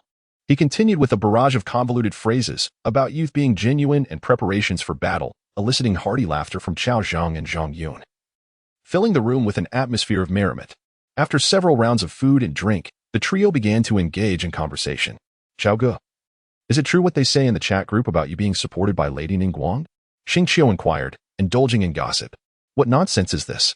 Our love is sincere, Cao Zhong responded, indignantly refuting Xingqiu's claims. He then shifted the conversation, asking, I've heard you're writing a novel. How's that progressing? Ah. Don't mention it, Xingqiu sighed, shaking his head. He had initially believed himself invincible after penning the Autumn Sword Chronicles. However, out of nowhere, a new author under the pseudonym I Love Xiang Zhe Nan had emerged, crafting stories with a skillful pen and innovative plots. Most of the popular novels circulating now were his, including the wildly popular light novels such as The Sea of Dead Fire, The Horse of Qi, and The Path of the Sword should not be so narrow. Oh, how I envy teacher Xiang Zhe Nan, Xingqiu lamented, silently sipping a bitter drink. What if I were to introduce you to teacher Xiang Zhe Nan? How would you thank me? Cao Zhong inquired, observing Xingqiu's downcast expression with a smile. Instantly revitalized, Xing Qiu's face flushed with excitement. If that is indeed the case, then you shall be my dearest friend. Cao Zhong's smile faltered slightly. He hesitated to even acknowledge the term dearest friend. Yet, seeing the hopeful glint in Xing Qiu's eyes, he couldn't bear to keep the truth from him. That person is closer than you think. What? Xing Qiu exclaimed, incredulous as he gazed at Cao Zhong. The great deity of the heaven ranking is actually nearby. He hesitated. You're not deceiving me, are you? Cao Zhong offered no further explanation, simply handing over a manuscript. Xing Qiu took it with skepticism and upon reading, discovered it was indeed the upcoming content for the Sea of Dead Fire. The dragon horse had found itself upon the ocean, gathering the 7 dragon balls, preparing to confront the great demon king, Aizen. His heart raced, his hands trembled. Coach, I want to play basketball, he blurted out, then quickly corrected himself. No, wait. Brother, teach me how to write a novel. In that moment, the two shared a bond of camaraderie, throwing their arms around each other, conspiring mischievously. Finally, Xing Qiu turned to Cao Zhong and said, My dear brother, I have everything arranged for tonight. The headliner at the Zhu Dianfang is yours. Cao Zhong, elated, exclaimed, Look at you. One must always do good deeds. If I hadn't allowed Xing Qiu to meet his idol, could I have been granted the headliner at Zhu Dianfang? This is what they call, good deeds bring good fortune. The more one does good, the more fortune one will reap.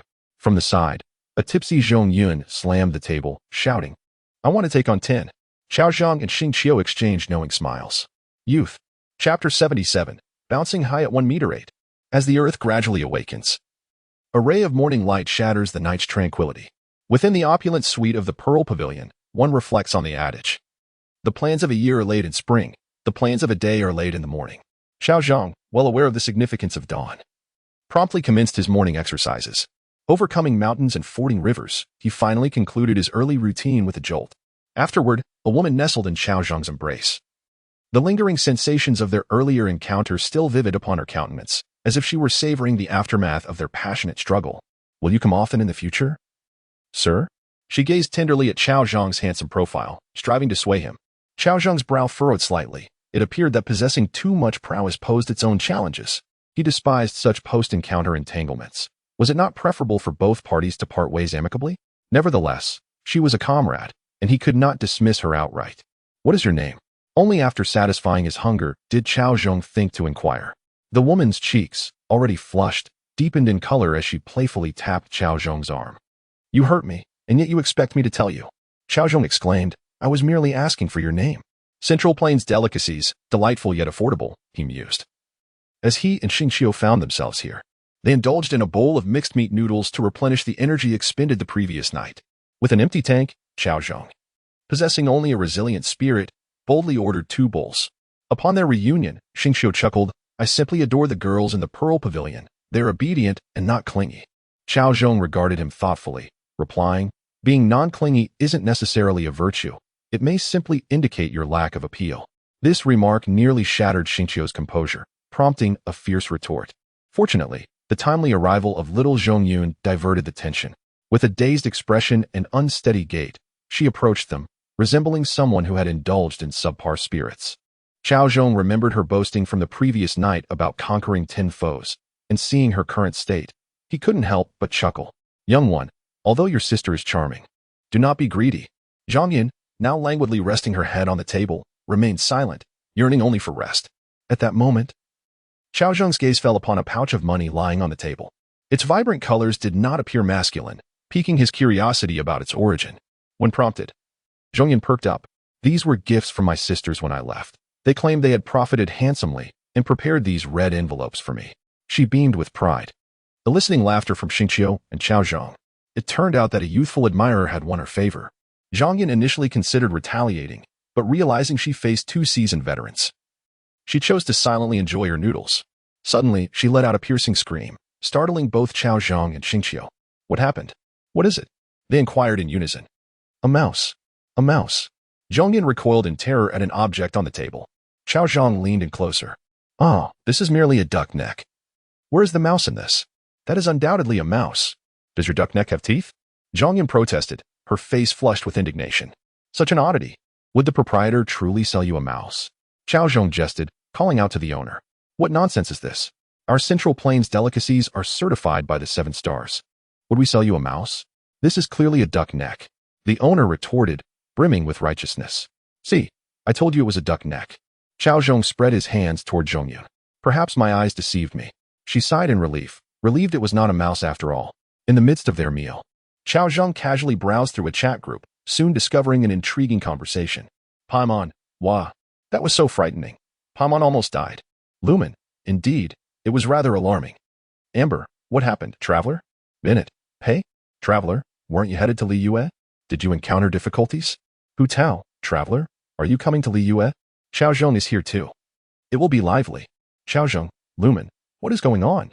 Has Paimon's status as emergency food been exposed? Paimon, I told you, I'm not emergency food, you big jerk. Angry, angry, angry. Lumen, Lumen, we encountered a strange person at While. Paimon, so scary. Lumen, not very tall.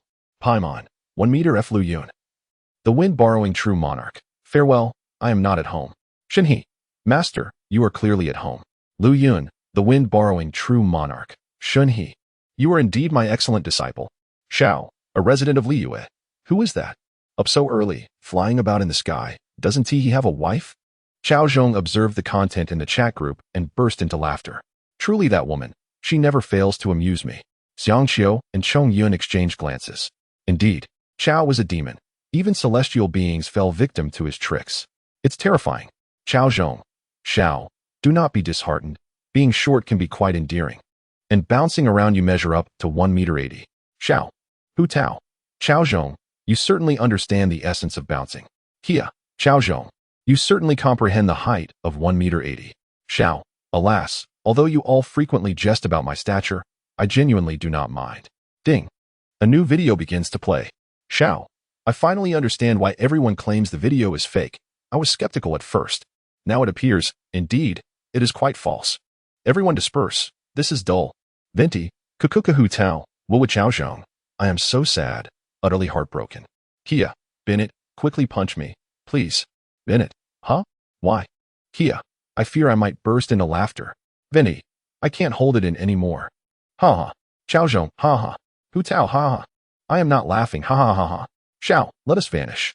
Chapter 78. You wouldn't want anyone to know that the emperor is a pauper, would you? In Liyue, amidst the clouds. Cao Zhong, you truly deserve to be cursed. This little rascal actually dared to mock me. How infuriating. That woman glared at the chat group. Lu Yun, the true monarch borrowing the wind, never anticipated that he would be tricked by a child. Fortunately, the great sage of demons subduing has a generous temperament. If it were the other old fellows, I would have no peaceful days ahead. However, Lu Yun's gaze inadvertently drifted to Shinhe, who was secretly savoring the celestial herbs. And some thoughts began to stir within him. His disciple's demeanor is too cold and inexperienced in worldly matters. Although spending days training in this secluded forest is not an issue, Shinhe is entirely human. Her future does not lie here. She will inevitably return to human society. Yet, with her current disposition, integrating into human society will prove challenging. If someone could guide her, it would be an excellent solution. Alas, Lu Yun, being a recluse, seldom intervenes in mundane affairs. His other disciple, though a semi-divine beast, serves as the secretary of the 7 stars of Liyue, making it difficult to spare time to care for young Shunhe. This has resulted in a continual delay in Shunhe's descent to experience the world. Nevertheless, Cao Zhong's current antics provided Lu Yun with an intriguing idea. Despite the perception of Cao Zhong as a notorious philanderer, no woman has openly condemned him. Rather, they vie for his attention. Moreover, there has been no evidence of Cao Zhong engaging in any inappropriate relationships. His friends, while often critical of him, stand resolutely by his side when he truly needs support. This indicates that Cao Zhong is not entirely without merit. Hence, Lu Yun conceived the notion of entrusting Shunhe to Cao Zhong, allowing him to accompany her for a while. Surely, with Cao Zhong's worldly experience and shameless spirit, it wouldn't be long before young Shunhe adapts to the ways of humanity. Upon reaching this conclusion, Lu Yun firmly resolved, young Shunhe, quickly manage your future husband for me. He is far too overbearing. Meanwhile, the group in the chat awaited the amusement that the great sage of demon subduing would provide. Wendy, Xiao, you wouldn't want me to laugh at you later, would you? Venmo me 50, and I'll speak on your behalf. Cao Zhong, Xiao, don't trust this drunken fool Wendy. I am the one who is truly reliable. Kia, Xiao, don't believe them. Just 20, and I'll be at your service. Xiao, do I look foolish to you? I wouldn't heed a word you say. Hu Tao, come on, you're all useless. Kaching, this is too much. Our celestial beings from Liyue shall not be toyed with. Tian Shu, disrespecting the celestial masters, how dare you? The video began to play. Cao Zhong's figure reappeared. Kia, why is this scoundrel Cao Zhong everywhere? Wendy, seriously, can't he just disappear? Bennett, can't he give others a chance? Xingqiu, I've grown tired of this. It's no longer interesting. Hu Tao, really? I still find it quite amusing. Zhongli, actually, I think it's quite enlightening. I've learned a lot. Xingqiu, wow, Zhongli. You haven't been brainwashed by that scoundrel, have you? His videos are nothing but a display of his debauchery. Cao Zhong, this is slander. Where is Yin Fei? Yin Fei. Cao Zhong, sir, it is difficult to accuse a well-meaning citizen of speaking the truth. Xingqiu, look, Cao Zhong. Everyone says you are a scoundrel. Cao Zhong, alas. While all are intoxicated, I alone remain sober. Cao Zhong, Zhongli, quickly tell them what you learned from my videos, so they can understand the true me. Zhongli, well, not quite. I mostly learned how to woo women from Mr. Chao's videos. Zhongli, I am simply eager to improve. Cao Zhong? Kia, brilliant. Why didn't I think of that? Wendy, no time to waste. I'm going to rewatch this now. Toma, everyone, wait. I'm off to experiment. Remember to kick me in 10 minutes and ask about the results. Hu Tao, Cao Zhong, look at the havoc you've wreaked among aspiring youths. Cao Zhong, what do you mean? They were already bad before I arrived. Hu Tao, fair point. The scene shifts as Cao Zhong strides towards Xiao, pulling out a ticket from his pocket and handing it to him. Cao Zhong, the Geo Archon says he is treating us tomorrow at the seaside amusement park. So prepare accordingly. Xiao took the ticket and opened it, only to reveal 3 large characters, Children's ticket. Xiao's already stern face grew even colder as he fixed his golden gaze on Cao Zhong. What does this mean? Cao Zhong felt uneasy under Xiao's stare. Well, you know, the Emperor isn't exactly wealthy. This ticket is on someone else's tab. Wendy, hee, a Children's ticket, how delightful. Kia, Wendy, what is wrong with you? Speak up, you're the Anemo god. Cao Zhong, exactly, Wendy, why are you afraid? He is a protective Yiksha. You're the Anemo god. Laugh freely. Anemo god, what nonsense. Let us refrain from such divisive remarks. Bennett, Wendy is right beside me, claiming that if not for the fact that he is the Geo god's son, he would laughed long ago. Xiao? Zhongli, Hu Tao, who knew he was a celestial second generation? Cao Zhong, what the hell, a celestial second generation? You're going to make me die laughing. Xingqiu, Cao Zhong. Just to clarify, does the emperor truly have no money? Cao Zhong, the 4 gods can't even scrape together a single mora. Do you think this is a joke? Wendy, this is too absurd. Cao Zhong, Wendy, pay up. Wendy, Hu Tao, Zhongli, look. The Geo Archon is just like you, always keeping tabs. Zhongli, that is solely for work purposes. Ye Miko, friends, who understands? The mighty Raiden Shogun doesn't know how to earn money. She only spends her friend's small change, nearly exhausting me. Raiden Makoto? Nation collapse, old and withered yet still trying to appear youthful. Raiden Makoto? Kia, what a laugh. Wendy, nation collapse remains as dutiful as ever. Cao Zhong, nation collapse. I shall call you the first filial child of Tivat. In the scene, after hearing Cao Zhong's explanation, Zhao's serious demeanor softened. Since it was the arrangement of the esteemed emperor, there must be rationale behind it. Indeed, emotions can blind one. Cao Zhong chuckled. Xiao, upon hearing the mention of the emperor, immediately changed his demeanor. Let us go. I'll take you to buy a swimsuit. The scene transitions to the 2 standing before a store. Xiao looked at Cao Zhong with confusion. Why are we at a children's swimwear store? Xiao was already reaching for his sword. Well, you know, the Geo Archon's funds are limited. Adult swimwear is too expensive. And you wouldn't want to embarrass the emperor, would you? Cao Zhong invoked the emperor again. Sure enough, Xiao gave in. Reluctantly, he followed Cao Zhong into the children's swimwear store. As soon as they entered, a salesgirl warmly approached them. Sir, are you selecting swimwear for your son? Xiao. Bennett. Kia, we are in the presence of Qiao. May all revere your name as sacred. May your debts of affection be settled. May your body rest upon the earth, while your spirit wanders in the heavens. Grant us our daily sustenance today. Forgive our debts, as we forgive those who owe us affection. Let us not into the clutches of scoundrels, but deliver us from liabilities. For scoundrels, the Sea King, and sycophants are all yours, forever. Xingqiu, Qiao, Hu Tao, Qiao, Cao Zhong, I am not yet deceased. Kia, almost there. Vindy, Cao Zhong. Quickly tell me your bank card password, lest the bank confiscate it. How unfortunate that would be. Cao Zhong, Are you intending to inherit my debts? The scene unfolds as, feeling the deathly gaze of Cao Zhong hurriedly explains. What a jest. This is my friend's child. The saleswoman apologizes profusely. My apologies, my apologies. Only then does Xiao quiet down. Thus, Cao Zhong chapter 79. Is a good driver a good person? In Liyue, at the foot of the mountain, a woman was bidding farewell to Shenhe. At this moment, Shenhe had already packed her belongings, preparing to descend the mountain, although the Lord of the Cloud borrowing wind, having cultivated for a millennium, had long seen through the worldly affairs, the thought of parting from her beloved disciple brought tears to her eyes. My dear student, I do not know when you shall return. I cannot bear to let you go. The Lord of the Cloud borrowing wind gazed affectionately at Shenhe, appearing reluctant to part. I shall not go, Shenhe declared, turning to ascend the mountain once more. Oh, no. The Lord of the Cloud borrowing wind quickly intercepted Shenhe, having just been in tears but now smiling. Your journey is of utmost importance. I can endure this separation. Shenhe, with her icy, untainted gaze, glanced at her master. Master, are you thinking that once I leave, you can indulge yourself without anyone watching over you? The smile on the Lord of the Cloud borrowing wind's face stiffened. What nonsense is this? Am I that kind of person? She patted her chest, assuring Shenhe that she would not succumb to the allure of the virtual realm, which finally allowed Shenhe to feel at ease. Watching Shenhe's silhouette gradually fade from view, the Lord of the Cloud borrowing wind revealed a mischievous smile, gradually transforming into a boisterous laugh. Haha, I have finally sent off little Shenhe. From this day forth, the realm of the Cloud borrowing wind shall belong to me. With a leap of 3 meters, the Lord of the Cloud borrowing wind hurried back to her cave, ready to indulge in rare treasures and mountain springs. She collapsed onto her bed in a most comfortable pose and took out her device to go online. Oh, what a delightful feeling to be unmonitored. However, she quickly realized she needed to inform her friends. The Lord of the Cloud borrowing wind opened the chat group and sent a message. Cao Zhong, my little Shenhe has descended the mountain. Please take care of her, for she is destined to be your future wife. The responses were swift. Qin, Amber, Yula, Ningguang, Kia, Lord of the Cloud borrowing wind. You must be confused. Wendy, Lord of the Cloud borrowing wind. You must be confused.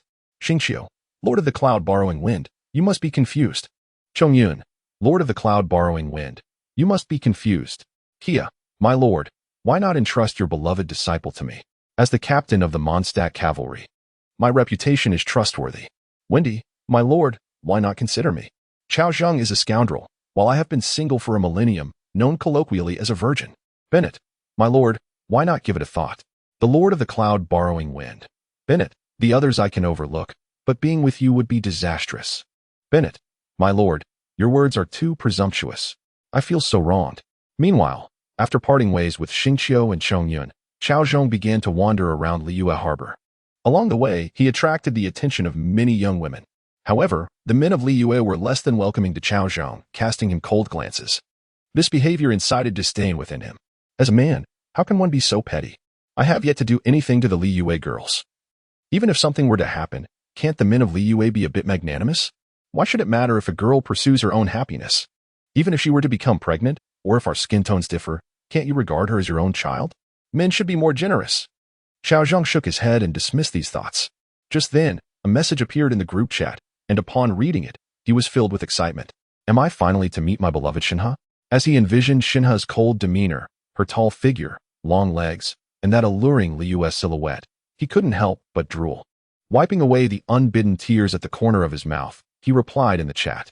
Cao Zhong, Lord of the Cloud borrowing wind, rest assured, I shall take good care of your beloved disciple, ensuring she feels my profound affection. My lord, do not be deceived by the envious. They are simply jealous of my good fortune. Kia hee. Wendy, what a boast. Bennett, Cao Zhong, extinguishing others' lights will not make your own shine brighter. Be a decent person. The Lord of the Cloud borrowing wind. Cao Zhong, young man, I have high hopes for you. Barbara, does speaking for the immortal mean no responsibility? Who agreed to the wife title? Yula, Lord of the Cloud borrowing wind. I shall remember this grievance. Qin, Lord of the Cloud borrowing wind.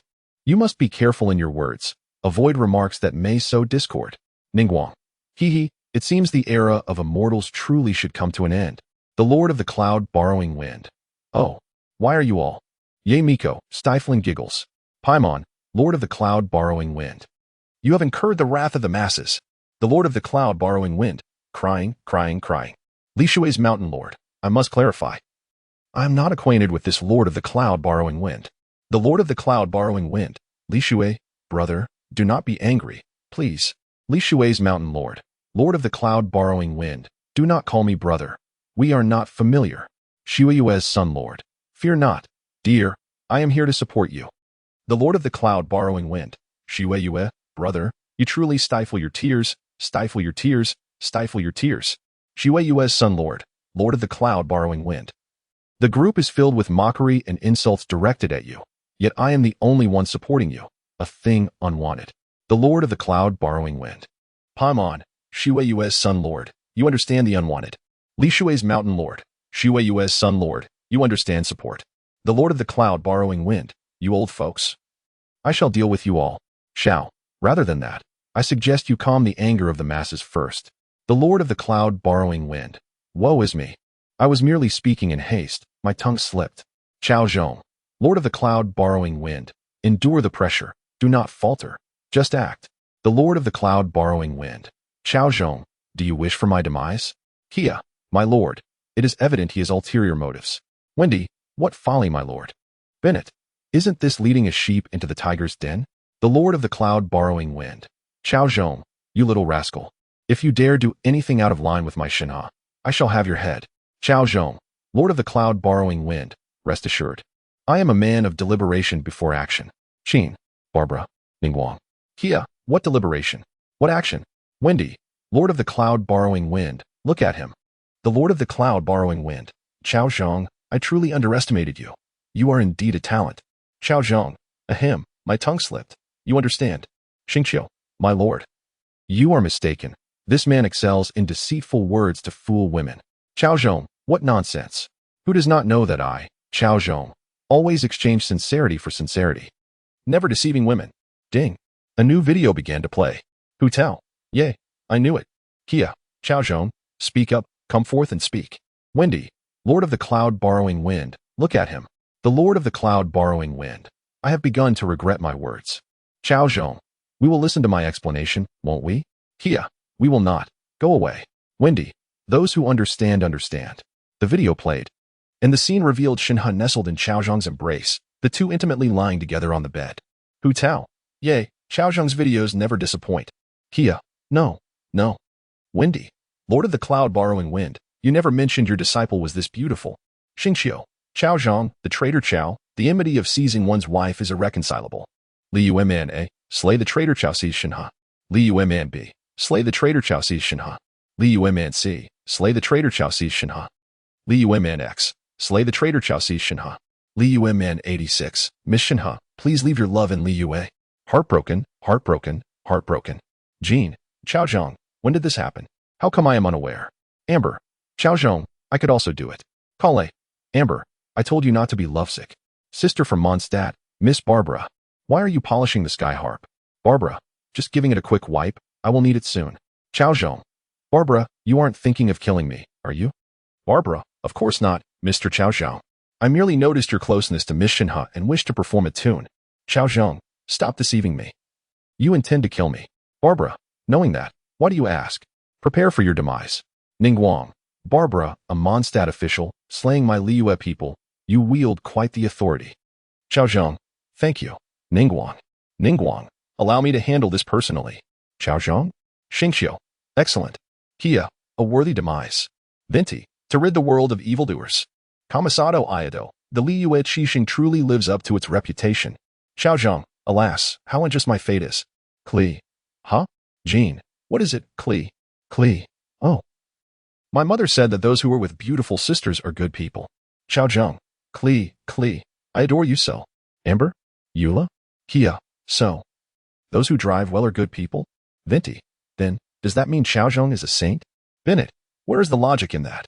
Jean? Barbara? Ningguang? Shinha?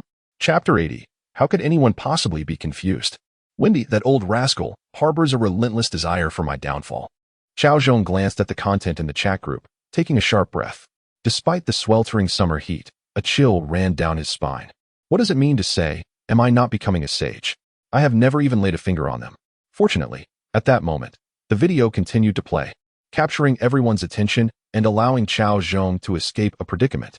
On the screen, Shunhee nestled in Cao Zhong's embrace, her expression devoid of the usual coldness.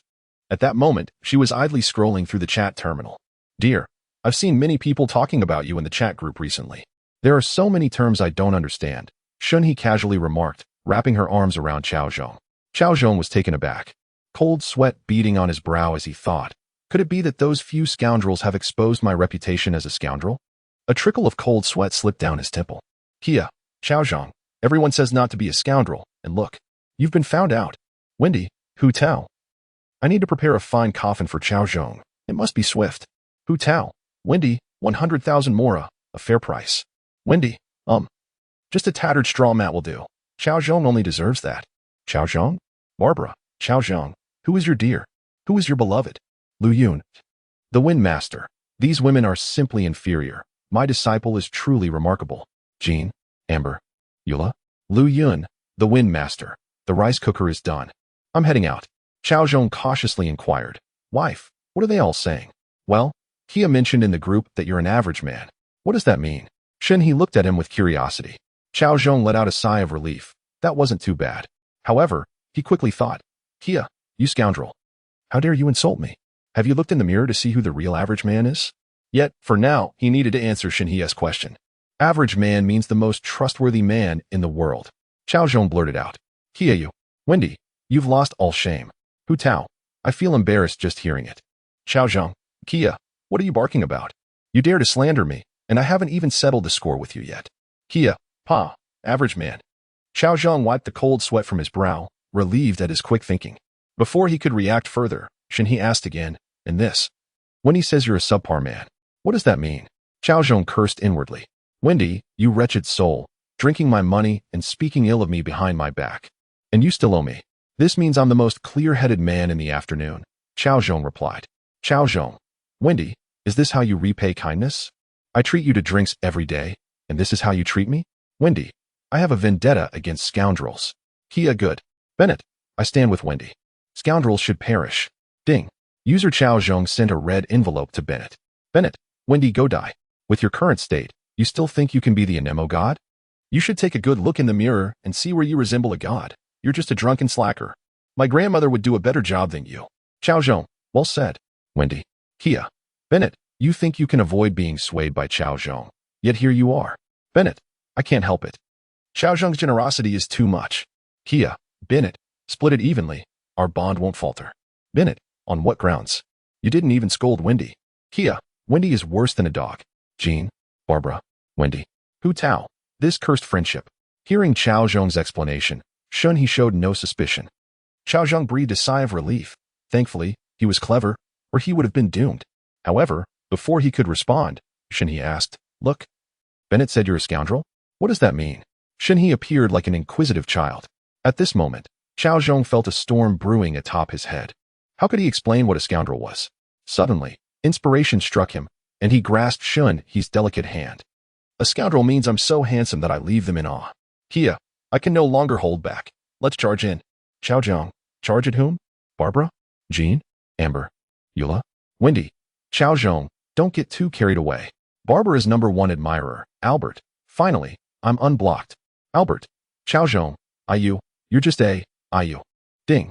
The system detected multiple instances of inappropriate language from user Barbara's #1 admirer and will impose a permanent ban. Kia, courage. Wendy, with the most extreme foul language. I offer you pure enjoyment.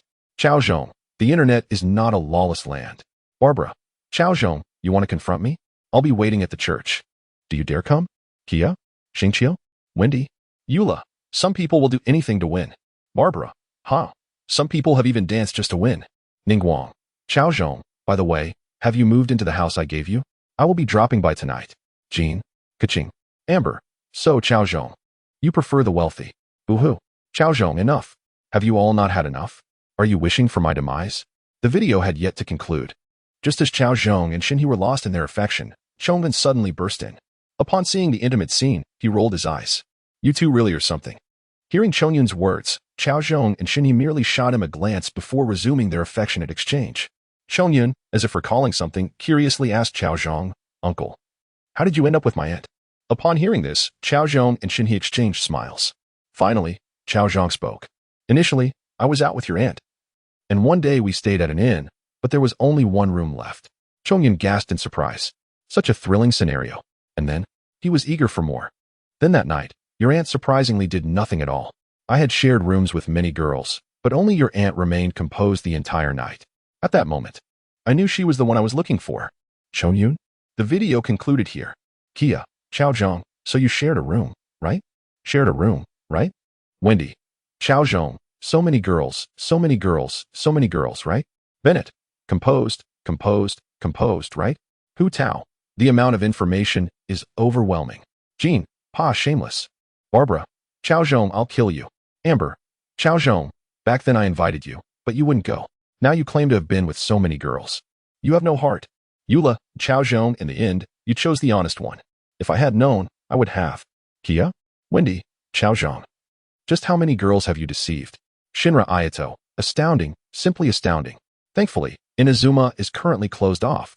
Otherwise, if Cao Zhong were to show up, it would be disastrous. Cao Zhong.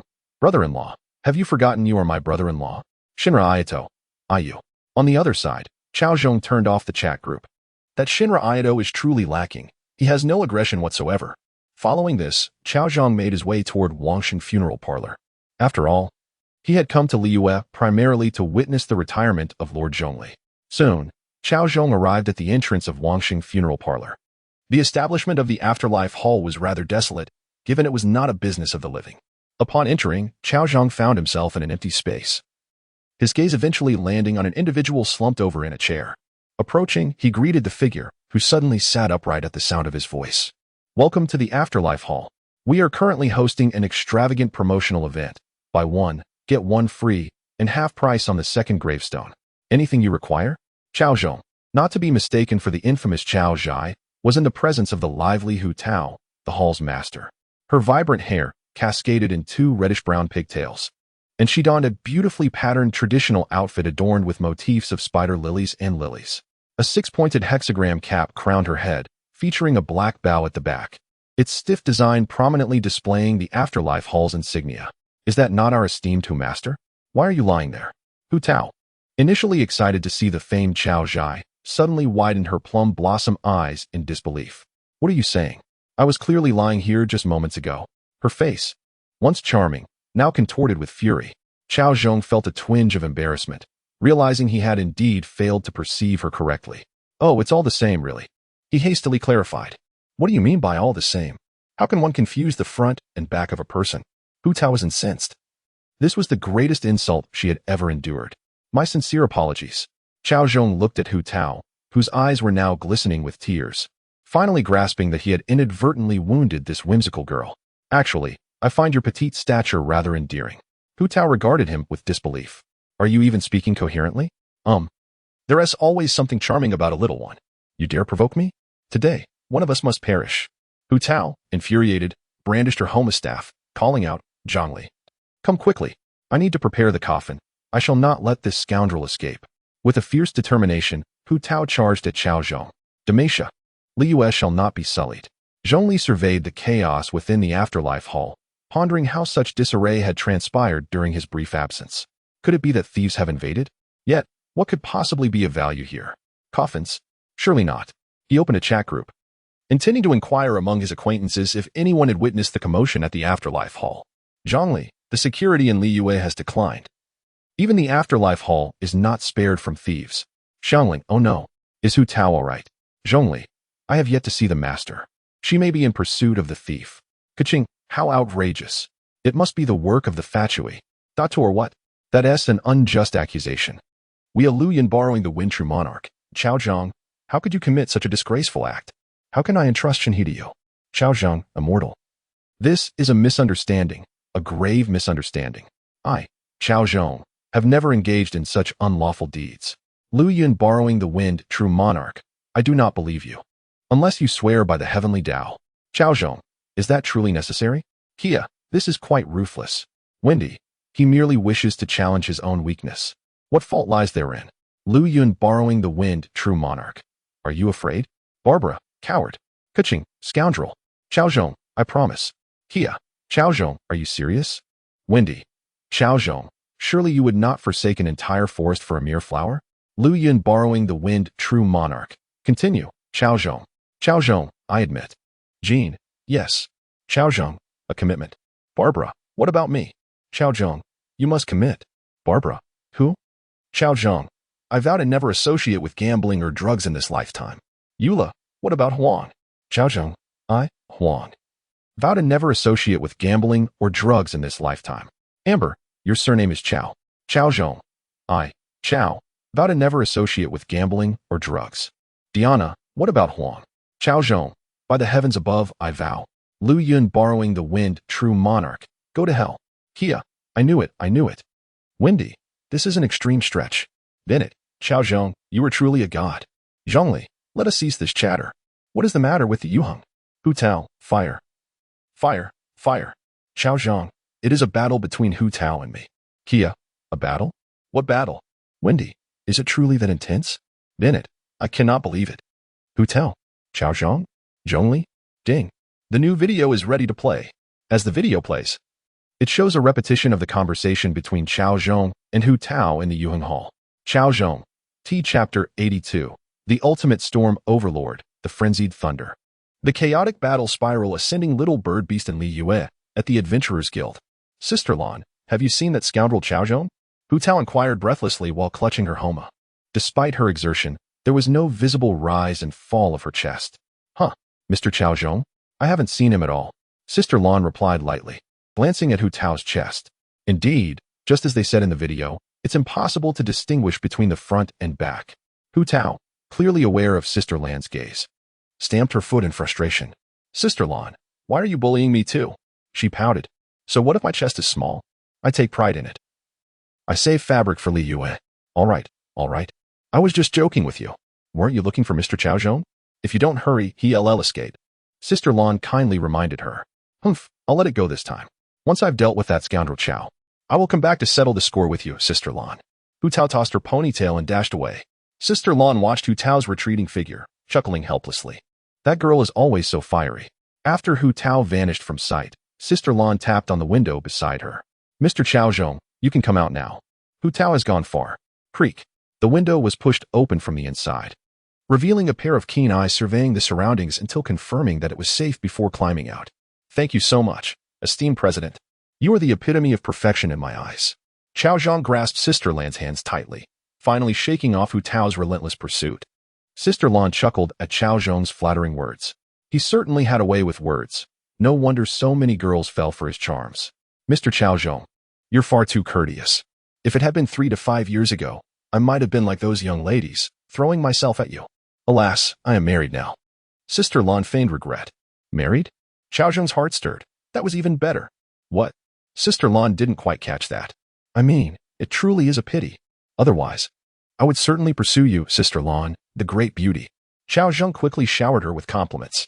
Sister Lan burst into laughter, her ample assets bouncing with mirth. For a moment, Cao Zhong wished he could record this and send it to Hu Tao. Tao, did you see that? After some pleasantries, Sister Lan led Cao Zhong to face Catherine. As he gazed upon Miss Catherine, Cao Zhong couldn't help but feel astounded. This is incredibly lifelike. The dolls I bought in my past life were not nearly so realistic. If I could bring this technology to Blue Star, it would be a blessing for countless otaku. Liberating their hands.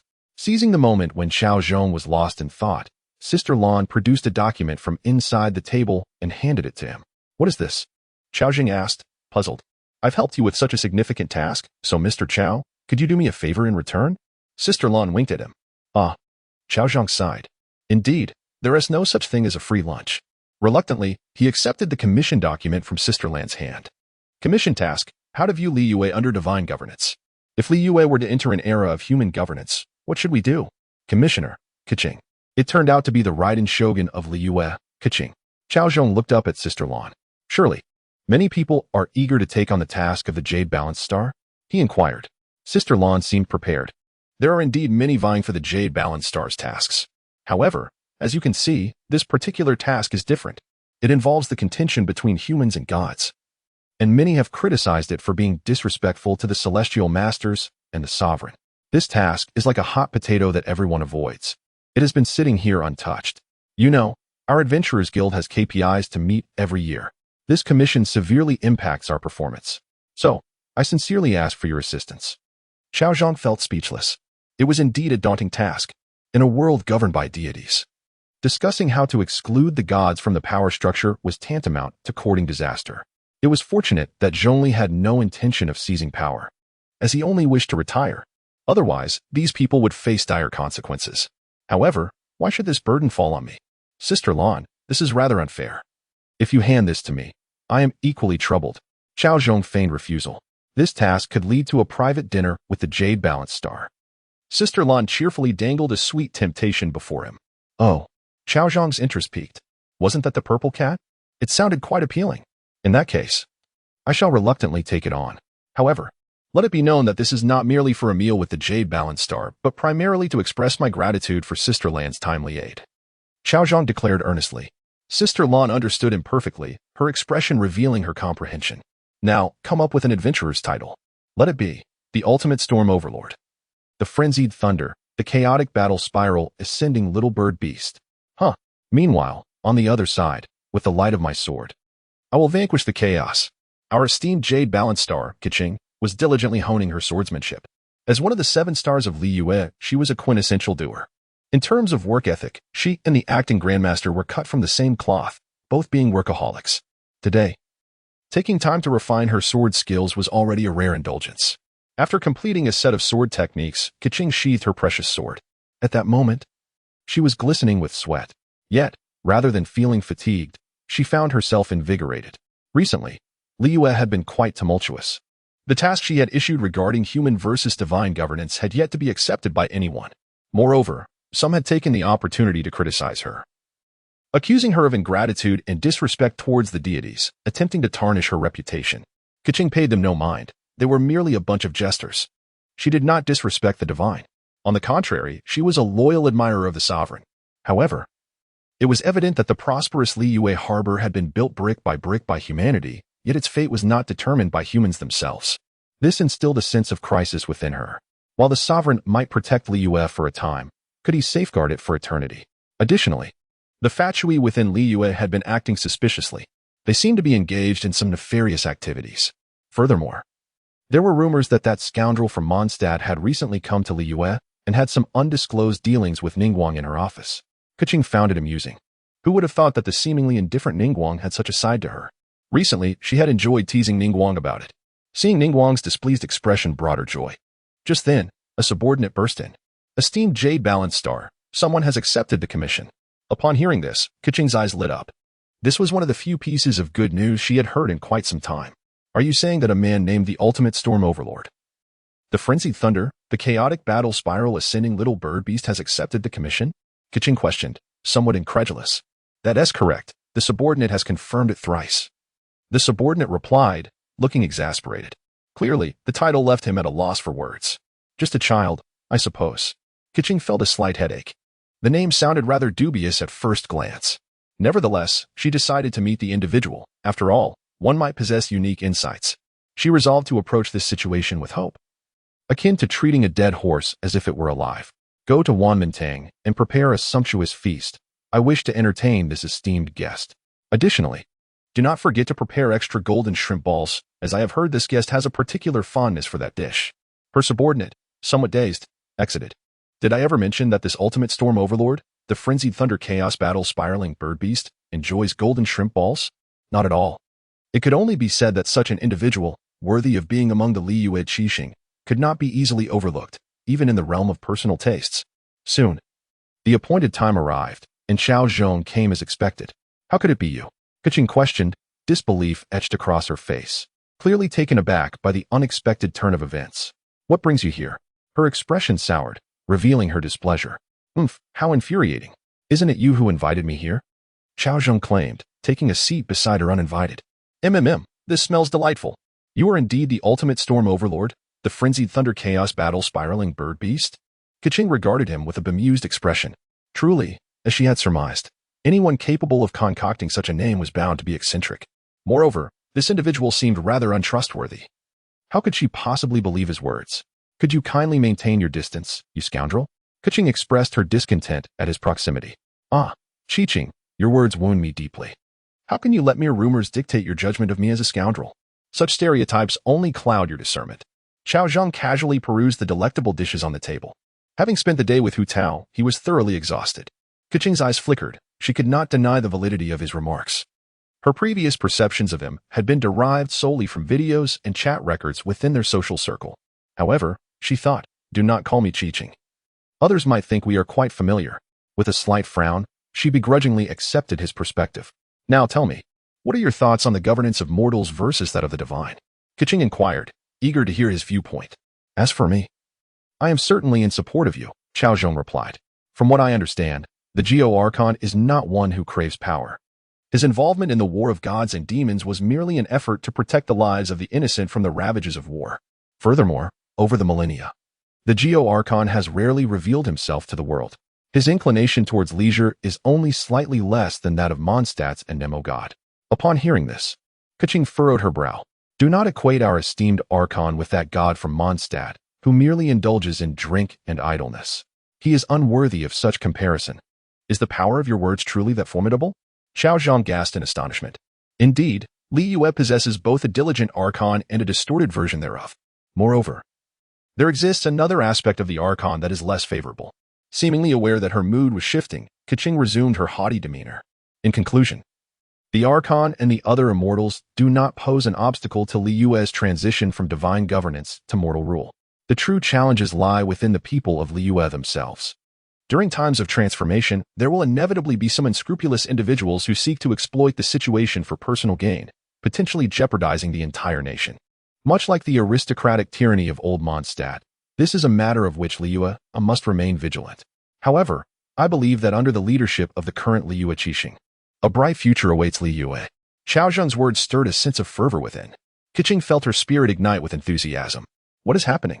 I am not actually on fire. As Keqing composed herself and regained her senses, she discovered that Cao Zhong had nearly devoured the entire feast. Only one golden shrimp ball remained, poised to enter his mouth. Are you a pig? Keqing exclaimed, utterly speechless. That was my favorite golden shrimp ball. I didn't get to taste it. How disheartening. Look, the Geo Archon. Cao Zhong exclaimed, his eyes gleaming with surprise as he gazed over Keqing's shoulder, as if he had witnessed something extraordinary. Archon. Keqing's heart raced, and she quickly turned around. Alas, behind her was only emptiness. There was no one in sight. Do not deceive me, she scolded. Cao Zhong. You. Keqing's eyes widened in disbelief as she beheld Cao Zhong holding the last golden shrimp ball before her. As she turned back, just in time, she declared, I shall kill you. You scoundrel, that was my first kiss. Later that night, within the abode of Yu Hung Star Keqing, the bedroom was filled with a writhing, twisting quilt, emitting discordant sounds. Woo woo woo, Keqing's flushed face emerged from the covers. Cao Zhong, you are truly a rascal. She cursed. The scene at Wanmintang replayed in her mind, filled with memories of Cao Zhong. Do not think of him, do not think of him. Do not allow him into your thoughts. She shook her head, attempting to expel him from her mind. Unfortunately, the more she resisted, the more futile her efforts became. A peculiar sensation stirred within her. That scoundrel. I certainly do not harbor feelings for him. Ding. A new video was set to play. Kia, who is it? Staying up late, are we? Wendy. Indeed, those who stay up late are rewarded. Bennett, let us take stock of tonight's leading lady. Xingxiu, why not assess the leading gentleman? Is there a bias at play here? Kia, is there even a need to evaluate the male lead? Wendy, it must be Cao Zhong. Hu Tao, Cao Zhong. Why have you not perished yet? If you have the guts, come out. Cao Zhong. Hu Tao, what is it? Seeking me at this late hour. Hoping to polish my weapon. Jean. Kia. Wendy. Chapter 83. You are truly fortunate, my lady Ningguang Li Yue, the Yuhing Hall. How infuriating. Chao the scoundrel. Until you are slain, my heart's resentment shall remain unquenchable. Hu Tao seethed as she read the lewd remarks of Cao Zhong in the chat group. Her frustration swelling to unprecedented heights. From the tender age of 3, she had mastered the art of reciting ancient texts with poise, and by 6, she had already grasped the wisdom of skipping mandatory classes and avoiding electives altogether. She even took to sleeping in coffins, a feat previously unmatched since the days of the esteemed Yu Hua. When had Hu Tao ever endured such indignity? Today, she vowed to teach Cao Zhong a lesson. Meanwhile, Cao Zhong was on his way home, finding little surprise in the chat's content. He had grown accustomed to it. Cao Zhong remarked, the internet is not a lawless domain. I advise you to exercise caution in your words. Kia responded, indeed, my friends, The online realm is not without its rules. However, when it comes to insulting Cao Zhong, leniency seems to prevail. Wendy added, insulting Cao Zhong has become a form of political correctness. Bennett chimed in, if the acting grandmaster hears me berating Cao Zhong, she will be delighted and treat me to my favorite sweet flower brew. Hu Tao declared, Cao the scoundrel, leave Li Yue at once. Cao Zhong replied, unfazed, I relish the fact that you despise me, yet cannot rid yourselves of me. Xingqiu noted, so arrogant. Keqing chuckled softly. Chongyun asserted, Li Yue shall not tolerate such hubris. A resident of Li Yue struck at Cao the scoundrel, declaring, every man has a duty. The video commenced, revealing the morning sun piercing the night sky, illuminating the room through the window. The camera shifted to reveal a man and woman entwined in slumber on a modest bed, with a thin sheet barely concealing their forms. The woman's delicate arm lay exposed, exuding allure. As the lens drew closer, Keqing's exquisite visage materialized, her head resting on Cao Zhong's chest in a deep sleep. Beidou exclaimed, Keqing, you. Ningguang remarked, I never imagined our proud Miss Keqing possessed such a side. Keqing protested, it's not me, it can't be me. At that moment, Keqing, watching the video at home, felt her cheeks flush like a ripened apple. How could such an embarrassing scene be broadcasted? How would she face others again?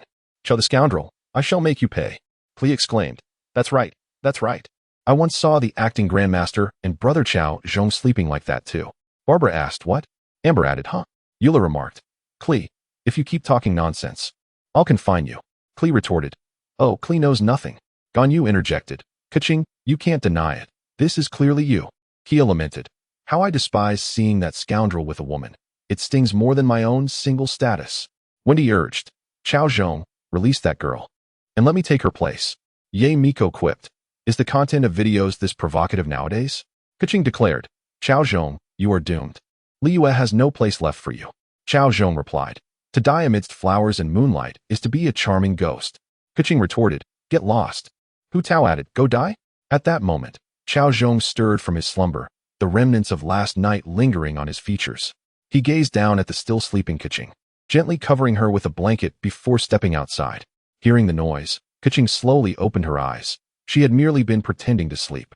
Observing Cao Zhong perched on the windowsill, his handsome visage illuminated by the morning sun, she felt a rush of joy.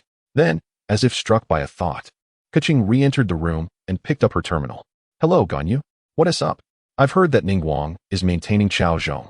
How much does it cost for a night? With a gentleman as exquisite as Cao Zhong, surely it must be at least 10 million more per night. What? Are you considering maintaining him too? I advise you to reconsider. Even I lack the financial means. Keqing quietly set down the terminal. He amused. Is there any sister willing to keep me? I don't want money. Wendy sighed. Sister, I don't want to strive anymore. Barbara exclaimed. How disgusting. Ganyu responded. I would never stoop to such things. Keqing declared. To prove my innocence, I shall personally apprehend Cao Zhong. Ningguang gasped. What? Have I been discovered?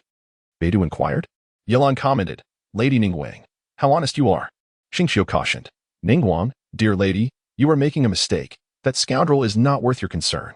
Cao Zhong interjected. Xingqiu, if I am unworthy, what of you? Xingqiu retorted. I shall take you on. Lu Yun borrowing wind remarked. Cao Zhong, you wretch. Do you truly deserve my disciple? A cat. Cao Zhong replied. Lu Yun, I am merely striving to earn milk money for my children with Shinhe and Ganyu. Lu Yun exclaimed. Is that so? Ganyu interjected. Wait a moment. What do I have to do with this? I am not your wife. Shinhe inquired. Wife? What does that mean? Lu Yun sighed. When Cao Zhong re-entered the room, a smile still graced his lips. However, upon seeing the pile of mora on the bed, his grin faltered, transforming into a sardonic smirk. He grasped the mora bag and tossed it toward the still sleeping Keqing. Thank you, boss, he said before slamming the door behind him. Keqing, hidden within the room, observed Cao Zhong's departing figure, caught in a struggle.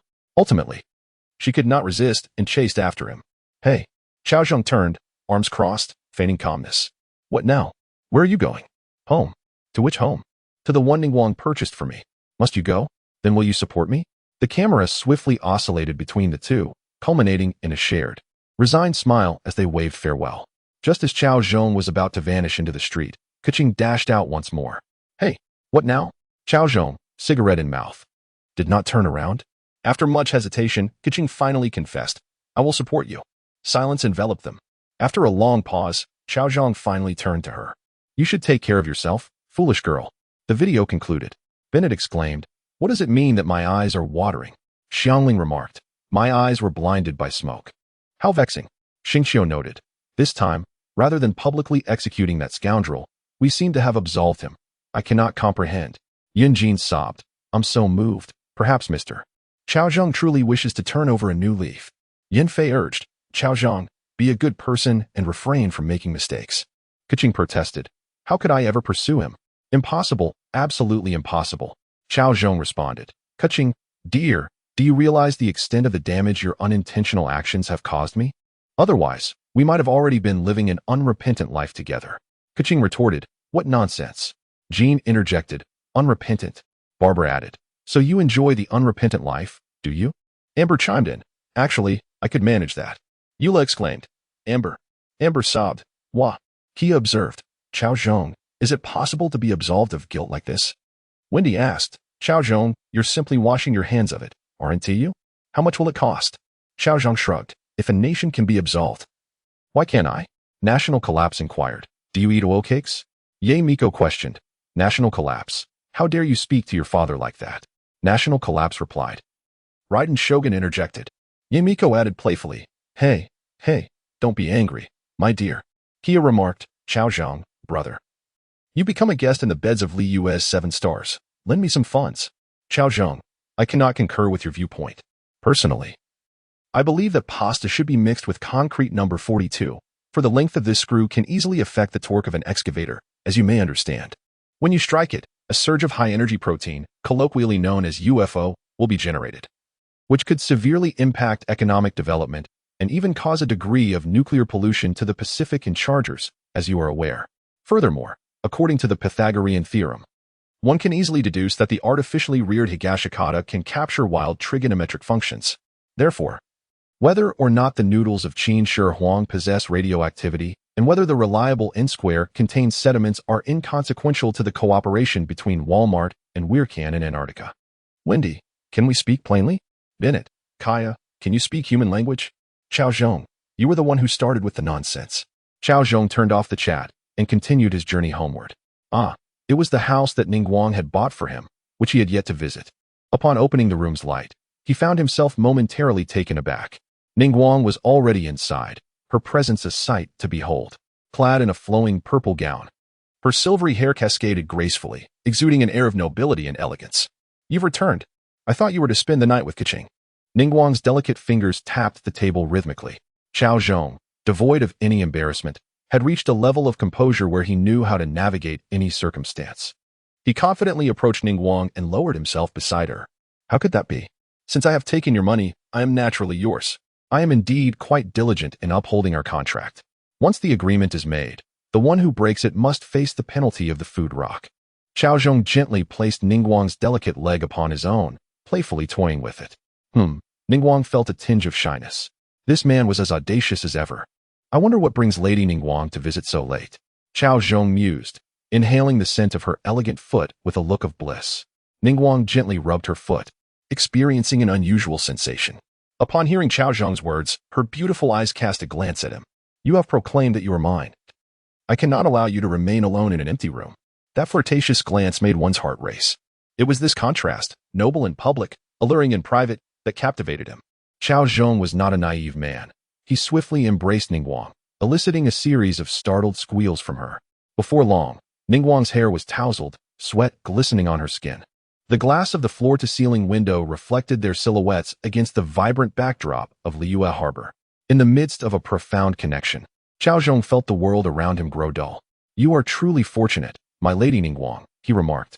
Morning light streamed through the sheer curtains, warming Cao Zhong's body with a gentle touch. Awaking from his slumber, he felt an unusual sensation beneath him. Startled, he discovered that Lady Ningguang was tirelessly at work. Such terror, he thought. No wonder she is the Tianhuan of Liyue. Her work ethic is truly admirable. Half an hour later, Cao Zhong lay languidly on the bed. Having entered the legendary sage time, reluctant to move, Ningguang lay beside him, her delicate hands busy with her tasks. By the way, Ningguang suddenly turned to Cao Zhong. In just 2 days, we will hold our annual Liyue festival, the Qixing ceremony. I need you to assist me with something. Though fatigued, Cao Zhong listened attentively to her request, gently stroking her smooth back. Speak. What is it? He thought it inappropriate to disregard her request after just having shared an intimate moment. Ningguang, noticing that he showed no signs of refusal, let out a sigh of relief. Truth be told, she had feared Cao Zhong might decline, given his renowned strength, capable of defeating the Anemo dragon and a friend of the Anemo Archon. I wish for you to keep a watchful eye on the envoys from Snezhnaya and the Fatui. Lately, I have found them to be rather enigmatic, as if they harbor some nefarious plan. I have dispatched numerous spies, yet they either vanish or yield no clues. I have reason to suspect that the Fatui are orchestrating a clandestine scheme. With my current obligations and preparations for the Qixing ceremony, I need your help. Ningguang gazed at Cao Zhong with earnestness. The tides of Li Yue were shifting, and she sensed an unusual aura in the air. In times like these, caution was paramount. She desperately required a powerful ally to ensure her triumph in this impending struggle. From any perspective, Cao Zhong was undoubtedly the ideal choice. Of course, being with Cao Zhong was not merely about securing his personal inclination. It was purely a physiological necessity. Cao Zhong, while aware of the crisis Li Yue faced, wished to convey that the gravest threat was not the Fatui, but rather the orchestrated chaos stemming from the Archon's retirement. However, such matters seemed trivial to him. With Ningguang's astuteness and capabilities, these challenges were hardly insurmountable. Keeping an eye on the Fatui? No problem, Cao Zhong readily agreed. To be honest, he was a bit curious to meet Tartaglia. He recalled their first encounter during a gaming session, initially mistaking him for a stoic figure, only to discover that Tartaglia was merely a playful youth striving for strength to provide a better life for his family, an endearing, albeit foolish boy. Moreover, there was the enticing prospect of Tartaglia's transformation into his combat form. Who could resist the allure of such an impressive metamorphosis? Seeing Cao Zhong's unhesitating agreement brought Ningguang immense joy. Without a moment's hesitation, she considered rewarding him. Shall we change positions? The mere suggestion startled Cao Zhong. At that moment, every part of him felt soft and pliable, save his mouth. Ningguang watched Cao Zhong's flustered demeanor, unable to suppress a light laugh. This man was truly admirable in every aspect. Meanwhile, in Li Yue, at the North Country Bank, a young boy was tirelessly performing sit-ups, honing his physique. This youth appeared to be still in the bloom of his adolescence. Indeed, he was none other than Tartaglia, the 11th harbinger of the Fatui. Tall and clad in gray attire, he bore a hydro vision at his waist. A red mask, adorned with sinister eyes, rested askew on his short orange hair. His gaze, like his vision, was blue, exuding an air of approachability, distinctly contrasting with the notorious reputation of the Fatui. Beneath his amiable exterior lies the physique of a warrior, honed to perfection. Esteemed executive, the forbidden talisman has been successfully replicated. At that moment, a subordinate, deemed a fool, entered, kneeling with reverence as he presented a mysterious talisman. Upon hearing this, Dvalin's eyes sparkled with intrigue. He paused his training to take the talisman, examining it closely. Truly, it was an extraordinary artifact left by the celestial beings. With a serious expression, Dvalin scrutinized the talisman. Your wisdom is unmatched. This talisman appears to be exceptional, remarked a nearby subordinate, eager to curry favor, his heart tumultuous with admiration. Indeed, the executive perceives its uniqueness with but a glance, while I remain oblivious. It seems I have much to learn from you. Have you also discerned its remarkable nature? Pray, enlighten me, Dvalin urged, grasping his subordinate's arm. This startled the man. My lord, spare me. I cannot fathom the talisman's power. Only someone of your caliber can comprehend its mysteries. He quickly backtracked. What makes you think I've grasped its intricacies? Dvalin replied, confusion etched on his face. But my lord, you just declared the talisman extraordinary. The debt handler was perplexed, his CPU nearly overwhelmed. Oh, I didn't imply that I recognized its uniqueness. Only that artifacts from celestial beings are undoubtedly remarkable, Dvalin clarified. Ah, that makes sense, the subordinate acknowledged. With this forbidden talisman in our possession, we are one step closer to our objective. Dvalin nodded solemnly, remaining silent. His journey to Li Yue was not merely for leisure or to establish a bank. As the 11th harbinger of the Fatui, he was on a mission. The goal was to obtain the Geo Archon's gnosis and return it to Snezhnaya. Unfortunately, they had yet to ascertain the Geo Archon's whereabouts, which had hindered their plans. However, during their studies of Li Yue's ancient texts, they stumbled upon the tale of the vortex demon god Ojal, who was vanquished by the Geo Archon Morix and sealed beneath the sea at Guyun Stone Forest. Consequently, Dvalin dispatched agents to locate the legendary forbidden talisman and replicate it. intending to harness its power to break Ozhel's seal, thereby drawing out the Geo-Archon. Now that the forbidden talisman had been successfully replicated, the next step was to unlock the seal at Guyunstone Forest. However, this required an infallible plan, for the Liyue Qixing were no mere amateurs, particularly the Adeptus Ningguang and Keqing. They were both formidable opponents, and their actions must be approached with utmost caution. Fortunately, the annual Liyue Lantern Rite was approaching. Dvalin seized this opportunity to observe whether the legendary warrior Morix would appear at the ceremony, for if he did, there would be no need for further schemes. They could act decisively. If not, they would resort to their contingency plan. My lord, I have heard that a certain Cao Zhong from Mondstadt has recently arrived in Liyue, establishing unusual connections with the Liyue Qixing, one subordinate remarked. I wonder if he will impact our plans. Indeed, reports from Mondstadt indicate that the scheme to seize the Anemo Archon's Gnosis has been temporarily suspended. Allegedly due to Cao Zhong's interference, another subordinate added, both expressing their inner concerns. Silence. Dvalin interjected sharply. Look at yourselves, cowering before a battle. Do you not remember your oaths to the Empress? His piercing gaze swept across the assembly. I will handle Cao Zhong. You need only focus on your duties. Dismissed. The subordinates finally dared to exhale, hastily retreating. Cao Zhong, I shall test your mettle, Dvalin proclaimed. Unfazed by the fact that Cao Zhong had previously triumphed over the Anemo dragon. Instead, he felt invigorated. It was the thrill of combat that fueled his relentless pursuit of strength. Meanwhile, in Liyue, the traveler and Paimon were entranced by the local delicacies. Look at all this food, Paimon exclaimed, darting around in a frenzy. Traveler, check out these duck necks. They look like something I've never had before. What? Where? I must see. As they indulged in the local cuisine, the atmosphere shifted. Hey, isn't that the scoundrel? Paimon pointed at a dashing figure, drawing the traveler's attention. Oi! You scoundrel! Paimon waved her arms. Cao Zhong, lost in his own thoughts, heard the familiar voice and looked up. Well, if it isn't the traveler and her emergency food. Stop calling me emergency food, Paimon retorted, her patience wearing thin. Ignoring Paimon, Cao Zhong settled down and ordered. Paimon bluntly remarked, I just can't stand him. And I will never stand him in this lifetime. If I ever pay him any attention again, I might as well be a little dog. Lumen could only shake her head in exasperation and cast an annoyed glance at Cao Zhong. Who would have thought that this man, bickering like a child, possessed power rivaling that of the divine? However, recalling the friends Cao Zhong associated with, all of whom were of the same ilk as Vinny and Kia, Lumen felt a sense of understanding wash over her. Indeed, it proved true what the ancient saying in Liyue declared. Birds of a feather flock together. Honestly, you're already this grown. Why are you arguing with a child? Cao Zhong shrugged nonchalantly. Typically, I wouldn't engage like this, unless I encountered Paimon. Hey, you scoundrel. What do you mean by that? Paimon glared at Cao Zhong, vowing that she would never forgive him today, nor in the future. All right, don't be angry. How about I treat you to a meal?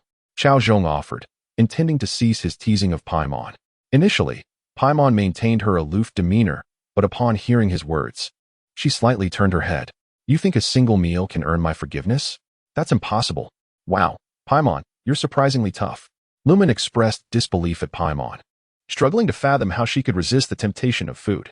If you treat me to 2 meals, then I might just forgive you, Paimon declared with a hint of pride, her eyes brimming with hope, as if silently urging him to agree. Fine, I accept. Cao Zhong had no intention of rejecting Paimon. Wow, Cao Zhong, you truly are a good person. Paimon dramatically changed her expression in an instant, then turned to Lumen with sudden realization. Traveler, I didn't hear anything you just said. Lumen forced a smile. I take back what I said. I overestimated Paimon's principles. Weren't you just saying that if you paid attention to Cao Zhong again, you'd be a little dog? Paimon's face flushed red as she mumbled incoherently, ultimately letting out a bark. Lumen exclaimed, Paimon, you truly have no principles left. She stared in shock at Paimon, wondering how she had changed so much. Well, Cao Zhong, look at this person. She is making me sacrifice my principles for 2 meals. It's hilarious. Let us laugh at her together. Paimon feigned an exaggerated expression as she eyed Lumen. Paimon. Lumen glared at her. Now she finally understood why Cao Zhong would argue with Paimon the moment they met. Her incessant chatter was truly unbearable. By the way, have you found any information about your brother? Cao Zhong inquired, glancing at Lumen. Lumen displayed an awkward expression. I'm still looking. Cao Zhong. Let me tell you, the traveler has been searching at all. Paimon whispered conspiratorially into Cao Zhong's ear, revealing a little secret about Lumen. Paimon! Lumen exploded, swiftly snatching Paimon into her embrace to silence her. After doing that, Lumen awkwardly brushed her hair behind her ear, saying, "Don't believe Paimon's nonsense. You know she never speaks the truth. I have been diligently searching for my brother's information, but I just haven't found anything." Lumen wore a sorrowful expression. Cao Zhong blinked, momentarily unsure of whom to believe. Paimon isn't lying. I have evidence. Seizing the opportunity while Lumen was speaking to Cao Zhong, Paimon squeezed out from the subtle gap in Lumen's embrace. She was extremely dissatisfied with Lumen's statement. "What do you mean, Paimon doesn't speak the truth? Today, Paimon will reveal the true nature of the traveler to Cao Zhong." She pulled out a notebook from nowhere and slammed it in front of Cao Zhong. "This is the evidence." Paimon glared at Lumen with indignation. "Don't look." Lumen panicked upon seeing the notebook and immediately attempted to snatch it away. Unfortunately, her speed paled in comparison to Cao Zhong's. He held Lumen back with one hand while flipping open the diary with the other. Neat. Delicate handwriting caught his eye. May 25th, Thursday, overcast turning to light rain. It has been 10 days since arriving in Mondstadt, and I still haven't found any information about Ether. But it's all right. With Paimon by my side, I never feel lonely. Also, I met a new friend, Amber. She is so warm and cheerful, truly adorable. By the way, Ether, where on earth are you? May 28th, Sunday, sunny. Well, today I saw the scoundrel Cao Zhong from the videos. He looks really handsome and has a lovely smile. No wonder so many girls like him. I'm a little smitten too, hee. By the way, Ether, Ye Miko, the nation has fallen. It has truly fallen. Look at the traveler when her brother disappeared. All she did was search everywhere. Your mother is still here, yet you don't make an effort to visit home often. Cao Zhong, exactly. Kia, find some time. Carve out a moment. Bring gifts, and frequently return home. Bennett, bring a smile, bring good wishes. Empty your mind, and often return home. Ye Miko, Cao Zhong has prepared some nagging, and Raiden Shogun has arranged a splendid feast. Wendy, share your life's troubles with Raiden Shogun, and discuss work matters with Cao Zhong. Ether, frequently return home, do visit home. Guobeng, enough. You've gone too far. Cao Zhong, if you wish to harm Guobeng, don't let it fall upon me. How unjust this is. Ye Miko, Cao Zhong, what do you mean by that? Do you find Raiden Shogun's cooking unpalatable? Cao Zhong, Ye Miko, do you care for fried dough sticks? Raiden Ei? Wendy, Ether, the Geo Archon of Li Yue knows far more than I do. If you can find that old gentleman, perhaps you might uncover the information you seek. Kia, Wendy, isn't that rather obvious? Does the traveler not know? It serves as a starting point. Wendy, what do you mean by that? Have some respect for me. I am, after all, the Anemo Archon. Kia, look at that deity. All she does is lays about, nearly erasing Mondstadt's prestige. Xingqiu, Kia, let us be honest. Wendy has only lost a portion. You have contributed to that loss as well. Kia, what do you mean by that? Where do you place Cao Zhong? Cao Zhong? Wendy, what's wrong with me lazing about? I do it to motivate you all to strive for improvement. Without my idleness, where would Mondstadt be today? Only you, Kia. Remain oblivious to my affections. Cao Zhong, if idling only leads to emptiness, then that is true idleness. However, if one finds joy in it, then it is not idling at all. Wendy, Chapter 86. Boss Cao truly cherishes his wife. The desires of the crowd are boundless. Once ignited, it becomes exceedingly difficult to halt. Kia, Cao Zhong, it has been many days since you ventured to Li Yue. Have you encountered the legendary Geo Archon? Paimon, alas. Could it be that Cao Zhong is acquainted with the Geo Lord? Cao Zhong, yes. A fervent admirer of the Geo Archon. This is hilarious. Do you truly believe that knowing a useless Anemo god grants you acquaintance with our illustrious Geo Archon? Wendy. Cao Zhong. I. Admirer of the Geo Archon. What do you mean? I. Cao Zhong. You.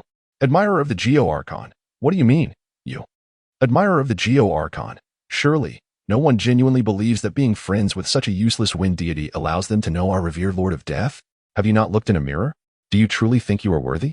Admirer of the Geo Archon. Our Geo Archon is the legendary god of war, subduing sea demons and reigning over the salt god, laying an everlasting foundation for a millennium in Li Yue. Moreover, the Geo Archon annually graces us with guidance on Li Yue's future, leading to its present prosperity. What is the Anemo god to you? Lacking ability and combat prowess. Is that not pure uselessness? Must you not sully the name of our esteemed Archon? Kia, arrogance, sheer arrogance. Though the words spoken are indeed true, it vexes me greatly. Bennett, Wendy, that hit hard, my friend. Wendy, my pride has been wounded, deeply wounded. From tomorrow onward, I shall prove myself. Jean, Wendy, please, do not. We, the Knights of Favonius, are here for you. Wendy, what do you mean? Cao Zhong, what do you mean? Each of you dares to speak ill of our Anemo Lord? Can you not consider Wendy's feelings for a moment? Wendy, Cao Zhong, my good brother. Hu Tao, Cao Zhong is truly so manly. I could weep. Xingxiu, who would have thought the first to stand up for Wendy would be Cao Zhong? I am once again a believer in the power of friendship. Ye Miko, Raiden Shogun, did you see this? Raiden Shogun, Ye Miko, yes, I did. Ye Miko, resurrection? Raiden Shogun, Cao Zhong, what are you all so moved about? I merely wish to point out that Wendy's idleness and indulgence in drink stem from his own ineptitude, even in his current state. You persist in holding him to such high standards. Is that not excessive? Kia, my word, what an epiphany. I owe you an apology, Wendy. Xingqiu, my apologies, Wendy. I should not have expected so much from you. Barbara, I am sorry. Wendy, I overestimated you. Amber, I am sorry. Wendy, Wendy, enough. You must all cease. I am not useless. I shall prove myself. Jean, please assign me tasks starting tomorrow. Jean, perhaps we should consider everyone else's opinions? Wendy, I shall not listen. Dialek, tomorrow, the Angel's Gift wine will be half price. Wendy, Jean, please arrange my tasks for the day after tomorrow instead. Tomorrow is a day of rest for the 7 gods. I shall not work. Margaret, the day after tomorrow marks the 10th anniversary celebration of the Cat's Tail Tavern. All drinks will be free. Wendy, oh, Jean, I forgot to mention, my aunt will be visiting the day after tomorrow. I need a day off. Sarah, the day after tomorrow, at the Hunter's Restaurant. Wendy, stop. I understand. I shall return to my useless ways.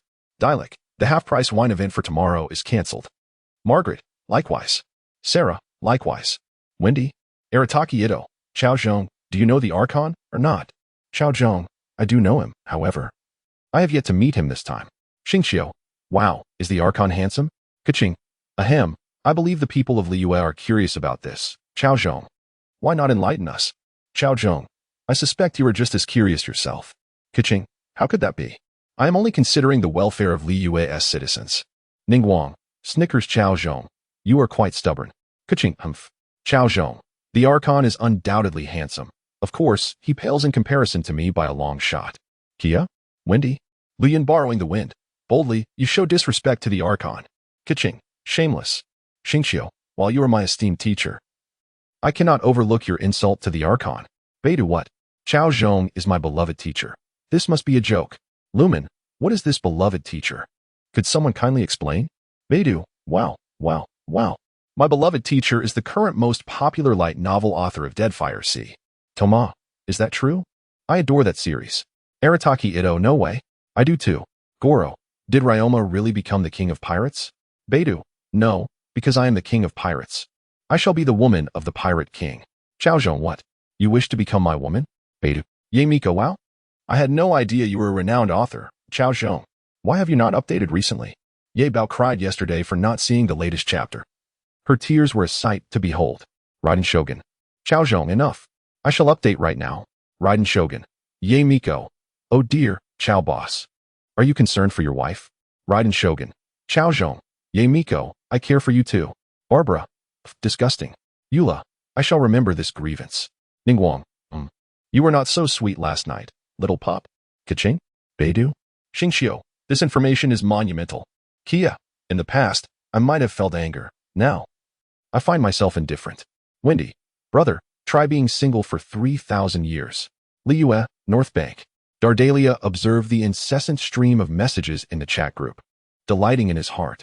Who would have thought that the Geo Archon, whom he had sought for so long, was truly known by Cao Zhong? It appears that the quest was not as arduous as it seemed.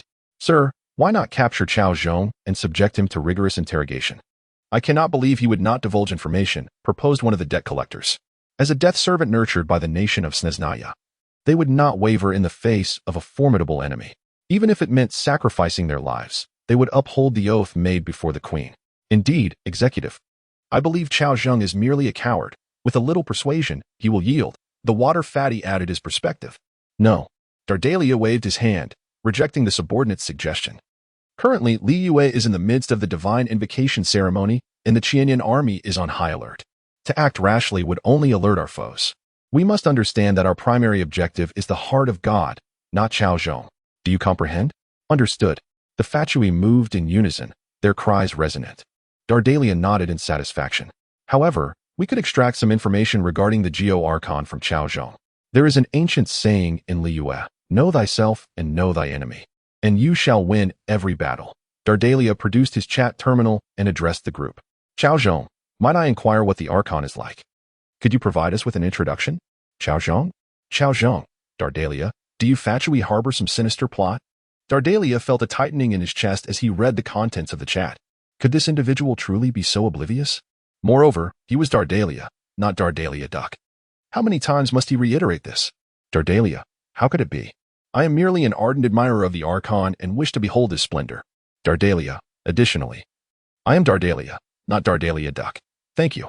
Cao Zhong, initially, I harbored no suspicion regarding your organization, the Fatui, but your explanation has undoubtedly revealed a conspiracy.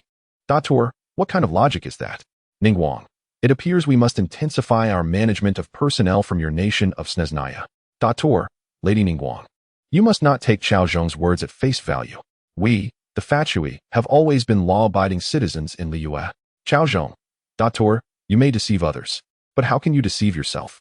How outrageous. Dator, infuriated, nearly hurled the chat terminal to the ground. This Cao Zhong is truly a troublemaker. Dator, impossible, absolutely impossible. I swear, if the Fatui were to harbor any conspiracy, let one of us become your son. Kia, how ruthless. Xingxiu, wow, that is quite malicious. Ningguang, under these circumstances, I reluctantly grant the Fatui a pass. Cao Zhong, for the Fatui to be my sons, that would be quite a loss for me. I refuse. Guobenghumph. Arataki Ito, Cao Zhong, hurry and share the story of the Geo-Archon. I can hardly wait. Xingxiu, same here. Liyue's Chef A, count me in. Liyue's Chef B, same request. Liyue's Chef X, I echo that request. Cao Zhong, since you have inquired so earnestly, I shall graciously share. Cao Zhong, it seems my acquaintance with the Archon is quite profound. At that time, I found myself at a loss due to a romantic entanglement. And it was the Archon who provided me with direction. Xiao, I have a bad feeling about this. Zhongli, I share your sentiment. Ding. A new video is about to play. Kia, what is happening? Venti, Cao Zhong, is what you were about to tell a serious story? Xingxiu, the Archon's reputation is at stake. Keqing, what have you done? Cao Zhong, I did not do anything. Woe is me. Chapter 87, The Elder's Emotional Program. At this moment in Liyue, within the halls of the Wangxing funeral parlor, our leisurely socialite, the esteemed Mr. Zhongli, known as the foremost admirer of the Geo-Archon, is indulging in the fragrant aroma of incense and the delicate taste of tea. The exquisite Yintian snow green tea fills the air with its captivating fragrance, resonating with the essence of the five mountains and the divine land. What an exquisite brew. Zhongli gently sets down his teacup, unable to restrain a note of admiration. Truly. At a price of 1,000 gold pieces for a Myrtale, this tea is indeed a delightful experience. As the saying goes, fine tea deserves a fine cup. Even the porcelain in which Zhongli savors his tea is crafted by Liyue's renowned artisans, each set bearing a unique insignia and highly coveted among the various families of Liyue. This particular set was procured with great difficulty, courtesy of his esteemed position as a guest of the Wangxing funeral parlor. Of course, as a guest. The bill is to be charged to the parlor. Alas. Zhongli shakes his head, glancing at the nearly empty tea box beside him. The mere thought of Hu Tao's reaction upon seeing the bill, as if she would swallow him whole, makes even the Geo-Archon shrink back in trepidation. How merciless. Zhongli observes the chat records in the group, his brow slightly furrowing. In the past, during Cao Zhong's travels in Liyue, he had crossed paths with him on several occasions. At that time, Cao Zhong was a young man who spoke of morality and righteousness with every breath. But now, he seems utterly transformed. What could have transpired in Mondstadt to bring about such a change? Barbados, are you neglecting your duties? Such a promising young man has gone astray under your influence. Zhongli sighs, lamenting his lack of ambition and progress. However, I have no secrets to conceal from Cao Zhong. Do I?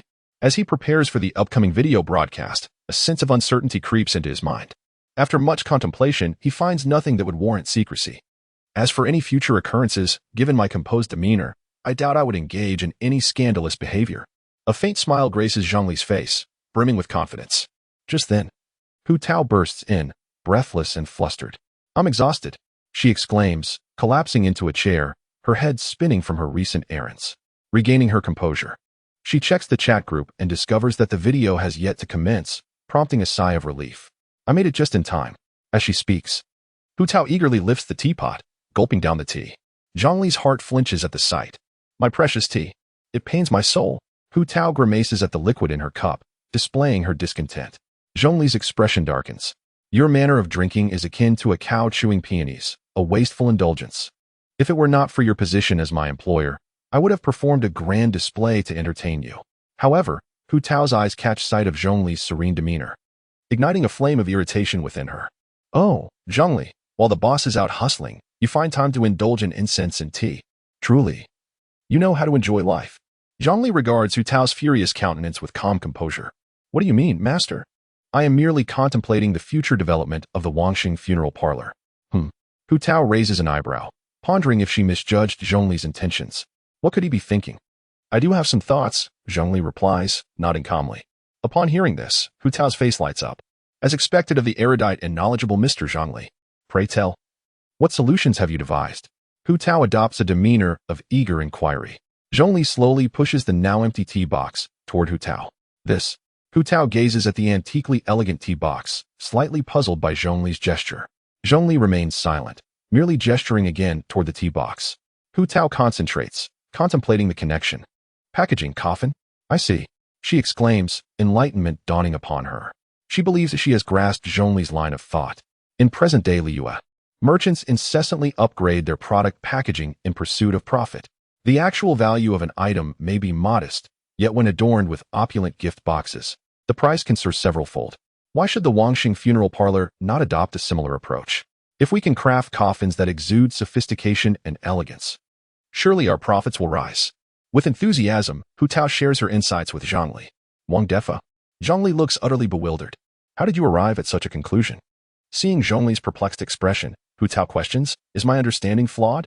Zhongli replies somewhat curtly, I merely intended to convey that we have run out of tea.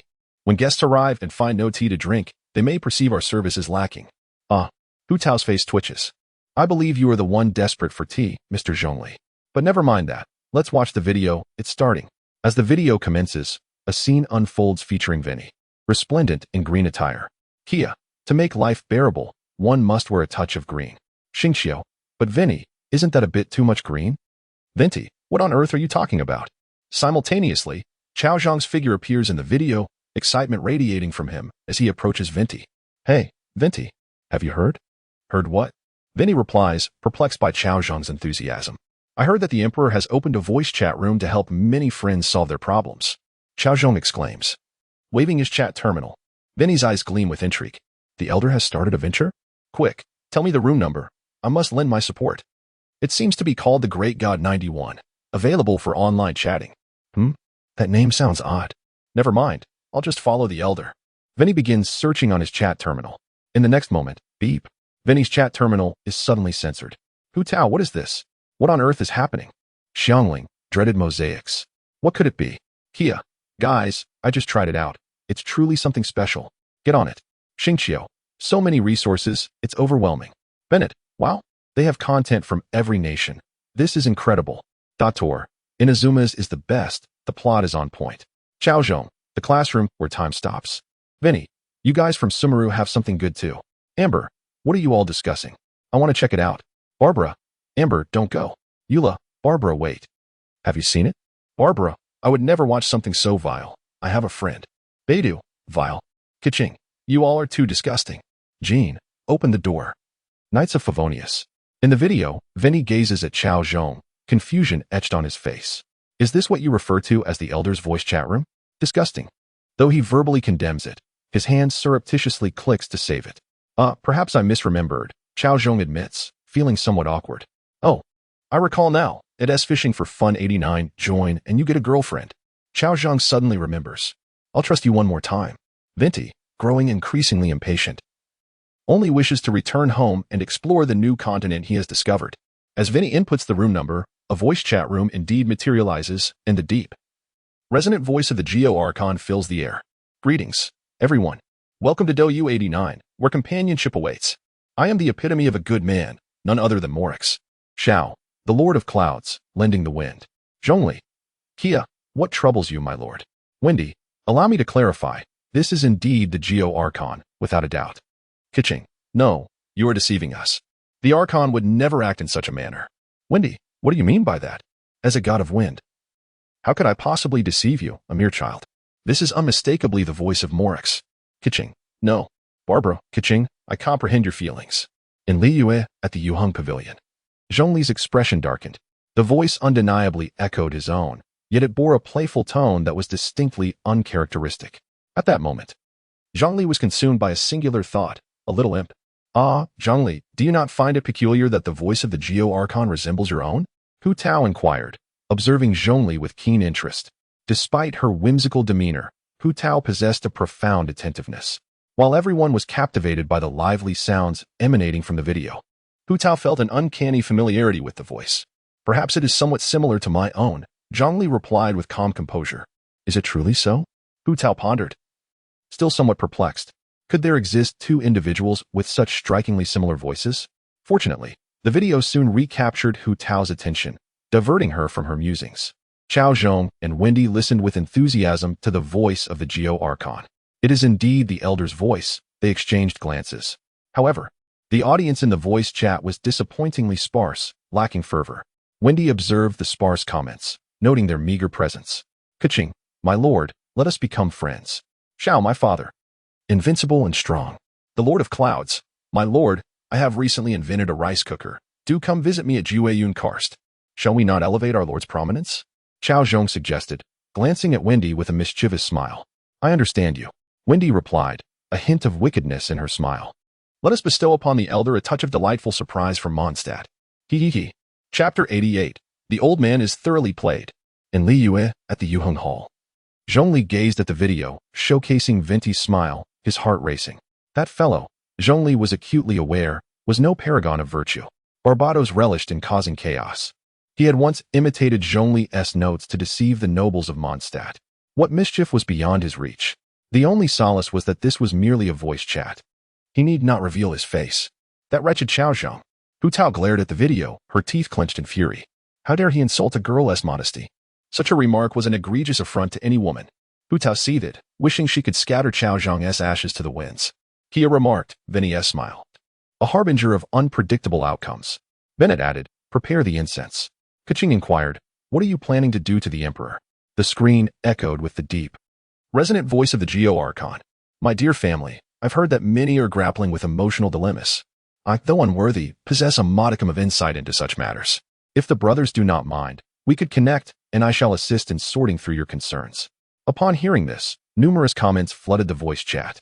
Xiao asked, do father-son issues count as emotional dilemmas?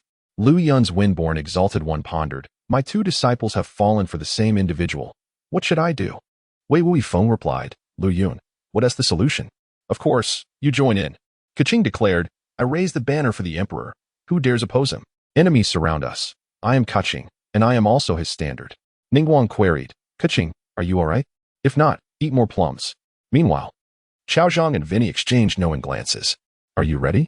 Cao Zhong asked Vinny. Absolutely, the effect will be explosive, Vinny nodded. Shall I begin? Cao Zhong tentatively inquired. Go ahead. With Vinny's affirmation, Cao Zhong decisively activated the connection system. Oh, a call from a friend named Wei Wui Feng. Let us hear his emotional quandary. Announced the Emperor's voice. The connection was established. Cao Zhong excitedly tapped his chat terminal, brimming with enthusiasm. Hello, esteemed Wei Wui Feng, can you hear me? Came the Emperor's slightly magnetic voice through the receiver. I can hear you. Then, dear friend, what issue would you like me to help you untangle? The Emperor posed the question.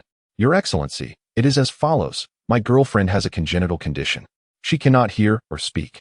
Yet now my family wishes to introduce me to a new girl. I am uncertain of how to proceed.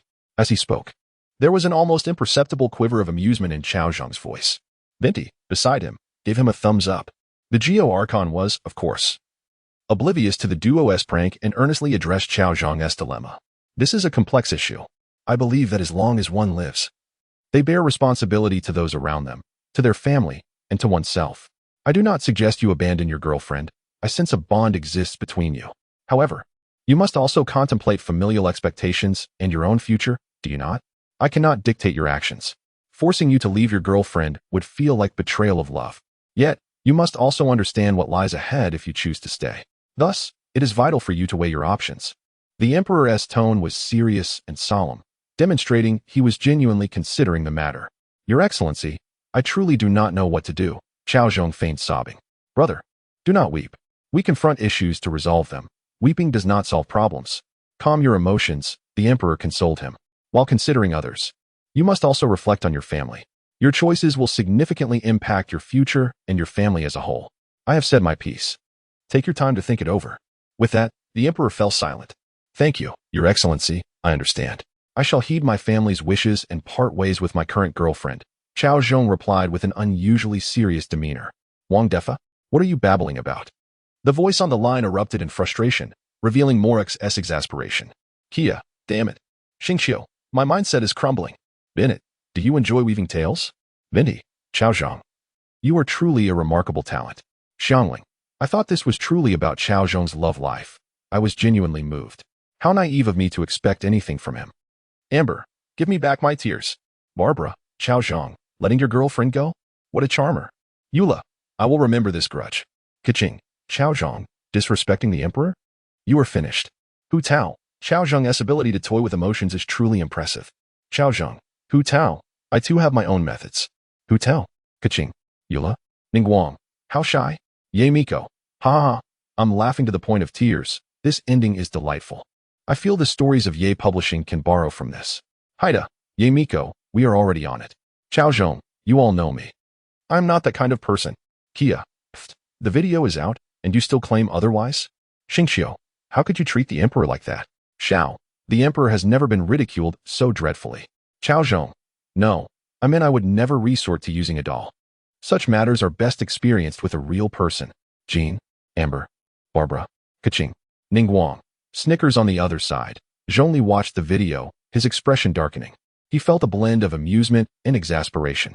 Indeed, there were detractors. He had meticulously planned, yet never anticipated that such a prank would be directed at him. Cao Zhong had truly lost his way.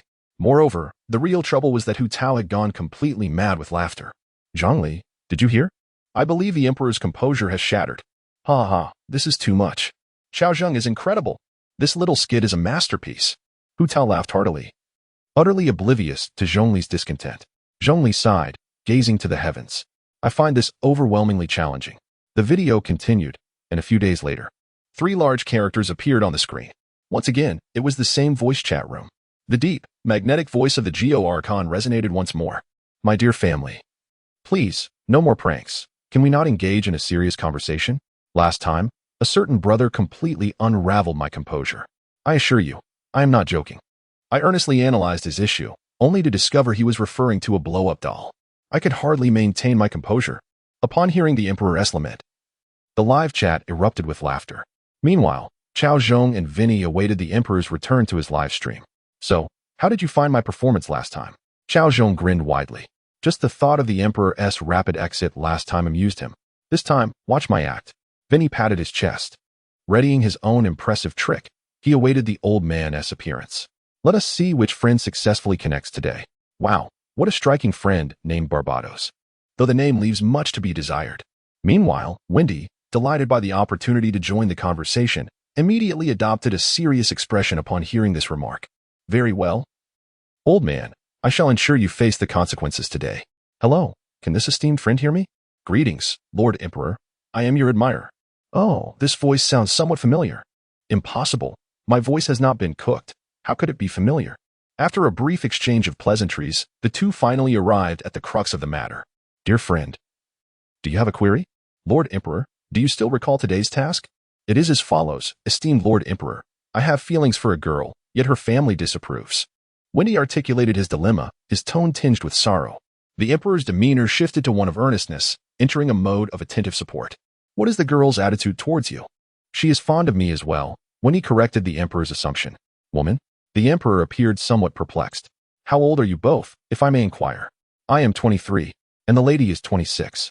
As they say, a woman 3 years older brings fortune, so I believe age is not a significant issue. Besides, the age gap between you two is quite negligible, the Emperor remarked decisively. However, her family does not approve. Wendy feigned a sorrowful expression. What are their reasons for disapproval? Is it due to your circumstances, your appearance, or perhaps your age? Wendy, upon hearing the Emperor's inquiries, became agitated. You are the one with an unappealing appearance. The main issue is her husband's disapproval. Her husband was heard responding with a thunderous voice through the speaker. Who the hell are you, trying to provoke me? Dare to reveal your name, and I shall end you. You fancy another man's wife, do you? I will make you pay. The video abruptly concluded. Xingxiu, I see now. Mondstadt does not tolerate idleness, does it? Kia, what does Cao Zhong Wendy mean? Look at what you all are doing. That is the Geo Archon. And you dare to challenge him? Why was I not included? Why? Xiao? Kaching? Xingxiu, I nearly thought Kia was sincere. But it seems he is just as mischievous. Zhongli, I suspect the Lord Emperor is quite incensed right now. Wendy, woe is me, great god of rock. Do I still have a chance? Hu Tao, there is no hope left. Let us prepare for a grand burial. Paimon, Wendy, you rascal, learning from Cao Zhong, are you? And fancying married women too? Wendy, to question Cao Zhong, to understand him, to become him, and in the future, I shall surpass him. Jean? Barbara? Kia, let us apprehend him immediately. Cao Zhong, a promising future awaits. Chapter 89, Arataki Ito, who speaks of the esteemed lord. A single video has severely tarnished the reputation of the Geo Archon. Arataki Ito, is this truly the Geo Archon? He seems rather dim-witted. Could you, Sarah? Enough, chief. Arataki Ito, why the fuss? Am I not merely speaking the truth? To be deceived by the same trick twice, such a lack of intelligence. Kaching, you dare? Xiao, it appears our friend from Inazuma holds quite the opinion of the Archon. Zhongli, within the Ye publishing house, Zhongli grinds his teeth in frustration. This video has brought him to a point where even the foolish Arataki Ito looks down upon him. It is all the doing of Vinti and Cao Zhong. Curse be it. Ningguang, this Arataki Ito seems rather bold. Arataki Ito, nonsense. I am incredibly brave. Could you, Sarah? I hereby declare that the Arataki gang has no affiliation with Arataki Ito. His remarks are purely his own and do not reflect the views of the Arataki gang. Could you, Sarah? Announcement. Although Arataki Ito is a citizen of Inazuma, his statements are solely his own and do not represent the nation. The people of Inazuma uphold the one nation, one deity principle, always revering the gods of each nation without any disrespect towards them. Ye Miko, perhaps we should simply eliminate Arataki Ito to elevate the spirit of the Geo Archon. Arataki Ito? Cao Zhong, Arataki Ito. Oh no, I've become a pariah.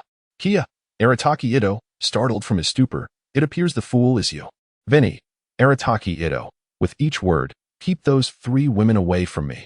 Arataki Ito, TCH, you are all far too timid. What is there to fear from such a deity? Arataki Ito, I, the great Arataki Ito, scorn the gods. I mock the Anemo Archon, question the wisdom of the Geo Archon, and deride the Raiden Shogun's cunning. Vinti? Zhongli? Raiden Shogun? Hu Tao, Zhongli. Why are you joining in on this? Kia, Arataki Ito, you are indeed brave. Bennett, courageous is the only word I shall utter. Xingxiu, I shall refer to you as brave Ito. Cao Zhong, Arataki Ito, your ambition is lacking. Arataki Ito, Cao Zhong, what do you mean? Cao Zhong, your words lack the vigor to intimidate anyone. In Inazuma, in Konda village, Arataki Ito, boasting to the children, is struck with inspiration upon hearing Cao Zhong's words. Who does not know that Cao Zhong is known as the poet immortal? If only I could have him compose a few grandiose lines for me. Who would dare underestimate me then? Arataki Ito, please, teach me. Cao Zhong, repeat after me. Arataki Ito, I shall repeat after you. Cao Zhong, little deities of the realm, you've done your best. Arataki Ito, little deities of the realm, woe is me. Vinti? Raiden Shogun? Zhongli? Hu Tao, Zhongli, cease your antics and retract that. Kia, Cao Zhong, brother, you are far too audacious. Bennett, Cao Zhong, you are practically inviting disaster for Ito. Arataki Ito, ah, Sarah, why are you covering my mouth? Could you, Sarah? Chief, such words are best left unsaid. Continue down this path, and you may lose your life. Arataki Ito, what do you mean? If Cao Zhong can say it, why can't I? Yamiko, exactly. I support you, Ito. Kokomi, I too shall reluctantly lend my support. Cao Zhong, brave Ito, fear not the challenges ahead. Arataki Ito, could you, Sarah? See? Everyone supports me. Could you, Sarah? Chief. You are mistaken. Not one of them is virtuous. Kokomi, do you think flattery will bring me joy? Haha. Ye Miko. Ah, Sarah, your skills have grown. You dare speak ill of me to my face. Prepare for a little whip. Cao Zhong, defamation. This is pure defamation. I share a bond of brotherhood with Ito. Would I ever betray him? Arataki Ito. Cao Zhong, brother, I trust you. Kia, Arataki Ito, I can no longer bear to watch. You are being foolish. They are all relatives of the Raiden Shogun with considerable influence. What do you have? You possess nothing at all. Cao Zhong. Well. Ye Miko. Well. Kokomi, who is related to the Raiden Shogun. I shall deal with you. Kia. Forgive me. I forgot there is a rebellious child here. Kokomi. Kia. Perish. Raiden Shogun, Lord of the Clouds, who grants you the audacity, Ito? A dull-witted illiterate dares to scorn the Archon. Arataki Ito, Lord of the Clouds. Who speaks of the esteemed? Lord of the Clouds. Kujusera? Kia? Cao Zhong, Arataki Ito. Is it possible that these two characters are illiterate? Arataki Ito. I know, it is indeed the esteemed. Kujusera. Chief. Kia. Ito is truly wise. Xingqiu. Ito is the wisest person I have ever encountered. Hu Tao. This is sheer brilliance. Kujusera. Chief. Perhaps we should return home and read some children's literature. Arataki Ito. I refuse. I am aware they mock my foolishness. In truth, I am incredibly clever. Ding. A new video is about to play. Hu Tao. How delightful. Xingqiu. Ito. Do not weep. Kia. What is this video about? Are you intent on ruining Ito's wisdom? Arataki Ito. Look. I can prompt the new video with just one sentence. Bennett. He truly can. I am in tears. Kokomi. Fool. Kujusera. Chief. Let us return and read children's books. Do not make a spectacle of yourself. Cao Zhong. Kujusera. Indulge him, will you? The video begins. Inazuma City. Tricolor Dango. Delicious tricolor dango. Come and buy. Socks for sale. 1 pair. On the bustling streets, people come and go. At the side of the Kimura tea house, 2 figures crouch. Arataki Ito sets down his newspaper, his gaze fixed intently on the direction of the Kimura tea house. At that moment, a person beside him also lowers their newspaper. It is none other than Cao Zhong. Kia, I can't believe it. You're everywhere. R&T Yo Chapter 90, A Daring Heist. Kujusera, such audacity. To dare to commit robbery in broad daylight in Inazuma City. You must be tired of living. Ye Miko. Oh dear, a robbery. How frightening. Let me quickly look at the Raiden Shogun's portrait to calm my nerves. Raiden Shogun. Kia. Cao Zhong. You're really falling down the rabbit hole. Have you started robbing houses alongside Dizzy? Wendy. Cao Zhong, I cannot condone evil. Surrender, you rogue. Bennett. Cao Zhong, brother. If anything happens outside, do tell us. Don't tread the path of crime at such a young age. Cao Zhong. Bennett. A tear. Cao Zhong looked at the chat group with tears in his eyes. Indeed, when everyone doubted me, it was Bennett who steadfastly supported me.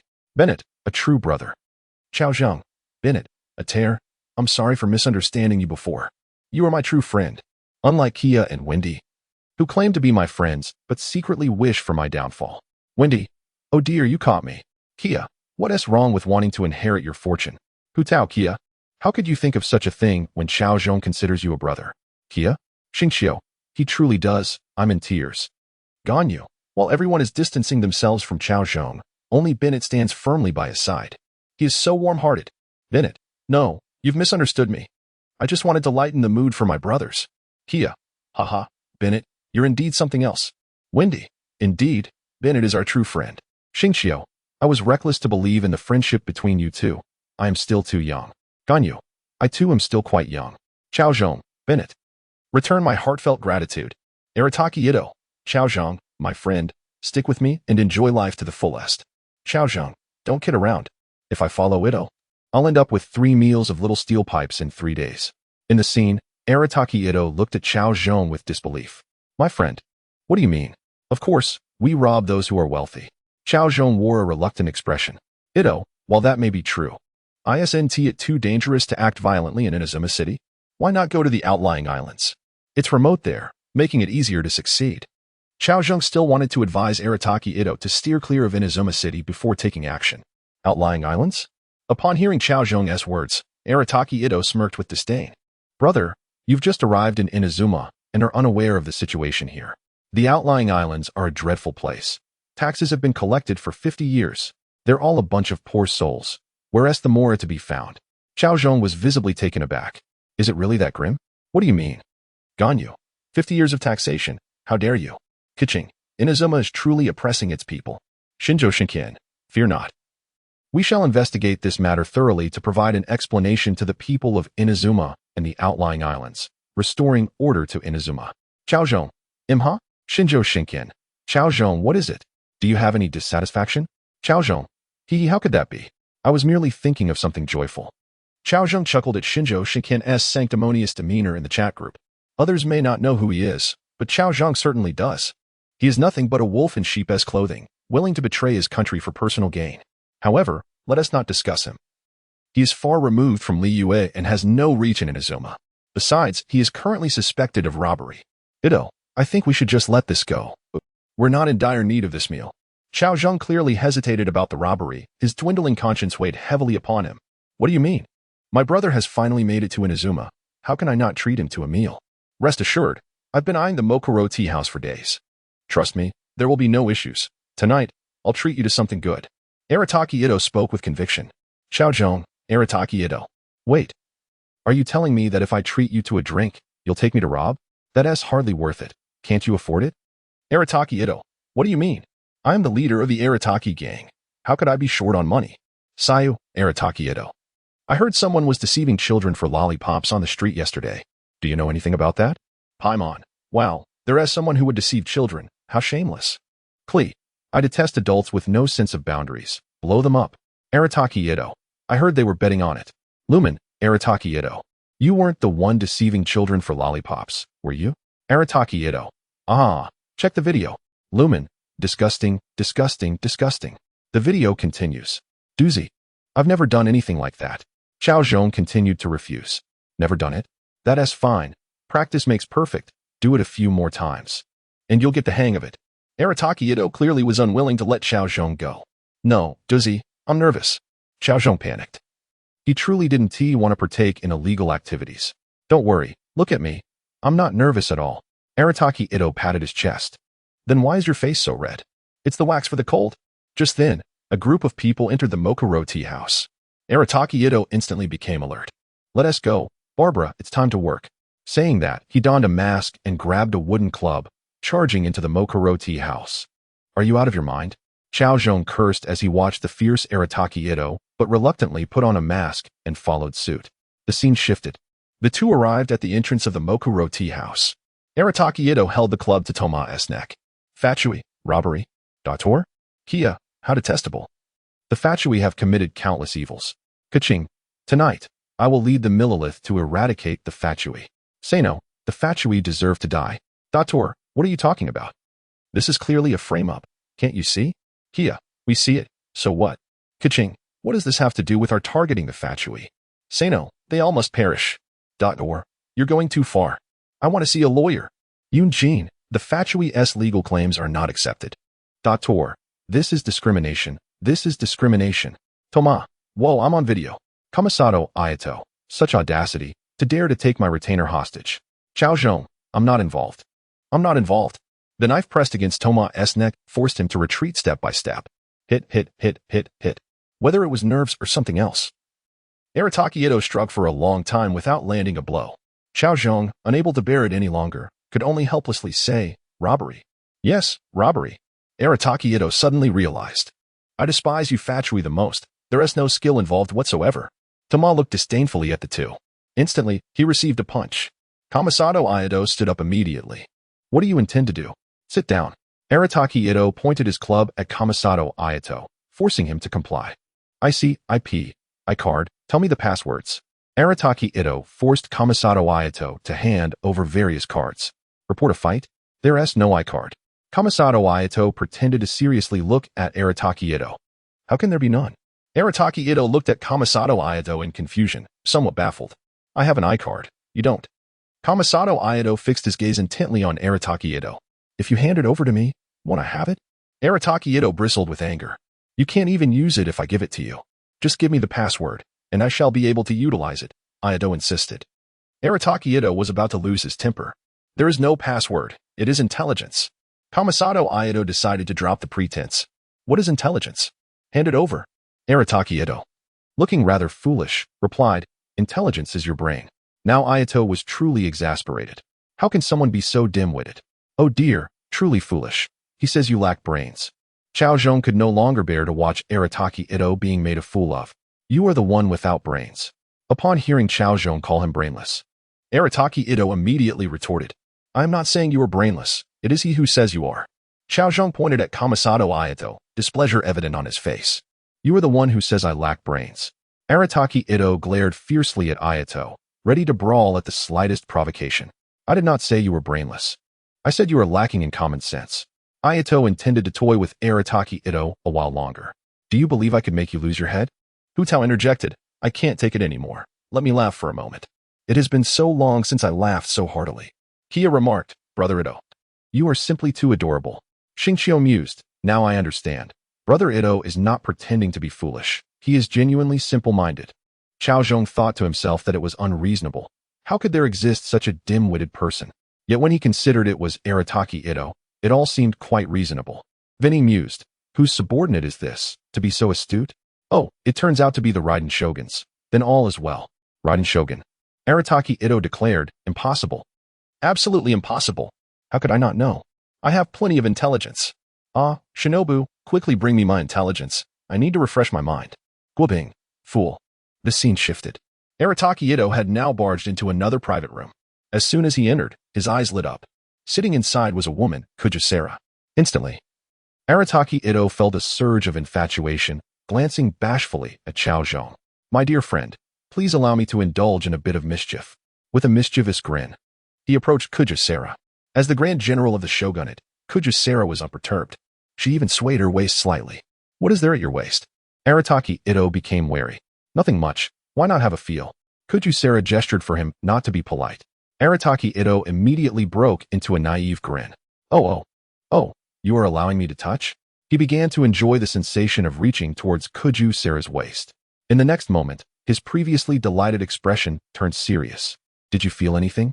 Kujusera smiled at him. Yes. Arataki Ito began to sweat, so tense he could hardly speak. What did you feel? Speak up. Cao Zhong urged impatiently from the side. Do say something. He poked Arataki Ito on the forehead. Arataki Ito looked at Cao Zhong with a pitiful expression. An arrow. Kujusera suddenly erupted. Tenryu Commission, do not move. Chapter 91. The 8 Great Virtues of Cao Zhong. 9-sided Saraira. My eyes serve as a measure. No wrongdoing can elude my gaze. Cao Zhong. I fear not opponents akin to gods, but rather teammates as foolish as pigs. Kia, Arataki Ito. Perhaps you should consider a different profession, for thievery does not suit you. Wendy. May I inquire who the greatest fool in the group is, and why it is Ito? Hu Tao. The divine has bestowed wisdom upon humanity, yet Ito foolishly shields himself from it. Kuki Shinobu. Enough with the insults. The child is already foolish. Further mockery may render him dim-witted. Arataki Ito. Kuki Shinobu. How could you betray me too? How infuriating. No one comprehends my brilliance. What has become of this world? Cao Zhong. Spare me the nonsense. Kia. Cao Zhong, it's audacious of you to contemplate teaming up with Arataki Ito for robbery. Wendy. Cao Zhong, you truly are like Ito. Cao Zhong.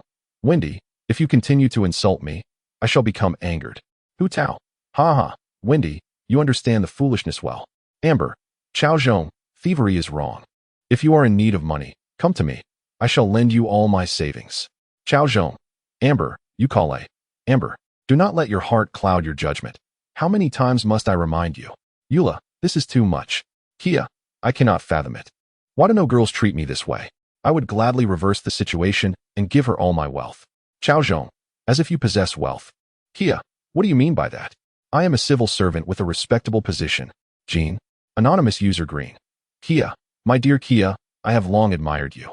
Your handsome visage and graceful demeanor linger in my mind, refusing to fade. At last, I realize I have fallen for you, Mr. Kia. Cao Zhong. Xingqiu, I cannot accept this. Dialek, has Kia's spring finally arrived? What a relief. Kia, anonymous user Green. You are not deceiving me, are you? I am no fool. I possess intellect. Anonymous user Green. I swear by the Animo Archon, if I am a liar, let me become a cuckold. Lumen, this is rather vicious. Xingqiu, could it be true? I find that even harder to accept. Cao Zhong. Kia, seize this opportunity. It is rare to have someone so blind. Do not let her slip away. Anonymous user Green. Kia. Cao Zhong, I will not permit you to insult my Green. Barbara. Cao Zhong. You are simply envious of another's genuine affection. Cao Zhong. Barbara, what do you mean by that? In truth, I also love you, Barbara. Barbara? Then why do you not marry me? Why do you harbor feelings for other girls? Jean? Amber? Eula? Ningguang? Kamisato Ayaka? Kamisato Ayato, sister. What are you doing? Kamisato Ayaka. It is rather uncomfortable without a response. Barbara. Cao Zhong, you have fallen silent, have you not? Speak up. Cao Zhong. In truth, I love each of you girls equally. Jean, you may as well perish. Barbara. Scoundrel. Eula. I shall remember this grievance. Kiching. Disgusting. Shenhe. Woe is me. Ningguang. How wicked of you. I find it quite endearing. Baiju. Bennett. Kia. Anonymous user Green. You possess remarkable insight. Would you care to join me for an angelic gift this evening? Anonymous user Green. Kia. Dear Mr. Kia. I am but a poor girl and cannot afford a ticket to join. Might you lend me 5,000 mora? Kia. Anonymous user Green. 5,000 is hardly sufficient. I shall grant you 10,000. Ding user Kia sends a red envelope to anonymous user Green. Anonymous user Green. Mr. Kia, you are simply too charming. I cannot repay your kindness. Only feel bashful, bashful, bashful. Kia, only what? Anonymous user Green. Only to tell you. Hi. I am Wendy. Cao Zhong. Dialect. Bennett. Kia, anonymous user Green.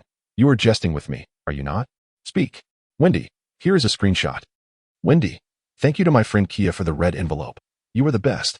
Kia, no. Kia, Wendy, I shall kill you, you deceitful wretch. Hu Tao, and thus the fun begins. Cao Zhong. Kia, my friend, remember that the internet is fraught with risks. Tread carefully in matters of the heart. Wendy. Kia. My dear, I merely help you face reality. No one desires you. Hu Tao. Ouch, that stings, my friend. Cao Zhong. Wendy, why speak such harsh truths? Kia. I shall smash the statue of the Anemo Archon right now. Do not stop me. Cao Zhong. Kia. Do not act rashly. Impulsiveness is the devil. Using Klee's bombs would be far more effective. Do not act rashly, Kia. Wendy. Cao Zhong. I shall share half with you. Cao Zhong. Kia. My friend, face the truth. No one will love you. Do not oppose the great Anemo Archon. You shall reap no rewards. Kia. Cao Zhong. I now see you lack any morals. Hu Tao. Wendy is devoid of morals, and so is Cao Zhong. Cao Zhong. What do you mean by that? Who lacks morals? I possess the 8 great virtues. Kia. If Cao Zhong possesses 8 great virtues, I shall defecate standing on my head. Ding, a new video is set to play, presenting the 8 great virtues of Cao Zhong. User Kia retracts a message. Cao Zhong. I was too slow. I didn't take a screenshot. Kia. Cao boss. I was mistaken. Who doesn't know you are both virtuous and talented? Xingqiu, what on earth? Can Cao Zhong truly possess 8 great virtues? Cao Zhong, what do you mean by that? This video will vindicate my name. I am a man of virtue.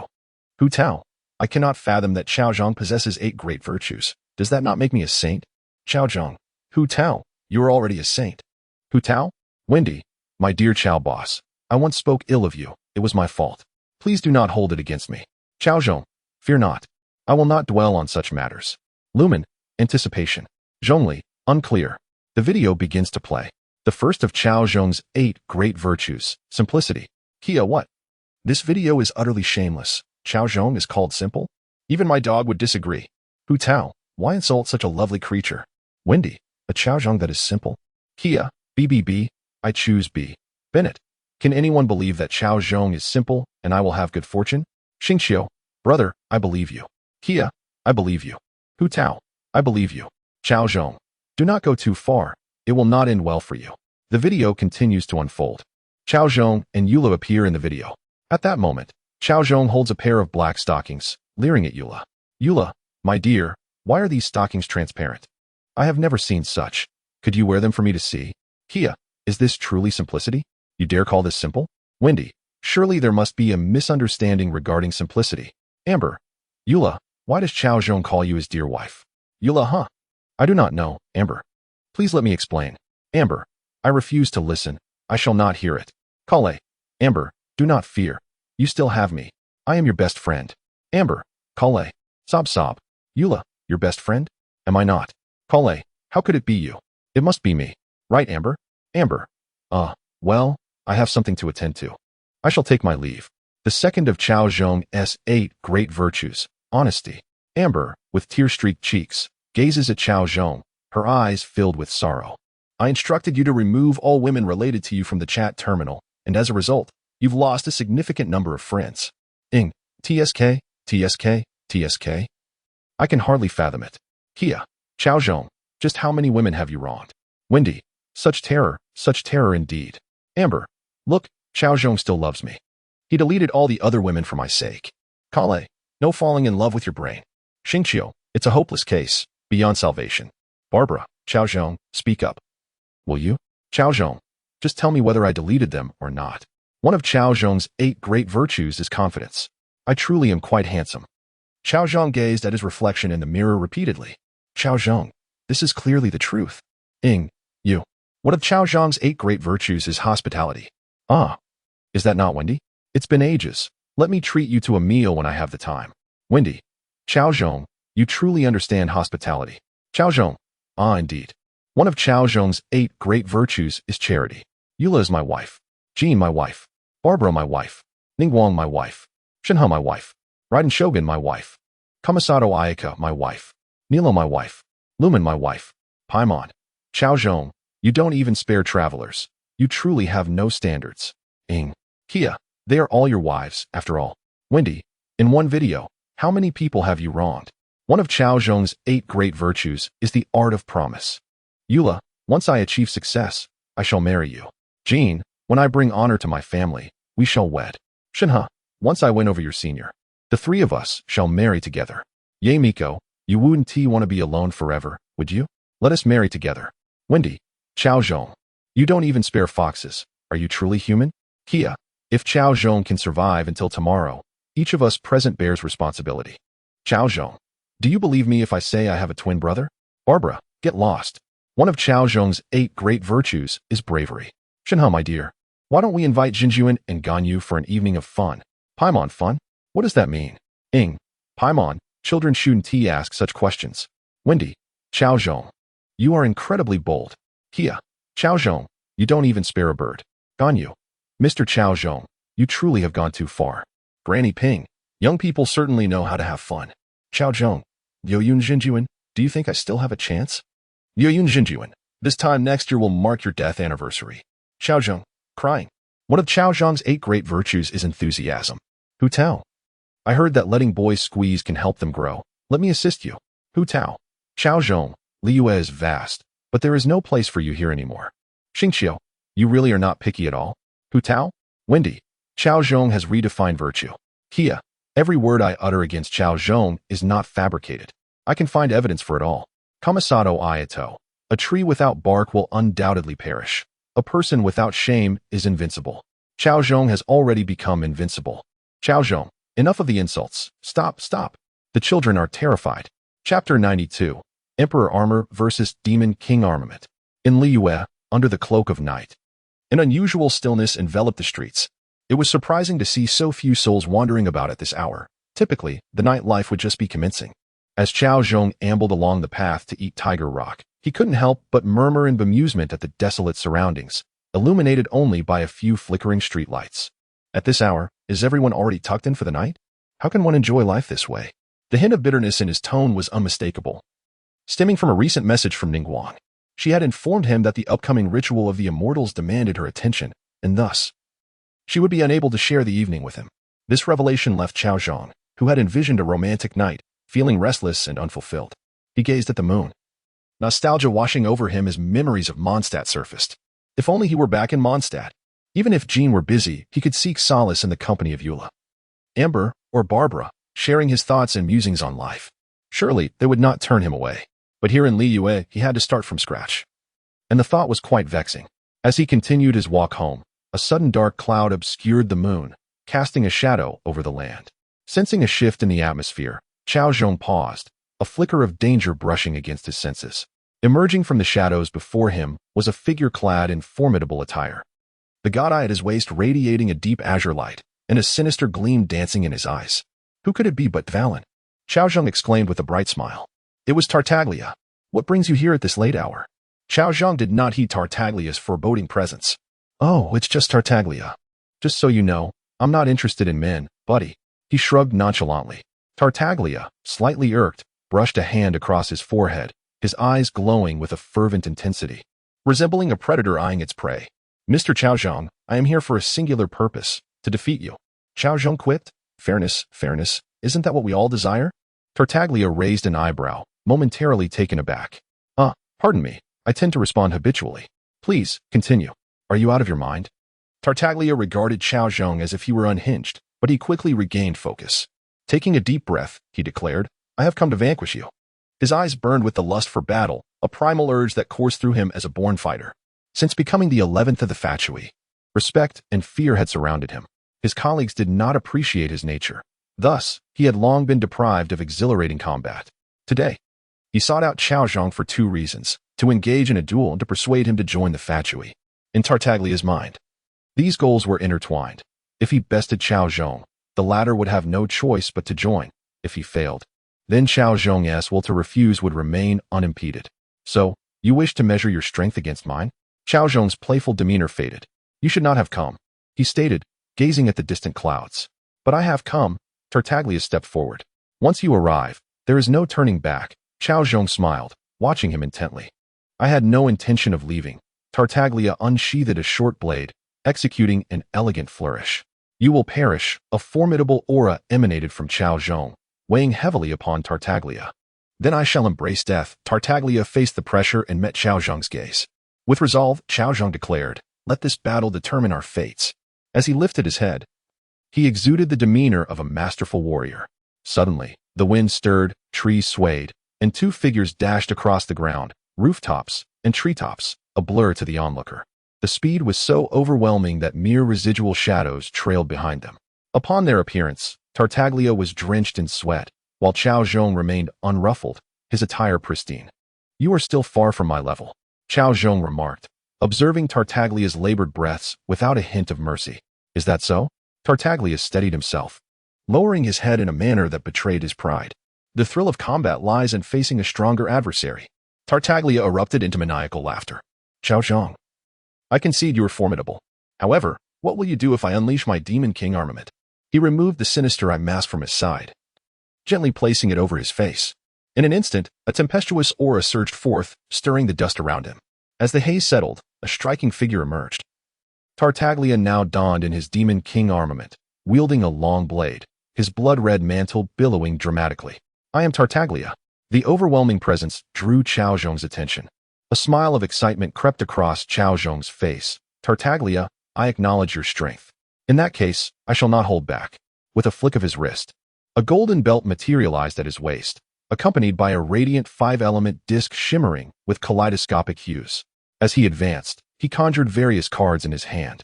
"Emperor Armor, unite." In an instant, a golden brilliance enveloped him, armor cascading over his form until his true self was obscured. Under the influence of the Demon King armament, Tartaglia, driven by pure combat fervor, felt invigorated by the unmatched power emanating from the Emperor armor.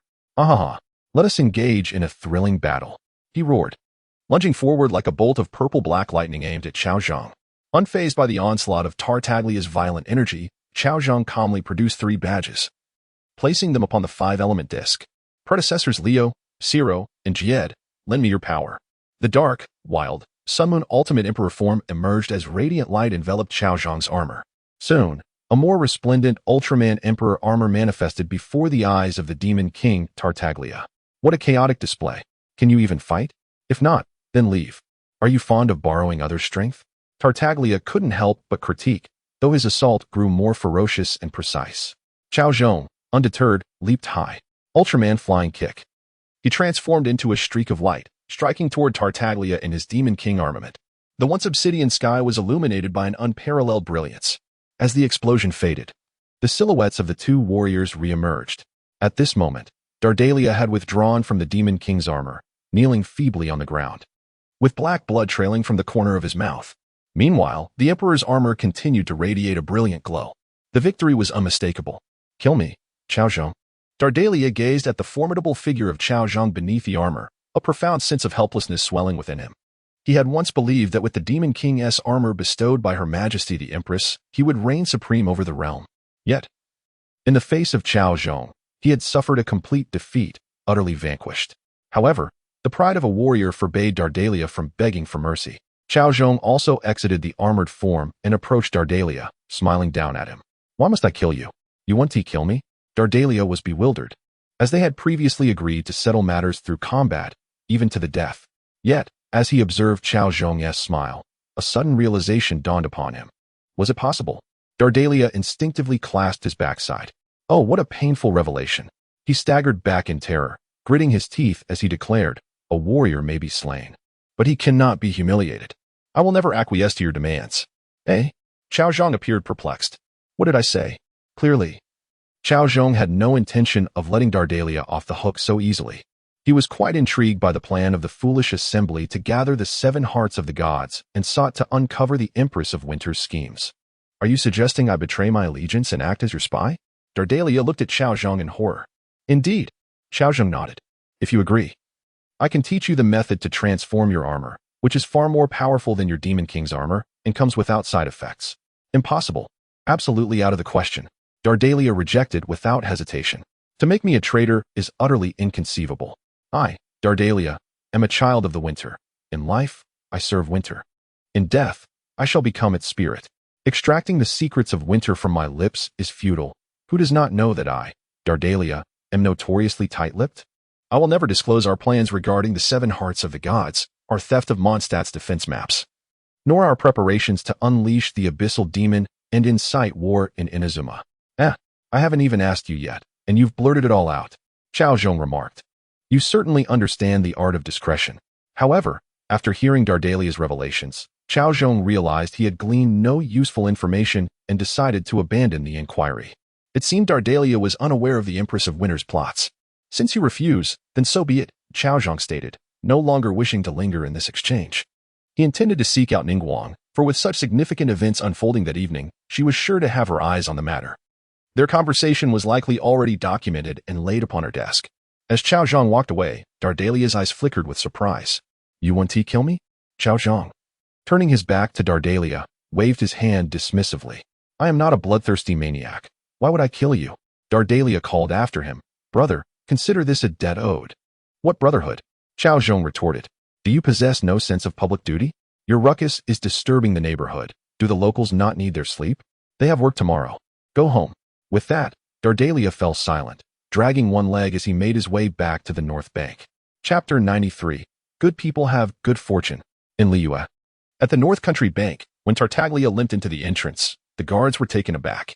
Oh my goodness, Lord Tartaglia, what happened to you? Nadia exclaimed, covering her mouth in disbelief. It was a rare sight to see such a disheveled harbinger. Though Tartaglia ranked last among the Fatui, it did not imply that his prowess was the weakest. Each harbinger possessed distinct strengths. Some excelled in strategy, some in mechanisms, some were wealthy, while others sought maternal figures. Tartaglia, however, was foremost in combat. While he may not have been the strongest, his abilities were certainly formidable. This pitiful state was truly uncommon. Tartaglia's injuries immediately stirred a considerable number of Fatui members.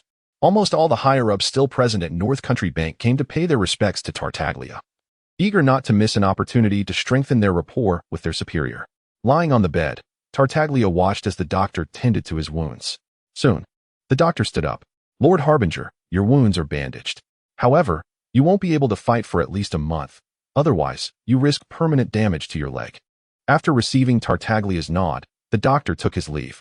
At this juncture, the subordinates who had been waiting could no longer contain their eagerness to express their thoughts. It must have been an ambush. Our esteemed Lord Tartaglia could never be defeated otherwise. I can think of no other reason. This sentiment quickly resonated with the other Fatui members, who vehemently denounced the people of Liyue. How utterly dishonorable of the Liyue people to ambush a young man. They exclaimed. I advise the Liyue people to reconsider their actions. Our lord must have simply been caught off guard. Such words were incessantly spoken, leaving Tartaglia feeling rather embarrassed. He had clearly been bested by a single kick from Cao Zhong. Yet, he could not divulge this to his subordinates, lest it undermine his authority and complicate his leadership. Lord Tartaglia, this is a token of my sincere regard. I hope you will accept it. At that moment, Bing Pang magically produced an item and placed it before Tartaglia. Initially, Tartaglia intended to refuse, as he was not the sort to indulge in corruption. This manner of thinking was unacceptable. Just as he was about to decline, he inadvertently glanced at the item. Oh, Tartaglia's eyes widened in surprise. What is this? Bing Pang, noticing Tartaglia's astonishment, felt a swell of pride. This, dear Harbinger, is a trinket I stumbled upon that was left behind by Kinria. I call it a bicycle. Do not let its small size deceive you. It is of great utility. Much like our anemo wings, facilitating our travels and saving both time and effort. Each time I ride it, my feet leave the ground, and my intellect seems to ascend to new heights. Do I not appear considerably smarter now? He concluded earnestly, gazing at Tartaglia. I believe this is precisely what you need at this moment. I dare not keep it to myself and present it to you today, wishing for your swift recovery, so that you may lead our Fatui division in Liyue to even greater heights. His words were powerful and heartfelt. While the other Fatui members internally grumbled about Bing Peng's lack of communication, they outwardly applauded him with feigned admiration. Tartaglia was profoundly moved. Look at them. These are the soldiers I have nurtured, always thinking of the greater good. This perspective is indeed refreshing. Yet, he hesitated. My lord, please accept it. Bing Peng implored, tears welling in his eyes. If you do not recover soon, we will be at a loss. The other Fatui members chimed in. Yes, Lord Harbinger. We cannot manage without you, just as Mondstadt cannot do without Cao Zhong, Liyue without the Geo Archon, and Inazuma without the Raiden Shogun. Their heartfelt pleas deeply touched Tartaglia. If he were to refuse now, it would surely diminish their earnest intentions. Very well, I shall temporarily keep it for you. Once I have recovered, you may reclaim it. Ultimately, Tartaglia reluctantly agreed to safeguard the bicycle for a time. Bing Peng was overjoyed to see Tartaglia accept his gift. If the Harbinger did not take it, how could Bing Peng dare to? And if he did not, how could anyone else? For the advancement of the Fatui, Bing Peng had given so much. Meanwhile, in Liyue at Yujing Terrace, Ganyu gracefully stepped out. Upon encountering the mischievous grin of Cao Zhong, an unfamiliar flutter of emotions stirred within her. He truly was handsome. Ganyu felt her cheeks warm. However, thinking of Cao Zhong's flirtatious escapades in the chat group left her somewhat disheartened. If only Mr. Cao Zhong were not so reckless. Ganyu, what are you daydreaming about? Have you finished your work for today? Have you exercised? Have you practiced? She shook her head vigorously to dispel such impractical thoughts. The jingling of the golden bell around her neck resonated rhythmically. Once Ganyu composed herself, she addressed Cao Zhong. Mr. Cao Zhong, may I inquire if there is something important to discuss this evening at Yujing Terrace? Cao Zhong's eyes brightened at the sight of Ganyu. Ah, it's Wang Xiaomei. Wang Xiaomei? Who is that? Ganyu replied, puzzled. Cao Zhong merely smiled and remained silent. I have come to report a conspiracy of the Fatui that requires immediate communication with Lady Ningguang. A conspiracy of the Fatui? Ganyu gasped, her heart racing. Without hesitation, she led Cao Zhong to meet Ningguang. When Cao Zhong arrived, he found Ningguang engrossed in her work at her desk, oblivious to his presence. The form-fitting Chi Pao accentuated her perfect figure, leaving him momentarily speechless. Unconsciously, he drew closer to her. Suddenly, Ningguang caught a familiar scent that reminded her of a certain man. Ningguang, are you hungry again after just a few days? She jested. But the thought of that man made her heart race, her cheeks flushed and eyes dreamy. Oh, my lady Ningguang, what are you thinking? Surely, it cannot be anything inappropriate? Just then, a teasing voice echoed from behind her, startling Ningguang. Upon turning, she was met with the very man her thoughts had conjured. Shocked and delighted, she playfully glared at Cao Zhong. You mischievous little brother, you nearly scare me to death. The allure of her glance was overwhelming, leaving Cao Zhong momentarily at a loss for words. Though his mind was filled with admonitions against impolite conduct, his hands betrayed him. Drawn to Ningguang as if by an irresistible force, she fought to restrain his wandering hands, insisting, You rascal, not now. We are in the office. Ah. This only heightened the thrill. Fortunately, the rationality of Cao Zhong remained intact, and the two ceased their frivolous actions without committing any outrageous deeds. Ningguang, while tidying her somewhat disheveled attire, inquired, Dear brother, at this hour, why are you not out reveling, but instead here visiting your sister? Have you run out of money? As she spoke, she retrieved a black card from the drawer and handed it to Cao Zhong. This card contains 100 million mora. Take it as pocket money. Ah. Sister, I no longer wish to strive. Though Cao Zhong was aware of Ningguang's wealth, he was nonetheless astonished by her generosity. It was no wonder that beautiful women in his past life were often drawn to wealthy patrons. Who could resist such a lure? Without hesitation, Cao Zhong accepted the black card, knowing that refusing it would displease Ningguang. Upon seeing him accept her card without a moment's pause, she beamed, Good brother, once I finish my current endeavors, I shall devote time to you. Suddenly, Cao Zhong recalled that he had come here for a different purpose, nearly forgetting the matter altogether. Indeed, women can be a source of distraction, but thankfully, Cao Zhong's resolve remained firm. He then began to recount to Ningguang the information he had perilously acquired from Dvalin. Ningguang's expression darkened upon hearing this. What audacity!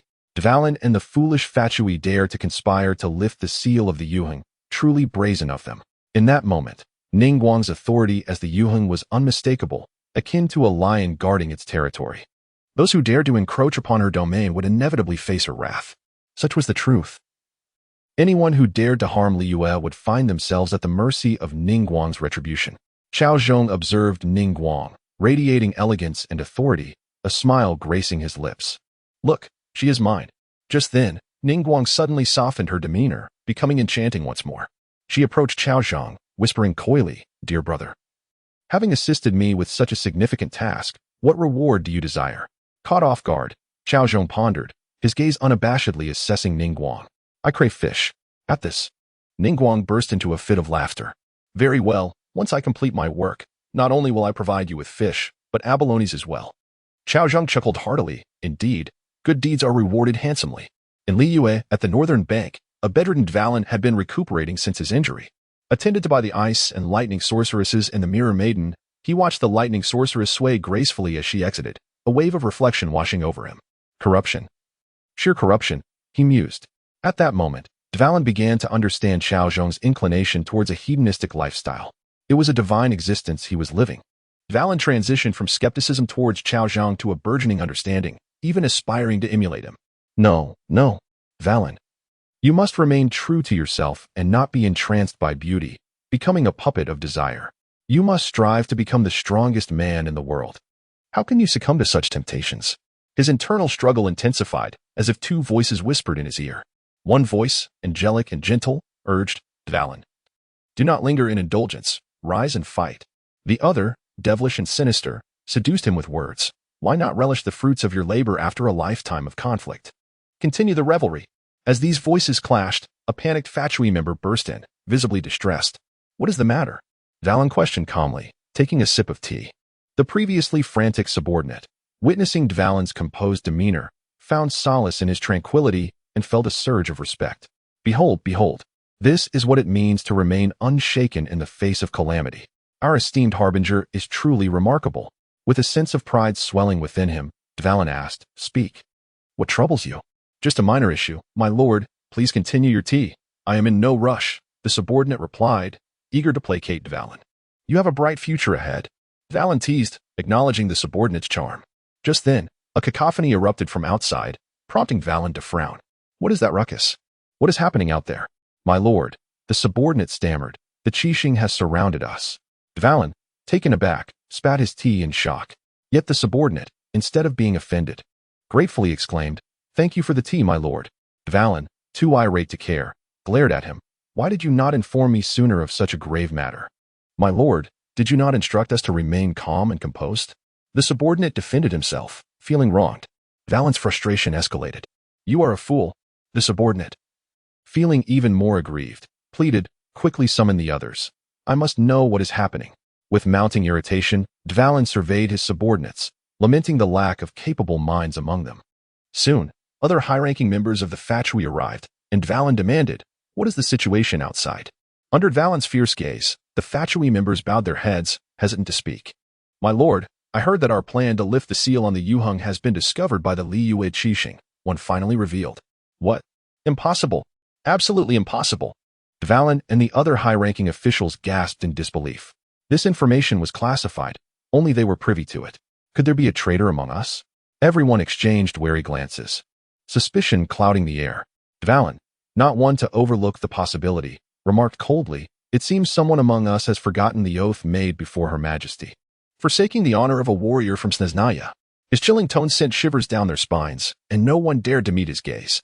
"My lord, it could not possibly be us. For days, we have tirelessly attended to you," the Mirror Maiden protested. "Indeed, my lord, we have catered to your every need. And you have praised our skills." The lightning and ice sorceresses chimed in. Clearing his throat awkwardly, Dvalin reassured them, "Rest assured. I shall discern the truth and not wrong an innocent, nor let a villain escape." He then scrutinized his subordinates. "Now, tell me with whom you have been in contact and what you have been up to these past few days." As soon as Dardalia's words fell, a cacophony of voices erupted from the harbingers, each eager to defend themselves, fearing that any delay might cast suspicion upon them. "My lord, you know my loyalty to the nation and my allegiance to the organization. I could never betray my country." The rotund figure of Ice Fat took the lead, wailing and weeping, his snot and tears evoking sympathy in all who beheld him.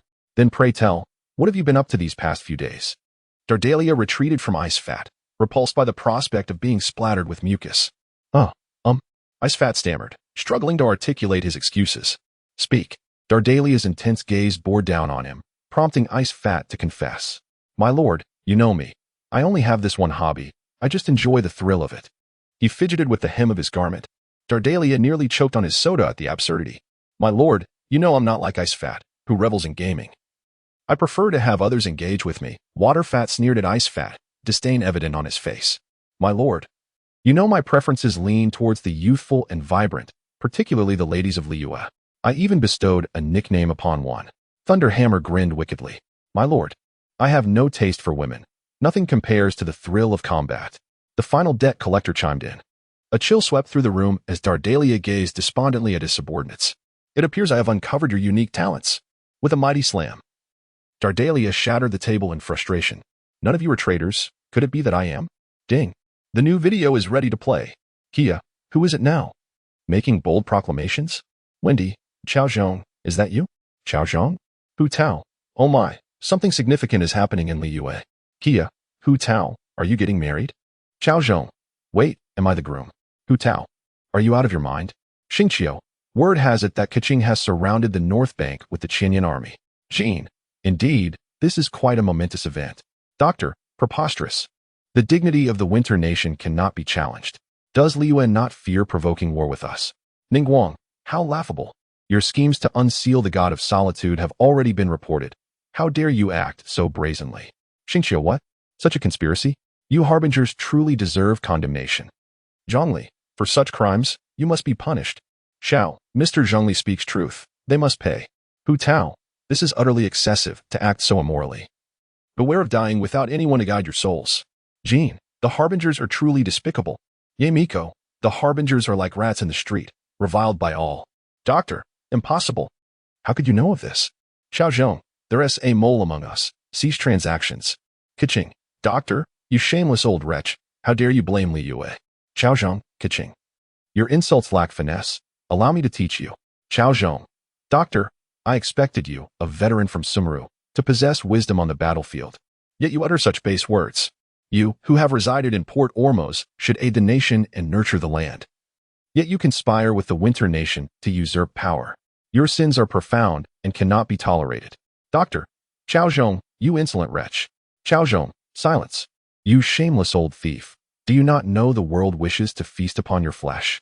How dare you speak here? You, a sycophant, ought to hide in shame and seek mere survival. How dare you claim authority in front of my army? A decrepit old man, soon to meet his end. What face will you show to the great Tree King? Doctor, I Cao Zhong, you treacherous minion. You have lived so long without achieving anything. Merely flapping your tongue to assist the foolish. A dog with a broken spine, still daring to bark before my army. I have never encountered such shamelessness. Doctor, you. Xingqiu, Cao Zhong, well said. Hu Tao, what a splendid rebuke. Wendy, is there not a single curse word in that? Kia, oh no. I will never dare to insult Cao Zhong again. Bennett, Cao Zhong, thank you for not cursing me. Arataki Ito, what the hell? Kuki Shinobu, Ito. Did you understand any of that? Arataki Ito, not really, but I still think it's awesome. Kuki Shinobu, the North Bank. The assembled crowd exchanged glances. The atmosphere growing increasingly awkward. Dardalia had not anticipated that his words would trigger the video. I have become an undercover agent. How mortifying. Clearing his throat, he continued. You all know my unwavering dedication to the nation and its people. How could I ever be a traitor? This is clearly a misunderstanding. In the end, he felt compelled to clarify. My lord's words are well known to be false. We are merely here for amusement. Exactly. How could the Harbinger betray? Even if he did, how could he do so without involving us? Right? Exactly. Dardalia nodded in satisfaction, hoping fervently that the video would not conjure further mischief. Please. I beg of you. Chapter 95. Now I want to be a good person. The video begins with a scene atop Tianhing Mountain, where the figure of Tartaglia appears. Tartaglia bears a vigilant expression, occasionally surveying his surroundings, seemingly fearful of being followed. At that moment, Cao Zhong's silhouette suddenly emerges behind him, brandishing a sword poised at Tartaglia's throat. Tartaglia, how dare you conspire to unseal the demon seal of the lonely cloud pavilion, disregarding the lives of the people of Liyue? You truly deserve death. Cao Zhong gazes sternly at Tartaglia, his teeth almost grinding to dust. I had no choice. Our positions differ, thus I must act accordingly. Tartaglia shrugs nonchalantly. Enough with the idle chatter, quickly present me with the detailed plan. Cao Zhong replies fiercely, appearing to be the true villain. Hu Tao what? Tartaglia orchestrated the unsealing of the demon seal? Kia, Tartaglia. How despicable. I never expected you to be this kind of person. Tartaglia, how many times must I say it? My name is Tartaglia. Wendy, regardless of whether you are Tartaglia or Tartaglia Duck, to even contemplate unsealing a demon is a crime that cannot be forgiven. Zhongli, from a rational standpoint. Such a reckless act warrants the death penalty. Tartaglia? Surely it cannot be so extreme. Are you not even willing to investigate? Kitching, no need. Just bury him. Tartaglia, we are foreigners, emissaries of Snezhnaya. You cannot treat us this way? Are you seeking to incite war? Ningguang, now that you mention it. This does pose quite a problem. Tartaglia, that is more like it. Ganyu, Ningguang, my lady, perhaps we could arrange for them to meet with an unfortunate accident. Tartaglia, hey. Shouldn't such matters be discussed privately? No, this shouldn't even be happening. In the video, Tartaglia raises his hands in surrender, slowly turning around. You may not even possess the travel papers I require to return to Snezhnaya. What do you mean? Are you sunbathing on Qinhing Mountain? Although Cao Zhong wears a smile. His tone drips with sarcasm. Give me a chance. Tartaglia pleads earnestly, locking eyes with Cao Zhong. How can I grant you a chance? Cao Zhong responds. His smile fading as he gazes seriously at Tartaglia. I had no choice before, but now I wish to be a good person.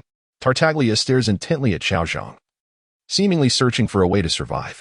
Very well, go tell the Li Yue Qixing and see if they will allow you to become a good person. Cao Zhong reveals a hint of a smile. Tartaglia's brows furrow in contemplation. So you're telling me that means I must die? I'm sorry, but I am a good person. Cao Zhong finds Tartaglia's plight somewhat amusing. Who among them considers you a good person? They all berate you as a scoundrel daily. I can't stand it. You help me, and I will provide you with a way out. Together, we can forge a mighty enterprise. Tartaglia implores, trying desperately to save his own life. Xingqiu, Tartaglia, are you trying to sow discord? Tartaglia, laughable. With your relationship, do you really need my meddling? Hu Tao, Cao Zhong. Don't believe the foolish words of the Fatui. Though we may scold you, deep down, we all love you. Cao Zhong, Hu Tao, do you truly love me? Hu Tao, of course. I love you to the point of wanting you dead. Gritting her teeth. Kia, clearly, Hu Tao is a woman of contradictions, unlike me. Who is consistent? Bennett, Kia, what do you mean by being consistent? Wendy, Bennett, don't you understand? She says she wants Cao Zhong dead, yet secretly wishes for his long life. Kia, Wendy, you can see through my thoughts. That is terrifying. The Anemo Archon is truly fearsome. Wendy, because I feel the same way. Kia, indeed, great minds think alike. Bennett, then I, too, am a hero. Kamisato Ayato, Hero 1. Toma, Hero 2. Hu Tao, Hero 3. Tivat Resident 86, Hero 86. Tivat Resident, Hero. Cao Zhong? Cao Zhong, I am deeply saddened. Cao Zhong, Kiching, Tartaglia. Perhaps you should consider your own situation. Your stronghold in Li Yue has already been surrounded. Cao Zhong, Tartaglia, surrender now, Tartaglia Duck. The Qianin army is everywhere. Tartaglia, damn it. The Fatui will never surrender. Doctor, Tartaglia, my dear comrade. Lady, farewell my friend, farewell, farewell. Rich man, if you fall in battle, I shall ensure you have a proper burial. Tartaglia? Tartaglia, what I mean is, doctor, save me. The video has yet to conclude. The screen fades to black. And 3 words appear, 10 years later. The same location, the same characters. Tartaglia reappears atop Tianning Mountain. Kia, what the hell? Why is the 11th Fatui still here? Shouldn't he be 6 feet under by now? Lady, Cao Zhong, welcome to the Fatui family. Doctor, Cao Zhong, since that is the case, let bygones be bygones. From now on, we are comrades. Guobing, to associate with a lost dog is truly my shame.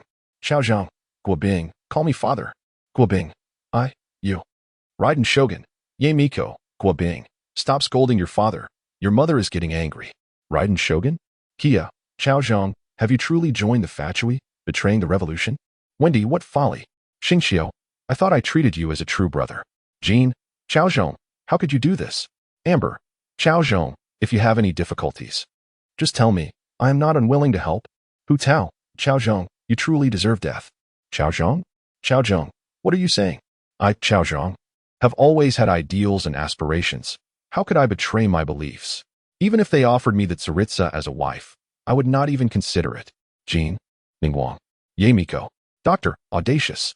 Tartaglia, impudent. Guobong, I will kill you. Kia, why is Guobong so furious? Yemiko, if both your biological and stepmothers were taken by the same man, you would be angry too. Bennett, a revelation. Wendy, profound insight.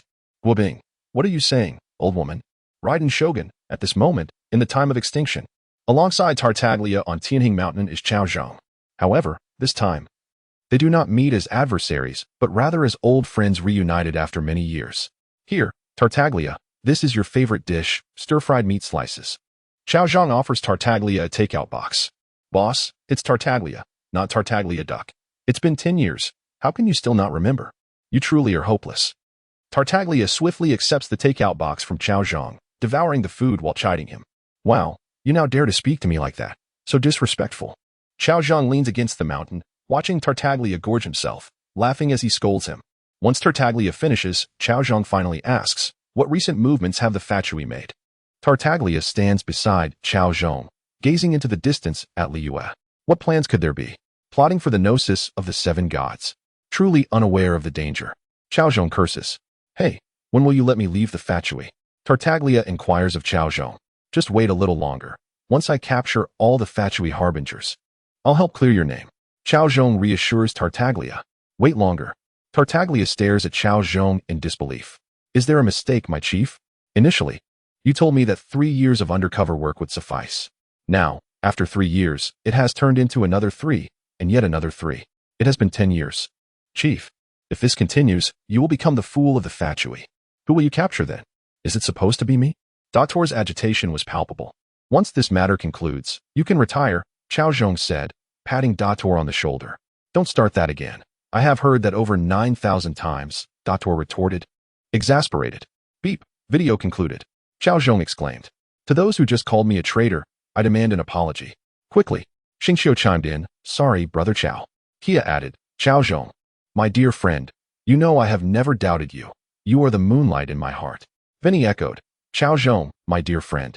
I have always believed in your character. The thought of your betrayal is laughable. Bennett joined in.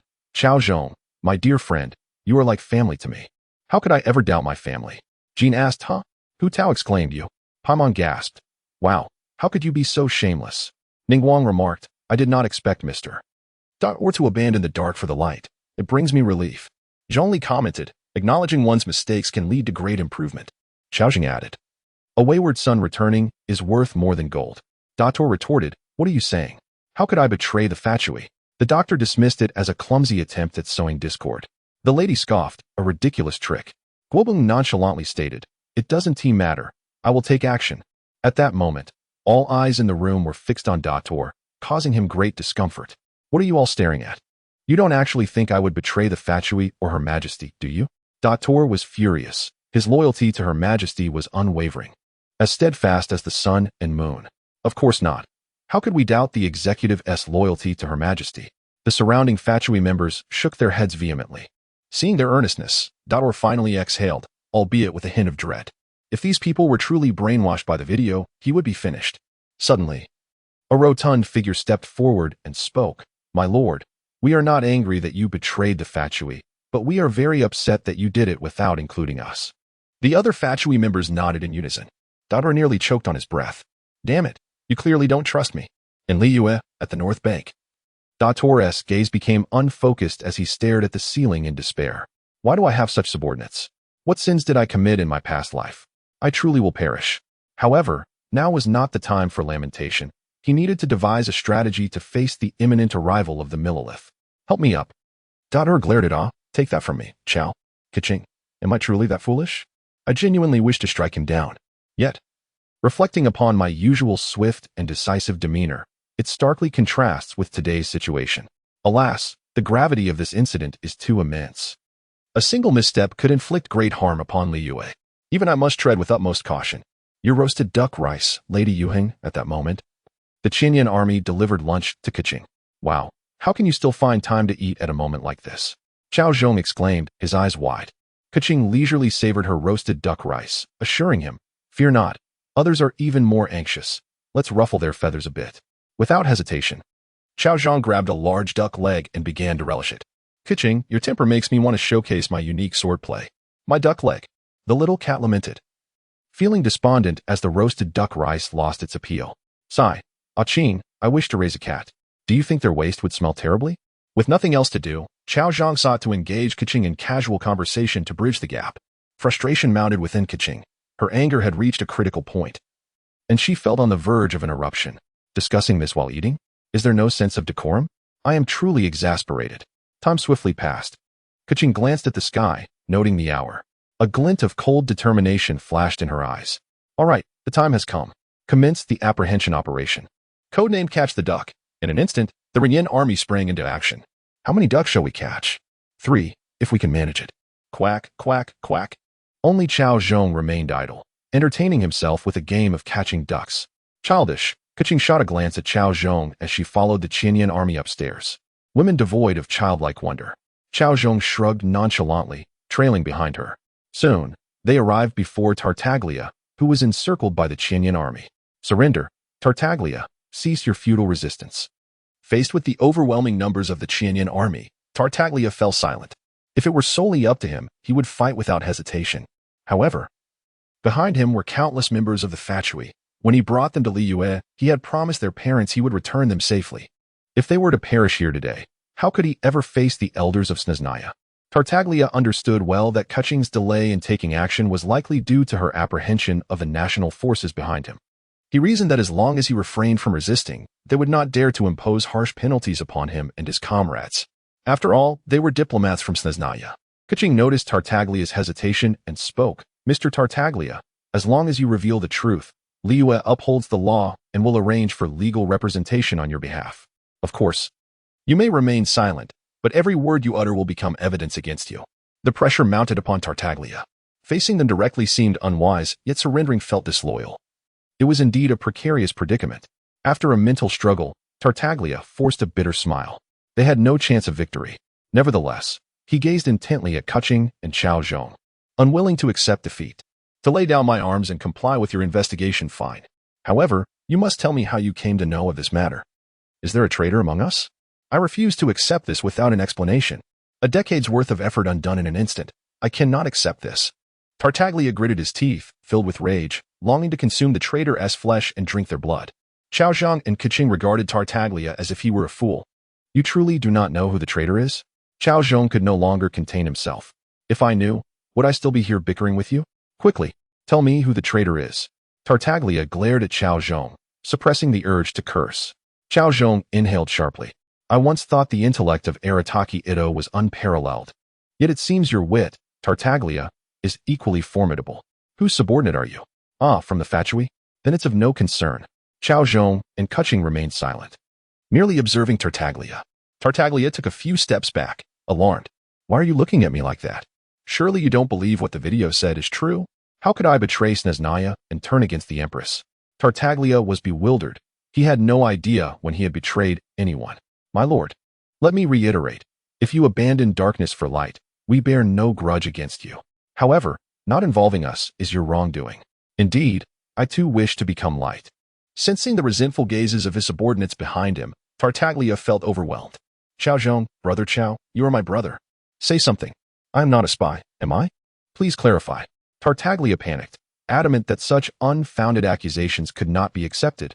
Indeed, Tartaglia was no spy. Cao Zhong stepped in to defend him. Brother, you truly are my brother. With tears streaming down his face, Tartaglia embraced Cao Zhong, utterly heartbroken. Who could have imagined that this fearless man despised the notion of being labeled a traitor? Yet, Cao Zhong's tone shifted. However, the information was indeed leaked by you. Have you forgotten the battle atop the Tiger Mountain? As Cao Zhong recounted the events, Tartaglia's eyes widened in shock. No. The leak was me? He sat up abruptly, realizing that the true traitor was indeed himself.